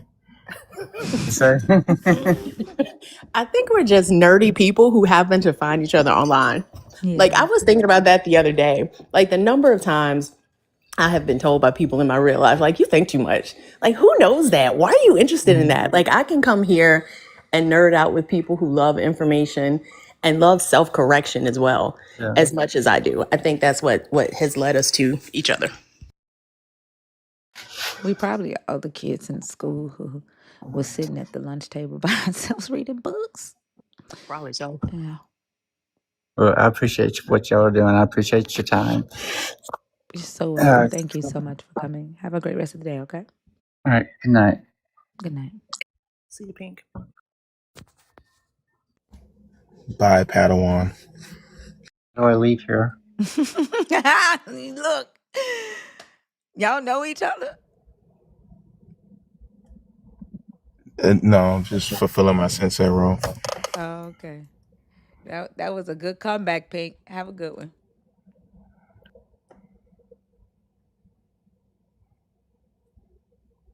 Feet, today is Kalu's 33rd birthday. Jesus. Ooh, happy Jesus birthday. Happy birthday. Let me get Kylie some gifts. He Y'all taking a light up Kalu's Jesus nap. box. Like I see him sitting at 1.6 on his 33rd birthday. Today is his Jesus birthday. Y'all light his box up. Oh, that's not him at 1.6. That's Selena. What was he at, 2,000? Yeah, it's 3 years. 2 or 3. He done fell asleep. Happy belated birthday, Sheena. Wait, didn't you sing happy birthday to him?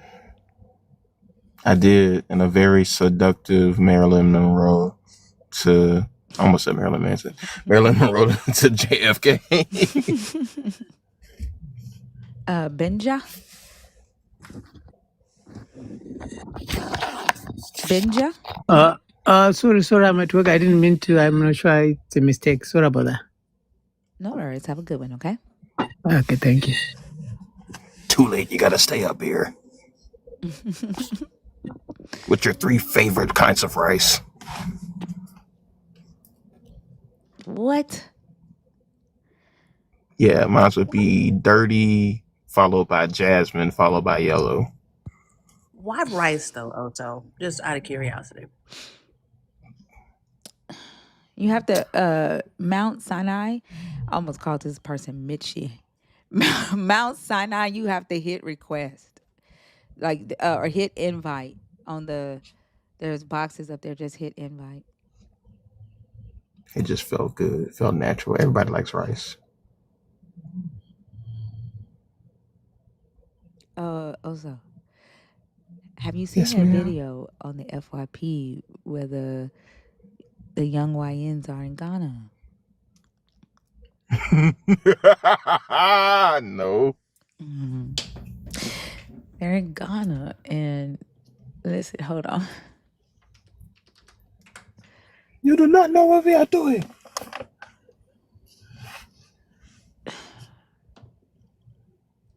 This shit is hilarious. I just need you to listen to this.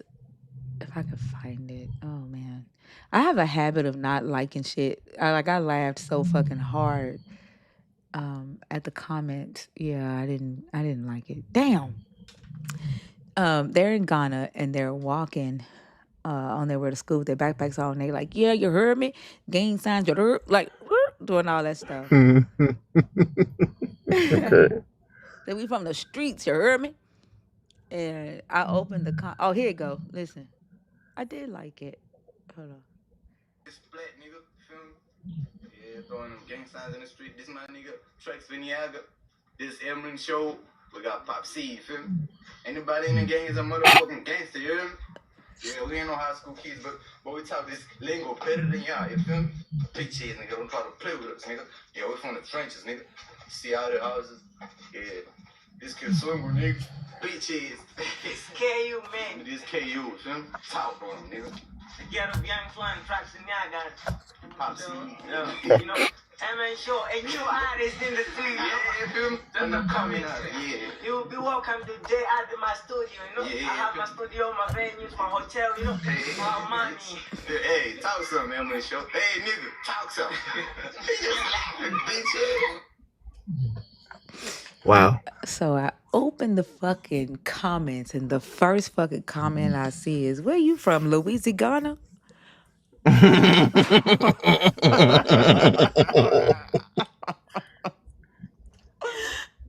was like, I laughed about Louisiana for the fucking That's longest. really good. Yes. Then somebody said, you ain't, they said the street. They said that ain't the streets, that's a path, G.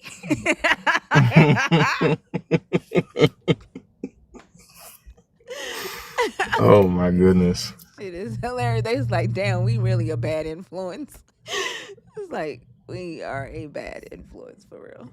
That's crazy. Yeah. Yeah. All the way in Ghana. Damn. Got Ghanaians, young Ghanaians becoming YNs in fucking Ghana. That shit is bad. It's bad.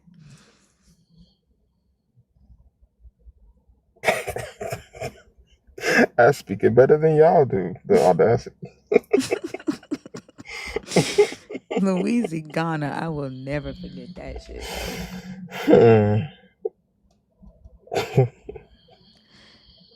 Moon Goddess.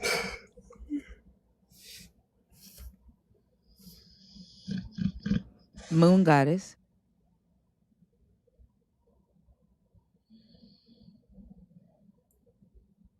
All right, y'all. The guest box is open. If you are a believer, deconstructing or an atheist, 21 and up. Those of you that are still holding on to a God, have you ever thought about that question? What is it that you believe the God that you still believe exists does differently than what nature or the universe already does? Like if you no longer are deconstructing from the belief of this property Christian God who has all of these commandments for you to follow, this relationship it wants to have with you, these conversations that it has with you, you've deconstructed from a sentient God. In that sense, what's the difference between the God you now believe in and what nature does or what the universe is? Thinker, do you think that some of the residue from Abrahamic religions and faiths that tell you you can't question the God or have expectations for the God spills over into the spiritual realm too, when they kind of, I don't know, deviate, but still in the same way construct their own God? Because if I believed in a God and I thought that a God was true, I would have to know why he or she or it allows what it allows on this planet for harm to come to people.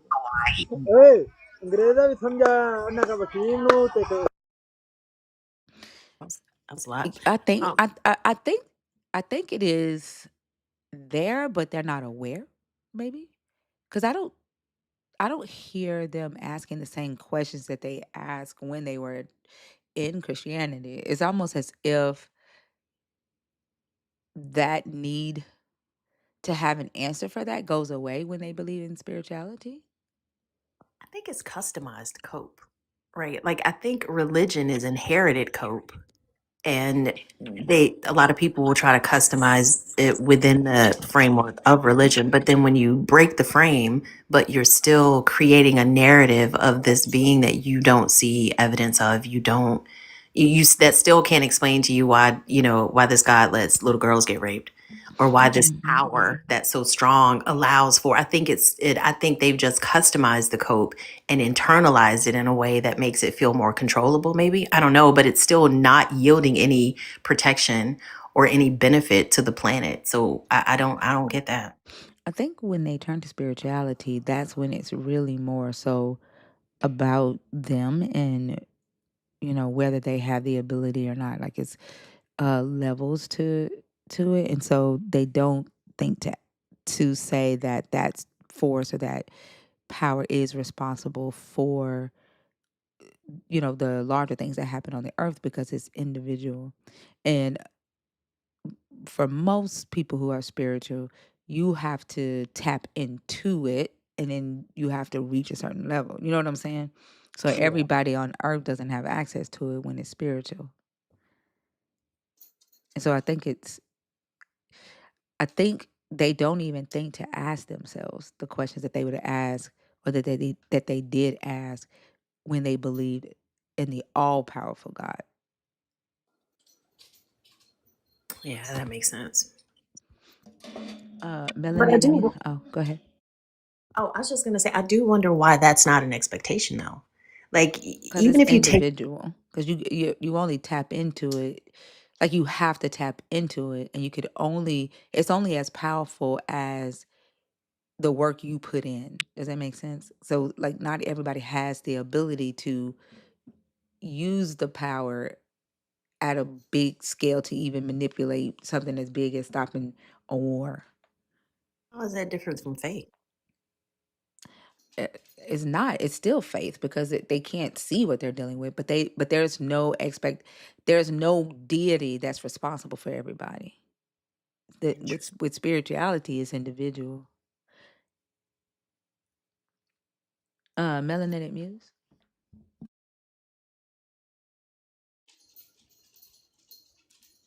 Spirituality is commission based. Yeah. Melanated Muse. Yeah. Like everybody has individual levels. Hybrid Nation, are you in the box on purpose on accident? Vita asked, can you be a spiritual atheist? I think you can, just because spiritual has no definition. Like, spiritual is as varied as a fingerprint. There are some people who will. I was out in my backyard looking like a straight up hippie yesterday because it was gorgeous outside. But I was sitting out there listening to music and just looking at trees, like looking at the trees in my backyard. I'm pretty sure there are some people who will label that spiritual, like just, sitting outside enjoying nature. They feel like that's a spiritual experience. So the fact that people get to define what spiritual is for them individually, I mean, shit, why not? I mean, You got Christian. Oh, go ahead, think. there are people who are atheists who still believe in a soul or a spirit. Like atheism has to deal with the lack of belief in a God, not lack of belief in a spirit. And so a person may have lack of belief in a God, but still believe in like ancestors, right? So yeah. Go ahead, Fia. I didn't mean to cut you off. Oh, no, you're good. I was just agreeing with you. I think it is very individual, and people can custom. That's why I say it's customized. You can make it what you want it to be. Some people feel they have spiritual experiences listening to music. It's You can label it as you like. So yeah, for sure.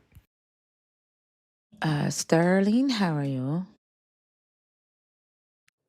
Hello, lovelies. Good morning. Good morning. Good morning. So I'm loving this discussion, right? Hi. And I'm definitely a person that identifies as spiritual, and I'm definitely someone that understands oh, how do we know there's a God? Look at the trees. Cause like Fee was saying, I'm somebody who is, I go outside and I look at the trees and I sit by the lake and I see the wildlife and I feel the grass under my feet. And, I just feel really connected.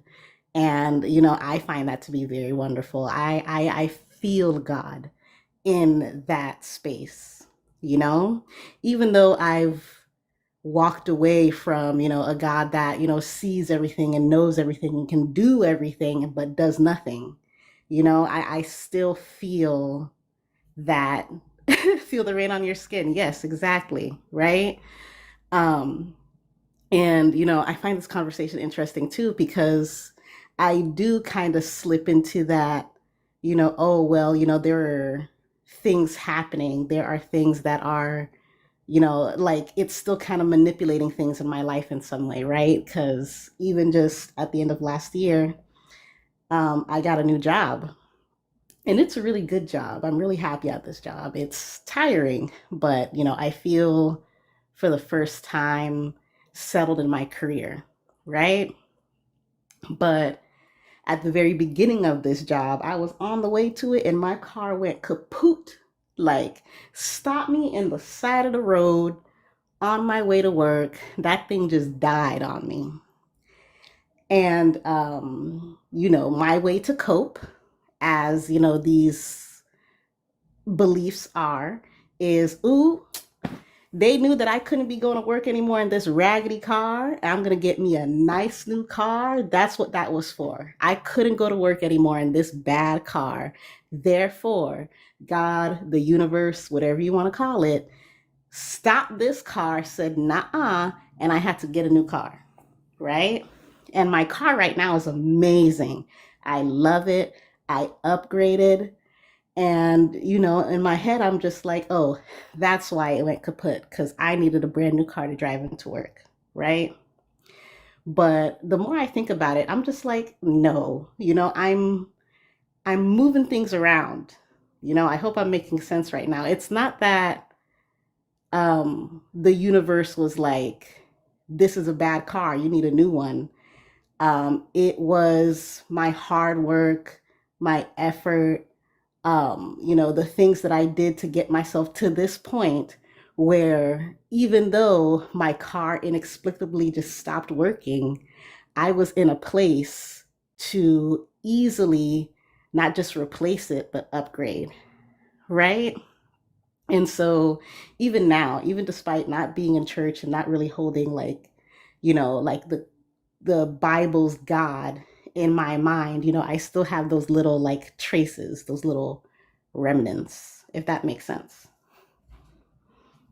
Yeah, that's like kind of doing the same thing that believers do, is crediting the universe with, one, the car went kaput because the car went kaput, right? Um It was designed to do that. it was old or something broke in the car. Whether it was, well taken care of or not. Um and we may have we may be putting something off or procrastinating because we don't think we have the money, or we don't want to budget for a higher car payment and higher insurance. And then the car ends up dying and it's not what we want. And we go, well, that's the universe telling me that something could possibly happen if I keep driving this car. And the universe is pushing me to get a new car. Right. But in reality, the car just was on its last leg and we procrastinated and we tried to push something that was already dying out. Yeah, 100%. And like, had that same situation happened a few months before, oh, I would have been out of luck. I would have been up a creek, right? But because I had just gotten that job, a really good job, I was able to, like, and Like I had, certain people in my life that were able to get me a really good deal and were able to be very flexible with me. So like I had a bunch of conditions that came together to make this really ideal for me to, again, not just get a new car, but a good one, right? But yeah, I'm sitting here thinking, oh yeah, it's because like this is what was meant to be. And I even told my mom that, right? My mom, who is very religious, very Christian to this day. I even told her that. I'm like, oh yeah, this is how it was supposed to be, like I'm supposed to have a nice car to go to work like this. And she's like, what? You legit thought God broke your car down? And when she told me like that, I was like, ooh. So, Like, but yeah. I remember when I was a Christian, when I was going through my divorce, um, I had to get a new car. Like, my car did break down, and I pulled into work, and I had to leave the car in the parking lot, and a friend drove me to a car lot. So I bought a car before I went home. I was at that car lot all the way to 9 o'clock, okay? I had to pay the down payment, all of that. But I left with a $700 car note. I got a Wow. I got a SUV, one of those damn, I can't even think of the name of the shit.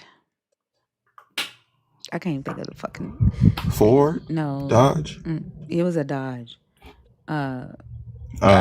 Durango, Shit. Nope. SUV. Yeah.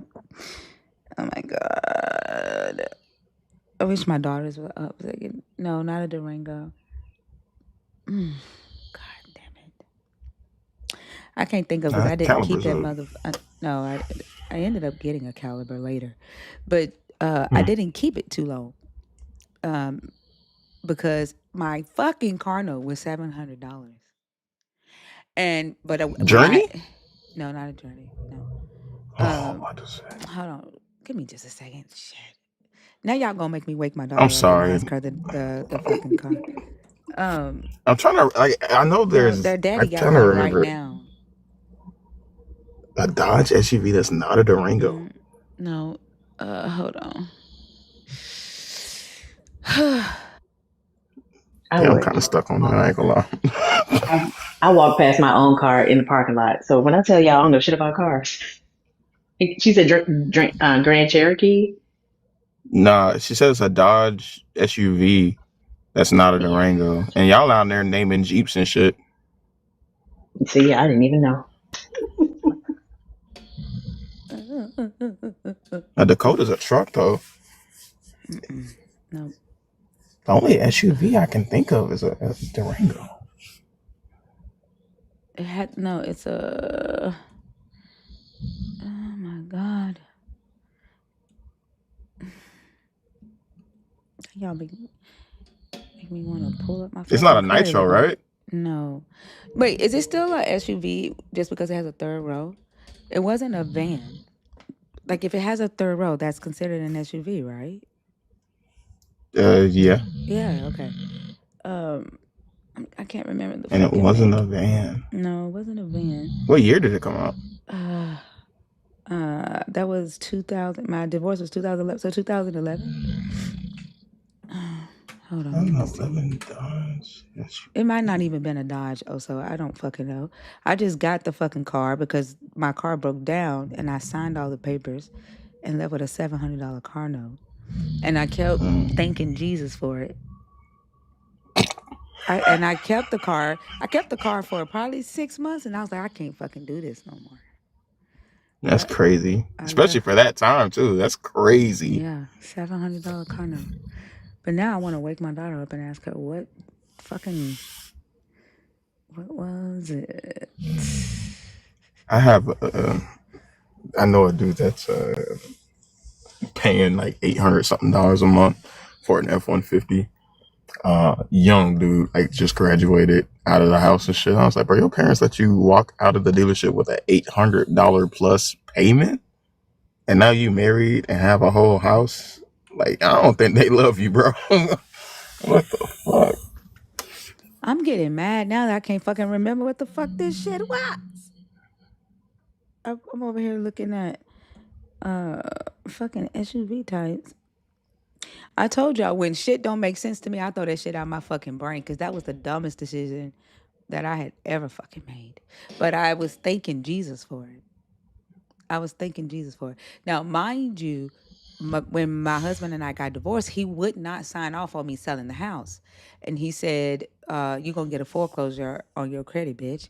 And he meant that shit. And so I had a foreclosure and I didn't think that I was going to be able to get a car.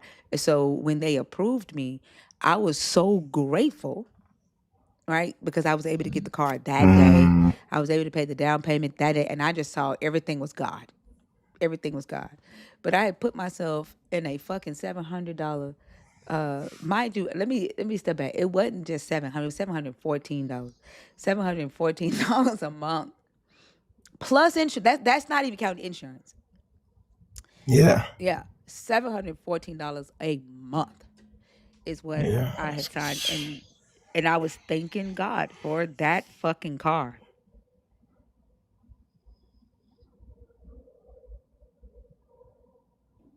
Yep. Honestly, All the while, like it's that. like predatory business practices. Mm-hmm. Yep. But when you don't know any better, and then there was a guy. Plus, mind you, I had 4 kids now. Okay, to take care of. My car broke down on the way to work. I had to have my friend Lacan pick my kids up from school, and my friend from work drove me to It was a GMC. Okay, goodness gracious, she dropped Okay. me off at the Okay. GMC, and it's the Yukon. no, hold on, I'm gonna tell y'all exactly what the fuck it was. Acadia. I had an Acadia, a GMC Okay. Acadia. A bit of a crossover. Yeah. Yeah, with the third row. That motherfucker was $714 fucking dollars a month. Yeah, that's actually insane. Yeah. Acadians have never been $700 a month worth. Hey, Jesus helped Never. me. Jesus made it possible. Jesus did that. Oh shit.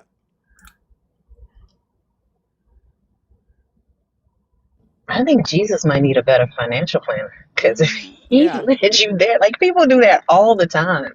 Thank Jesus for the most like irresponsible things ever. But I think that's the narrative. Like we're in these situations, and I mean, to your credit, it wasn't irresponsible for you to get a car, but being willing to think, oh my goodness, Jesus did this for me, and the car note was an amount that was not within your budget. I mean, I think that's the narrative that we tell ourselves. I think that's the cope. Coming up with yep, this is how God is working things out in my favor, always in reverse, never looking forward. Like that's what that magical thinking does. Yeah. And to piggyback off that,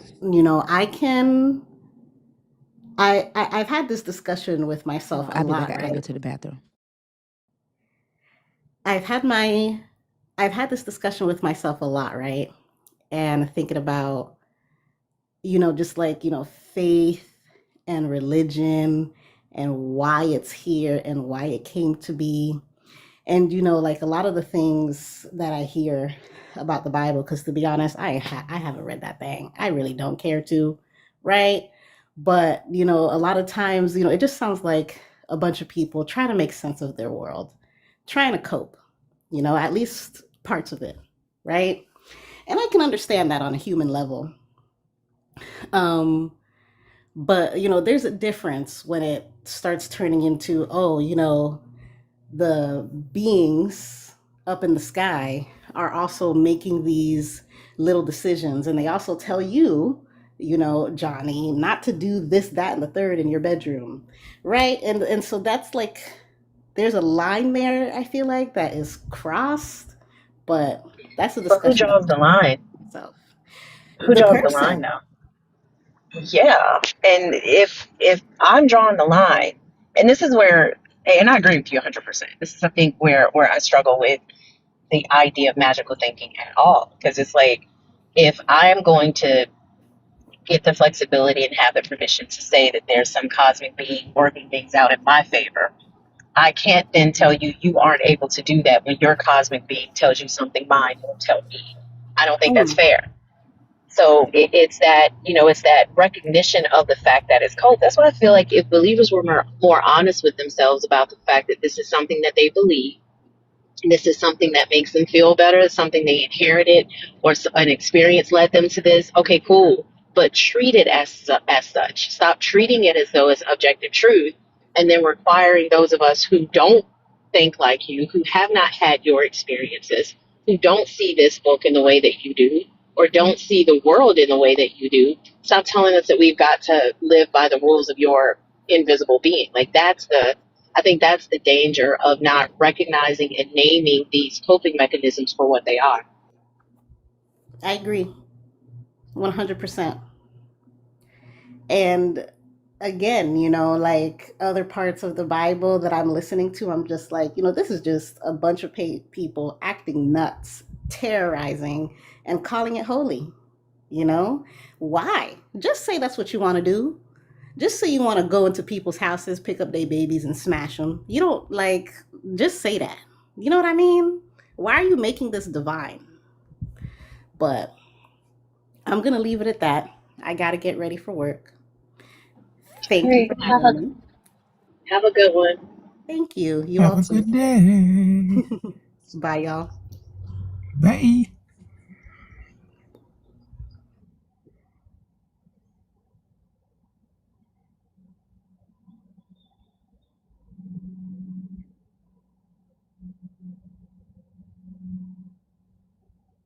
Speaking of bi, I think I'm bisexual.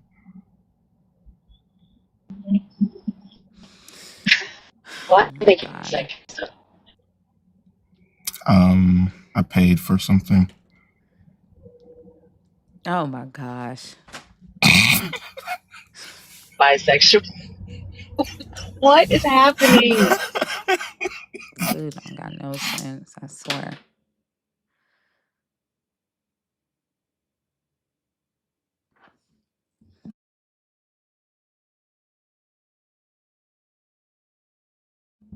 Damn, what Coochie made you mad?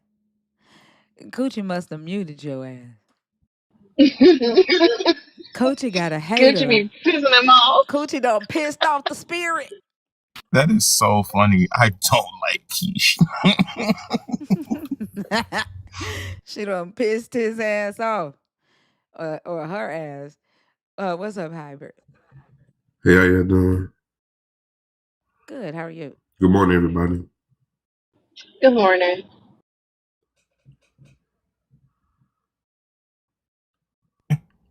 Do you just want me to jump in, or did you? Yeah, what'd you come up to discuss? Yeah. Well, I'm just glad to be here today. I appreciate y'all for having me. Don't you start this off like no testimony service. You I know First, that's give real. honor to the. Giving honor to God. Who is the head on my life? Let the congregation stand. Sorry, I guess there's someone that really is still in me, but yeah, I guess it kind of helps a little bit just because I want to answer on question 3 a little bit. If you are deconstructing, but identify as a spiritual, believe in God. I don't believe in a God, and I don't consider myself spiritual. But I remember this quote. I was reading a book one day, and the quote says, "To destroy mystery creates morbidity." I don't remember who quoted that. Can you repeat that? I'm sorry, I didn't hear you. To destroy mystery creates morbidity. To I don't remember. destroy mystery creates morbidity. Yes, ma'am. Interesting. Okay. Yeah, And that is interesting. yeah, and I was just thinking, like, I'm going through deconstructing. I'm deconstructing from religion. I'm deconstructing, and I'm re-identifying as a person which stands on his own 2 feet. And I know for me, a lot of it is like, where do I stand? Like when it comes to the mysteries of the world, when you destroy mysteries, for me, it's like I don't have anything to explain the unexplainable. Everything can be explained through science or be explained through some rational process. And that leads me for lack of a better word, just some things I can think deeply about. Like when I was a Christian, I would ponder the deeper things of the universe. And I felt like there was a God center behind all of it. Now it's no longer that. And I know, like for me, sometimes, like when I'm by myself and I'm going through a difficult time, I think about my ancestors sometimes.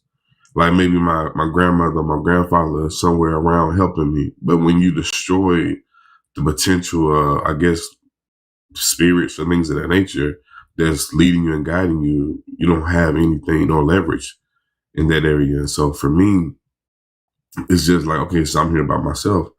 Everything I do is nothing external. It's only an internal factor. There's like, I drive trucks, and there's so many times that I've been in mixed accidents all the time. Like there are many people that could have hit me, could have ran into something, could have had accidents. Somehow I avoided all of them. And I guess through my old belief system, I'm thinking there has to be something looking out for me. But when you are looking at everything as just on the surface, it just is what it is. I guess I'm just missing the accidents. There's nobody looking out for me. And for me, that's kind of confusing sometimes because it's like we're just plain human beings on this planet revolving around a star that, whatever happens, happens. There's nothing special about it. And that sometimes leaves me with a hole because I always had something to feel that if it's just us, if it's just plain whatever happens, happens. There's nothing special about it. It can for some people it can lead to nihilism. You don't nothing really matters. Everything is just what it is, and it leaves a little room for the mysterious, if that makes sense. I What guess makes you like think for me, that? Oh, sorry. I guess for me, like when you say that, there's this whole, like, I don't understand why people can't find that feeling of purpose or specialness in the life that you actually live, and why it can't be for the betterment of you or the betterment of mankind as a whole. Like, or expect for there to be other humans who will inhabit this rock. Like, it's special that you are here in this moment in time, right?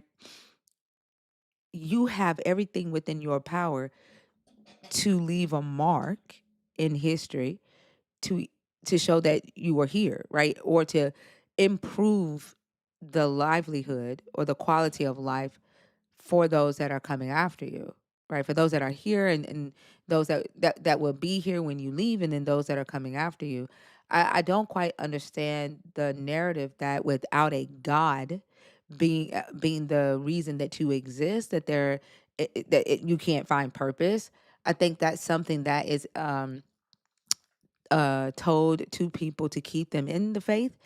Um, I saw a video where a guy was basically talking about the illusional effect or something, and he was talking about how you are told something so much, you begin to see it as truth until you actually go and research it, and you find out that bulls aren't actually scared of the color red. They can't. They're colorblind. They can't see the color red. But your whole life, you thought bulls were afraid of the color red because you see them in the rodeos. You see the bullfighter with the red and teasing the bull. So the illusion makes it real, right? Big dancer, no, no.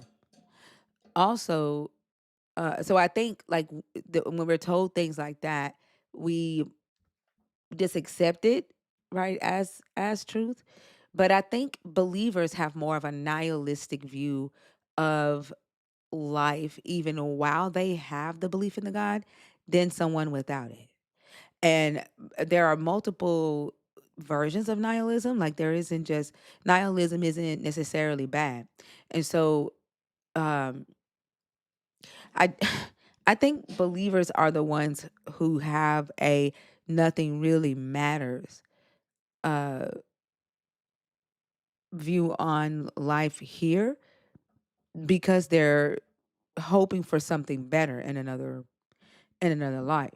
And so their whole entire purpose is just to get to that, right? And so they're going through life here on this earth just by going according to the motions, which is why they excuse so many atrocities, I think. But I think if you look at your time here on earth as a, you know, that special moment in time, you are able to find a way to, you know, to make it special for you and for those that are coming after you.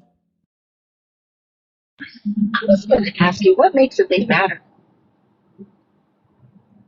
for you personally? What makes something matter? What makes a thing matter? That's a good question. Um,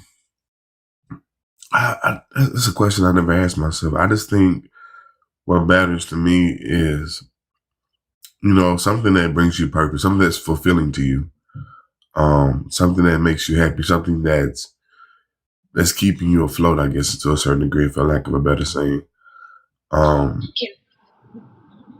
You said something that fulfills. Say that one more time.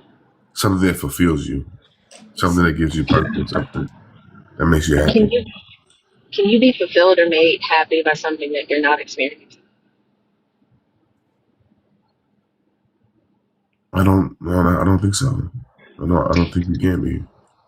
I think one of the most damaging things that religion does to us is it takes away our connection to the present moment. Like it forces our brain to get into this loop of replaying past. Oh, I shouldn't have done that. I should have known that. Or looking to the future for, I hope it will be this way. Or, you know, and I think to Thinker's point, that's that religious mindset is way more nihilistic than what a lot of believers think non-believers experience. Because the moment that you and I are having this conversation right now is the only one that either of us can get to. And if we're looking for meaning or purpose in a space and a time that we can't inhabit, like we physically, as far as we know right now, cannot inhabit the future or the past, the only thing that we are doing is robbing ourselves of the opportunity to find that purpose I think I was just talking about. And I also think that the externalization of this whole conversation through a religious and a spiritual framework that pulls it out of you and puts it somewhere outside of you is also part of that religious residue that these belief systems push into our head, kind of like that bull and the seeing the color red. I think too, it's very selfish and narcissistic for us to believe or think that, hey, a God created me because I'm that special. I needed to exist in the world, right? Like the whole purpose is centered around being special to a God. But when your purpose is centered around the whole of humanity, I think that is more honorable, right? Because then you focus on actually creating impact, right? Because if all you need is to feel special to a God, then all you have to do is just keep telling yourself you're special to a God. And what impact do you make?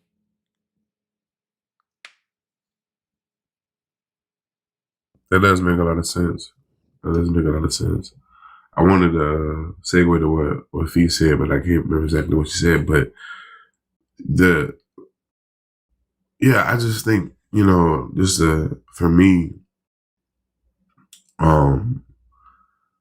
like I'm having a hard time putting my thoughts together while I'm up here. So I hate to say all that because I don't know, it's a little different. You know, when I'm talking with family and friends, it's easy for me to put my words together, but for strangers, sometimes it's a little difficult for me. But what y'all saying is making 100% sense. I was just trying to basically get another way of looking at deconstruction.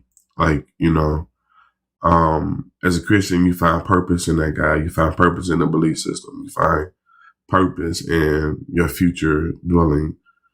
Without that belief system, you don't have those same expectations. But what are you, And are you, when you say purpose, do you really mean hope? Because I guess that's where I'm getting lost. Because I ask believers all the time when they say, if you don't believe in a God, then what's your purpose? And when I ask, well, what is your purpose? They say to worship God. Like yeah, when you say they don't have purpose, anymore, are you talking about hope? Or, and if not, if you're not talking about hope, what is it that the believer who no longer, whose purpose is no longer just to worship the God, what changes in their life that they don't have that like to look forward to? Well, I know as a believer, I'm one of those Christians. Well, not Christian, one of those old Christians that used to believe that God was full of love and that our life was meant to better this world. Which I still feel like you can do that outside of Christianity. As I stepped out of Christianity, I've looked around and my eyes been open a little bit more. So I see a lot of the harm of the world, a lot of the negativity of the world, and I feel like a lot of people just don't care.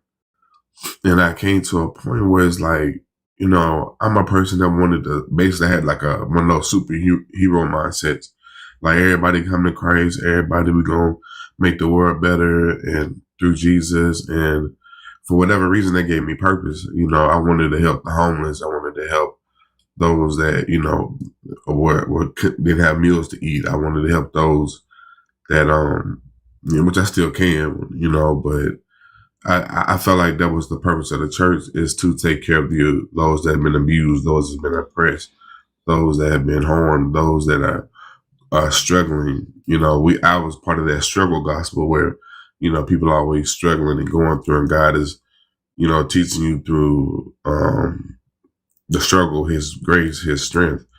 And so for me, it was always about lifting the oppressed and lifting the downtrodden.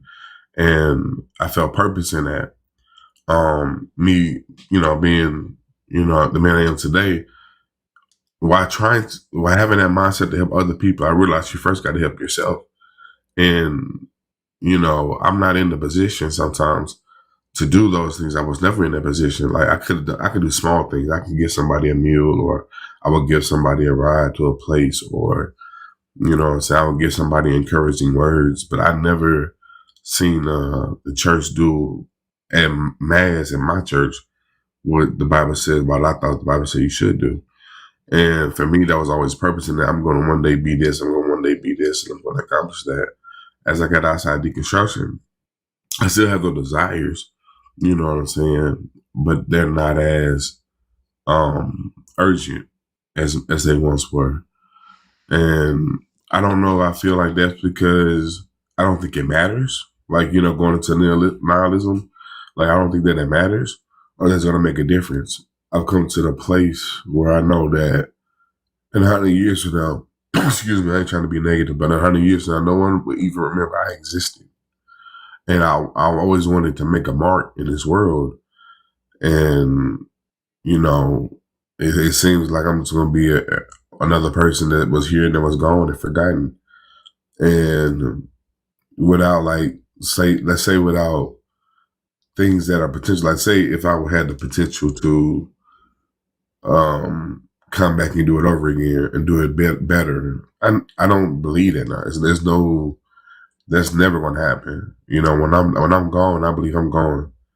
And part of me accepts that, part of me finds peace in that, and a part of me mourns that, because I feel like in the years I've been here, especially giving my life to Christianity, I didn't accomplish much, and I lost a lot in the belief system. And I don't know. This is different for me, to be honest, because I'm not used to speaking. I listen to y'all all the time, but put these words together while talking to y'all is a little different. I understand. But yeah. I understand exactly, what you're saying. First, let me say you're never too old to make a mark. You never know, right? Second, this is what I mean when I say that I think the claims of Christianity are tied to a lot of selfish motivation, right? I witness to you because I want you to go to heaven. And it's because they also need to do that in order for them to get to heaven. I feed the homeless and feed the hungry and house the homeless and take care of the widows and the orphans is because that's what it says in the book and that's a check mark. But the moment that you no longer believe in that thing, then the desire to actually do those things go away. Because even though you have a desire, like you know, you can relate to people in those situations, but your reasoning for doing them was because you believe that was your purpose given to you by a God. When you are doing it because it's something that you genuinely feel that there is a need, and you genuinely feel that this is something that you can do and should do, no matter if a God, the people around you are with you or against you, you'll find yourself doing that thing, whether it is small steps towards it or large steps towards it. If that makes sense. And that's typically how you end up making a mark. Because you don't, when things get hard, because anything worth doing isn't necessarily easy. You are going to keep doing it until you achieve whatever goal it is that you had in mind, or whatever impact it is that you intended to make. Does that make sense? Like, I completely understand what you're saying, as far as like there is no sense of urgency now, because the purpose, like the reason that you were doing is because in your belief was that this is what God created you for, right? And now it's not urgent for you to do because you no longer believe in that God, although you still see the need, although you still have the desire, right? Yeah. And not only that, like as my eyes became open to deconstruction, I just feel like so many people don't give a damn. Like, and it bothers me. Because I felt like, I said earlier, I took on a superhero mindset and I wanted to save everybody. And I feel like most people could care less. And it's difficult, you know what I'm saying, walking around with a big heart and everybody else is just drawn up. Yeah, that's why I And cuss a lot of people out. Like, if I honestly, like, and I was talking about this earlier in the live, right? Like, it's so heartbreaking to hear so many people say, "Just let me be dumb," right? To hear so many people ignore the fact that the God of white supremacy is attacking the God that uh, the black people believe in, right? Like, y'all worship the same God, but this God is currently rolling back your rights. This God is currently bombing children um, in the Middle East, but it's the same God. But you're willing to say that ain't my God, and then keep preaching and teaching this same thing and holding on to it without questioning it, without facing reality. That is very discouraging at times. But the thing that keeps me showing up every fucking night, despite what it looks like, is that I feel in my heart that these conversations have to exist. Like, I have a lot of people against me. A lot of people hate my fucking guts.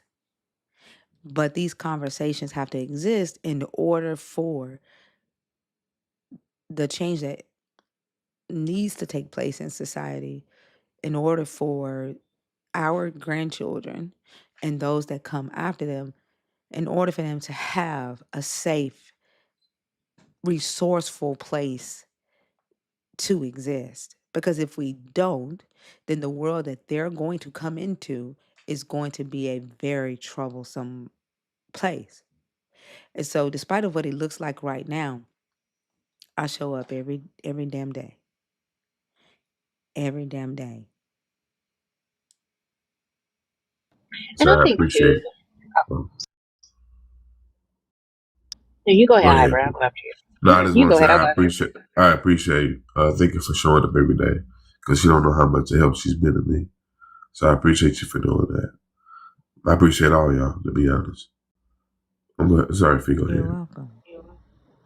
Yeah, I was just gonna add to what Thinker was saying. Like, I get what you're saying too. Like, it is overwhelming, but I think sometimes we have to remember that our world is comprised of the people that do know us. So when you do a kind thing, whether somebody noticed it or not, you are impacting the world. You're impacting your world. When you choose empathy instead of hatred or dogma, you are impacting your world. This the belief system that is Abrahamic faith and any sort of exclusionary belief system where it's othering people and determining who can be in and who can't be, and the work that's done in those paradigms are often about performance. They are often about they are very self-serving, and I do think that we have to get honest with ourselves about that. I was having a conversation with a former coworker of mine who's very much like you in that he says that he wants to the concept of dying and nobody knowing his name in 100 years, like it kind of pisses him off. He wants to leave a legacy. He wants people to know who he is. And I'm like, well, do you want them to know you, or do you want them to feel the effects of your beneficial actions? Because those two positions are very different. And we honestly have to get honest with ourselves about what our desires are. If good can benefit the world without my name being attached to it, I still want it to benefit the world. But if it means nothing, if good is neutralized, if my name is not attached to it, do I really want good? And I think those are the questions that religion does not force you to ask, because it does keep you in this framework that's, oh, I want good for you, knowing good and well it's so that I can get into heaven. It's part of my Great Commission. So I think when these conversations absolutely do help us to kind of peel back those layers to identify what are our true intentions, and looking at the entailments of where our points of tension are and being willing to work on those things. That's why I think this space is, I tell Thinker all the time, like, I know this has to drain her. It's absolutely exhausting to deal with adults who don't think past like a second or third grade mindset. But there are people that are listening. There are people that are struggling. There are people that need to hear the fact that, for me, the fact that I know my life is finite is what gives it meaning, is what makes me excited about getting up in the morning. Is what ensures that when I make decisions, I think about those ripple effects, not just what I want in that moment, but those ripple effects.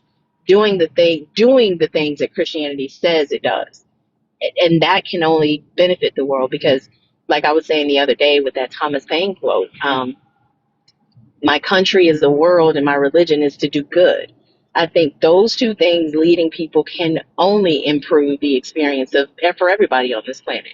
Not who can love who, not who can marry who, not what people can do with their bodies, not, names being on mountains. All of those things are, in my opinion, very, they're small. And if we want to see good, being that good is the thing that we'll see first. Like, one thing that I learned with talking to successful entrepreneurs, and I'm talking about entrepreneurs who have built $1 million companies, is that despite what the naysayers were saying, they had identified a problem in the market. And even though the people were used to solving that problem one specific way, and they had to spend time on changing the behaviors of the market into solving the problem a different way, a more efficient way, because they knew that problem existed, and they knew that what they had invented needed to exist. The naysayers didn't matter to them. What it looked like didn't matter to them, because they had the pain pill to the headache. Does that make sense?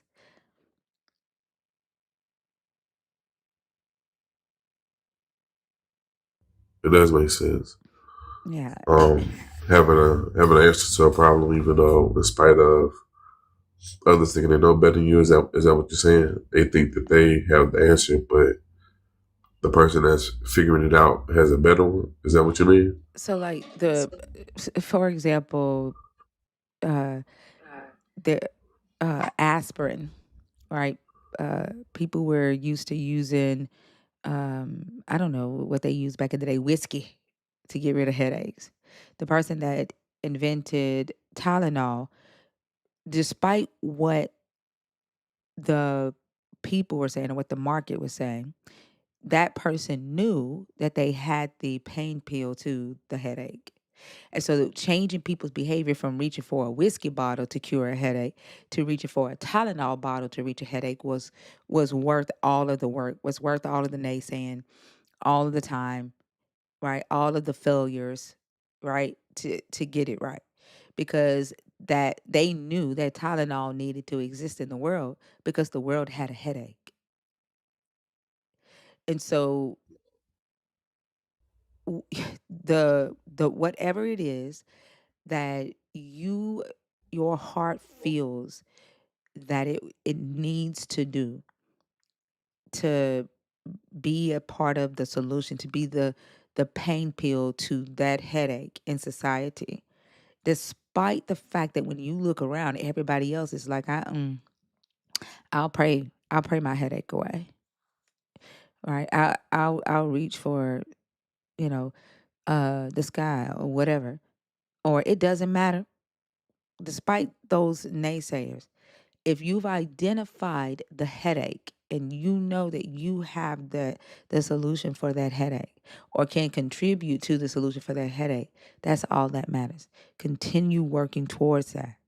If your goal is to help feed people, to teach young people, you know, survival skills or whatever it is that you have the skill set to do that thing despite what everybody else is saying.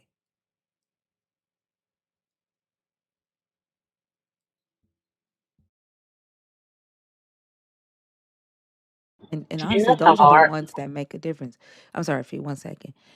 When you can do shit afraid, when you can do shit despite what somebody else said, those are the names that you hear about, right? And I agree with Fee. Like, don't do something because, you want your name remembered. But most of the time, the names that we remember are the people who did shit because it needed to be done. And they felt it needed to be done and they kept going until that thing was done. They had to ignore the naysayers. They had to ignore the times that they were told no. They had to ignore the times that they fell flat on their face. Like, I've fallen on my face so many fucking times. But you have to have that mindset of getting back up, right? My brother talks about, like, with his company, when his company failed, he said I stood back and I looked at the broken pieces on the ground. He said I picked that piece up, this piece up, that piece up, and I created a new company and I started back over. And that's usually what you hear successful people do. If we stop in our tracks and we complain, right, about why we can't do, then shit don't get done. And no and nobody's really gonna remember your name anyway if you just complain. And one thing my dad told me when I was a Christian, God don't come to pity parties. When he told me that, I was young. I was probably 20, 21. He said, God don't come to pity parties. And when he told me that, mm-mm. Because at that time I loved God. I wanted him to come to my party. And so I wouldn't let myself feel sorry for myself. I, I also think, like, when you were saying how it's so hard, like, to look at the apathy of other people when you want, individually, it feels suffocating. Like, you feel like a candle that's in a fucking windstorm. Like, what can it do? But I think one of the things that I try to remind myself of is that I have to be who I am despite who others aren't. Because if I become what they are, or if I let what they aren't diminish who I am, then I've given them control. And that's a voluntary thing. So, to Thinker's point, you won't like you won't find your purpose looking for it outside of you. And knowing that what your goal is, you've got to, stay singularly focused on that. And everything is not going to work out the way you want it to. People are not going to respond in the way that you want them to. There will be people that will come into these lives every single day, hear us talk about how we can make things better for everybody. Hear us talk about protecting children, ensuring that women are safe, making sure that people are fed, and still call us devils. So no matter what we do, there's some that are intent on misunderstanding us. We've got to let them do that and not let them doing that completely neutralize the fire that we have in us to do good and to feed people or to serve our communities. I think religion and the way people become well known in religious spaces kind of sets up this framework of popularity being equal to effectiveness, and that's just not true. There are some insanely effective and efficient people doing amazing things on this planet whose name you will never know, and a lot of them are okay with it because their goal is not being known. Their goal is helping people, and I think that's how we address the issues in our community and in our individual lives as well. I want to say something right here too. One of my mutuals, who's also a nerd, just passed away last week, and her TikTok name was Unkindness. And she was really kind for her to have that name is an oxymoron. But I remember scrolling the FYP. Now, mind you, I had no idea that she was someone who frequented the lives and that she was even a nerd.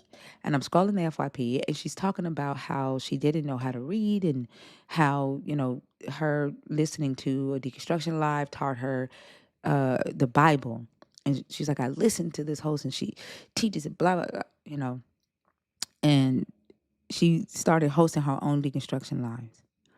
And I'm just sitting there listening to her and I'm blown the fuck away because she's talking to believers and she's quoting scripture and she's pointing to scripture but she had just said that when she started this journey, she did not know how to read. So I enter into the live just to tell her congratulations. Like, I'm so fucking proud of you because that is a huge motherfucking feat. And then when I entered the live, she was like, thank you. Like, she like shit her pants. And then I got up on the stage and I hung out with her for a while. And then I went live later on that night and she came into the live. She came up on stage. We talked a little bit more. And then the next day, everybody in the live, I asked everybody in the live to raid her. And she messaged me and said that was the happiest day of her life because she felt seen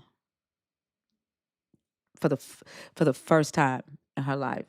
She said she felt seen. And I messaged the nurse in the Discord and I told them thank you. Because the smile that she had on her face, man, that did something for me.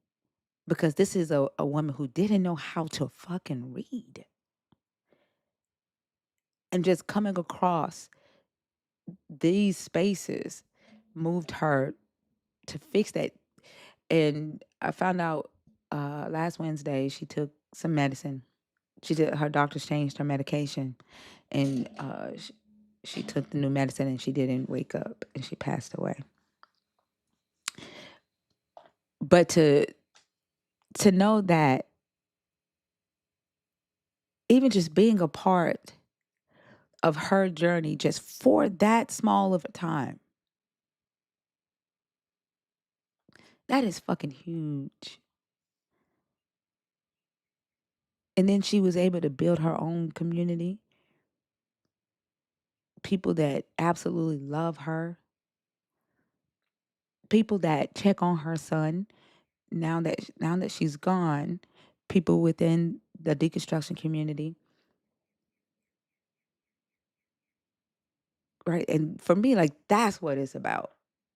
Right. It's not about, my name being written down in history or in lights. It's for those moments like that. Like, what impact can I make with my existence, even if it's in the life of one individual? That's 100. That's great. I think I'm glad you were able to do that, and that's why you are needed. And I hope that her family finds peace in her passing. She friended me on several of her accounts. She is a very sweet woman. I never caught her live, but I'm glad your platform was able to do that. It's done a lot more than you know. But yeah, not having your name in lights, I don't think I need that. Being remembered, I would like that. I don't think that's going to be a reality. but making a difference is exactly what I wanted to do. I wanted to do it as a believer. I wanted to do it as a non-believer. I think you can do it though, Hybrid. I believe I can too.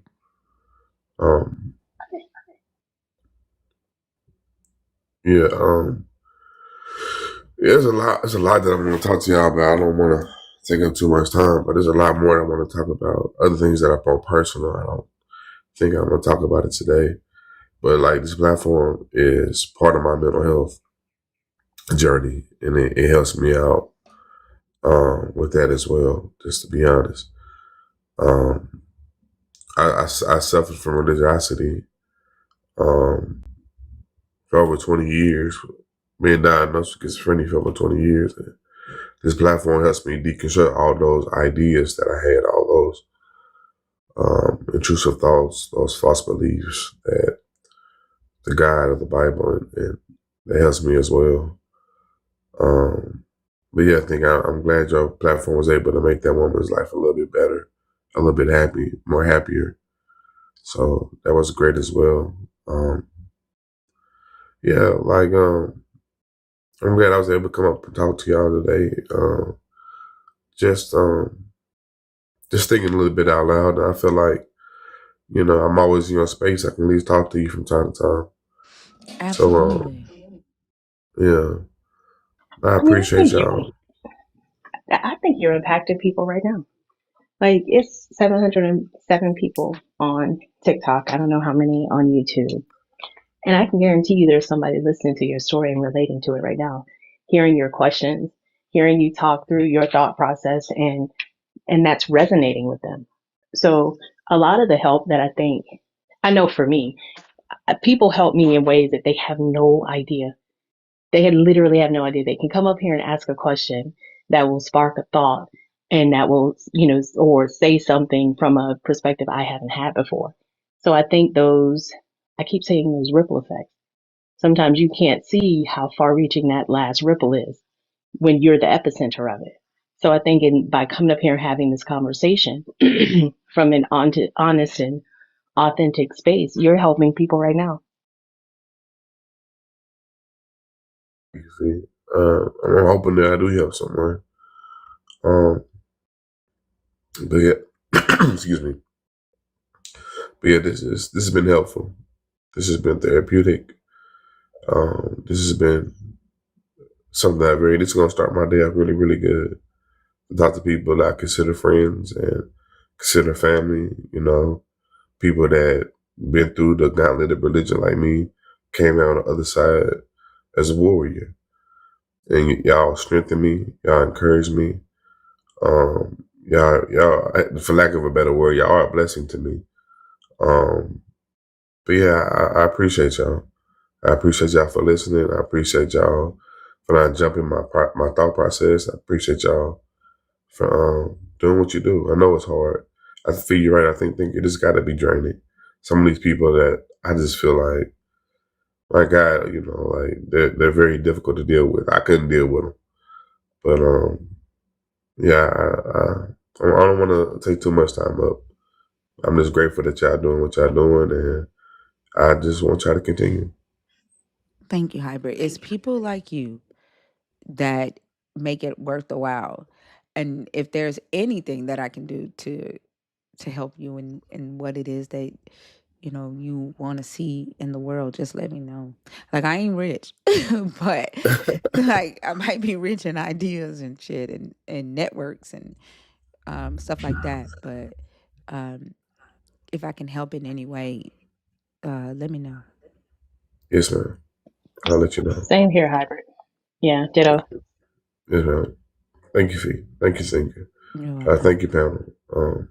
I'll let y'all continue doing what y'all do. All right, you got to end the same way you started. Now, pray my strength in the Lord. No. Nah. Nah. Congregation, say amen. Yeah. All All right, right. have a good one. Y'all too. Brody.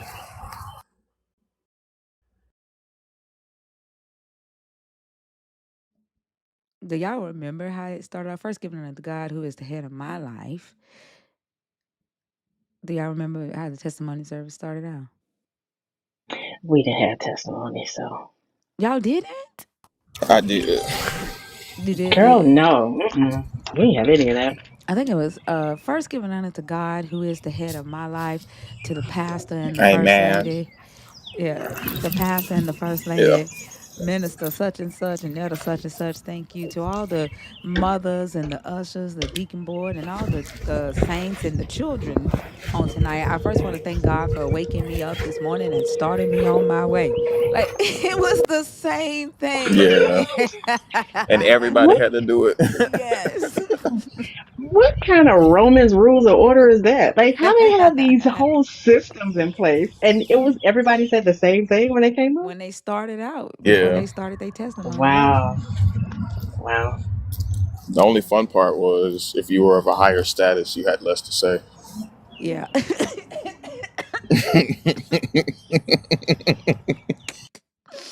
That's true. Cecil, Jai, you just got yourself muted. Like when you do shit like that, you can't come on stage. Like that's ridiculous. What did he do? Typing out cows, knowing that it's gonna get him muted. I think he does that on purpose because I think he does too. on Thursday he was doing that same shit, and when I brought him up on stage, he left. Well, they Cecil have is to down on orchestrate STF. their persecution, thinker. Mm-hmm. Yep. Hold on, because I've been fighting back calling Kalu Nigeria all fucking night. Nigeria? Hello. Nigeria. How are you? I'm good. How are you? Pretty good as well. How old are you? Uh, 40s. Okay. Are you a believer in the God of the Bible, deconstructing, or an atheist? I'm not sure where I am actually, because I'm just running in between. You're deconstructing. Do you still believe in the God of the Bible? I don't think there's a God for the Bible. That's God that's separate from the Bible is just a book, it's a history of events. Okay. So are you an atheist? I'm not an atheist. I believe in God. Okay. So you are agnostic or deist? I don't know how to classify myself. All I know that there is a creator, which we call God, and I believe he exists, and different religions, different sacred texts, Bible, Islam, and several other religious texts have Okay. also All right. said So things about him. okay, so I only talk to people who believe in the God of the Bible, or people who identify as spiritual or agnostic or are deconstructing. I I don't am talk a to. spiritual. Uh, I am very, very spiritual. If you would want to talk to me based on that, that's fine.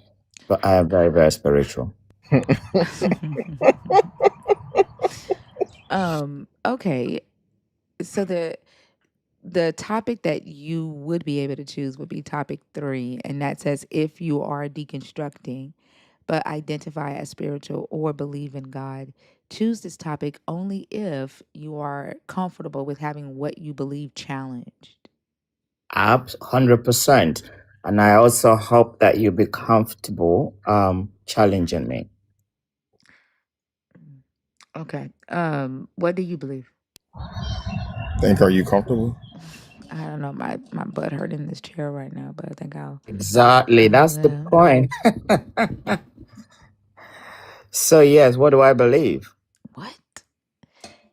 I Yeah. don't know if that That's all question is you get directed used at to. me. What? What do you believe? What do I believe? I believe in the God that is in me, and knowing that there's a God in me makes me believe in myself as well. Does that make sense? So you believe in yourself? Yeah, I believe in myself, and I also believe that there's a God in me. What? Talk to me about the God. I don't want to talk about the human. Who is the God? What is the God you believe in? There, sorry, say that again. What is the God, or who is the God you believe in?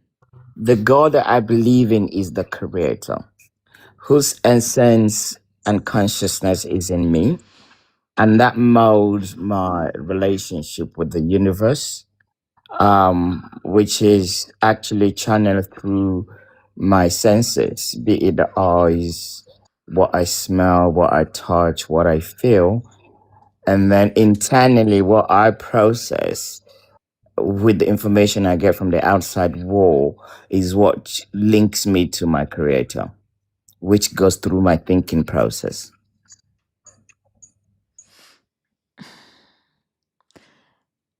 So the God that you believe in allows you to think? Is that what it is? My thinking is linked to the God that I believe in. Right. So what does it allow you to think? What does the God do? What's the It, purpose it of the God? well, he validates my existence, That, and how? because it's just through his consciousness, like the mind, for instance. My mind, the mind that I have, helps me to interact with the world, and helps me to develop more than every other person's. And then helps me to also understand that there's an innate knowledge which I need to tap into, in addition to understanding the knowledge that is written in the world. So I might not be able to convince you How, but of the in. I'm asking how does it do it? Not why or what. How? Well, if you understand how your mind functions, I know how my then mind functions. You are positing a God. I have a brain. My Mhm. brain does things. I'm asking about this God that you are saying is in you. Like, are you calling your brain God? when you have, or you have ever had intuitions, when you've ever had conscience, your ability to decipher between good and bad, your ability to identify kindness, goodness, generosity, and love, that is what constitutes your linkage between your mind and God. But if you're not able to experience, if you are a human being and not able to experience that, then you stand a chance to say there's no God. So if you can identify your conscience, something that tells you whether something is good or bad, something that tells you, kindness, love, and all the rest of it, behind the scenes, whoever propels that thing is your God. Uh, yeah, it just sounds like you're talking about things your brain does. Brian, we are topic number 3 for the last week. Has been to allow those that identify as spiritual or agnostic to challenge what they know or what they believe. That's why. Um, it just said like all I hear is what your brain does. Like I don't hear anything. I don't. When you talk about brain, right? You're trying to validate what the scientific knowledge tells you. The No, I'm science talking tells you about the what I brain. know and what I experience. I know Yeah. that I think thoughts. I know that I have dreams and visions. Like you're just talking about what your brain does. W- Oh, dear me. The brain. Okay, let me put it this way, right? The brain is a physical entity, Yes, right? that does things. That Yes. produces thoughts. Okay. What That are those thoughts? What are the those thought thoughts? the it depends on what knowledge or what information you put in your brain. Like what Uh, information your brain has collected or is processing. Like you're not how? you're positing this extra entity, this outside entity that is doing something other than what your brain does. That is producing something other than what your brain already produces. The brain is a tool that your body uses to produce thoughts, to produce dreams. You use your brain with creativity, with imagination. Like you're just talking about the things the brain does. Okay. A question I want to put forward to you: how does your brain measure the level of your kindness? I don't know. It ain't a There it What we do ain't you I, mean? I What there do we you go. mean measure the? Okay. Now, No. for What instance, are you talking about? now if Can I you did, stop? Can you yeah, stop? let me give you Oh my goodness. examples. If I No, did, I don't need. I don't need. I don't need an example because your question makes no sense. This is you Like can't have like patience. You you're can't you're have you're patience. positing, you're trying to posit that a God does that. Like it does, like here's the thing. You are trying to say that a God does something inside of you. Yet you've With not been able to describe this thing that this God does without talking about the things that your brain does. okay, I mentioned conscience, right? And Can you have scientists. conscience? Can you have consciousness without a brain? Can you have consciousness without the brain? Yes. No, you cannot. Okay, so what the fuck are you talking about? Basically, the brain, which is the physical attestation of where all this your spiritual uh your your your spirituality functions, just like you said, is in the brain. But what I'm trying to say to you, the Wait, linkage what between what functions in the brain? Did you say spirituality functions in the obviously brain? yes, which is the What thinking, the what thought, what the is the conscience, the kindness. Can spirituality? you What is the and can spirituality? you stop speaking over her? Look, woman, if you want me to talk, you Have allow me you to lost talk. your fucking mind? No, Her Who stop the name fuck are her you swearing. name talking is to? not woman. They piping up. Like can't you fucking read with your consciousness, God? Can you Like stop does your no, swearing? no, If you don't no. agree with What you what I'm going saying, no, no, then you you need. know you address her by her fucking name. No, you don't have to swear. You Do you address her understand? by her fucking name.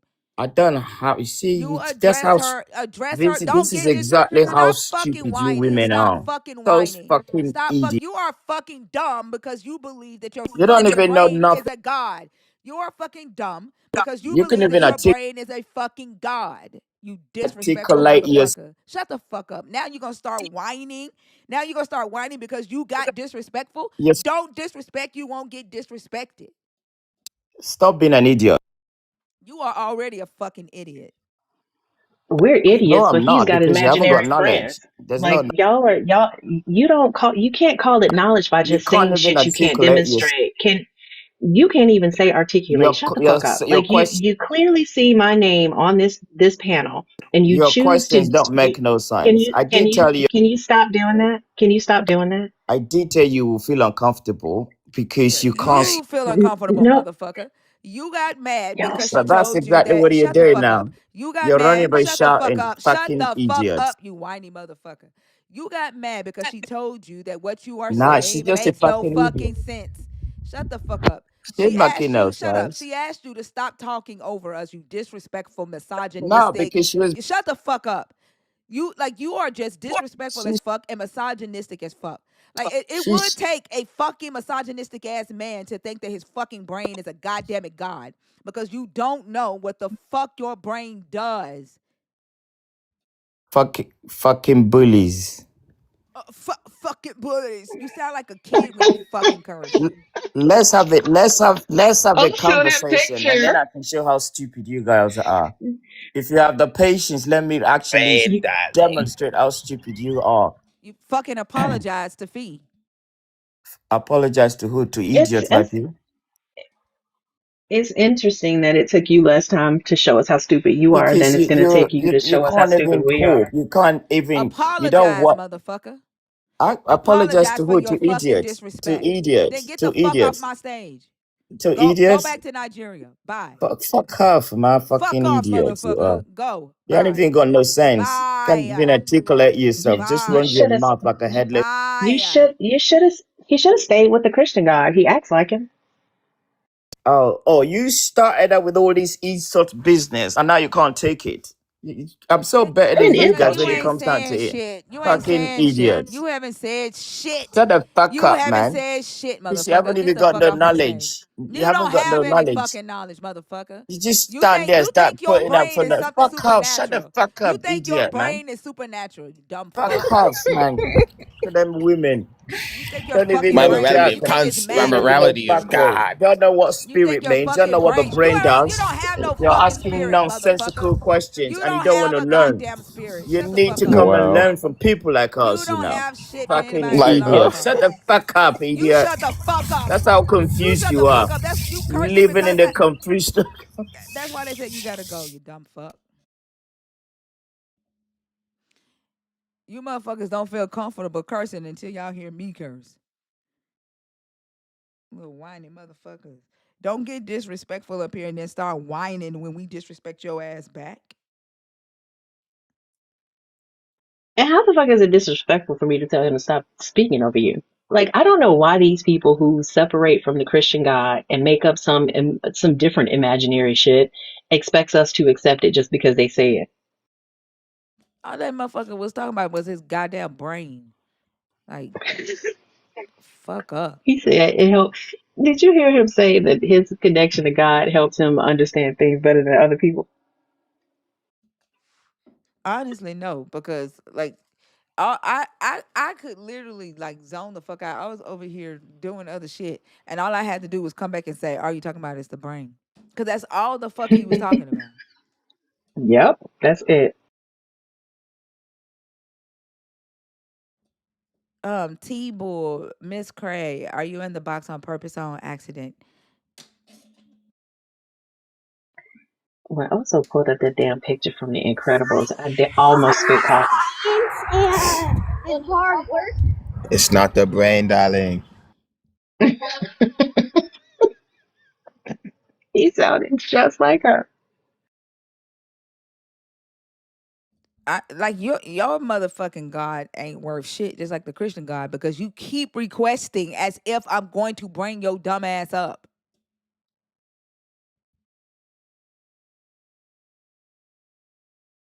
Is that the same one that was just up here? Yeah, he keep requesting like I'm gonna bring him back up for fucking what? Your non-Christian God didn't give you common sense either. Like if she kicked you off and she's already said no, shouldn't your connection to your spiritual God tell you not to request again? But it's not. You should think on that with your extra high intelligence.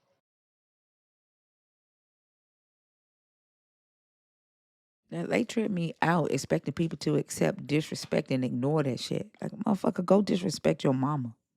The fuck out of here.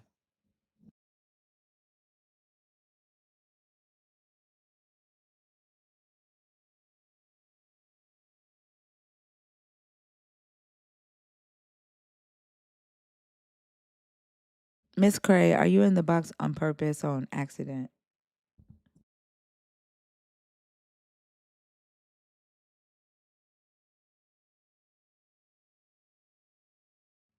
Like, I don't see the reason. Like, why do they need to assign their brain as something supernatural? Like, are they just now finding out that their brain has thoughts?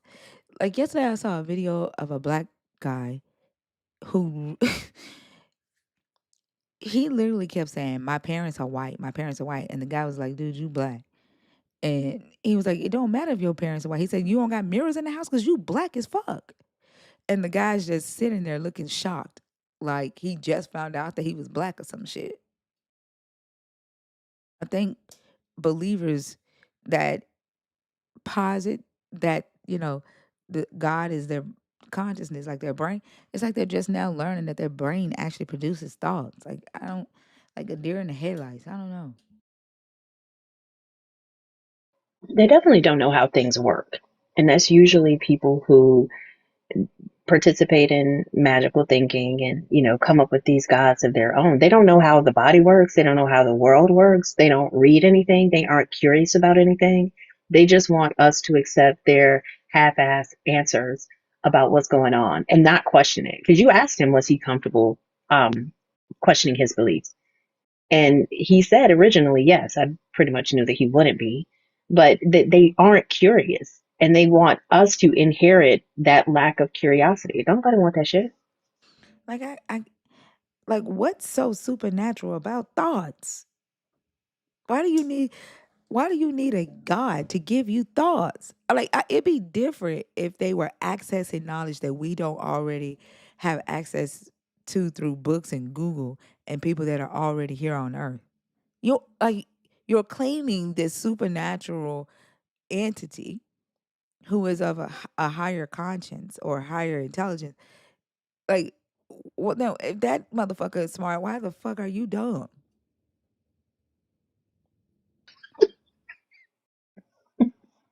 Shit don't make no sense. That's a very valid question, though. I mean, the fruit usually matches the root.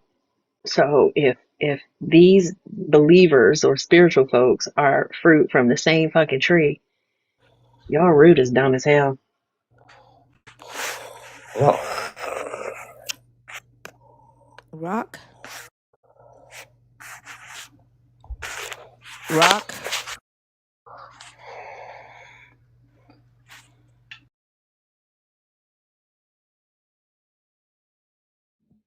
Elira, are you in the box on purpose on accident?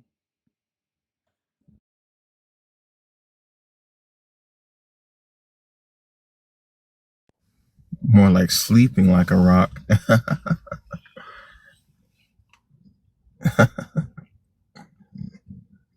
Like, what do they think So humans do? Like, I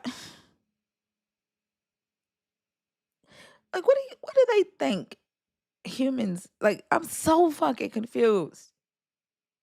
What do humans do? Maybe we need to ask that. What do what do humans do? What can humans do? Because as far as I know, humans with their free will can sin. Exactly. They can fuck up the world. As far as I know. That's and your belief is that your God gives you the ability to have thoughts. And so if you as a human, like, is it wouldn't that mean that your God is the one fucking up the world through you? If your God is your consciousness?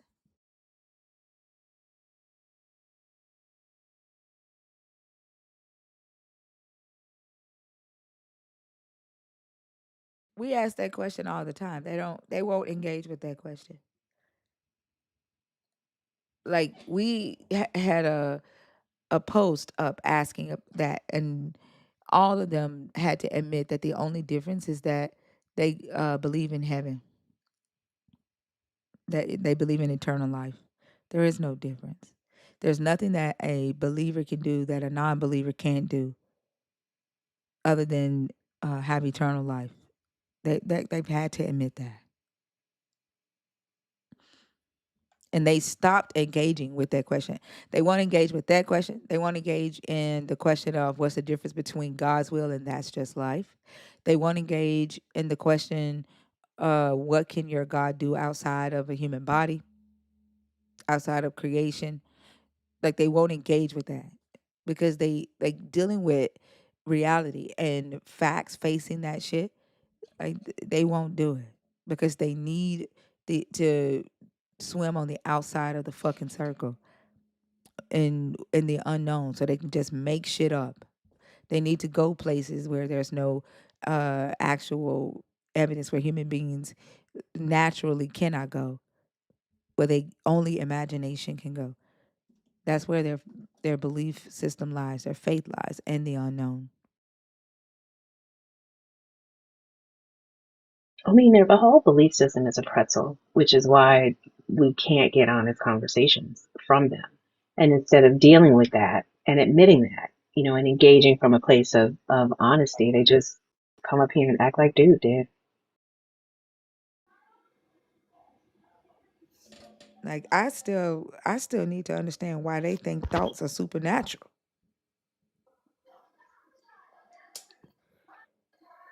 Elira, Hey, thinker. hey, how are you? I'm doing well today. Hey, Kalu, Selena, Oso. Hey, Fee.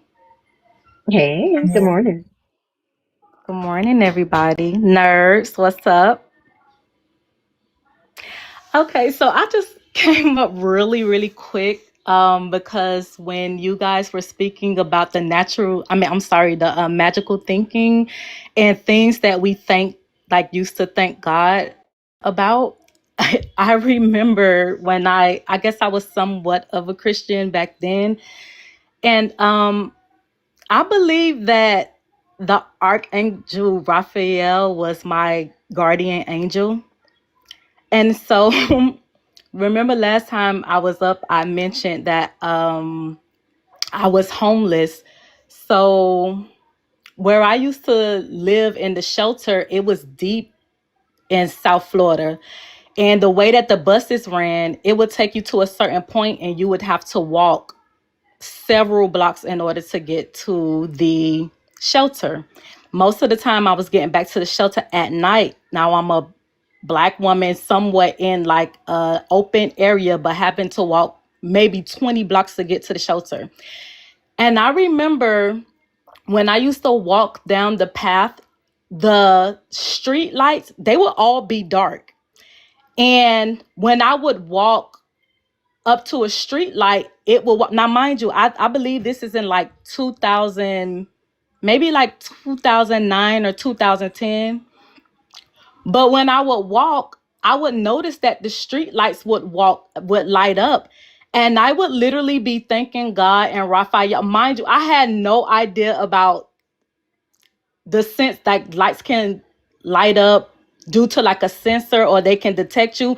It literally wasn't until years later after I had deconstructed, for whatever reason, I thought about that situation and I'm like, girl, the whole time that was just... But I remember every night having to walk that dark path every night. I would thank God every single night. And it wasn't until maybe like 7 years after that, I was like, girl, they make lights that just sense like they only light up when something is coming by. But I never made that connection when I was a Christian. I never made that connection. I used to be I was like, my guardian angel is with me. I used to pray when I used to be on the bus. I prayed before I got the bus. All right, Raphael, I know you got me tonight. Like, I know you're going to be with me. I know you're going to be walking with me. I know you're going to make sure I get there safe. So that's what I did every single night. And I'm so embarrassed now. That is hilarious. And Thinker, I vote to preemptively drop Oso. He's on green screen now, so I can only imagine what's about to come up. Yeah. I hope he's not about to do me. Don't do me also. Not you going on teacup trying to get away from Oso ass.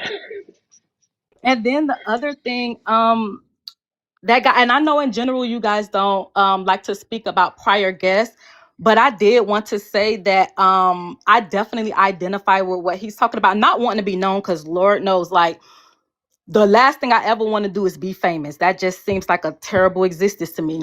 But I'm speaking more so of leaving impact. Mm-hmm. And for a very long time, I've always known that I wanted to leave my mark on the world, but I switched that into doing something that will impact the people that are around me. So the people that are the closest to me are my babies, are my children. And I shifted my focus to make sure that I'm raising them properly, and that I'm allowing them to develop themselves and be just incredible people. And I'm telling y'all, it's paying off. Most of the kids are teenagers, and they blow my mind every single day. They blow my mind every single day. And I feel like that makes a big difference. Like, I don't know who said it, but there was a person that said that I won't be the person to change the world, but I guarantee that I will be the person to spark the one that will change it. And that's what I literally feel that. Yeah. I think that's the... Oh, No, I was just gonna say, yeah, that's what's up. I agree. Yep. So it really is the little things that count. And then also for me, the only people that I would want to know my name, and not even just know my name, I want to pass down my knowledge and my experience to my descendants, and the best way to do that is, for one, through my children, but also I've started just keeping a journal that I plan on just keeping and passing down throughout the family line for as long as it may go. So just little things like that, because I definitely used to be a person that wanted to change the world, wanted to help every single body, even when it was at detriment to myself. And I just realized over the years that is no way to help a person. When you're helping when it's a detriment to yourself, it never works out for you. And that's not beneficial in the long run. Exactly. It's not sustainable either. Nope. Yeah. And I definitely learned that the hard way. I agree. Like when Hybrid was up here and we were talking about the impact, what you said just a second ago is exactly what I had to realize too. Yesterday I was sitting in the garage and me and Jay were sitting out there talking, and it's this little boy that lives in our neighborhood. He looks to be about maybe 10, 11, and he rides his bike with his friends throughout the neighborhood. When Justin had his motorcycles, he would always come over and they would look at it. You know, Jay would just talk to the younger boys in the neighborhood that were kind of enamored with it. So when his accident happened, I came home and I saw the little kid outside. And he came up, he was like, "Hey, was that your son that we heard about on the news?" I was like, "Yeah," I told him he was okay. So fast forward to yesterday, the kid stopped by and Jay was out there talking to him. And he's like, "I was just checking on you." And he ended up going in our backyard, asking Justin for some pallets because he wanted to build some sort of fort. And he had this little makeshift, kind of trailer that he had attached to his bike that he had made himself. So Jay was out there helping him. He told him told him he could pick whatever pallets he wanted, helped him carry it to it, use some like little tie down things to tie it down. And the logistics wasn't working for him. So Jay had to help him get the pallets to his house. And he came back. And when he was walking back, I'm thinking that little boy is going to remember that. Like he may grow up to be the kind of man in his neighborhood that does that for children. So that ripple effect, we don't know. We have absolutely no idea if that little boy will remember Justin's name, but he'll remember the impact of what that kindness did to him or what that made him feel like. So when we talk about leaving these legacies, I think we need to reframe what a legacy is. Legacy doesn't need a name tag, it just needs an impact. And if we Right. remember that and act accordingly, I think that we could see the difference in the change that we want to see made in this world around us.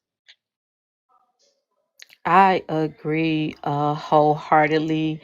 And listening to what you just said, I remember I would teach my kids that a person may forget your name, but they'll never forget how you made them feel.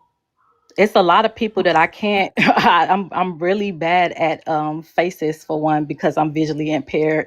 I'm pretty good with names, but I can always remember exactly how a person made me feel. I can always remember exactly when somebody made a difference, and that's why I make it my business to just let it be known because you never know. I remember after finishing high school, like maybe I'm like 3 or 4 years out of high school. Now, mind you, I was immediately homeless after high school, and I was feeling really just down about life because everything's confusing. I definitely wasn't equipped for the real world. I think the dumbest shit I ever said as a child was, "I can't wait to be an adult." But I remember one of my classmates reached out to me. Now, this is a classmate. We weren't friends or anything, but we did have some classes together.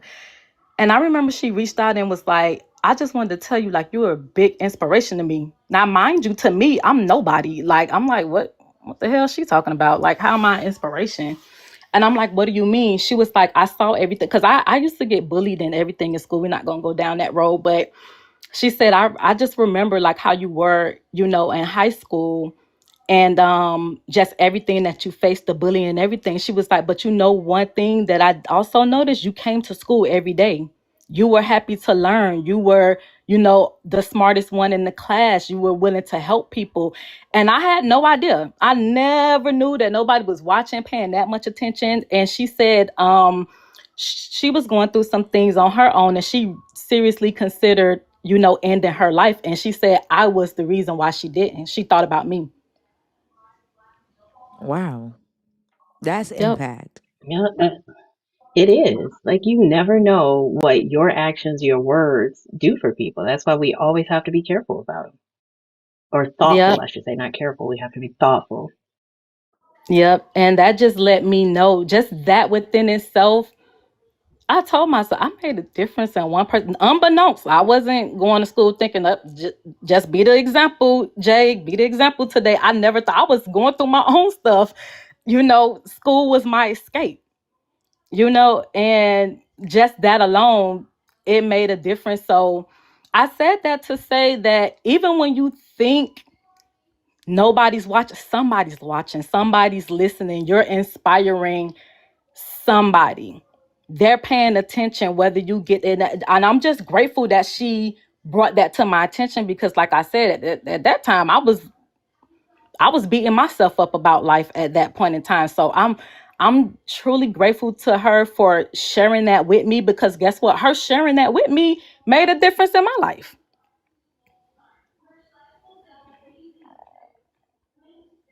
Well, thank you for sharing that with us, and I'm pretty sure that it helped someone here as well. I hope it did. And that's all I had for you guys today. Thank you so much.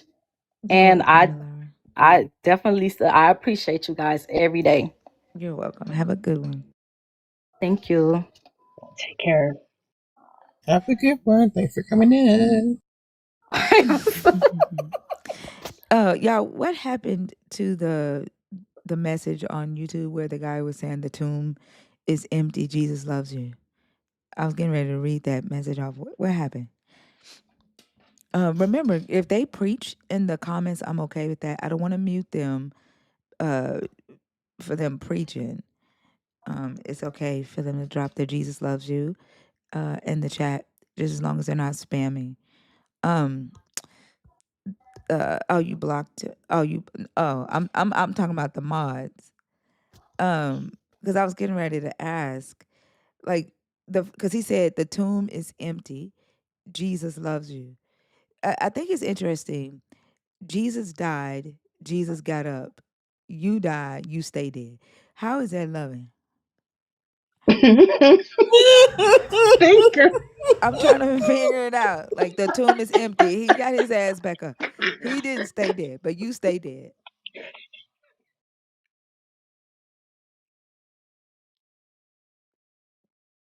Like, I'm trying to figure out. Oh, they gonna always say some stupid shit, Brian.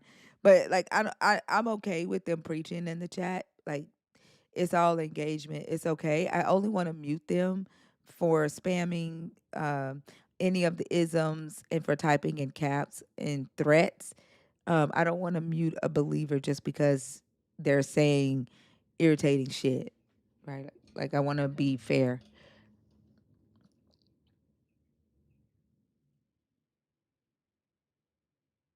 Plus, it gives me something to read and talk about. Yeah, if you are a believer in the God of the Bible, Deconstruction or an atheist, y'all, the guest box is open. And then I'm pretty sure a believer gonna say, "But we get back up in eternal life." When that's supposed to happen? Like, cause you don't have a date. You don't. Jesus could come. Like, the earth is billions of years old. Like, literally, your eternal. You could be dead for an eternity before you go into eternity.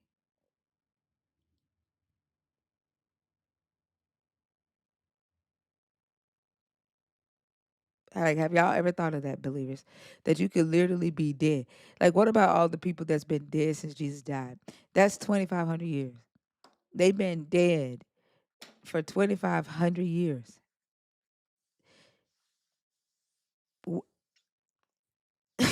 Like, that is like, that's a long ass time.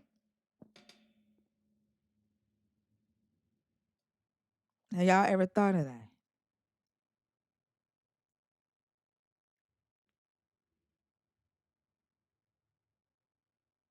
That is so funny because they're willing to fuck up the 80 years that they have here to die for 2,500 to a billion years to go into eternal life. Like, that shit don't make sense.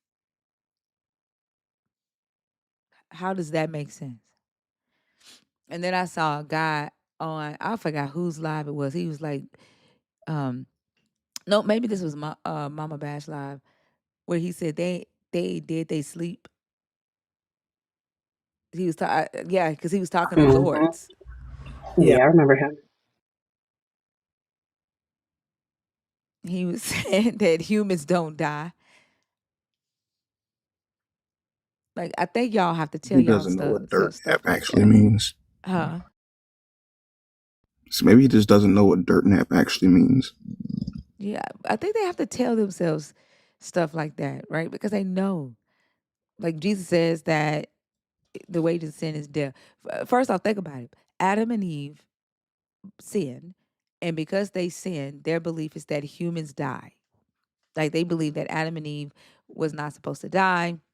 The punishment is they die now. but Jesus came and took that punishment, then you ain't supposed to die. You supposed to get back what Adam and Eve fucked up, right? The fact that y'all still die and then you got to be resurrected to go into eternal life, and you have no idea when that's supposed to happen or if that's actually going to happen. Did Jesus actually pay your price? Because you still die. Adam, according to y'all, Adam and Eve was not supposed to die ever.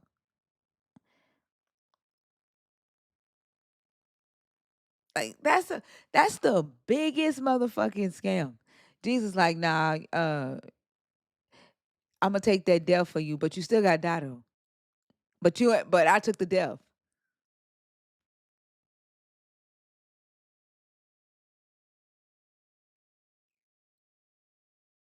Like, why was we willing to accept that? That don't make sense.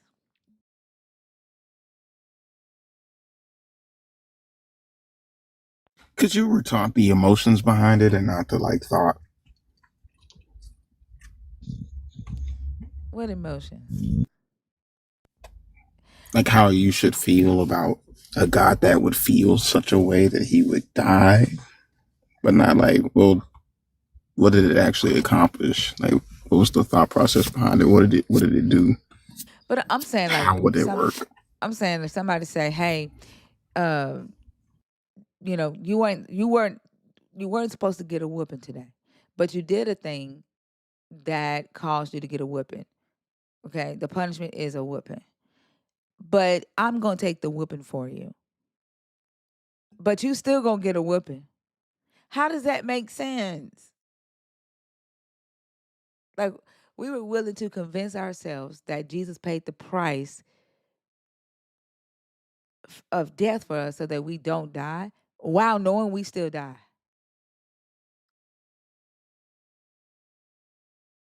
It makes no sense. Listen, we were young. Like, Very. We were young and dumb. Now the old and dumb ones that are still, that are getting into it, in their older age. I don't have no excuse. I got nothing.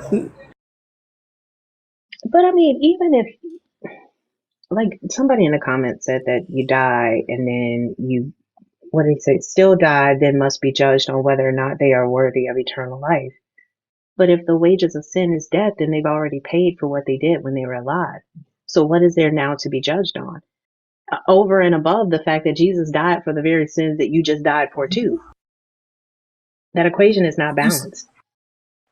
And he's supposed to throw your sins into the sea of forgetfulness. They forgot about that. That must have been thrown into the sea of forgetfulness. I don't know. that's what I'm saying. It's a scam. It's a scam. Hey, I'm gonna take your punishment for you, but you still gonna have to die. And then like it just don't what? Because like But how death is the punishment though, right? death was the punishment. Because they get up here every day and tell us that Adam and Eve was not supposed to die.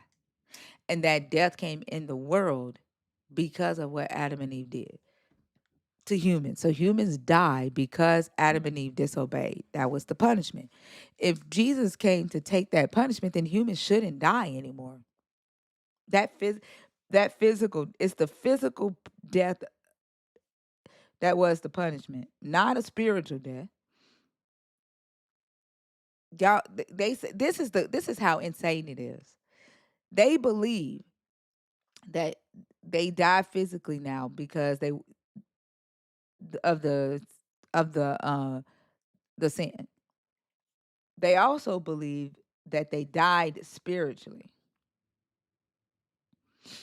The punishment was them dying physically, but they died spiritually because they need them to die spiritually because they need their God to not be a liar.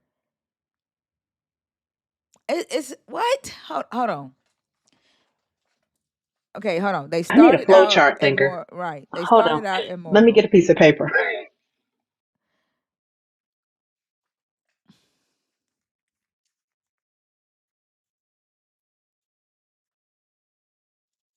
All right, so they're immortal. They're immortal. They eat the fruit, and then physical death is their punishment.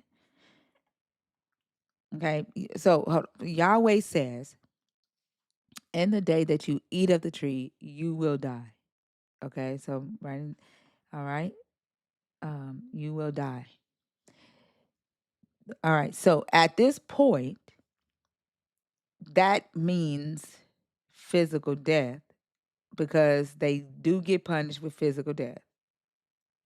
But also, because they don't die a physical death on the day that they eat the fruit, they died a spiritual death instead, so that Yahweh isn't lying. But the punishment he gave them was physical death. What?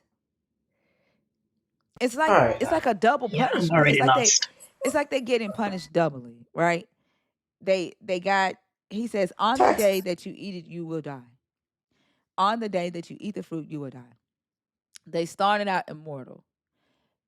So they get downgraded from immortality to mortal. So they die physically. But and they died immediately spiritually. So they had two deaths according to believers.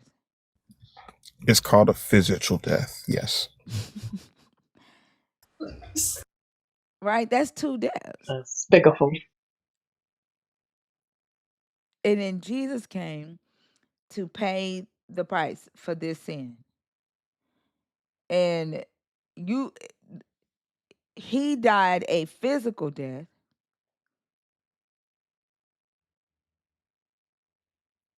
and got his life back. Because he didn't die a spiritual death. He Hold, didn't die a spiritual death, did yeah, he? hold on. He died a physical Okay. death, but you still die a physical death. So he didn't pay the price for that. So why he died physically, I don't know, because you still die physically. He rose so that spiritually you would be alive again after you physically die.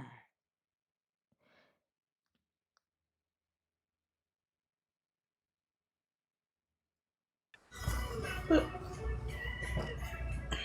you know what?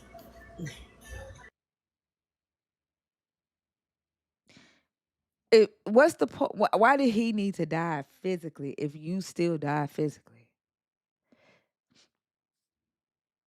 And then you don't get your spiritual life back until eternal life, right? Or do you get spiritual life back on earth? Like, I'm so fucking confused. It's the That's what. biggest scam. Maybe if he had died spiritually, it would have all worked. I don't know. But it's like they're getting punished twice. Like they got punished with physical death because their immortality was downgraded to mortality. And then they also died a spiritual death on that same day. The physical death was not taken away. And they don't even know if they're going to get this eternal life. That's a hope. There's no evidence of it. Like, it's the fucking biggest scam. Even that, like how you have to convince yourself that he took the price, that he paid the price for death, and you still fucking die. Like, Yeah, It's an because they MLM quote that you don't get paid for. yeah. What yeah, you they say? quote the hell out of John 3:16 and like completely skip over the fact that it says shall not perish. Like, no matter how you fucking twist that shit, Yep. I mean what it mean. And what do they say when you tell them that? That it says Oh shall yeah, not it means perish. like go to hell. Oh. That's not what the fuck that means. Otherwise, I said you shall not go to hell. Jesus Dom. speaks in Oh, go ahead, parables. Selena. What do you say? Not saying Jesus speaks in parables, Osa. That was a parable. even though that's not what parable means. Dom. Hey, Hi, how are you? good. How are you? I'm good. How old are you? 26. Are you a believer in the God of the Bible, deconstructing, or an atheist? I'm a Christian. All right, there's 4 topics on the board. Which one did you come up to discuss? The first one. All right, go ahead. If the God of Christianity is love, why does it produce so much hate and division? Because I would say the truth sometimes makes people unhappy. Just because there's hate and division doesn't necessarily mean that the things that they're being divided over are not true. So sometimes when you tell people the truth, I mean, regardless of what your religion is, what you believe, deconstructing atheist or not, I'm sure you have experiences in your life where you told somebody the truth and it caused problems. So there you go. Yeah, kind of like telling Christians that there's no evidence of Israelites in Egypt and no evidence of an Exodus, that there's no evidence of a Joshua, or no evidence of the conquest into Canaan. Those cities on the conquest in the Bible in Joshua either did not exist or were not nations at the time, or that Moses could not have written the Bible because Hebrew did not exist at the time that Moses would have lived. Like telling those types of truths to people who believe in this book, and then it creates a divide because, like you said, truth hurts, right? I mean, even more surface level, like if I tell someone that they're a piece of shit and they are and they don't want to hear it, they're going to get upset. Well, that's your opinion. We're talking about truth. We're not talking about opinions. What I just shared was truth, things that are grounded in historical fact and evidence. And so when we're talking, and we're also talking about within the belief system, telling people that they're a piece of shit, you're looking for division there. The belief system definitely does cause a division when people don't believe like you. And so when a non-believer or an atheist says, I don't believe the claims in the Bible and here's why, it causes a divide, right? Yeah. Well, I hear what you're saying, but that's a choice to be divided. Um, Well, that's a What do you mean by choice. choice to be divided? What do you mean uh, by choice? It's not a choice that the evidence isn't there.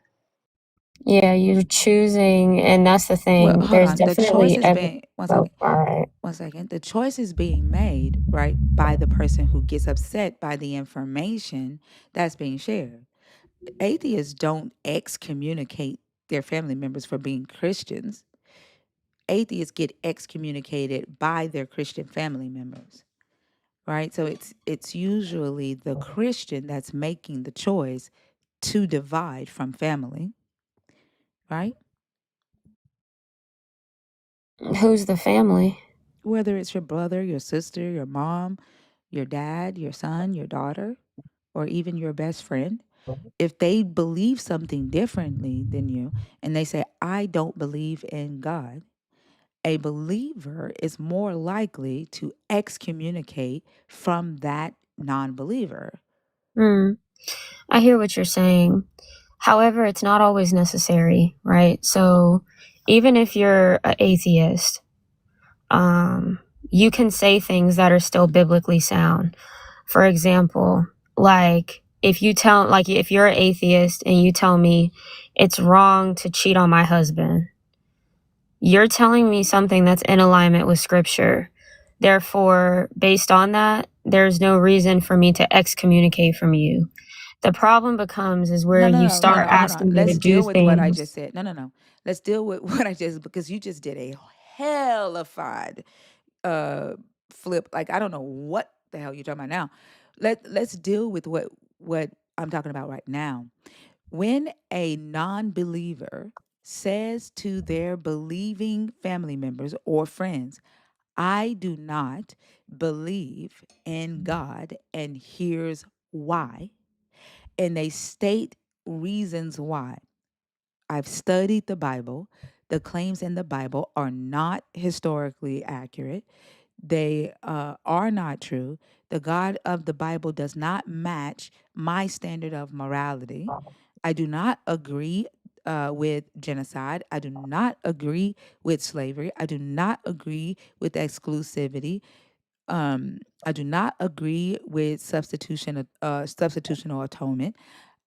When that person shares their reasons for not believing in that God, the believer is more likely to make the decision to excommunicate that person or stop talking to that person altogether because they see that person as the devil, or they start saying, well, you want to worship the devil, or you just want to sin, or uh, you are a child of the devil, or you're church hurt, or instead of listening to what that family member is saying, it is more likely the choice of the believer who's choosing to create that divide and not be family anymore or not be friends anymore.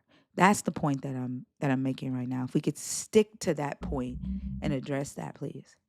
I'll stick exactly to what you just said. So, in your entire premise, you use the term more likely twice. More likely does not necessarily indicate that it will happen.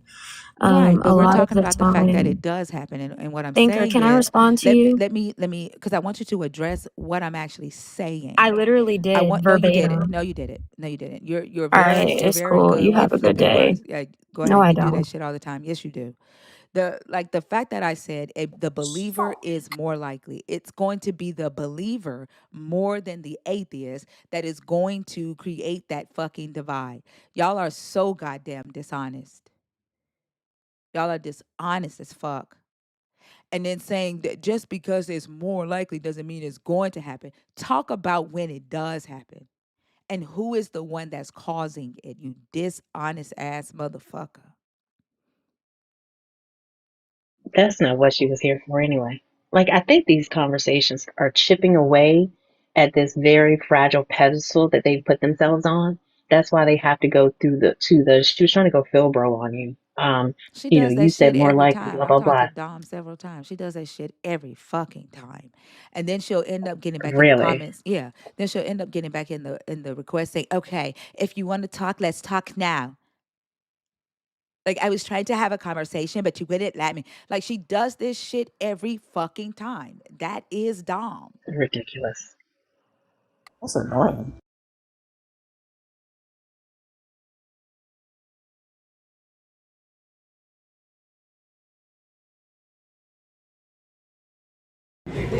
And then like saying that the division comes from, like, if you say that tell somebody that like they're a piece of shit. Like, motherfucker, if you tell someone they're a piece of shit, you like, if they are a piece of shit, you should divide from them. What the fuck do you mean? Exactly. Like, what? You already started off like not making sense. First off, that's uh an opinion. Also has nothing to do with Christianity. Like, y'all are so fucking dishonest.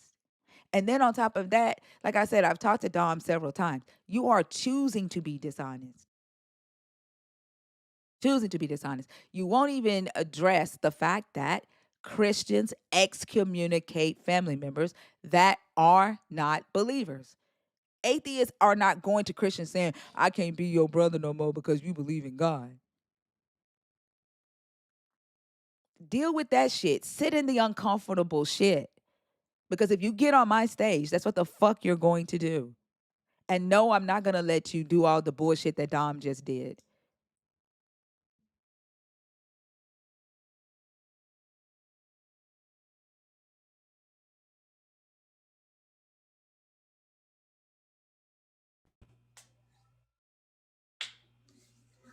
Fam, pick a topic. Wow. Hey, what's up, champions? Good morning. Good morning. Pick a topic, please. Uh, I would like to discuss on topic number one. All right, go ahead. It says, if the God of Christianity is love, why does it produce so much hate and division.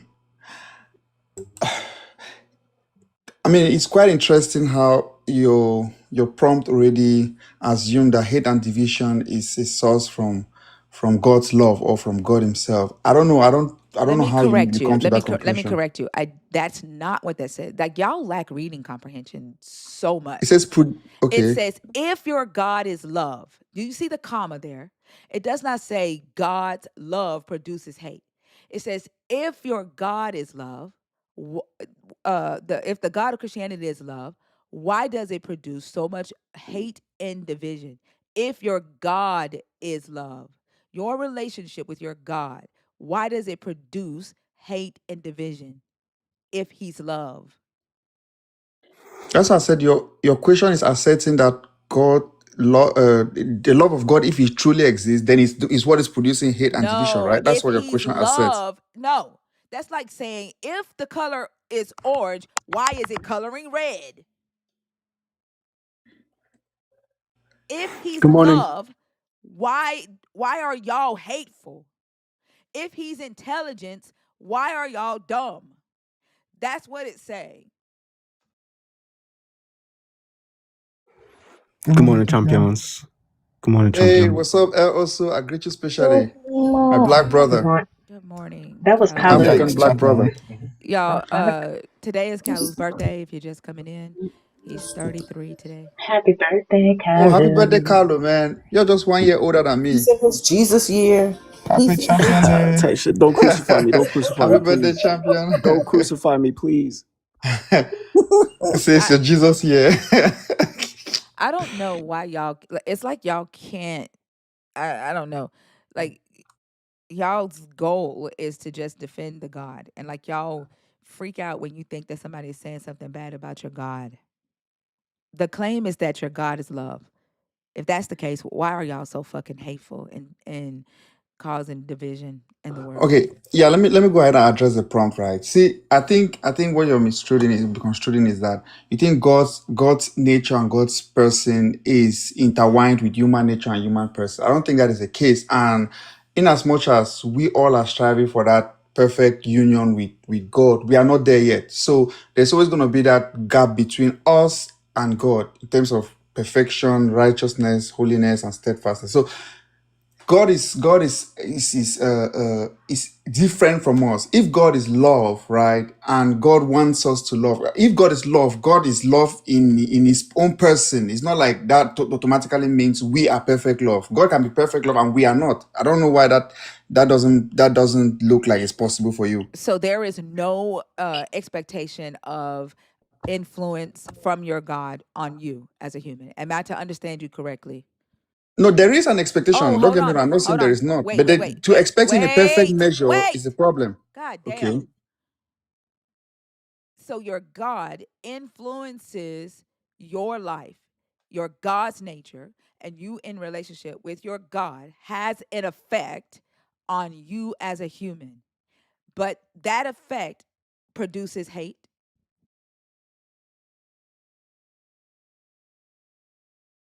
All right, y'all. I got a job, got a training. I will see y'all later. Love Have a y'all. good one, Selena. Bye, Selena. I love Thanks, you. y'all. Bye. Bye. Fee, when you engage with the community, does the community walk away with hateful ideologies from engaging with you? No, Are you perfect? absolutely not. Is the people in the community perfect? Absolutely not. But their Are you questioning me I'm or fair? talking right now. Damn. But their interaction with you leaves residue of who you are, correct? Absolutely.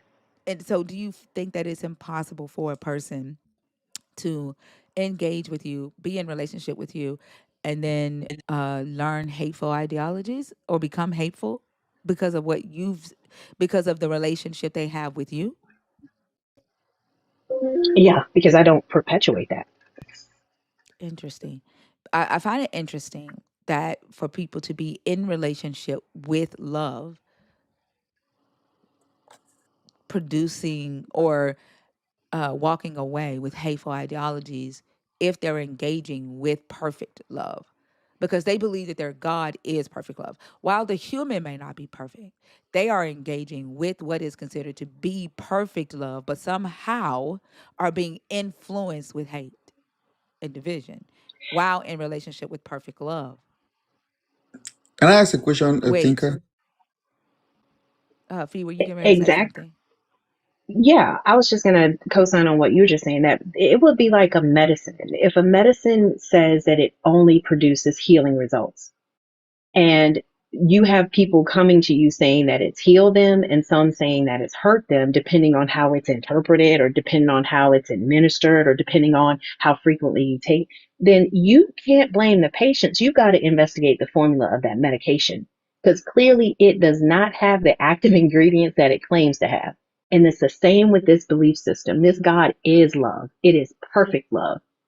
Based on that alone, we should expect to see certain things in the people that take this medicine, this God medicine, and we don't.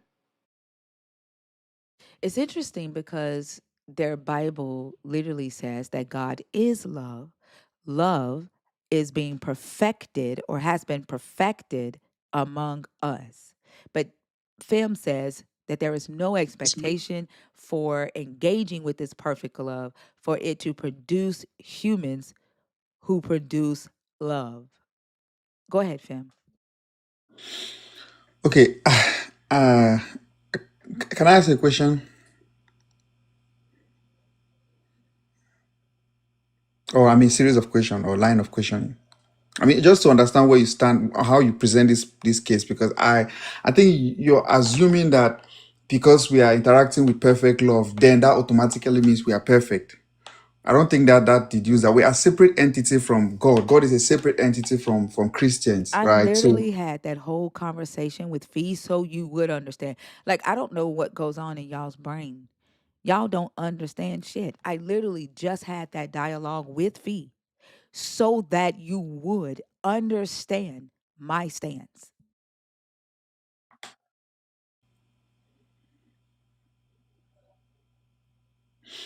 it would have been better me asking you question for clarity rather than you assuming what I would understand from your conversation with you. I mean, if I ask you a question and you answer, that provides clarity to me and to where you stand, rather than you I did assuming that answer the your fucking interaction with question the Fair would first time provide you clarity asked for and you me. still didn't understand it.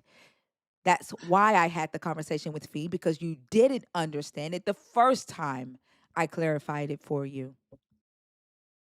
A follow-up question would have helped better. That's what I'm saying. If I You ask you a don't follow-up question, understand shit, and you are here to just defend your God. Nowhere did I say that you are fucking perfect. but that's You supposed to be still, the, if the you would essence have of your panel, listened, right? if you would have listened to the conversation, then you would know exactly what my stance is. It was so fucking easy, but you didn't listen because you're only here to talk.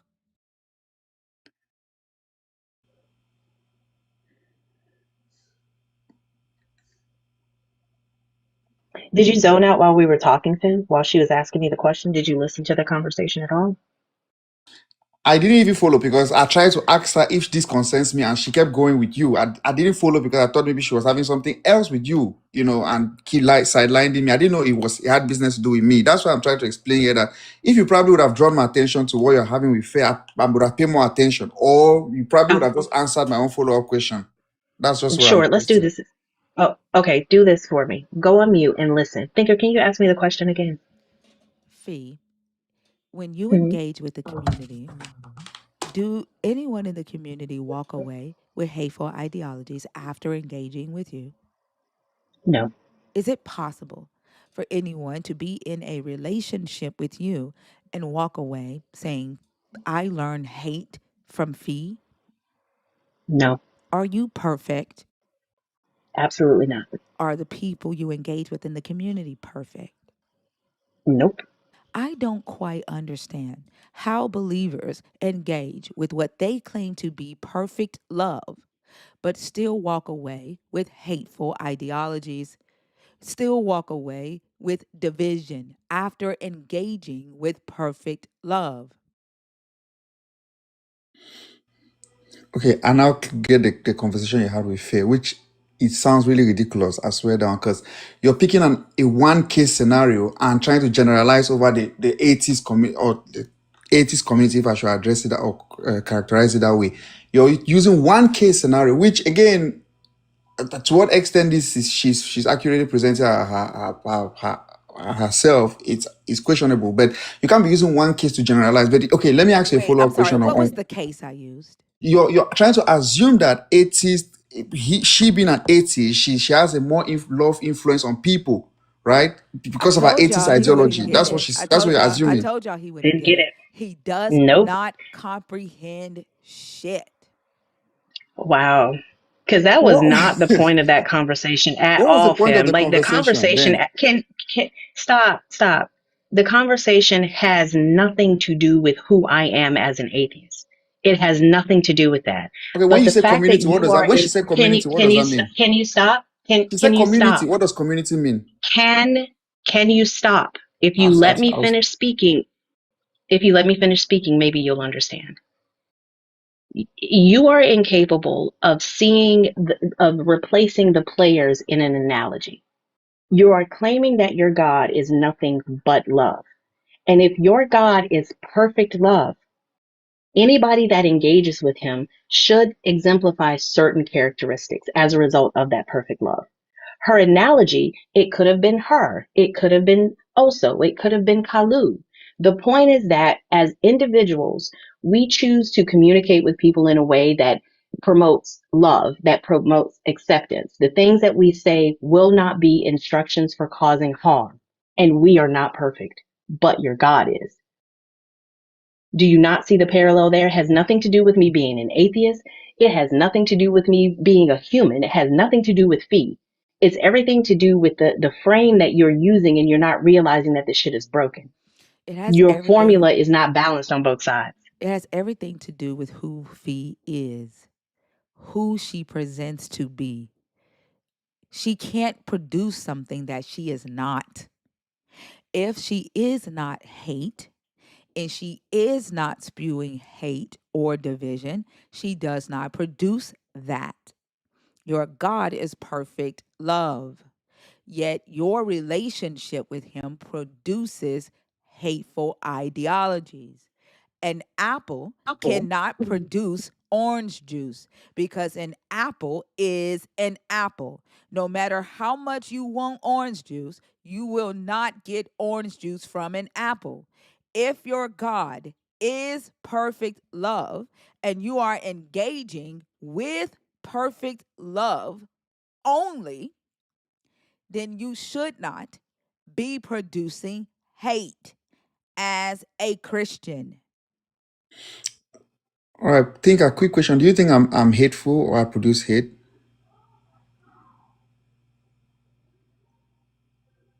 Me as an individual, that's what I'm asking. Do you think I produce hate and I'm hateful? You fucking lied on me. You were I asked it. blocked for a long motherfucking time. So the answer is yes. But this is not just about you. Okay, again, so if you so you think I lied because I lied on you, I'm hateful and I produce hate or I hate you?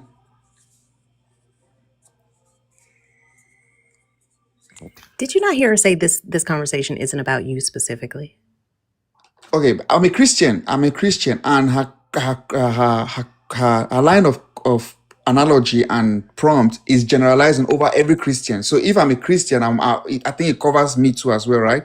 So I'm asking her that am I hateful? So because I don't, if I'm not hateful, that means God's love doesn't produce hate in me, correct? Do you see how he just completely fucking ignored that his motherfucking ass was blocked for a long Yep. fucking time? That I he asked you a question, fucking you that answered he something I totally different. answered you. Okay, and I You're asked you again that irritating. I was fucking me answered lying? you. Was me I lying can't the act of help that you hating don't like. against you? Yes, motherfucker. Yes. I answered you.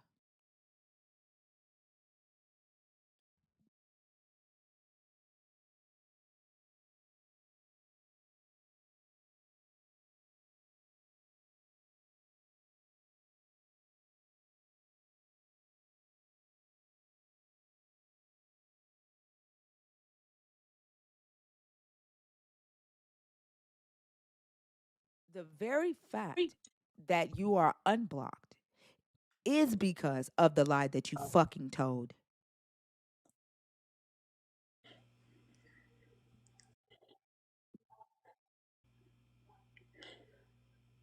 So you think my the lie I told is an evidence that I hate you? Is that Didn't it? say shit about you hating me. I don't give a fuck No, if no, you no. hate Because me. Like, fam, shut the fuck up. Like, you are irritating as fuck. I didn't say shit about you hating me. I'm using myself as a case study of a Christian. I want you to show me how that God's love produces hate in Oh me. my Because gosh. I your fucking question is can't. generalizing. I can't. Like, I don't know Okay, how then it's many, but good. It's shut the good. It fuck means God's love up. doesn't produce Shut hate. up. You just tell yourself whatever the fuck you want to tell yourself. You're going to do that shit anyway. And I the mean, I fact that you're don't see. sitting there laughing, like, yes, you are hateful as fuck. You are hateful and you are selfish as fuck. The only thing you care about is defending yourself as a Christian and defending your fucking God. You don't actually care about being a decent motherfucking human. And it's irritating talking to you because you don't comprehend shit either. What do you think, Fem, would count as evidence against the claim that Christianity promotes love? What would you expect to see? Okay, this is what I think. If Christianity produced love, I would expect to see. And this is just my line of this is where I was going with this, right? As my own as my own reason why I think Christianity don't produce hate. Hate is just a product of human nature. This is what I was going with this. I wanted to ask her, if you remove Christianity and Christian and God from the world, are you going to have love? Are you going to have perfect love in the Did world, you hear or my? Did you is hear? hate going to go away? Hate will still remain. Meaning, hate is not a product of Christianity or God. It's a See, product of he's not human here to nature. conversate. He's here to just defend Christianity. That's the He point of doesn't your care. life in general. He doesn't That's the care point of your about life, anything thinker. that you're saying. He That's the doesn't point of care your about life. shut the fuck up. You want to engage? He doesn't care. You don't know how to engage, motherfucker. You might as well stand in the fucking mirror and talk to your fucking self about your God because you don't care about what anybody else has to say.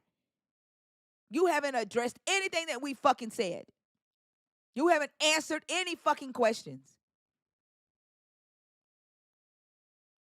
And that's what's frustrating. Because I asked you a question very specifically. And when you started talking, you completely ignored it and just said what you wanted to say. That's not how conversations work.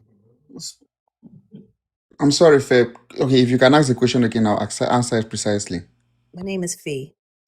What Faith. would Sorry. count as evidence against the claim that Christianity promotes love?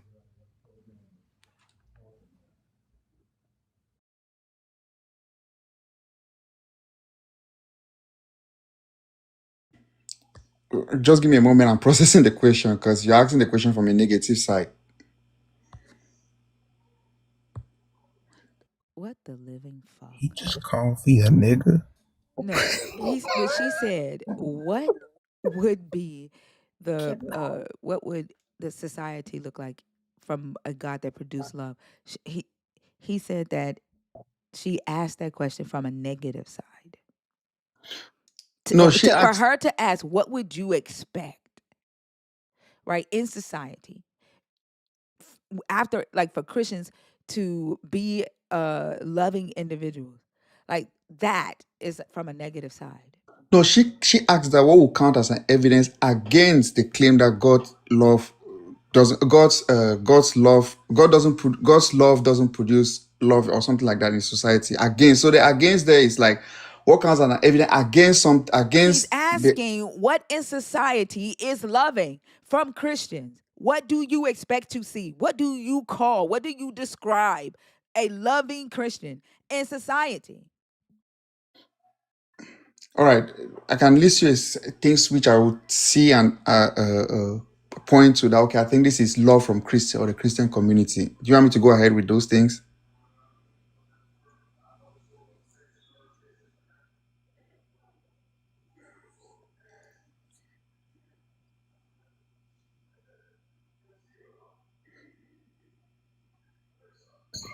the silence didn't let you know that you can go ahead and speak, Finn. Oh, okay. The first thing will be missionary schools and missionary hospitals. Over in my country specifically, over 70% of the schools that are currently run, the schools in my country are all missionary schools. 60% of the most effective and best hospitals are all missionary hospitals. Missionary means probably Catholic, Presbyterian, or Baptist hospitals, and they are most reliable and effective than other maybe public or private hospitals, and some of them are cheaper as well. And this is not just something that started today. They were pioneers of education and community development in my country, and this, for me, I see this as and they set the pace for the government to even begin to do those to take over from those work, and it tremendously laid the foundation for many things, which I think it's priceless. Okay. So I mean, that's just a few things I can point to, which have a great impact, and I think that's love. It's out of love. He Okay, named what? capitalism as love. Absolutely. He literally named capitalism as love. So on the flip side of that, if it produced hate and division, what would you expect to see? If you produce hate and division, Mhm.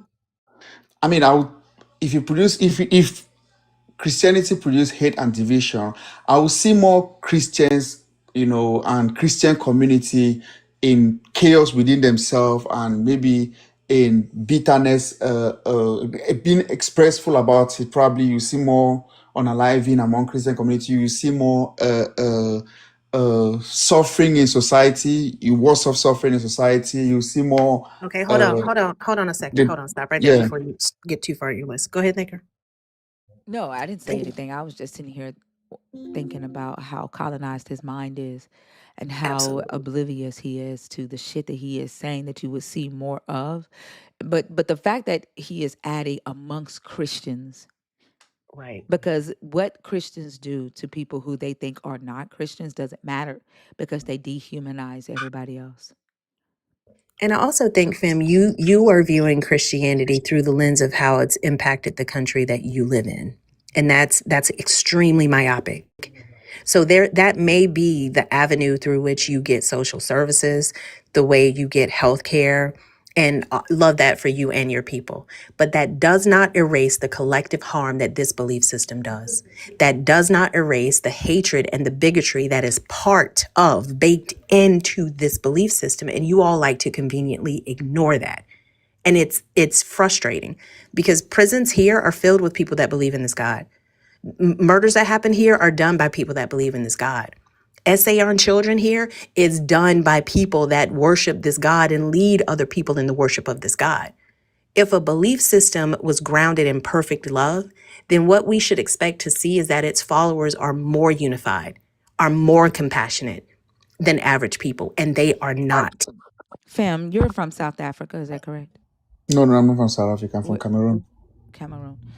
In South Africa, 82 to 85% of the population lack medical coverage. You know how much of South Africa is Christian?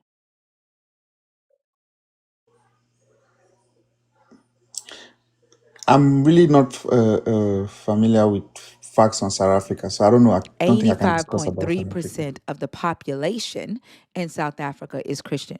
So for 82 to 85% of South Africans do not have health care. 85.3% of them are Christian. That is the majority of the Christian population in South Africa without health care. The true irony is they had universal health care before the religion came in and fucked it over. Like I said, I'm not familiar, versatile with facts on South Africa. I really cannot discuss about South Africa, honestly. I mean, I want to discuss what I'm able to present facts and. You literally said that a society that produces love from your God is healthcare, missionary healthcare. South Africa is on the same planet as Cameroon.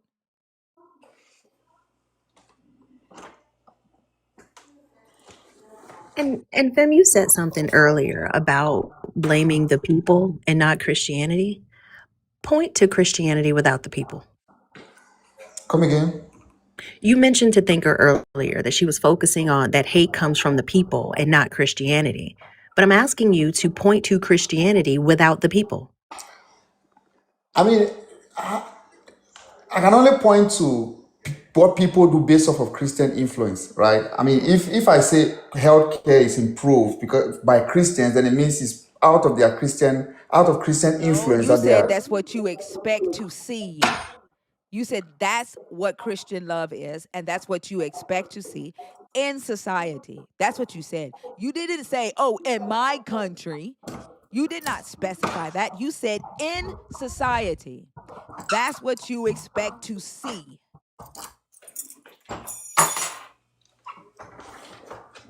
I think in these conversations, can you mute? Because you got a lot of background noise. Why your keychain sounds so dry? Also, That big you got feel like bones on that motherfucker. bone? Also, I hate you.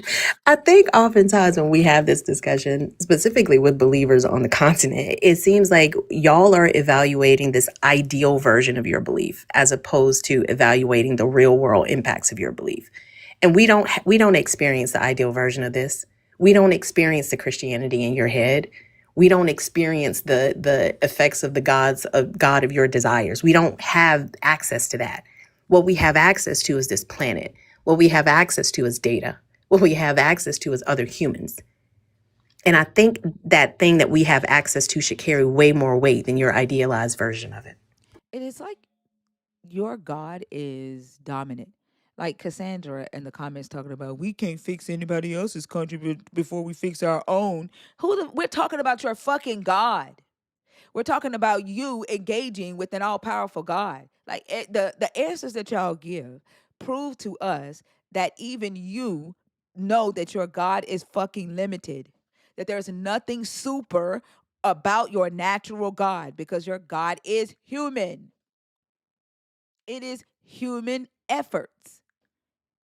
There's no supernatural entity doing anything.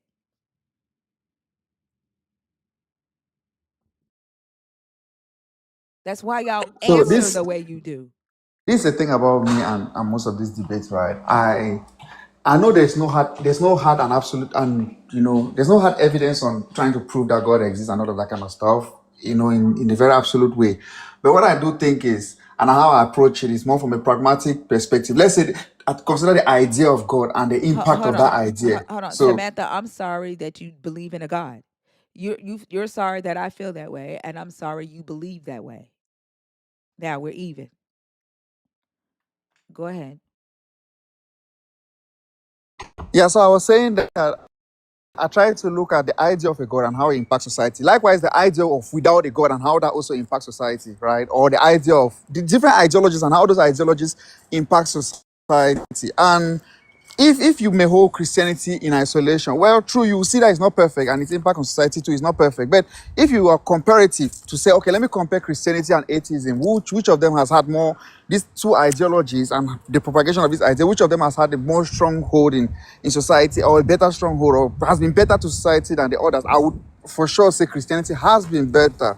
That's not I mean, true. and I can give That's you not one true one because line of atheists never thought. got together and enslaved the whole of an entire continent. That isn't true. Atheists never got together and voted to take away the rights of a whole entire gender. Atheists never got together and voted to take away the rights of a whole entire sexual orientation. That's not true. Atheists never got together and decided that they were going to go to war with another country over land. Do you know slavery and colonization is a hard product of atheism and enlightenment movement. That's a goddamn lie. No, I What? fucking Your can't. God, Like they your just God. say shit, and like I don't even feel like going over what he should already know about his fucking God and his fucking belief system, especially the fact since his ass is fucking colonized. Like Exactly. these types of conversations like piss me the entire fuck off. You brainwashed ass motherfuckers. Like you literally called yourself bond servant of God. You named yourself slave. That's how I fucking met you. Your name was slave when I met you. And I know he's been in these lives long enough for us to read the story of the what's it, whoever Jay's name was that ended up colonizing a whole fucking area of people. Your God laid out the template for this shit. Why are you saying that it was created by atheism? This book has slavery in it, chattel slavery. Why are you trying to put these atrocious things off on people who don't stop? About people who don't believe, to people who don't believe in a God. That is just not true. We've got data. We have evidence to show you that this is linked to Christianity. You don't. Rico, like your fellow brother in Christ is in the comments calling me a hoe. Now I've never talked to this motherfucker. I don't know who the fuck he is. But is that loving, fam? Is that loving? Is that loving for your brother in Christ to be calling me a hoe? There are always outliers to this, So, but Oh, so anyway, you can't hold him accountable. You're gonna ignore the fact that a Christian is in the comments calling me out of my name. I'm not defending. I'm just saying it's a bad asked you, Christian. is it loving? It's Is a it bad. No, loving? Is it it's not. loving? It's not loving. And what he's doing is bad. Why did What I he's have to doing is ask you 5 times?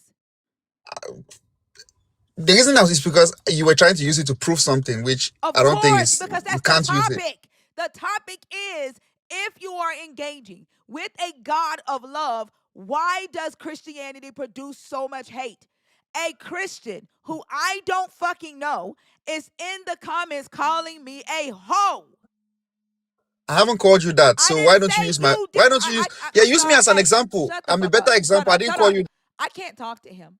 If y'all want to talk to him, y'all can talk to him, because I don't feel like doing all the yelling and shit today. It's been a pretty cool night. I cannot keep talking to these brains that don't fucking do anything. I can't. I need people who think.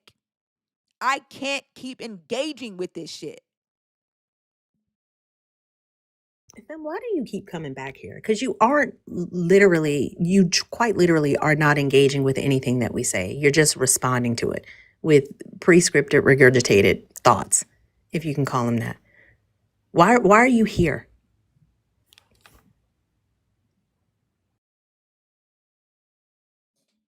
Ian, Zian, whatever your name is, the fact that you are telling me to shut down is you admitting that there's only dumbasses in Christianity. The fact that I said that I need to engage with motherfuckers who think, you are admitting that none of you motherfuckers think. And instead of me shutting down, you should leave, because that means that my life is not for you. That means you should leave then, right? My life isn't for you. My life is only for motherfuckers who think. And that isn't you.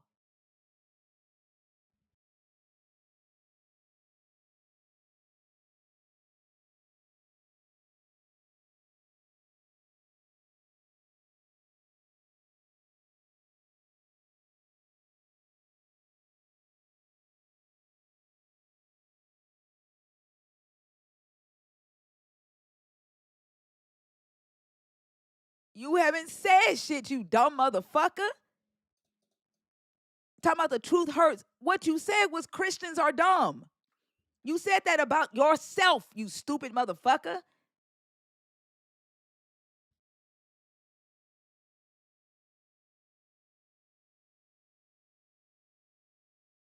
It's ironic to have such a malleable mind with no neuroplasticity. Like, dumb as fuck. Like, they're so filled with hate, they don't even know when they're talking about themselves. Like, they're just fucking dumb. And I don't understand why they like coming into my space. Like, I tell them all the time, I don't fucking want to talk to you. I don't have any need of talking to fools. Yes, because you dumb motherfuckers like me too fucking much. Y'all are in here too fucking much when I don't want you in here.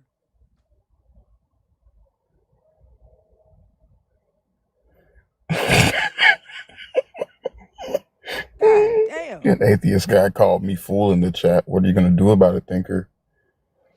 Oh, They're what? so obtuse. I They're don't have to obtuse. shut down, motherfucker. You should leave.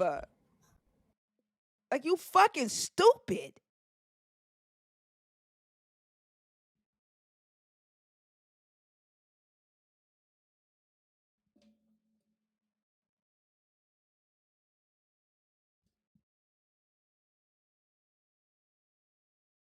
Like, we had better conversations when it was people deconstructing. Like, you motherfuckers are filled with like dumbness and fear.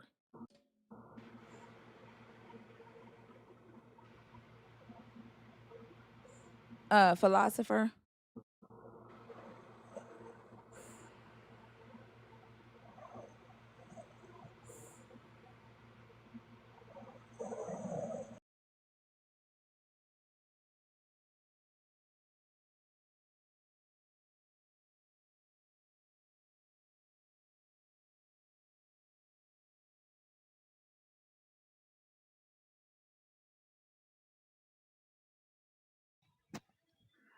If the God of Christian is love, Wait, how why old are you? don't How old are you? You a whole ass kid. The fuck? Also, are you even real? That sounds like AI. What in the reading rainbow was going on? Like, the fact that a kid comes in here to defend the God is fucking insane. That shit pisses me off every fucking time. Your God got kids fucking defending it. Your God's supposed to be protecting kids. Like, your God will let a child be raped, will let a child be essayed, will let a child be blown the fuck up. But will sit back and let a child defend his fucking character. That is crazy as fuck to me.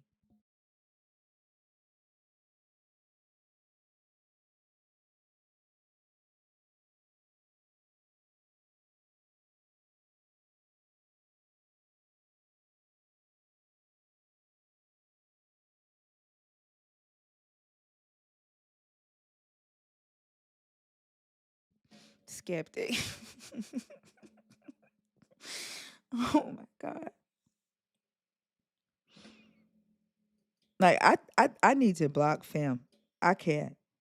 That motherfucker ain't got it. That motherfucker's brain is bricks. Why, champion? Like, I just don't know why he keeps coming back.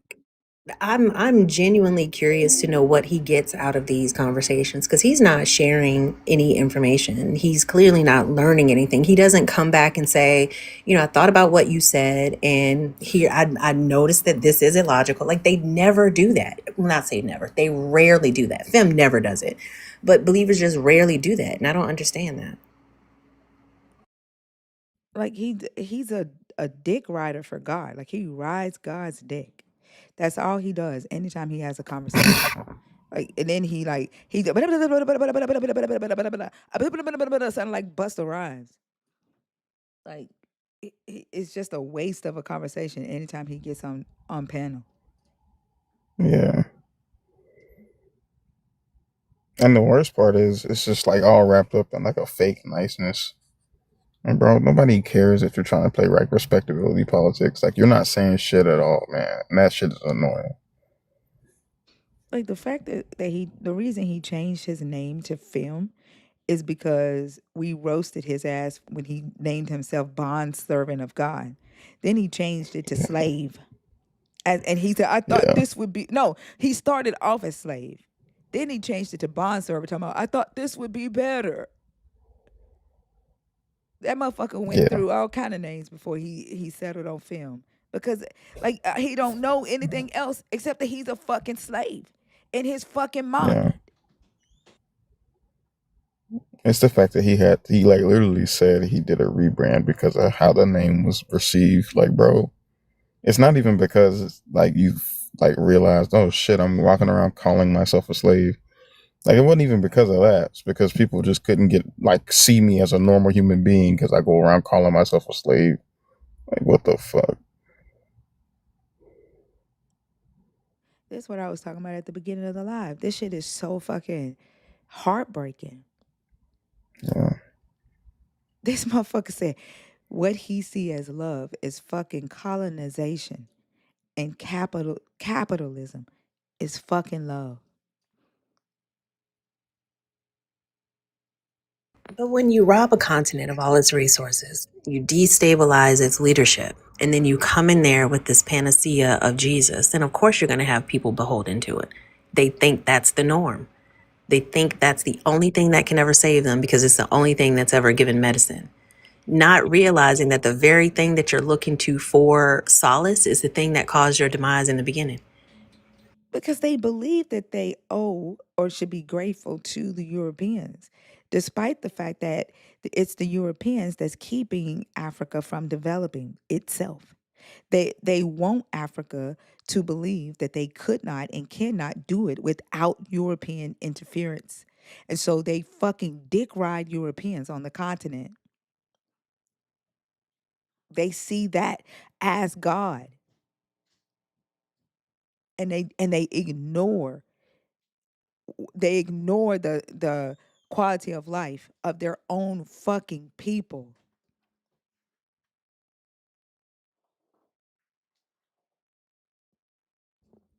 How the fuck 85% of South Africa gonna be Christian and the majority of them black and they lack health care?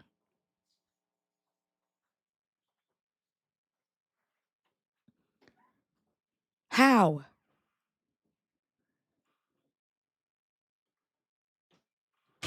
Colonization worked.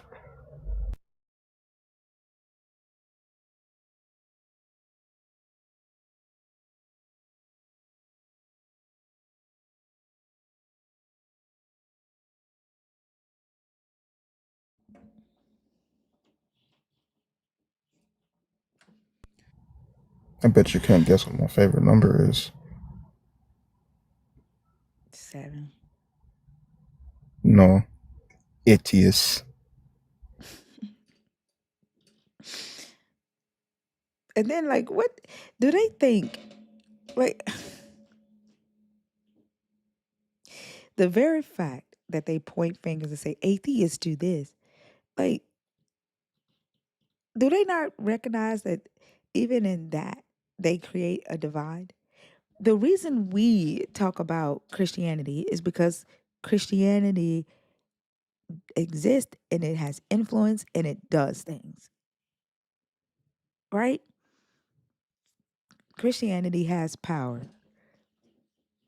The very fact that in order to evade reality and the facts and how Christianity has affected society, the very real thing, like Christianity is a thing and it does affect society. It shows up in society at a high influential rate. And instead of you talking about that, instead of you actually engaging with that thought, you want to fucking point fingers like a goddamn child.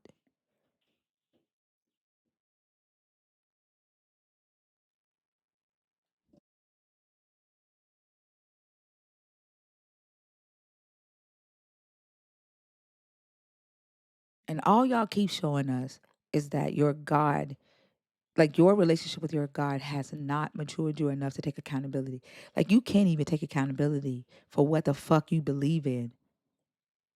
How the fuck are we supposed to believe that you even take accountability in your own fucking life with your own fucking actions?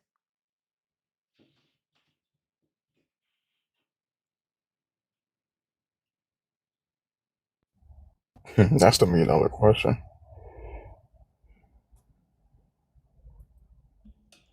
Like they do the shimmy every fucking time. Like we can't have Yeah. honest conversations with them about what's affecting society.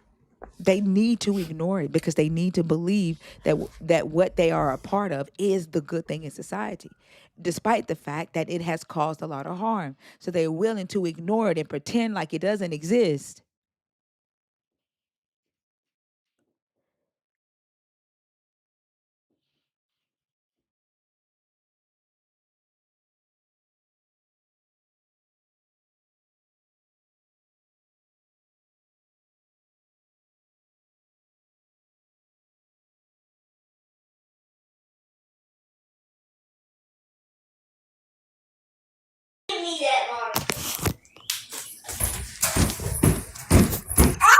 Jobby. Welcome.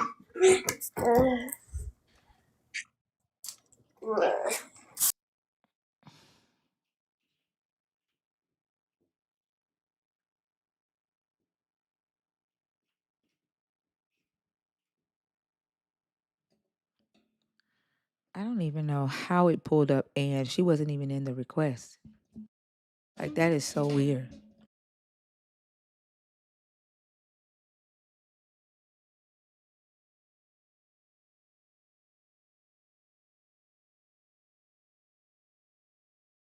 Did y'all see the conservative chats that were leaked? The young No, conservative what happened? chats? Wait, the like Yahtzee ones, Hmm. The young the ones where they're conservatives? being Yahtzees. Yeah.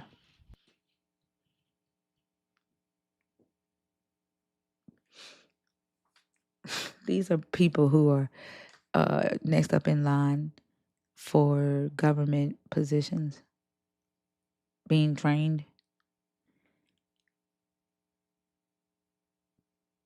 Evangelicals.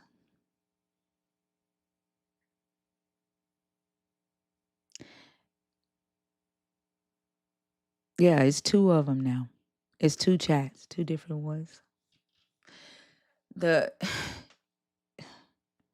I don't know how many times, like, they always talk about prophecies and warnings and intuition, but these motherfuckers will ignore a warning when it's right in their fucking face. And then they go, when the shit goes down, they gonna be praying to they God, talking about, Lord, how long? Why, God? God, please come in. Oh, Jesus. Y'all are irritated.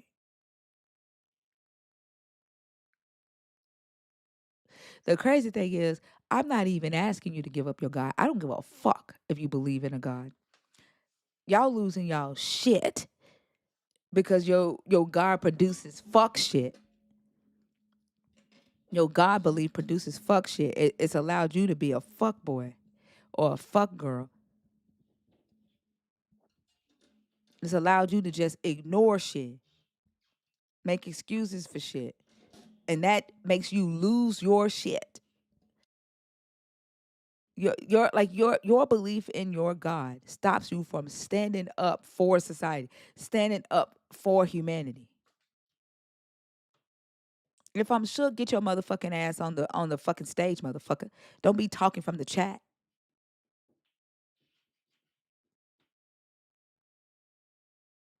Get on the stage, you speaking Christian. How you shook from up here? Get on the stage.